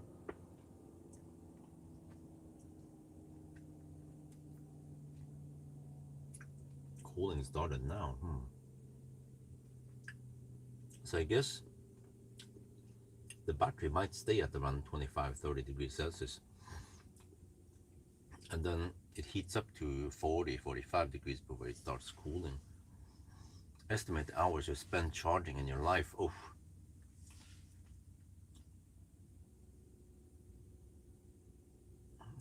well, it's kind of weird question because I mean, in a way you can say, can you estimate the amount of time you spend watching YouTube videos or watching TV, and the amount of kilograms of food it has resulted? Because either you sit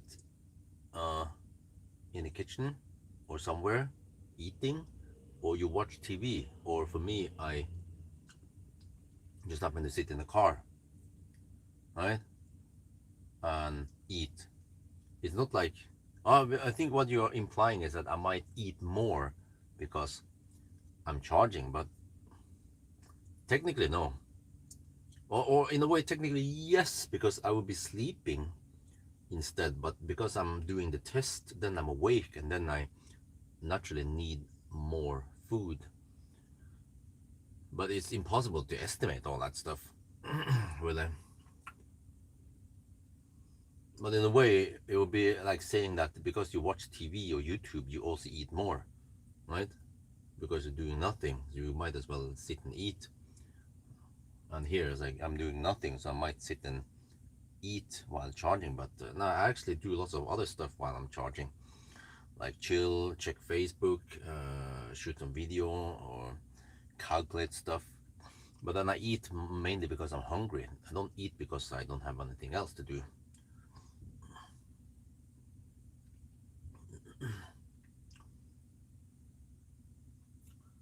So 60% now. Well, okay. Eventually I can fire up the heater. Maybe we can just do it now.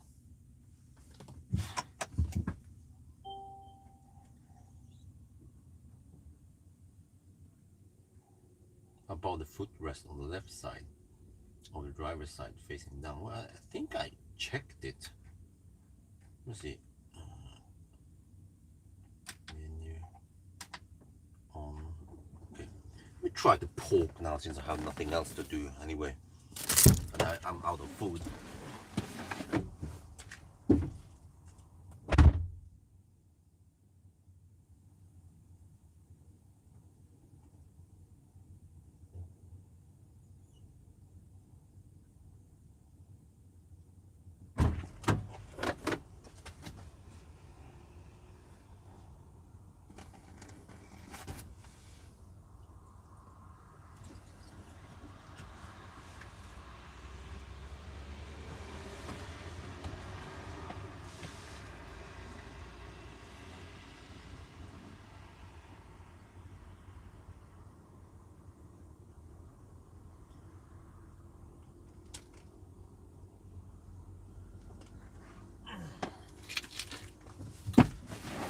Seriously, I looked and I looked again and I looked again. I'm pretty good at locating OBD ports. Freaking stingy car, man. But I simply cannot find it in this car. Normally I can just feel it with my fingers down there, and then okay, there it is, and I can just plug it in, put it in there without looking even, because I've done it so many times. But with this car, I see no charge port. I don't see no charge OBD port. Okay, 65%, 70% then, and then we're good. Or do we need more? This is what I'm not sure of. Let me see. What does I better close to the door? Okay, I looked there really, but I try to feel it here. I can't find it. There's no opening here. What is this? Is this? Wait, is this the opening? There's a little lid here. Wait. Don't tell me that it's hidden behind this lid. How the heck to open this lid? Maybe need a screwdriver. Or it seems like there is a lid you can open.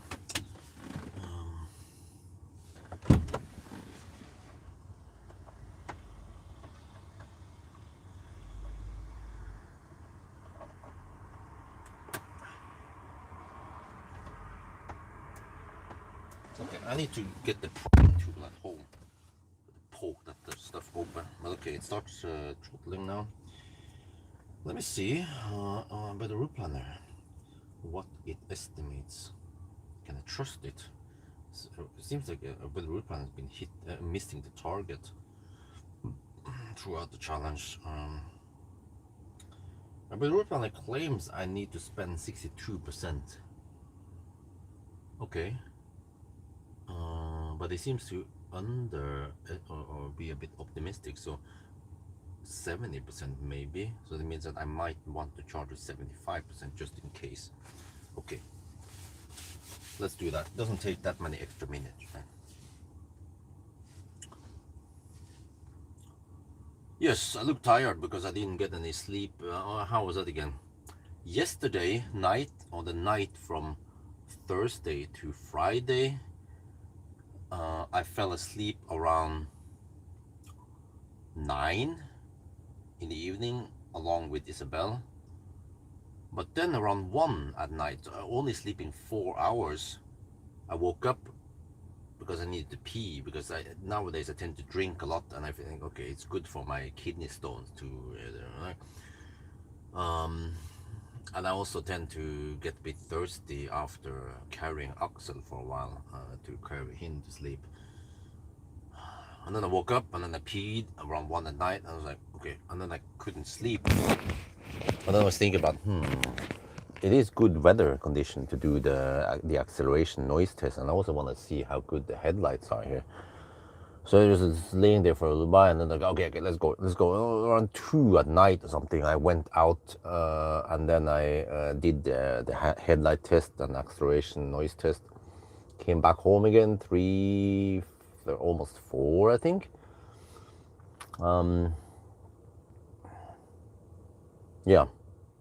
And then as soon as I got in, I was gonna just drop my bags, and then maybe I was hungry. I wanted to grab some food quickly.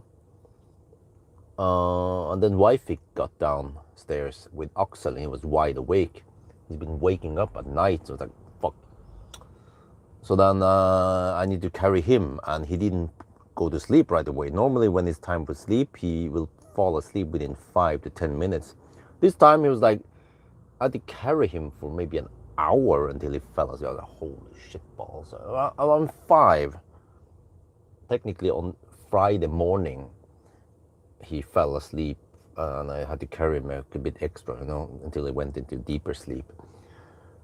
And then put him upstairs with wifey, and then I tried to sleep, and I slept maybe for 2.5 hours, and then Isabel woke up. I'm like, oh shit.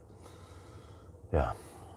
And then Friday, yesterday, I had an appointment with Valdemar. So after shipping the kids to kindergarten, around 9 something, 9:15, 20 something, I rushed over to Valdemar, which takes around 45 minutes, actually 48 minutes to be exact. Because I'm slow pokes at night, I could probably get over there in 42 minutes. Yeah, and then I stayed at Valdemar's place all day, shooting video, and I was hoping to get over, to finish kind of early so I can get back home and get him sleep. And I got stuck in Stau, of course, on the way back. So the trip back didn't take 48 minutes. It was more like 1 hour and 10 minutes or shit like that. Then came home 3 in the afternoon. I was like, oh shit, okay, let me try to sleep. And then I was like, I cannot sleep. Nope. And then 4, we had to go pick up the kids at kindergarten. No, that's why I'm kind of tired now. Ideally, I need to not make any appointments on Friday, so I can get plenty of sleep. Last weekend, I did sleep for around 5 hours, from 10 to 3 in the afternoon, some shit like that. Holy crap, that was wonderful. Okay, anyway, we have 74%. Now, GOM claims 161 kilometers. So GOM is being a bit pessimistic because we had that high-speed run in Sweden, but now we're going to enter Norway. So I think 75% should be enough. We can get ready now and go for it.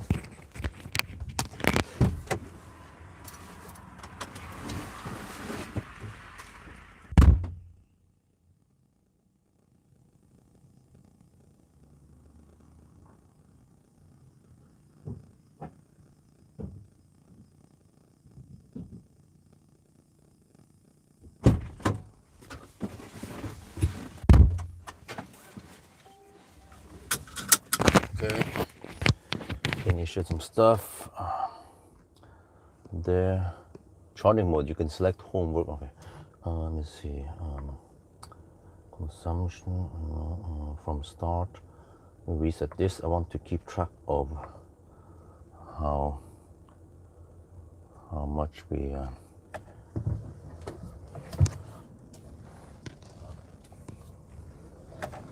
we spend on this leg.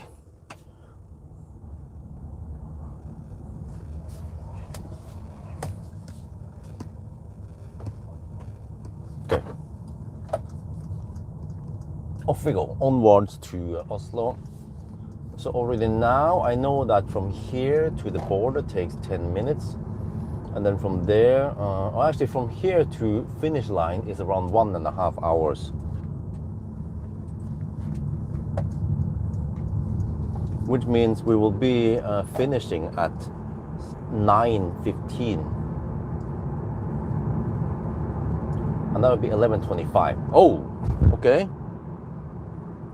11:25, that's actually pretty good. Very close to the predicted time of about the route planner, and then my spreadsheet predicts roughly the same, 1.5.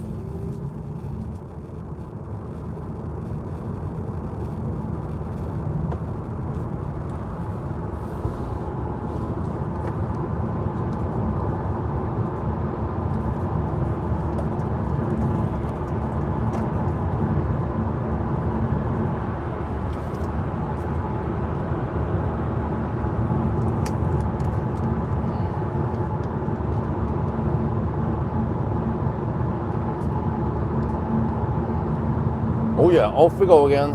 Final run. So, 822, yes, we have to go to a 996. And then if you look at time, the way we count time is that it's 7:46 right now. You take the current time plus 2 hours and 10 minutes, that will be the 1,000 kilometer time. So we're actually getting close to the 10-hour mark, and we still have to drive around 170 more kilometers before we finish. Oh! Alright, let's see then, how fast is this? I think I can say by now that we will not be able to beat ID Bus, because the ID Bus charges 185 kilowatt hour per hour. But can we at least set a good time and beat the EQV? Let's find out.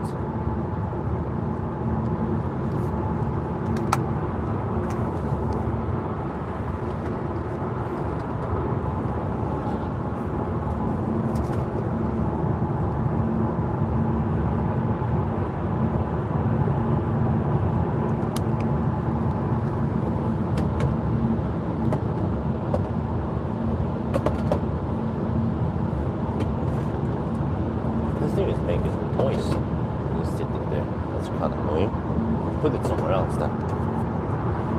Here. Okay, that's better.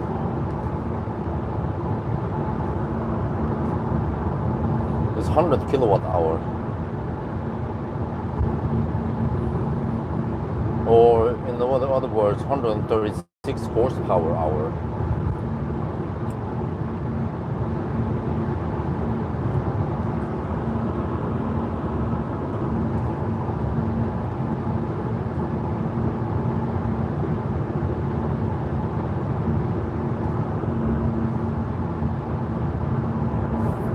But only 84.5 kilowatt hours available energy. The rest is buffer. So I haven't done a 0-mile test of these cars, right? Never did it with an EQV. Well, I could do it on Monday. We just have to keep the car kind of low. Maybe I'll bring the solar. It's gonna be nice weather supposedly on Monday. Did they ever do it with the EQC even? Or it would be interesting to know how big the buffer is here. If there's a buffer or not. But yeah. Or I could do it at night. Sure when, because I kind of need to get the full sleep tonight. Then Sunday. and it involves driving on. Yeah, could do it on a Sunday night, Monday morning, but then I need to do the Sunday drive. Well, I guess that could work because the Sunday drive is not going to be too long with this car. Well, it's still 6 hours. Seems like work. Actually, I don't know. Also, gonna want to know when you drive like slow poke, how efficient can the car be or the van be? Is the main problem with the efficiency? Is it the where is the inefficiency? Is it in the motor? Is it the drag, or is it in the whatever? But and in the 90 test, when it's warmer, I can average 250 watt-hour per kilometer. So then, yeah, why are we averaging 400 during the challenge with 370? Well, higher speed and lower temp. So that means drag part is higher. Air drag, whatever they call it. Air resistance.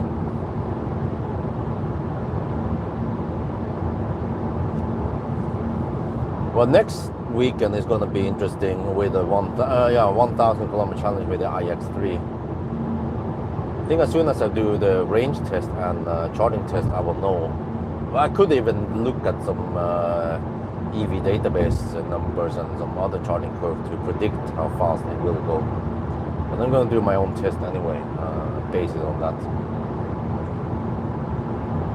I also hope that the iX3 does not have any charging punishment points unlike the i5. That would be not so good in it.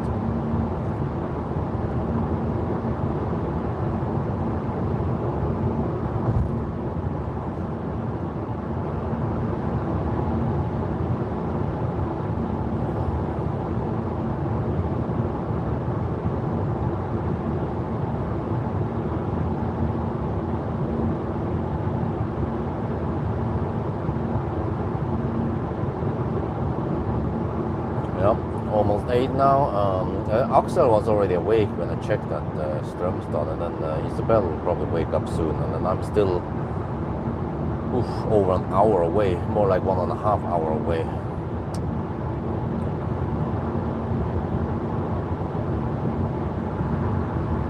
Oh, that's the name of the game with a slow car today. Because last weekend I got home right before they were waking up. That was around 10-hour run, or whatever it was again. I don't remember. What the heck was it? Oh, it was the EV4. EV4. Yeah, they actually did it in 9:55. Yeah, that was impressive. Right on 10 hours.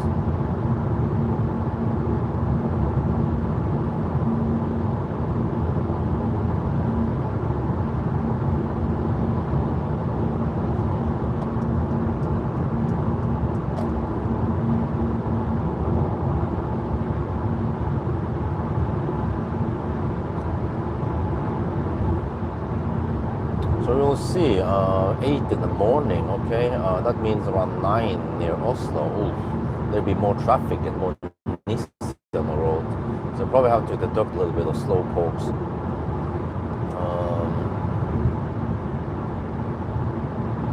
But it's still okay, because if I pass out and I wake up at 10 and let me go home, then there'll be even more Nissan on the roads. So there should be, the road should be still fairly empty. So for me to be able to get past the slow pokes. Because if the road gets more clogged, then Nissan, they start hugging the left lane, or slowly overtaking several trucks. And it could be like 1 kilometer between trucks, but they just want to hug the left lane between the trucks, going at 5 kilometers per hour faster than the trucks, or shit like that. The box test, I'm not doing it because it's kind of pointless. First of all, I don't have enough boxes, and there'd be something like 50 boxes if I could get enough boxes.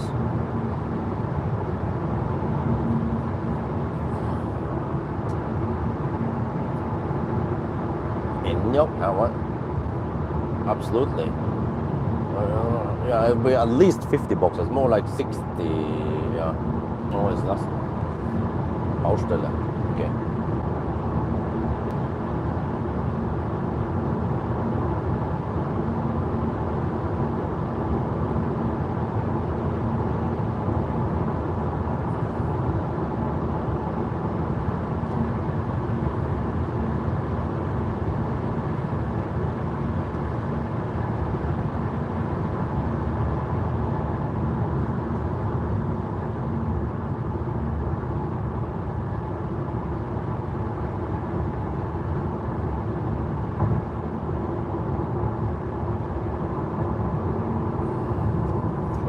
Slow down and but not yet.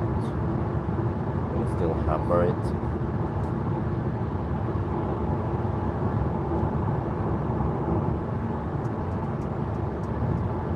Yeah, here 70 limit in 200 meters, so we don't have to slow down yet, but we can do it here.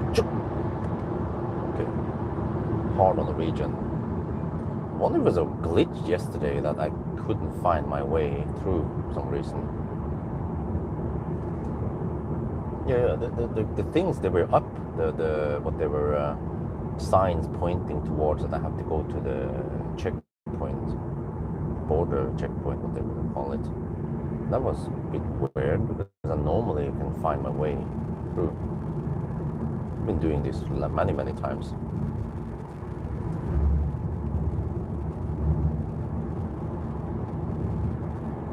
Wait, they switch over to this side now. Yesterday we were on the other side.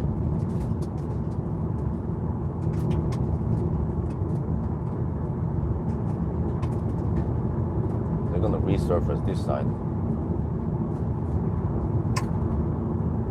For both sides. So the Swedes, they take care of the asphalt work all the way to Norway, I guess. Not sure how they agree on this. Welcome back to Norway. Wait, is it gonna be a Grenstau? Noreg, let me see. 7:56. Oh, okay, so in 1 hour and 20 minutes, roundabout. Yeah, so we should finish at 15 minutes past 9.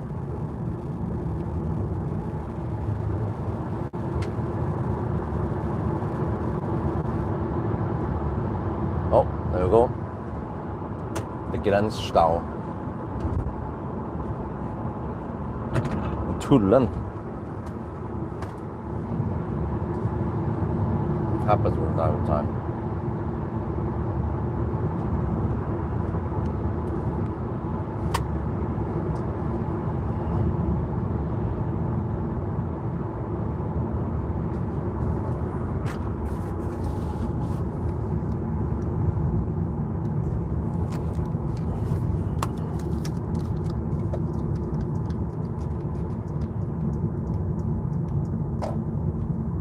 Okay, back in Norway, but a little border check, so we need to deduct for this.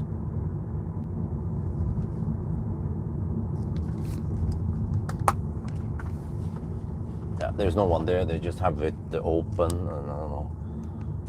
I've seen this many times.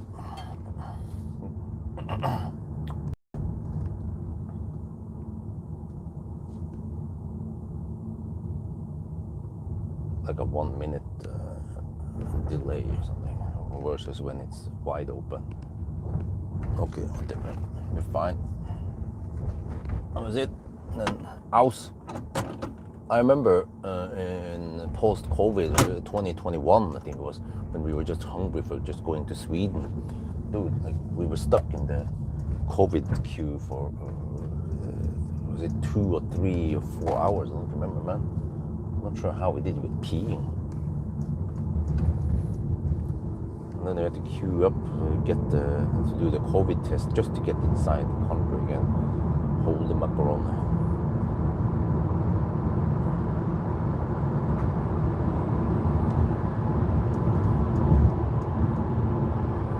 Right, 845 kilometers.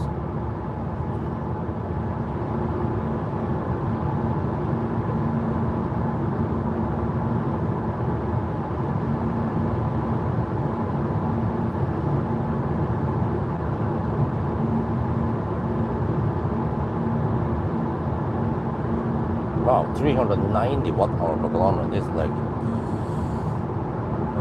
YouTube bugged. Show me the starter stream 10 hours. Okay.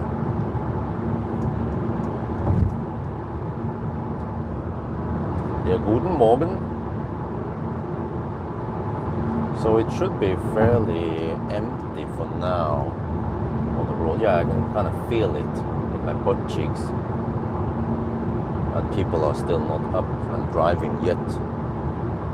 So that's good. I have around 1 hour of fairly low traffic before stuff starts getting hotter.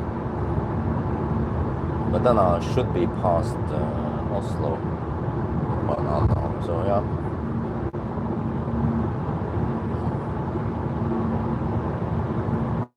Okay, so 8, 9, yeah, so it's gonna be 11:25. That's actually half an hour faster than the EQV previously. Why? I mean, it's kind of noisy. Like, the 120 test, it was 71 or 72 decibel. Like, damn.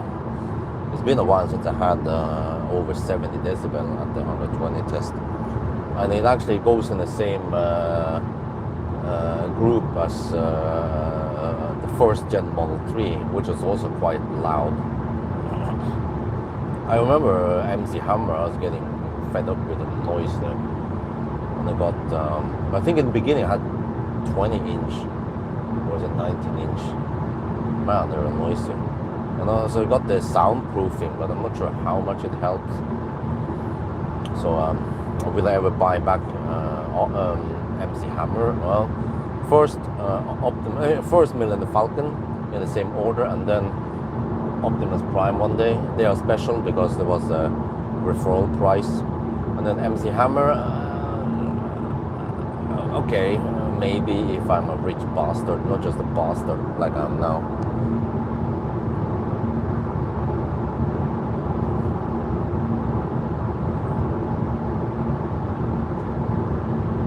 Well, I actually have some cargo in the back, so maybe that helps. But then maybe it helps on the suspension, because it seems like the suspension has been tuned for heavier load. So it is a bit bouncy now. Oh, there's even a bit of sun. Well, maybe I can harvest on that slight sun at Yesholm if there is. But then it's supposed to rain later today, so then okay. I need to remove all the solar stuff. But it's not massive solar we're getting today.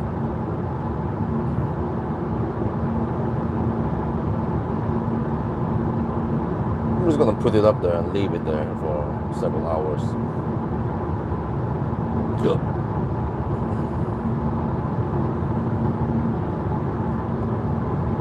Dude, we're still at 390 watt-hour per kilometer now.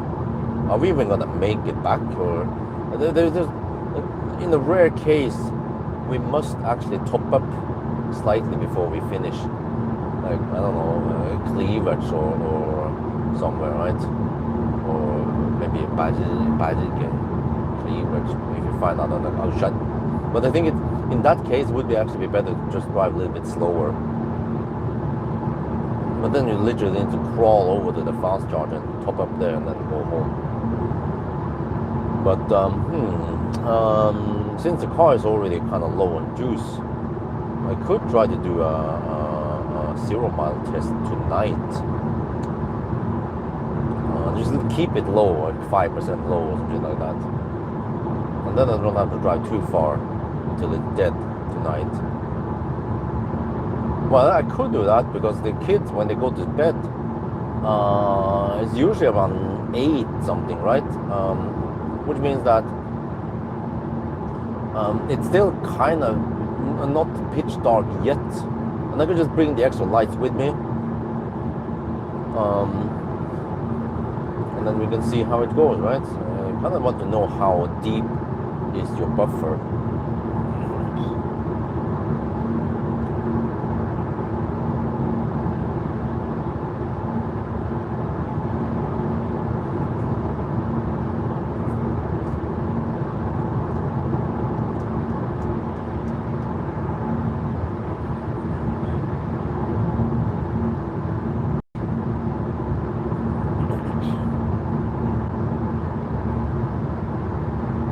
ID4 with a AA license plate. Who the hell are you trying to fool, huh? We know that that's electric. Yeah, I think they can. In Norway, you can choose whether you want the E plate or the regular plates.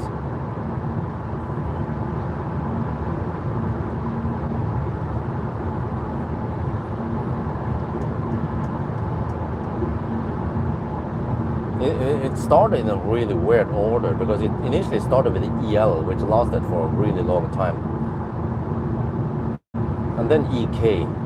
So EL as electric, and then EK as electric security, electric vehicle, and then EV, and then I don't remember, man. After EV, maybe EC, ED, and then they just follow the whole EE. Yeah, I wonder what it was like that.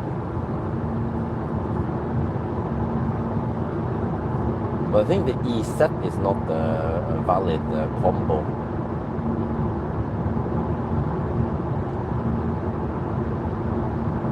No, it was EB also at one point. Electric bil, yeah. But never EA. Yeah, so EA and E set, they're not valid. Invalid. EB, EC, ED, EE. And now we are actually at EP, I think. Well, we will see EQ.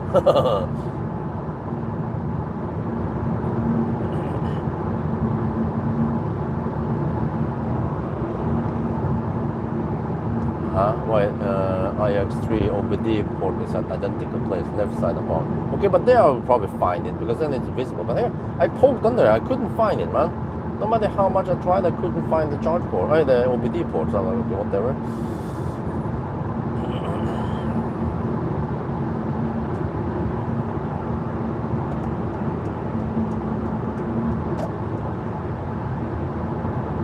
Okay, still fairly low traffic, that's good.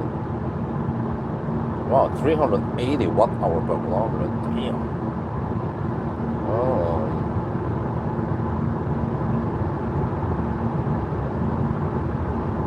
So yeah, a little bit over an hour away from home then. Well, at least an hour away from the 999, and then I need to do a quick wrap-up before I go.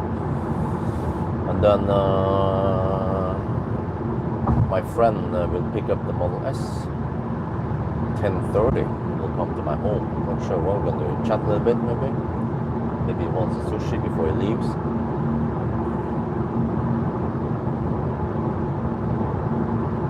Oh yeah, I also need to charge up the soul for the trip to downtown.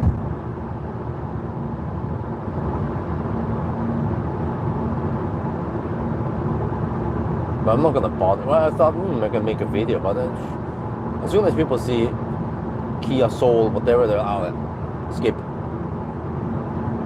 Maybe if it was the same trip downtown with a BMW iX3, oh, watch it.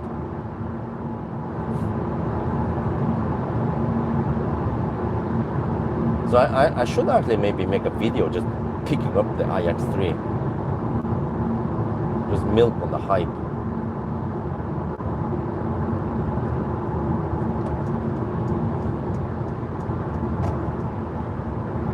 Wait, let me see. I need to return this car at Baclosten and then have to Uber over to BMW. Okay. That's some distance. Wonder if I can take the bus at least one part, and then maybe it's just faster to take Uber. Done. 15 minutes done. Cost maybe 300 look, but I'll take that.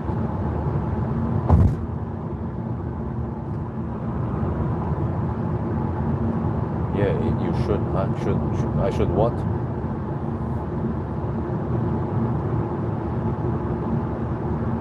I should make video of the Soul. I should take Uber, or I should take the bus.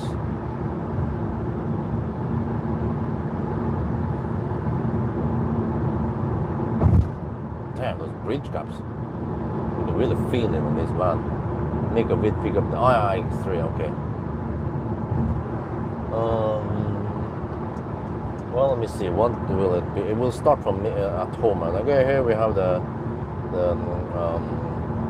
eVito. I'm gonna return it, drive it over there. And then here, okay, done. And then I wait for Uber or the Bolt probably.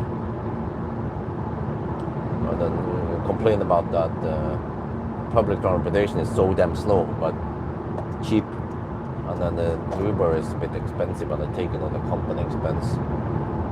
Wait, do we have headwind? Wait, we have headwind. That's why the consumption is a bit high. 370 watt-hour per kilometer now.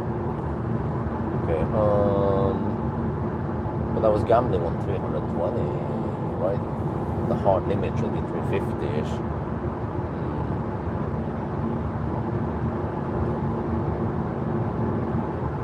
Okay, status update, 868 kilometers and 370 consumption.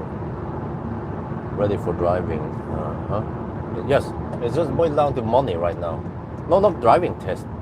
No. She needs to take all the lessons first. There are lots of them. Possibly 10 to 20 driving hours first, or actually hours as in 45 minutes. Yeah, lessons. Has to go through all the mandatory stuff, plus some practical tests. Lessons, just to get a feel of how it is. So she's still several months away from that. But it actually depends how many lessons she will take, or how many per week she wants to go for. I'd say maybe twice per week is okay. And then maybe I can also try to practice drive with her in between. Get some feedback on what's going on, what was confusing,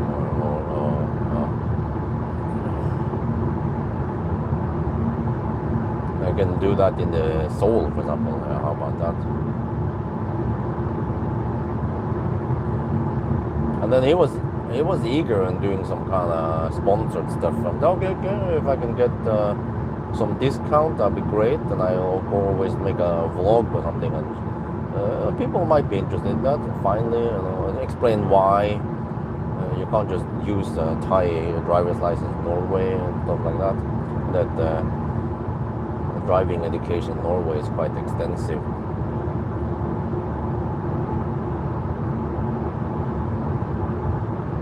Exactly. She can shuttle me and then back again. She can also pick up the kids from kindergarten. And then she can already do that with, especially now during summer, with a bicycle and the hammocks, bicycle trailer. So it just boils down to the willpower.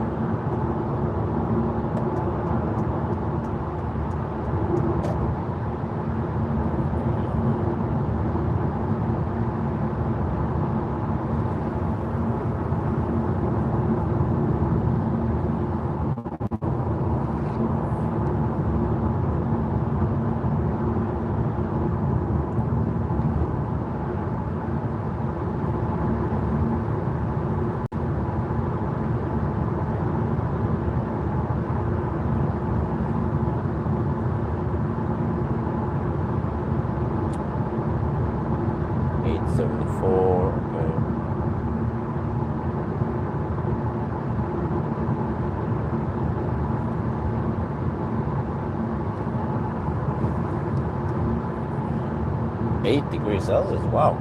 So even though it's not sunny today, you still have nice temperature. It's not that 2-3 degrees Celsius like we had in the past weeks.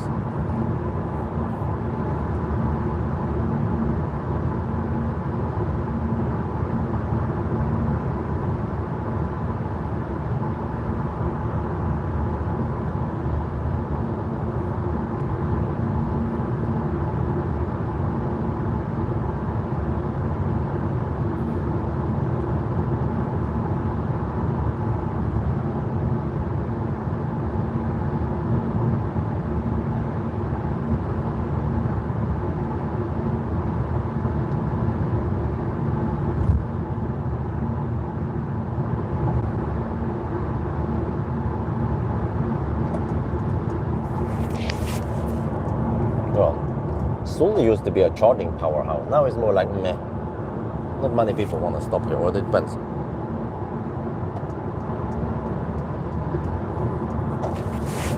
They go for before that Sarpsborg instead, which has Remen or Inspiria and some other stuff. Deli de Luca, or they go further down the road for Rygge. Yeah, that's a charging powerhouse right there.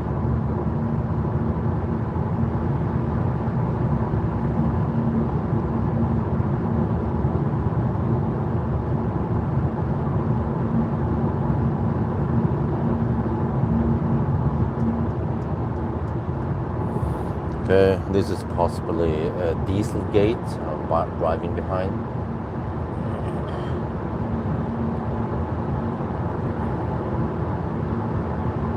It's the brother from another mother. Good old transporter. Yeah. Probably not the most efficient car out there, but it's practical. But for the most time, I'm not gonna bother wifey going every week. I will just take either I have a press car shuttle, or I take some Uber. But yeah, it depends. But in the past, every time I switch cars, I also tend to visit one of my sponsors, right? So, but then what I should do is switch car first and then go to visit the sponsor with the other car. Yeah. Well, not sponsor, but it could be Valdemar or some of them.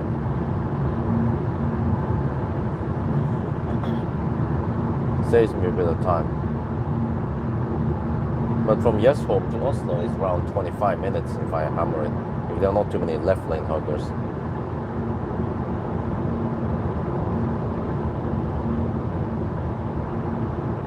Oh, that is not legal. The bicycle is blocking the license plate. He either doesn't care or doesn't know about it.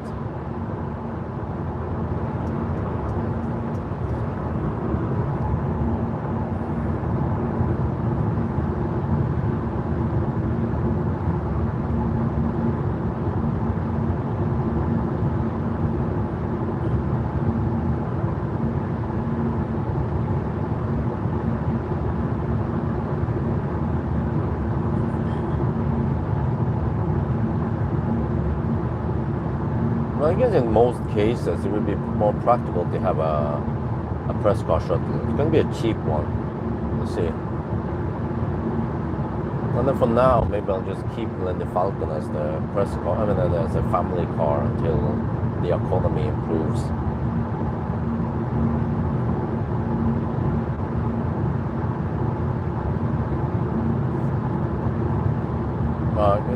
This summer, I want to get the heat pump for the living room, and at least the living room and the main bedroom. The other bedrooms don't really need it yet. But then I've been waiting forever for some of my partners to try to get some discount or I don't know, some sponsor. But it seems like I don't know, they just can't land on the things. I'm like, okay, whatever. Let's just buy it outright, full price then. Yeah. Well, I mean, in Norway we call it heat pump because we tend to use it for heating, but it's also AC, it's air conditioning, pretty much. Yeah, well, I thought about split units, but in that case you have one outdoor unit, right? What is the advantage with split unit? I guess you save on that part, but and you split them. But it means that it can only do cooling simultaneously or heating simultaneously. You can't just say, okay, you want to cool in the living room but heat upstairs, right?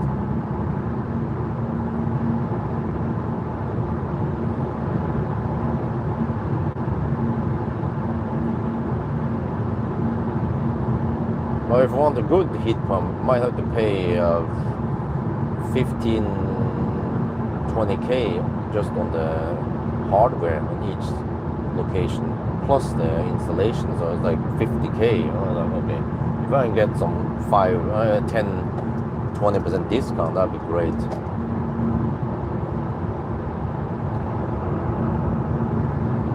And it seems like I asked, what the heck is it called again? The zip screen guys, Scandic, but they didn't respond. I don't know if some people quit or whatever. So like,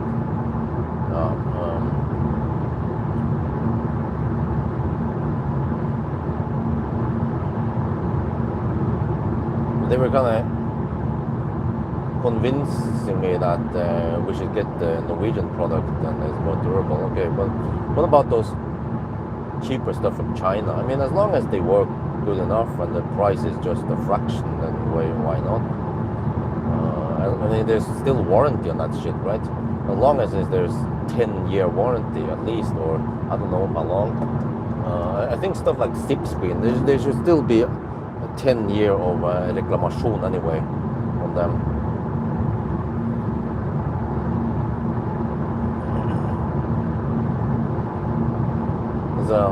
If I get it for Scandic, it's going to be really expensive. But I'm not sure yet. I heard from my partner, he claims that there is, blinds, persienne, right?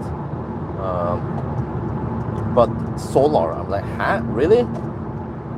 I need to find out more about that. That would be interesting. Must be high quality. Well, yeah, okay. 8-year warranty. What are you talking about? On the zip screen?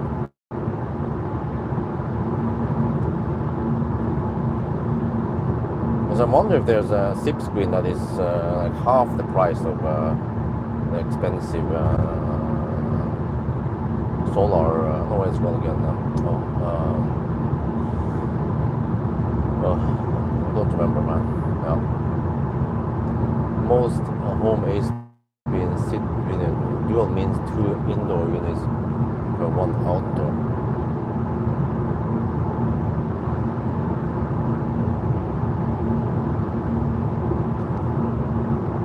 Oh, my cheap AC.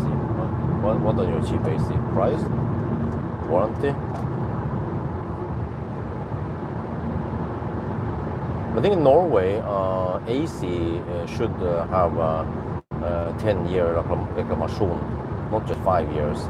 It's meant to last long, just like a fridge, for example, or freezer. They're meant to last for 10 years, not just 2 or 5 years, like phone.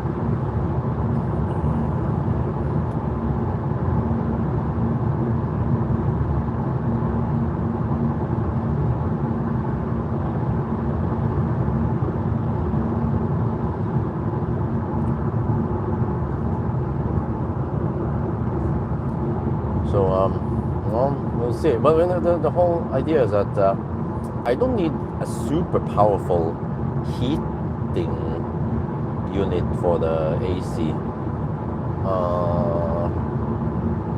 And same with cooling, because I mean, in the long run, I want to get zip screen or something. I'm more into the passive stuff, rather than just letting all the heat inside and then pump it out. That's kind of silly. So I like the zip screen idea, which means that basically with zip screens we might not need much cooling at all. So just a weak source unit would be good enough, and then it's not the main heat source, it's the waterborne heater. But it would be nice if the AC could deal with minus 30 degrees, because at least the NIBE can only deal with around minus 24-ish. Then the PDC kicks in, and that is freaking massive. I think that's what's happened this winter. Even though I set low temperature indoor, it was just running the PDC some of the extreme days, sucking lots of electricity. screen at south side, did lower the temp 5, yeah, something like that, you know, SIP screen. So I notice a big difference, because on these days now when it's cloudy, then it's almost kind of cold in the house. It stays around 24, 25 degrees, but as soon as the sun blasts in there in the morning hours, it goes from 24 to 27 degrees within just 2-3 hours. So there must be a lot of heat going in there to heat up the living room. So I like that idea, because I can then get free heat on the sunny days. But then if it's too hot, then we just block it out with SIP screen.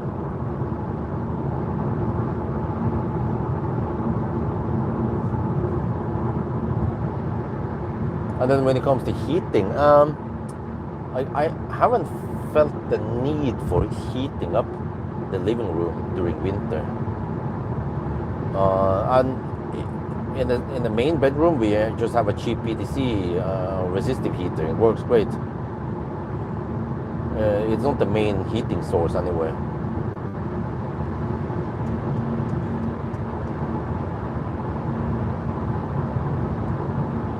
So I feel like as long as we have SIP screen in some of the rooms that tends to get hot, then that is already good enough.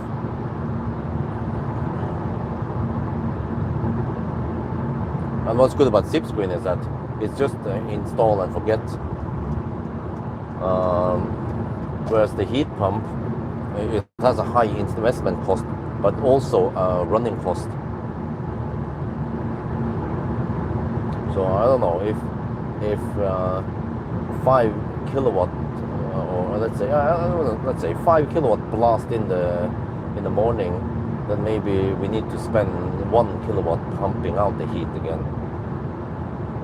But then with SIP screen, we could block out, out of the 5 kilowatt, we could block maybe 4 kilowatt heat. And then the 1 kilowatt that comes in is like no big deal. And eventually I want the SIP screen for that big entrance window, glass surface. That would make things, that will actually improve or cool down greatly.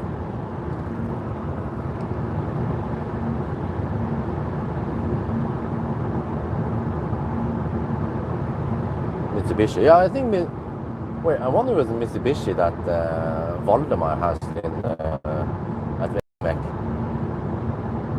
Whoa, what the heck is going on there?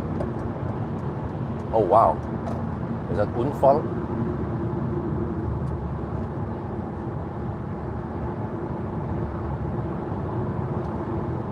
Okay, long queues. Now that sucks, man. We're trying to travel now with low traffic, and then there's something here. There's a fire truck there. I bet some Nissan crashed into each other again because they didn't pay attention. Yeah, there's the rescue car, or the they call it Put. There's the NAF, and then the Putebil komt. Yeah. Fortunately, it was not affected by in this direction. We take 220 volt screen, not solar. They drill small cable, no battery risk. Hey, what kind of battery risk are we talking about? Can it catch fire?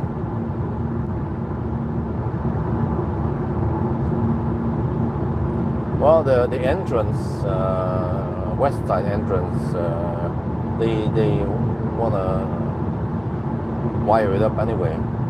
But the other ones, well, battery. Otherwise, we need to wire up all that stuff, which costs money. And then you will see the cables also. So there I want battery.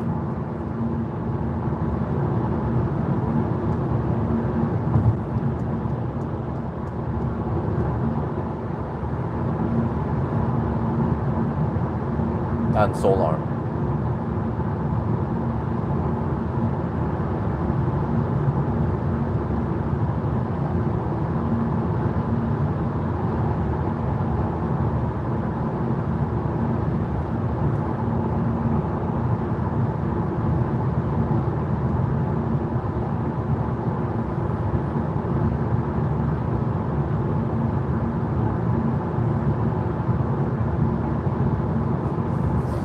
Okay, let me see. 8 or how do we count this? 10 hours and 40 minutes now, right? Yeah.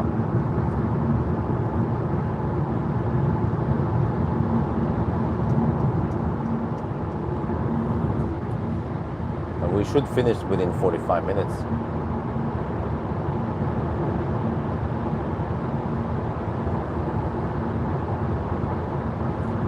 Man, there's like, I need to win in lottery. Because there's so much stuff I want to do with the house. Slap down asphalt, put a thick fence in front of the house on the side, get solar, get battery, fence on the back side, slip screens, AC, yeah, and then some extra lights in there. I actually want to get some LED strip in the kitchen. That doesn't cost too much, but I just need some skill, maybe an electrician to help me install it so it looks pretty. And yeah, but we can just control it via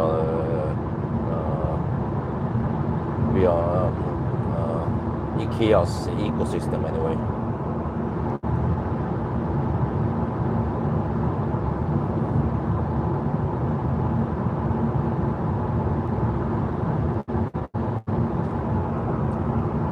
But Blaster XP, do you have a first-hand experience with zip screen with batteries?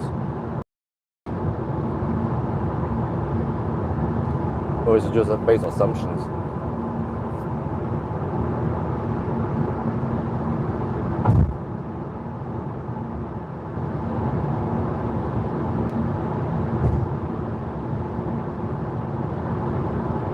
I'm kind of interested in the whole solar. So basically, if the lamellas are tiny little solar panels, if you lower them, they will be generating a little bit, and if you close it, then it will be generating more. But then you don't have the see-through like zip screens. So that's the thing, because I also need to calculate how expensive is that stuff, and yeah, how much can you actually get?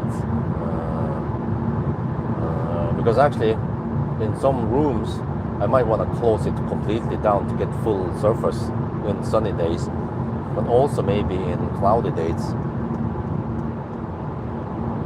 But each window is, let me see, 140 times. So it's a little bit over 1 square meter. Yeah, here, by the way, speaking of solar, I don't know if you guys can see it, but Osco, they have lots of solar on the south wall.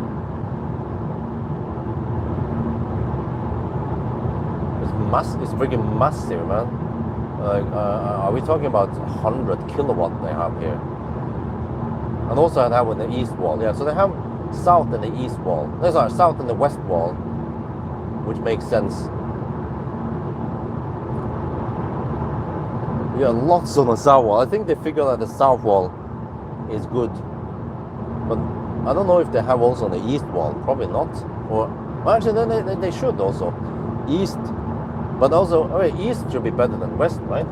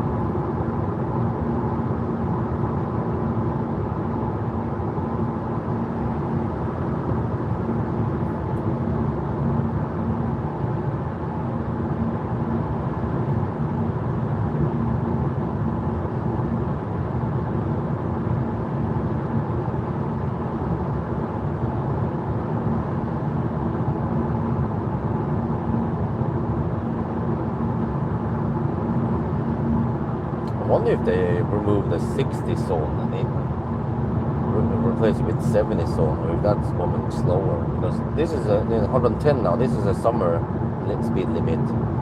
It was 100 during winter, and they just changed it. I'm not sure when, but probably not many days ago, or maybe even yesterday. Who knows? But for some reason, it's still 60 zone around Bryn, and then it's supposed to be 70 during summer. I don't know why they didn't sync everything. According to installer, users of battery kills them in winter. They stay at 100% for a long time. They need to be replaced very often. Oh, interesting. That actually makes sense, that they degrade, staying at 100% too long.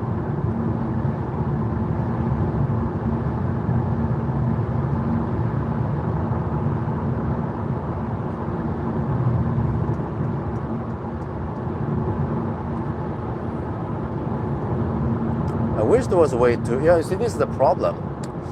Those things are too dumb. It should be set to, or you should be able to set the charge limit. So you can just set it to 80% or 60%, whatever. So during winter, when you don't need it much, you know. One thing you could do is manually block the solar panels so they don't reach 100%. Yeah, but in winter, or you could run it up and down, but that's kind of silly to discharge it manually. Well, I don't know, tape it or do something to prevent it from going to 100%. But it requires some manual work. That's the problem. If it's in a second floor, then what the heck are we going to do, right?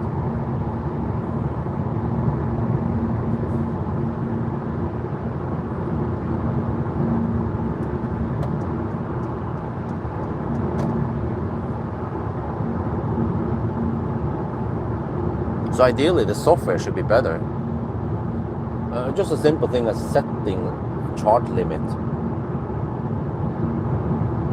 So again, it's good design, hardware ruined by bad software. Just like what I've experienced with many Chinese cars.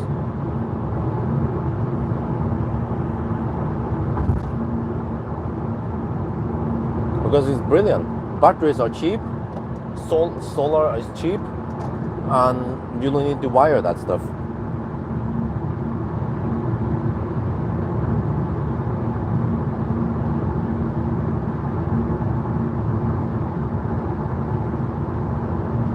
But there will be a couple of days where there could be sun during winter, and then you want to fire up the zip screen or move it. I mean,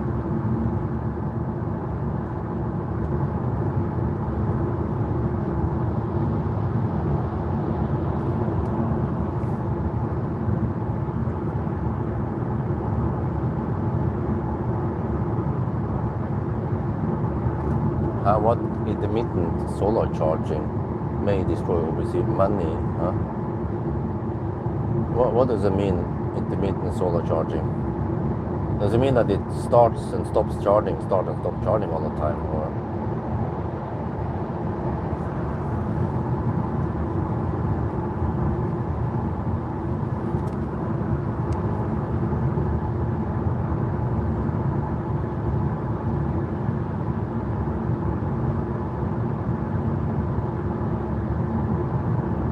High wind, rain is also an issue. They are not usable as wind. Yeah, that's true. But then, like with Scandic, let's call it. Scandic, you can get them with the sensors for wind and so on. And I know that it doesn't get that windy in Yesholm. In case that happens, well, the wind sensor will pick it up and then just retract the zip screen. 5-10 minutes. Oh, okay, I see.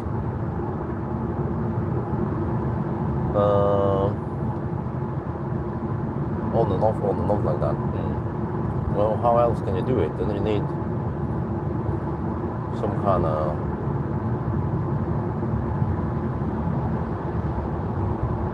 what Okay, we need better logic then. Because what it could do is just start charging and then adjust the amp up and down.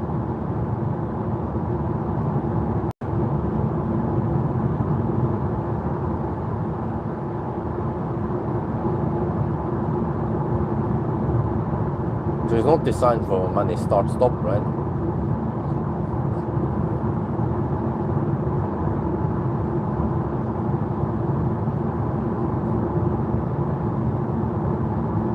Okay, in the old days I would usually countdown near here somewhere.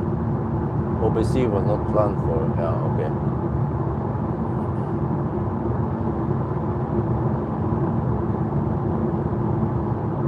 Right, 350 watt-hour per kilometer now, and it's gonna drop as we cross Oslo. Let me switch to the total stuff. 930 kilometers, 370 still. It's been rock solid at 370 for a while now. And I wonder if that was the consumption that the Bedrook estimated. I need to look at my own video, see what it claimed. Yeah, that might be a concern. I don't want to destroy OBC on various cars. So,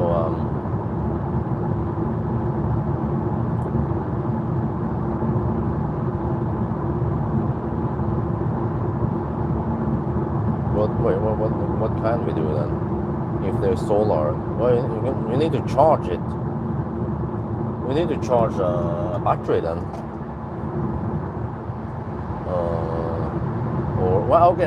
Okay, this could also work. Just start charging, like I do in Thailand. Just start charging, but then you want it to vary the current from 7 amp to. But that's strange. I heard it. Supposedly 7 amp is the main current for charging, but Tesla. Okay.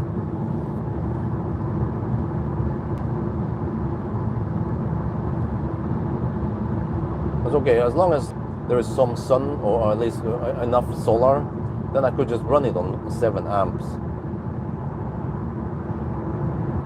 and just take a chunk of the solar.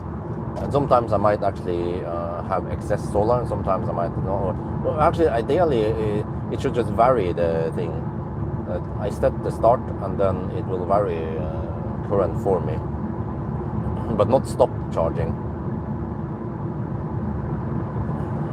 I wonder if Easy knows about it. Easy has a solution for the leftover solar with the equalizer. We need to ask them about this. I didn't know this, but it kind of makes sense. Maybe there's, I don't know, some contactor that goes dung, dung, dung, and then that would be a lot of contactors in like on, off, on, off, on, off. Maybe it's similar to a fossil engine that has the start-stop system that has been designed to start-stop often versus an older engine that might break if you start-stop too often.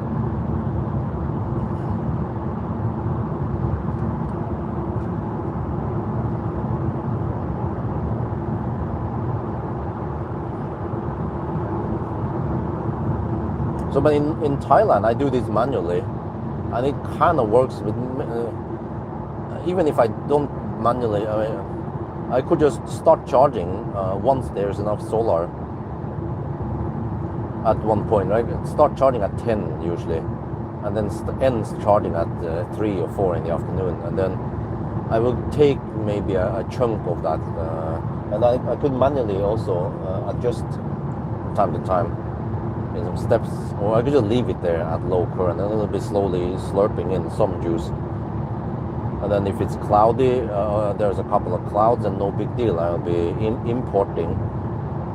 And then if there's a bit too much, then I could export slightly, but that could actually be a good solution. Because when I think about this, it doesn't have to be 100% like I don't export anything or I don't import anything, right? A little bit in and out is no big deal, as long as the majority of the charging and consumption is eating of the solar, so we can avoid destroying equipment.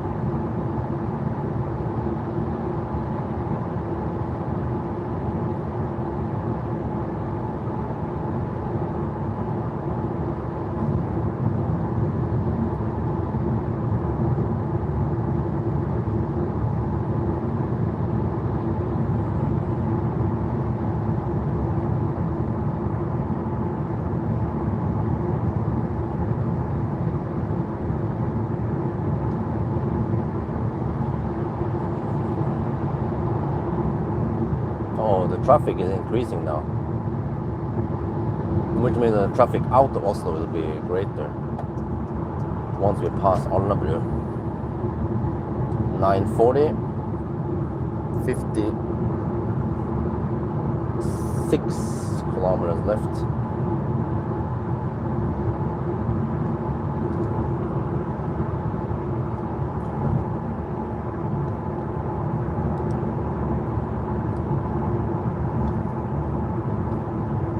We're supposed to finish the challenge in around half an hour.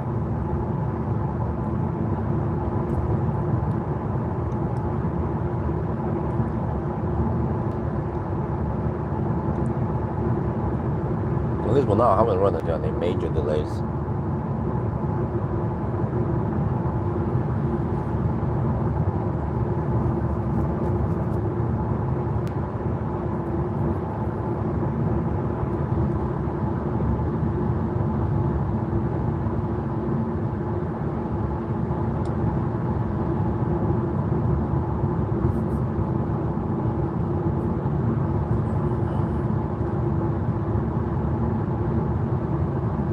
But I guess that's about to change soon.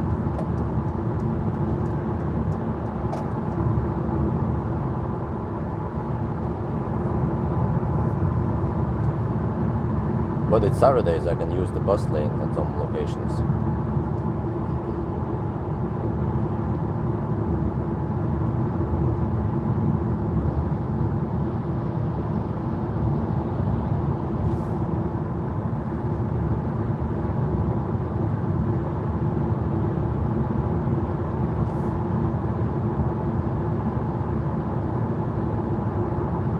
Oh, eVito, they're still in use, huh? Wonder how much they have degraded by now. Like is that a 40 eVito? So maybe it had 37 kilowatt hour. Yeah, maybe 30 kilowatt hour by now.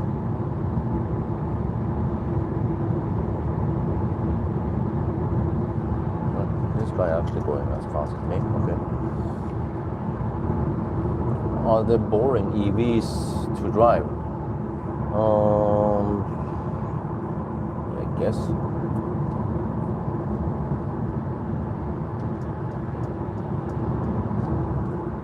Many chargers have intelligent to adjust the power according to panel input and mix it with, yeah. Well, Easy can do that you can pull 3 amp from the grid. You can import 3 amp and then vary the excessive whatever, right? Solar. But I mean, what happens if there is a cloud? Will it stop charging? And then resume again?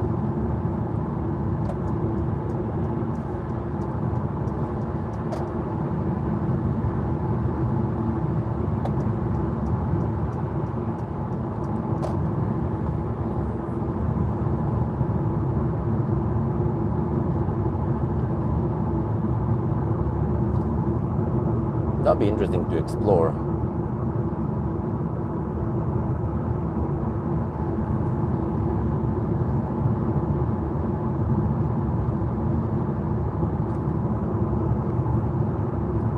Four is what polite can even switch between one phase and three phase. Wow.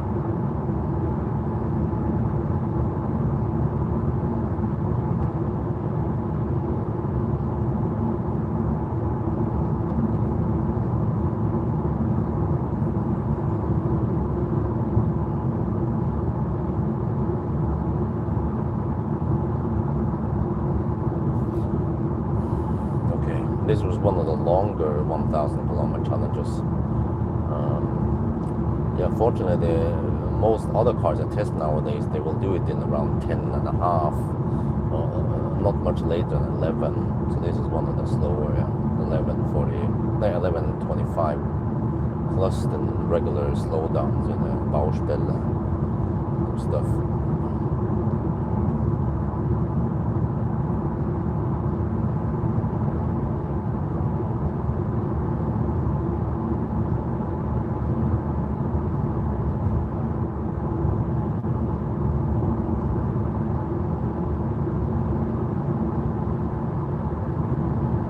$9.48. What the heck was that? A freaking wheel fell off that thing. Dude. Huh? How did that happen? Oh, wait. Let me guess. He didn't tighten the nuts when he changed tires. I actually changed tire on the sole. So I should actually re-tighten the nuts. Just to check. You should do that after 50 kilometer driving, right? So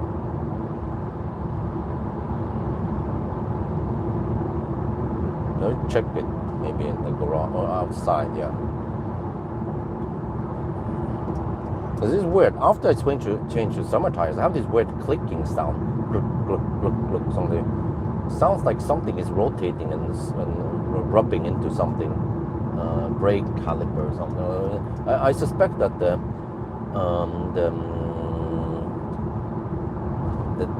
rim is rubbing into the brake caliper. I think Valdemar should be able to quickly identify this if you raise it and thing. But on Wednesday I have an appointment with him to do the AC service. But I also noticed when I used the AC recently, when it was 16 degrees outside, I was like, oh, it's not cooling much.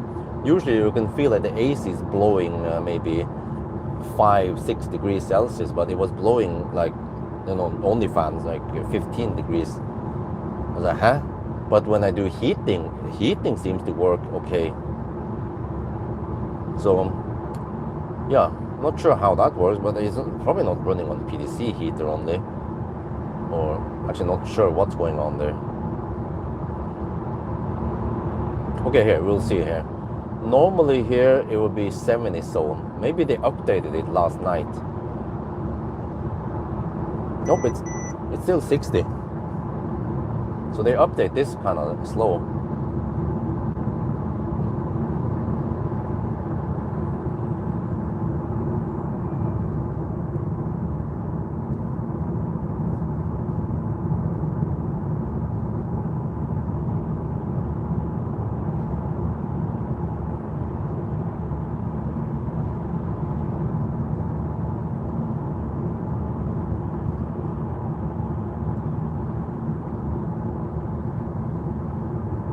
Down to 22% now. Oh, still have 39 kilometers to go. Oh, the car claims 10% on arrival. Okay. Well, I charged through 75%, right? Okay, so 70 could have been enough. We'll see. We'll see. It's still not over yet. It ain't over until until the car is parked outside the house. Some rims look, but that's very common look for the soles. I mean, whatever, if that's what people expect on a sole, and good. I'm getting hungry. I'm actually out of food.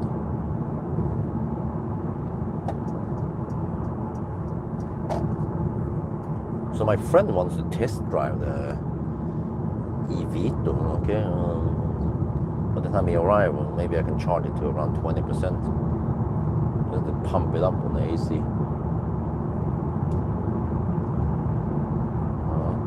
Drying the white part with black plastic tip. Okay, whatever. I'm not gonna do that. I'll just go with a regular sole rim look. Just like the 5-spoke rims on the Tesla. You know, it's like, okay, everyone knows them, so it's fine. But if you go with something weird like the pizza wheels and be like, some people might not like it. So it's harder to sell, maybe. I wonder if it's still on Millennium Falcon, and the Falcon tires, they are actually quite good. Only minus is that they might not have the best sound noise reduction.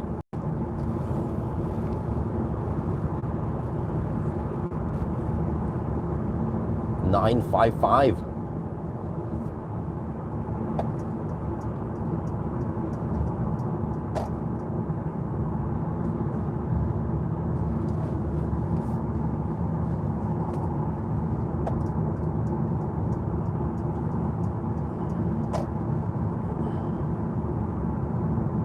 More kilometers then.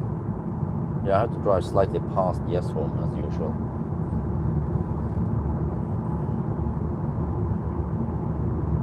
There's a taxi driver that doesn't use blinkers.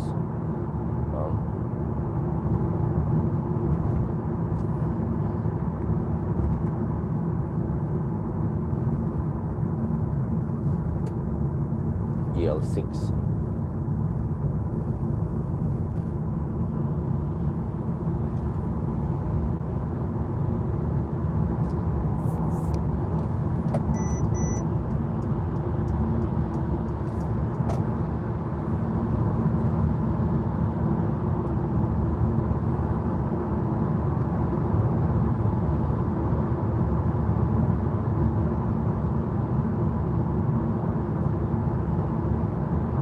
Need to shave off a couple of minutes because of these slow pokes hugging the left lane. But actually I should be able to tolerate slight traffic. Yeah, that's true. Some traffic is normal.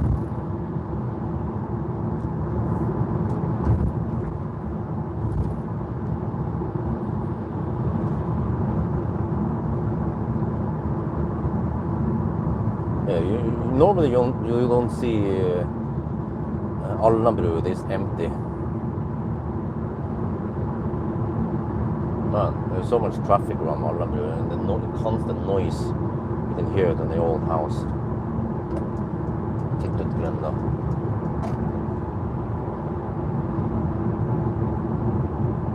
Yeah, it's crazy. It's just a couple of, like, it's only like 150 meters away, and you can easily hear the noise from there and Strömsway. And I remember when I had that interview with Ed Gay from Tibber. It was so noisy in the background there. I don't. Well, what could I could have, of course, done it another place, but it's still inside. Yeah, that was the problem. It was right at the COVID time.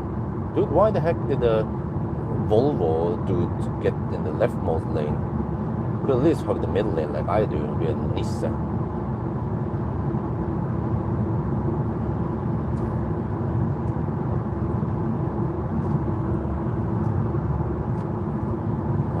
Yeah, hello.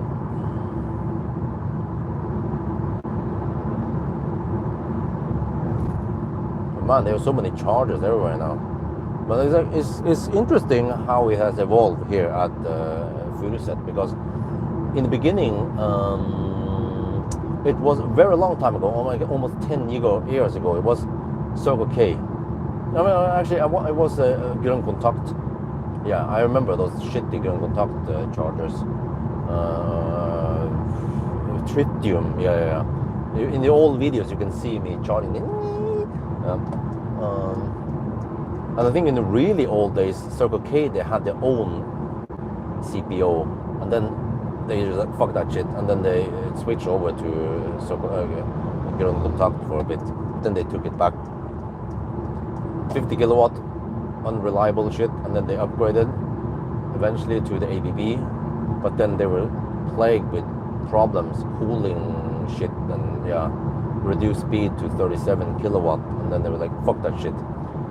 And then they went for Alpitronic, yeah, for a bit, the slim Alpitronic with only one, two power module in there. And then they, okay, now it's, well, I don't know, I think they went more chem power.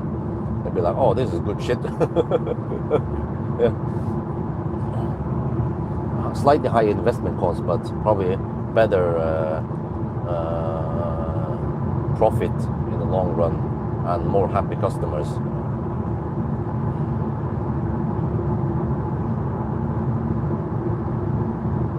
$962 down to 19%. I think it's gonna be close. Yeah, I bet it was necessary to charge 75%, not 70%. 8.5 degrees. Well, there's a little bit of sun I can harvest. Okay, I'm gonna put the EcoFlow and the solar back to work now in the garden. Get them free energy.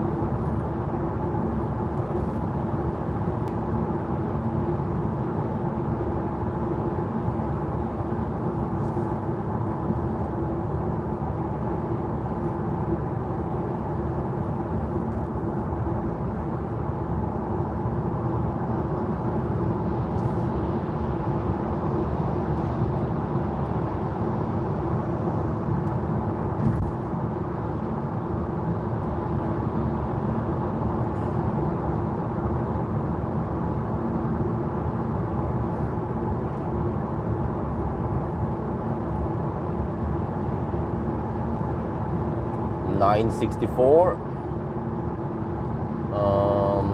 10 hours and 13 minutes now. No, 11 hours and 13 minutes.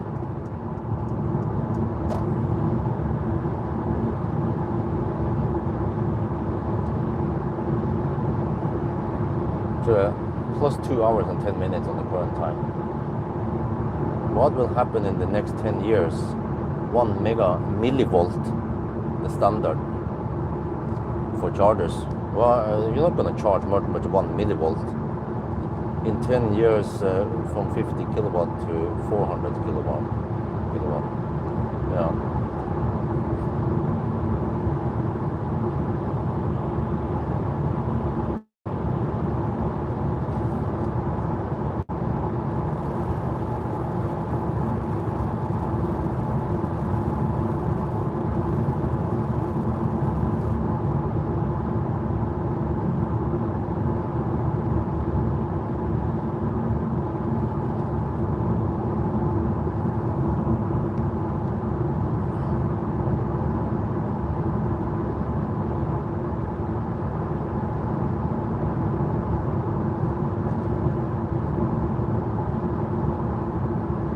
Yeah, maybe I should predict what's going to happen in 10 years. Well, based on what has happened in the past. That's going to be a good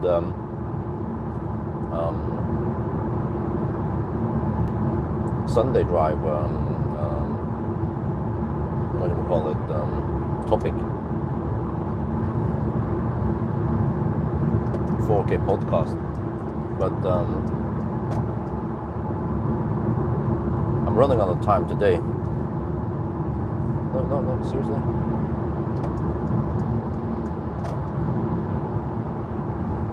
Could do that on Monday. Because I have some ideas. Well, I have a prediction that there will be more and more solar in Norway. I've seen it. That's in Norway, we get more solar on farms, on office buildings, or on business, like shop buildings, whatever, right? And more homes will also get it because it's cheaper. And I also predict that batteries will be more common some kind of LFP batteries, and then eventually the salt batteries, what are they calling it? Sodium batteries, because they are cheaper per kilowatt hour. Space-wise, weight-wise, doesn't matter for most people. But when it comes to charging, though, well, hard to say, because there was also a price for power, basically, and that's not going to change. Well, unless you incorporate some batteries, that could be a game changer.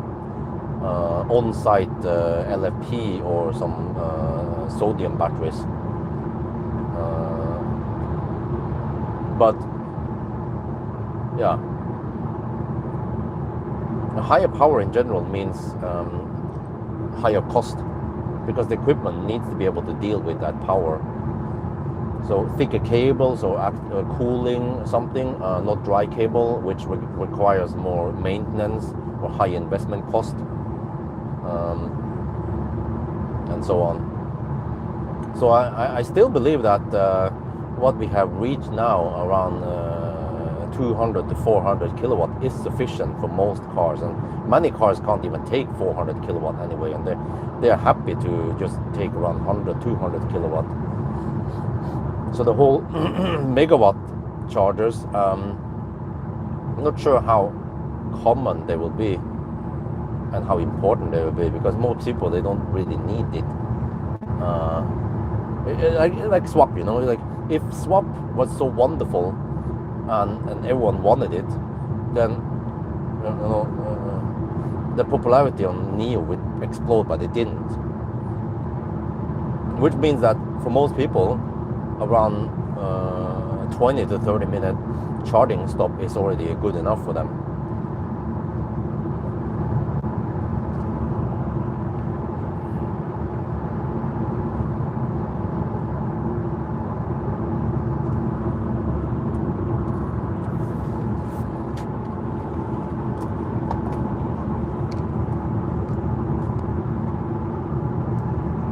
They're backward compatible. What? Battery swap? Wait, is it? No.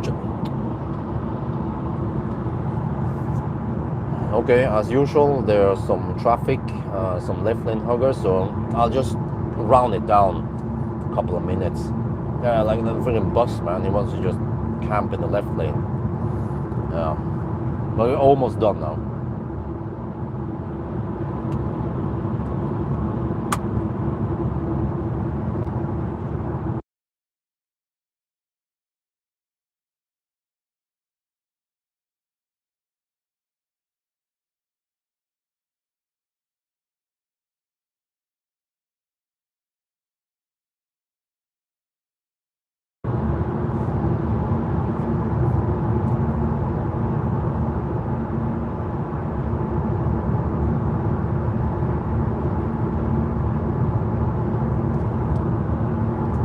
Yeah, well, true. Oh, that's what you meant. Yeah, a megawatt charger can deliver that, but it's like how do you put this? Waste of resource, because you have beefy cables. The BYD stuff seems to have like an overhead cable solution to be able to deal with the extra weight involved in those, you know. So the whole cable solution and wiring and everything and the cooling needs to be beefed up so that you can deliver 40 kilowatt to a Soul or a Leaf, right, or e-Golf. So my claim is that megawatt charger will cost more, and there will be few of them because they're expensive to install and maintain. And the power units, not sure how they're gonna distribute the power and so on. So it has a price, and most people are not willing to pay that price. I mean, even today, people are complaining about expensive charging, right? So, and they look at this way. If charging speed was so important, why are there so many 800 volt cars charging at Tesla? You know? Then there should be gangbanging Ionity, right?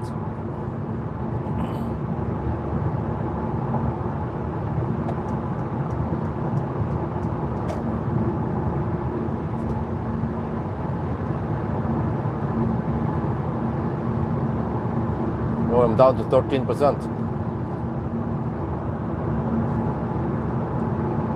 Yeah, I need buffer, which means battery buffer, which means more money. Higher installation cost and running cost, and you wear down the battery over time. It also costs money. So, I mean, how else can I put this? You know, people expect that 1 megawatt charger will cost the same as a 50 kilowatt charger. I mean, in Thailand they even install those 28 or 27 kilowatt chargers. They are cheap to run. No, we're not talking about the MCS standard. We're talking about the CCS plug that the Chinese are using, and they can deliver 1 megawatt or more. Or something. I don't know. They go also quite high current.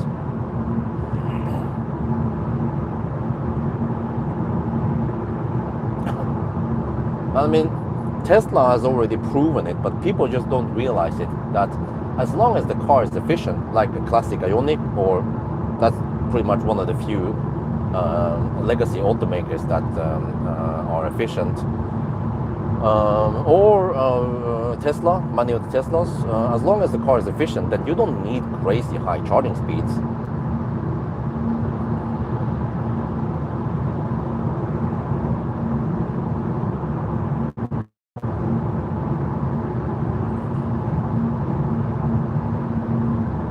.982. Okay, 10. Oh, we're already at 10:20. No, 11:23. Oh, is it gonna be 11:30 actually? It's gonna shave off a couple of minutes, right? Round it down.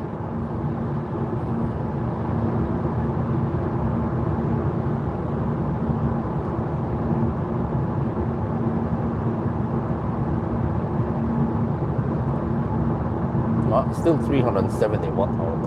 Okay, I need to switch over to the higher precision with a decimal. There, 984.0.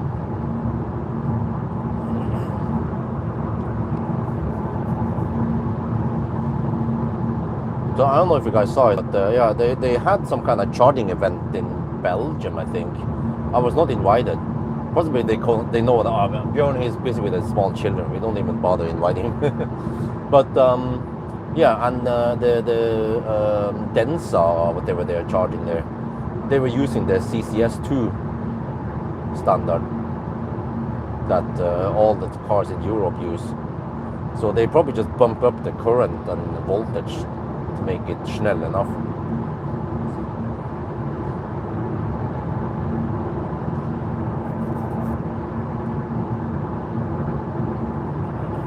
Yeah, eventually I need to do 500 kilometer challenge with Zoe. Speaking of Zoe here, gee.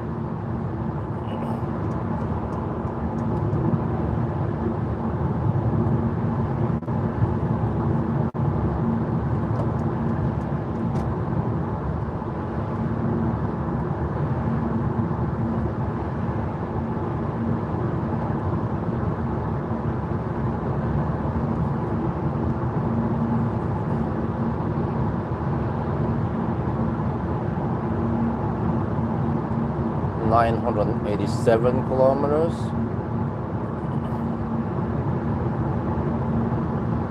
I'm down to 10%, and I still need to drive a little bit more before I'm done.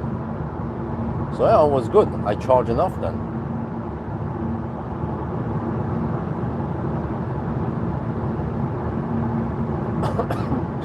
I think I'll be down closer to 5% by the time I'm home. There, actually, we have 11:25, 988. I have to go to 9. Oh, it's 11:26 now. I have to go to 9. What was it again? 996. Oh, I have another 7 kilometers.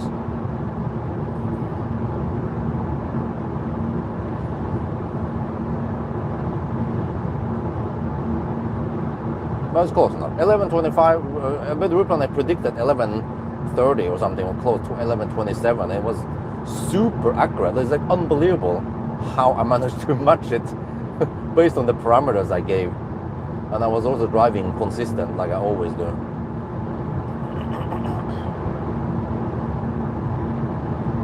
Nine, 8, 9, 9. Okay, 990. 6 more kilometers, and we have more Nisse. Oh, okay.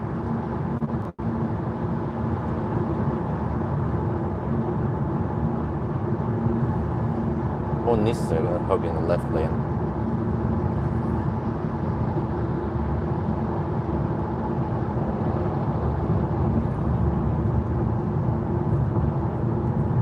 Well, we just shave a couple of minutes off the whole thing. 991 now.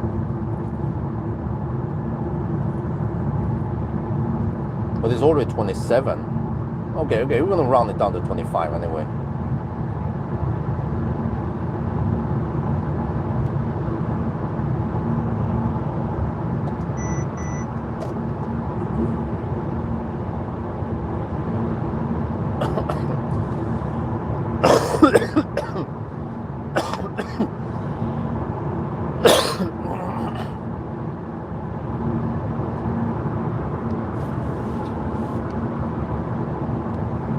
Two.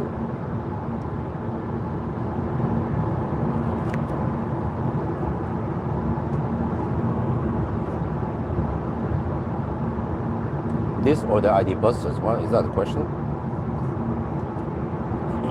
Do you think the eVito will be popular in the construction industry? I think ID bus seems to have quite good popularity. It's gonna be hard to beat. Okay, here we should normally have 999 by now. So I wonder if my estimation, my thing was a bit off, or I'm not sure. 994 soon. Well, sometimes also 999 here. Yeah, it depends.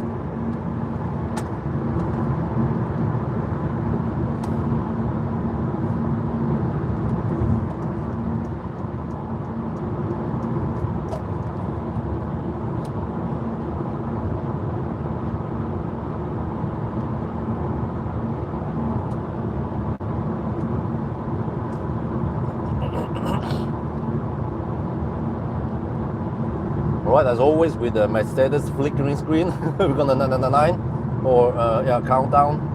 991, 992, 993.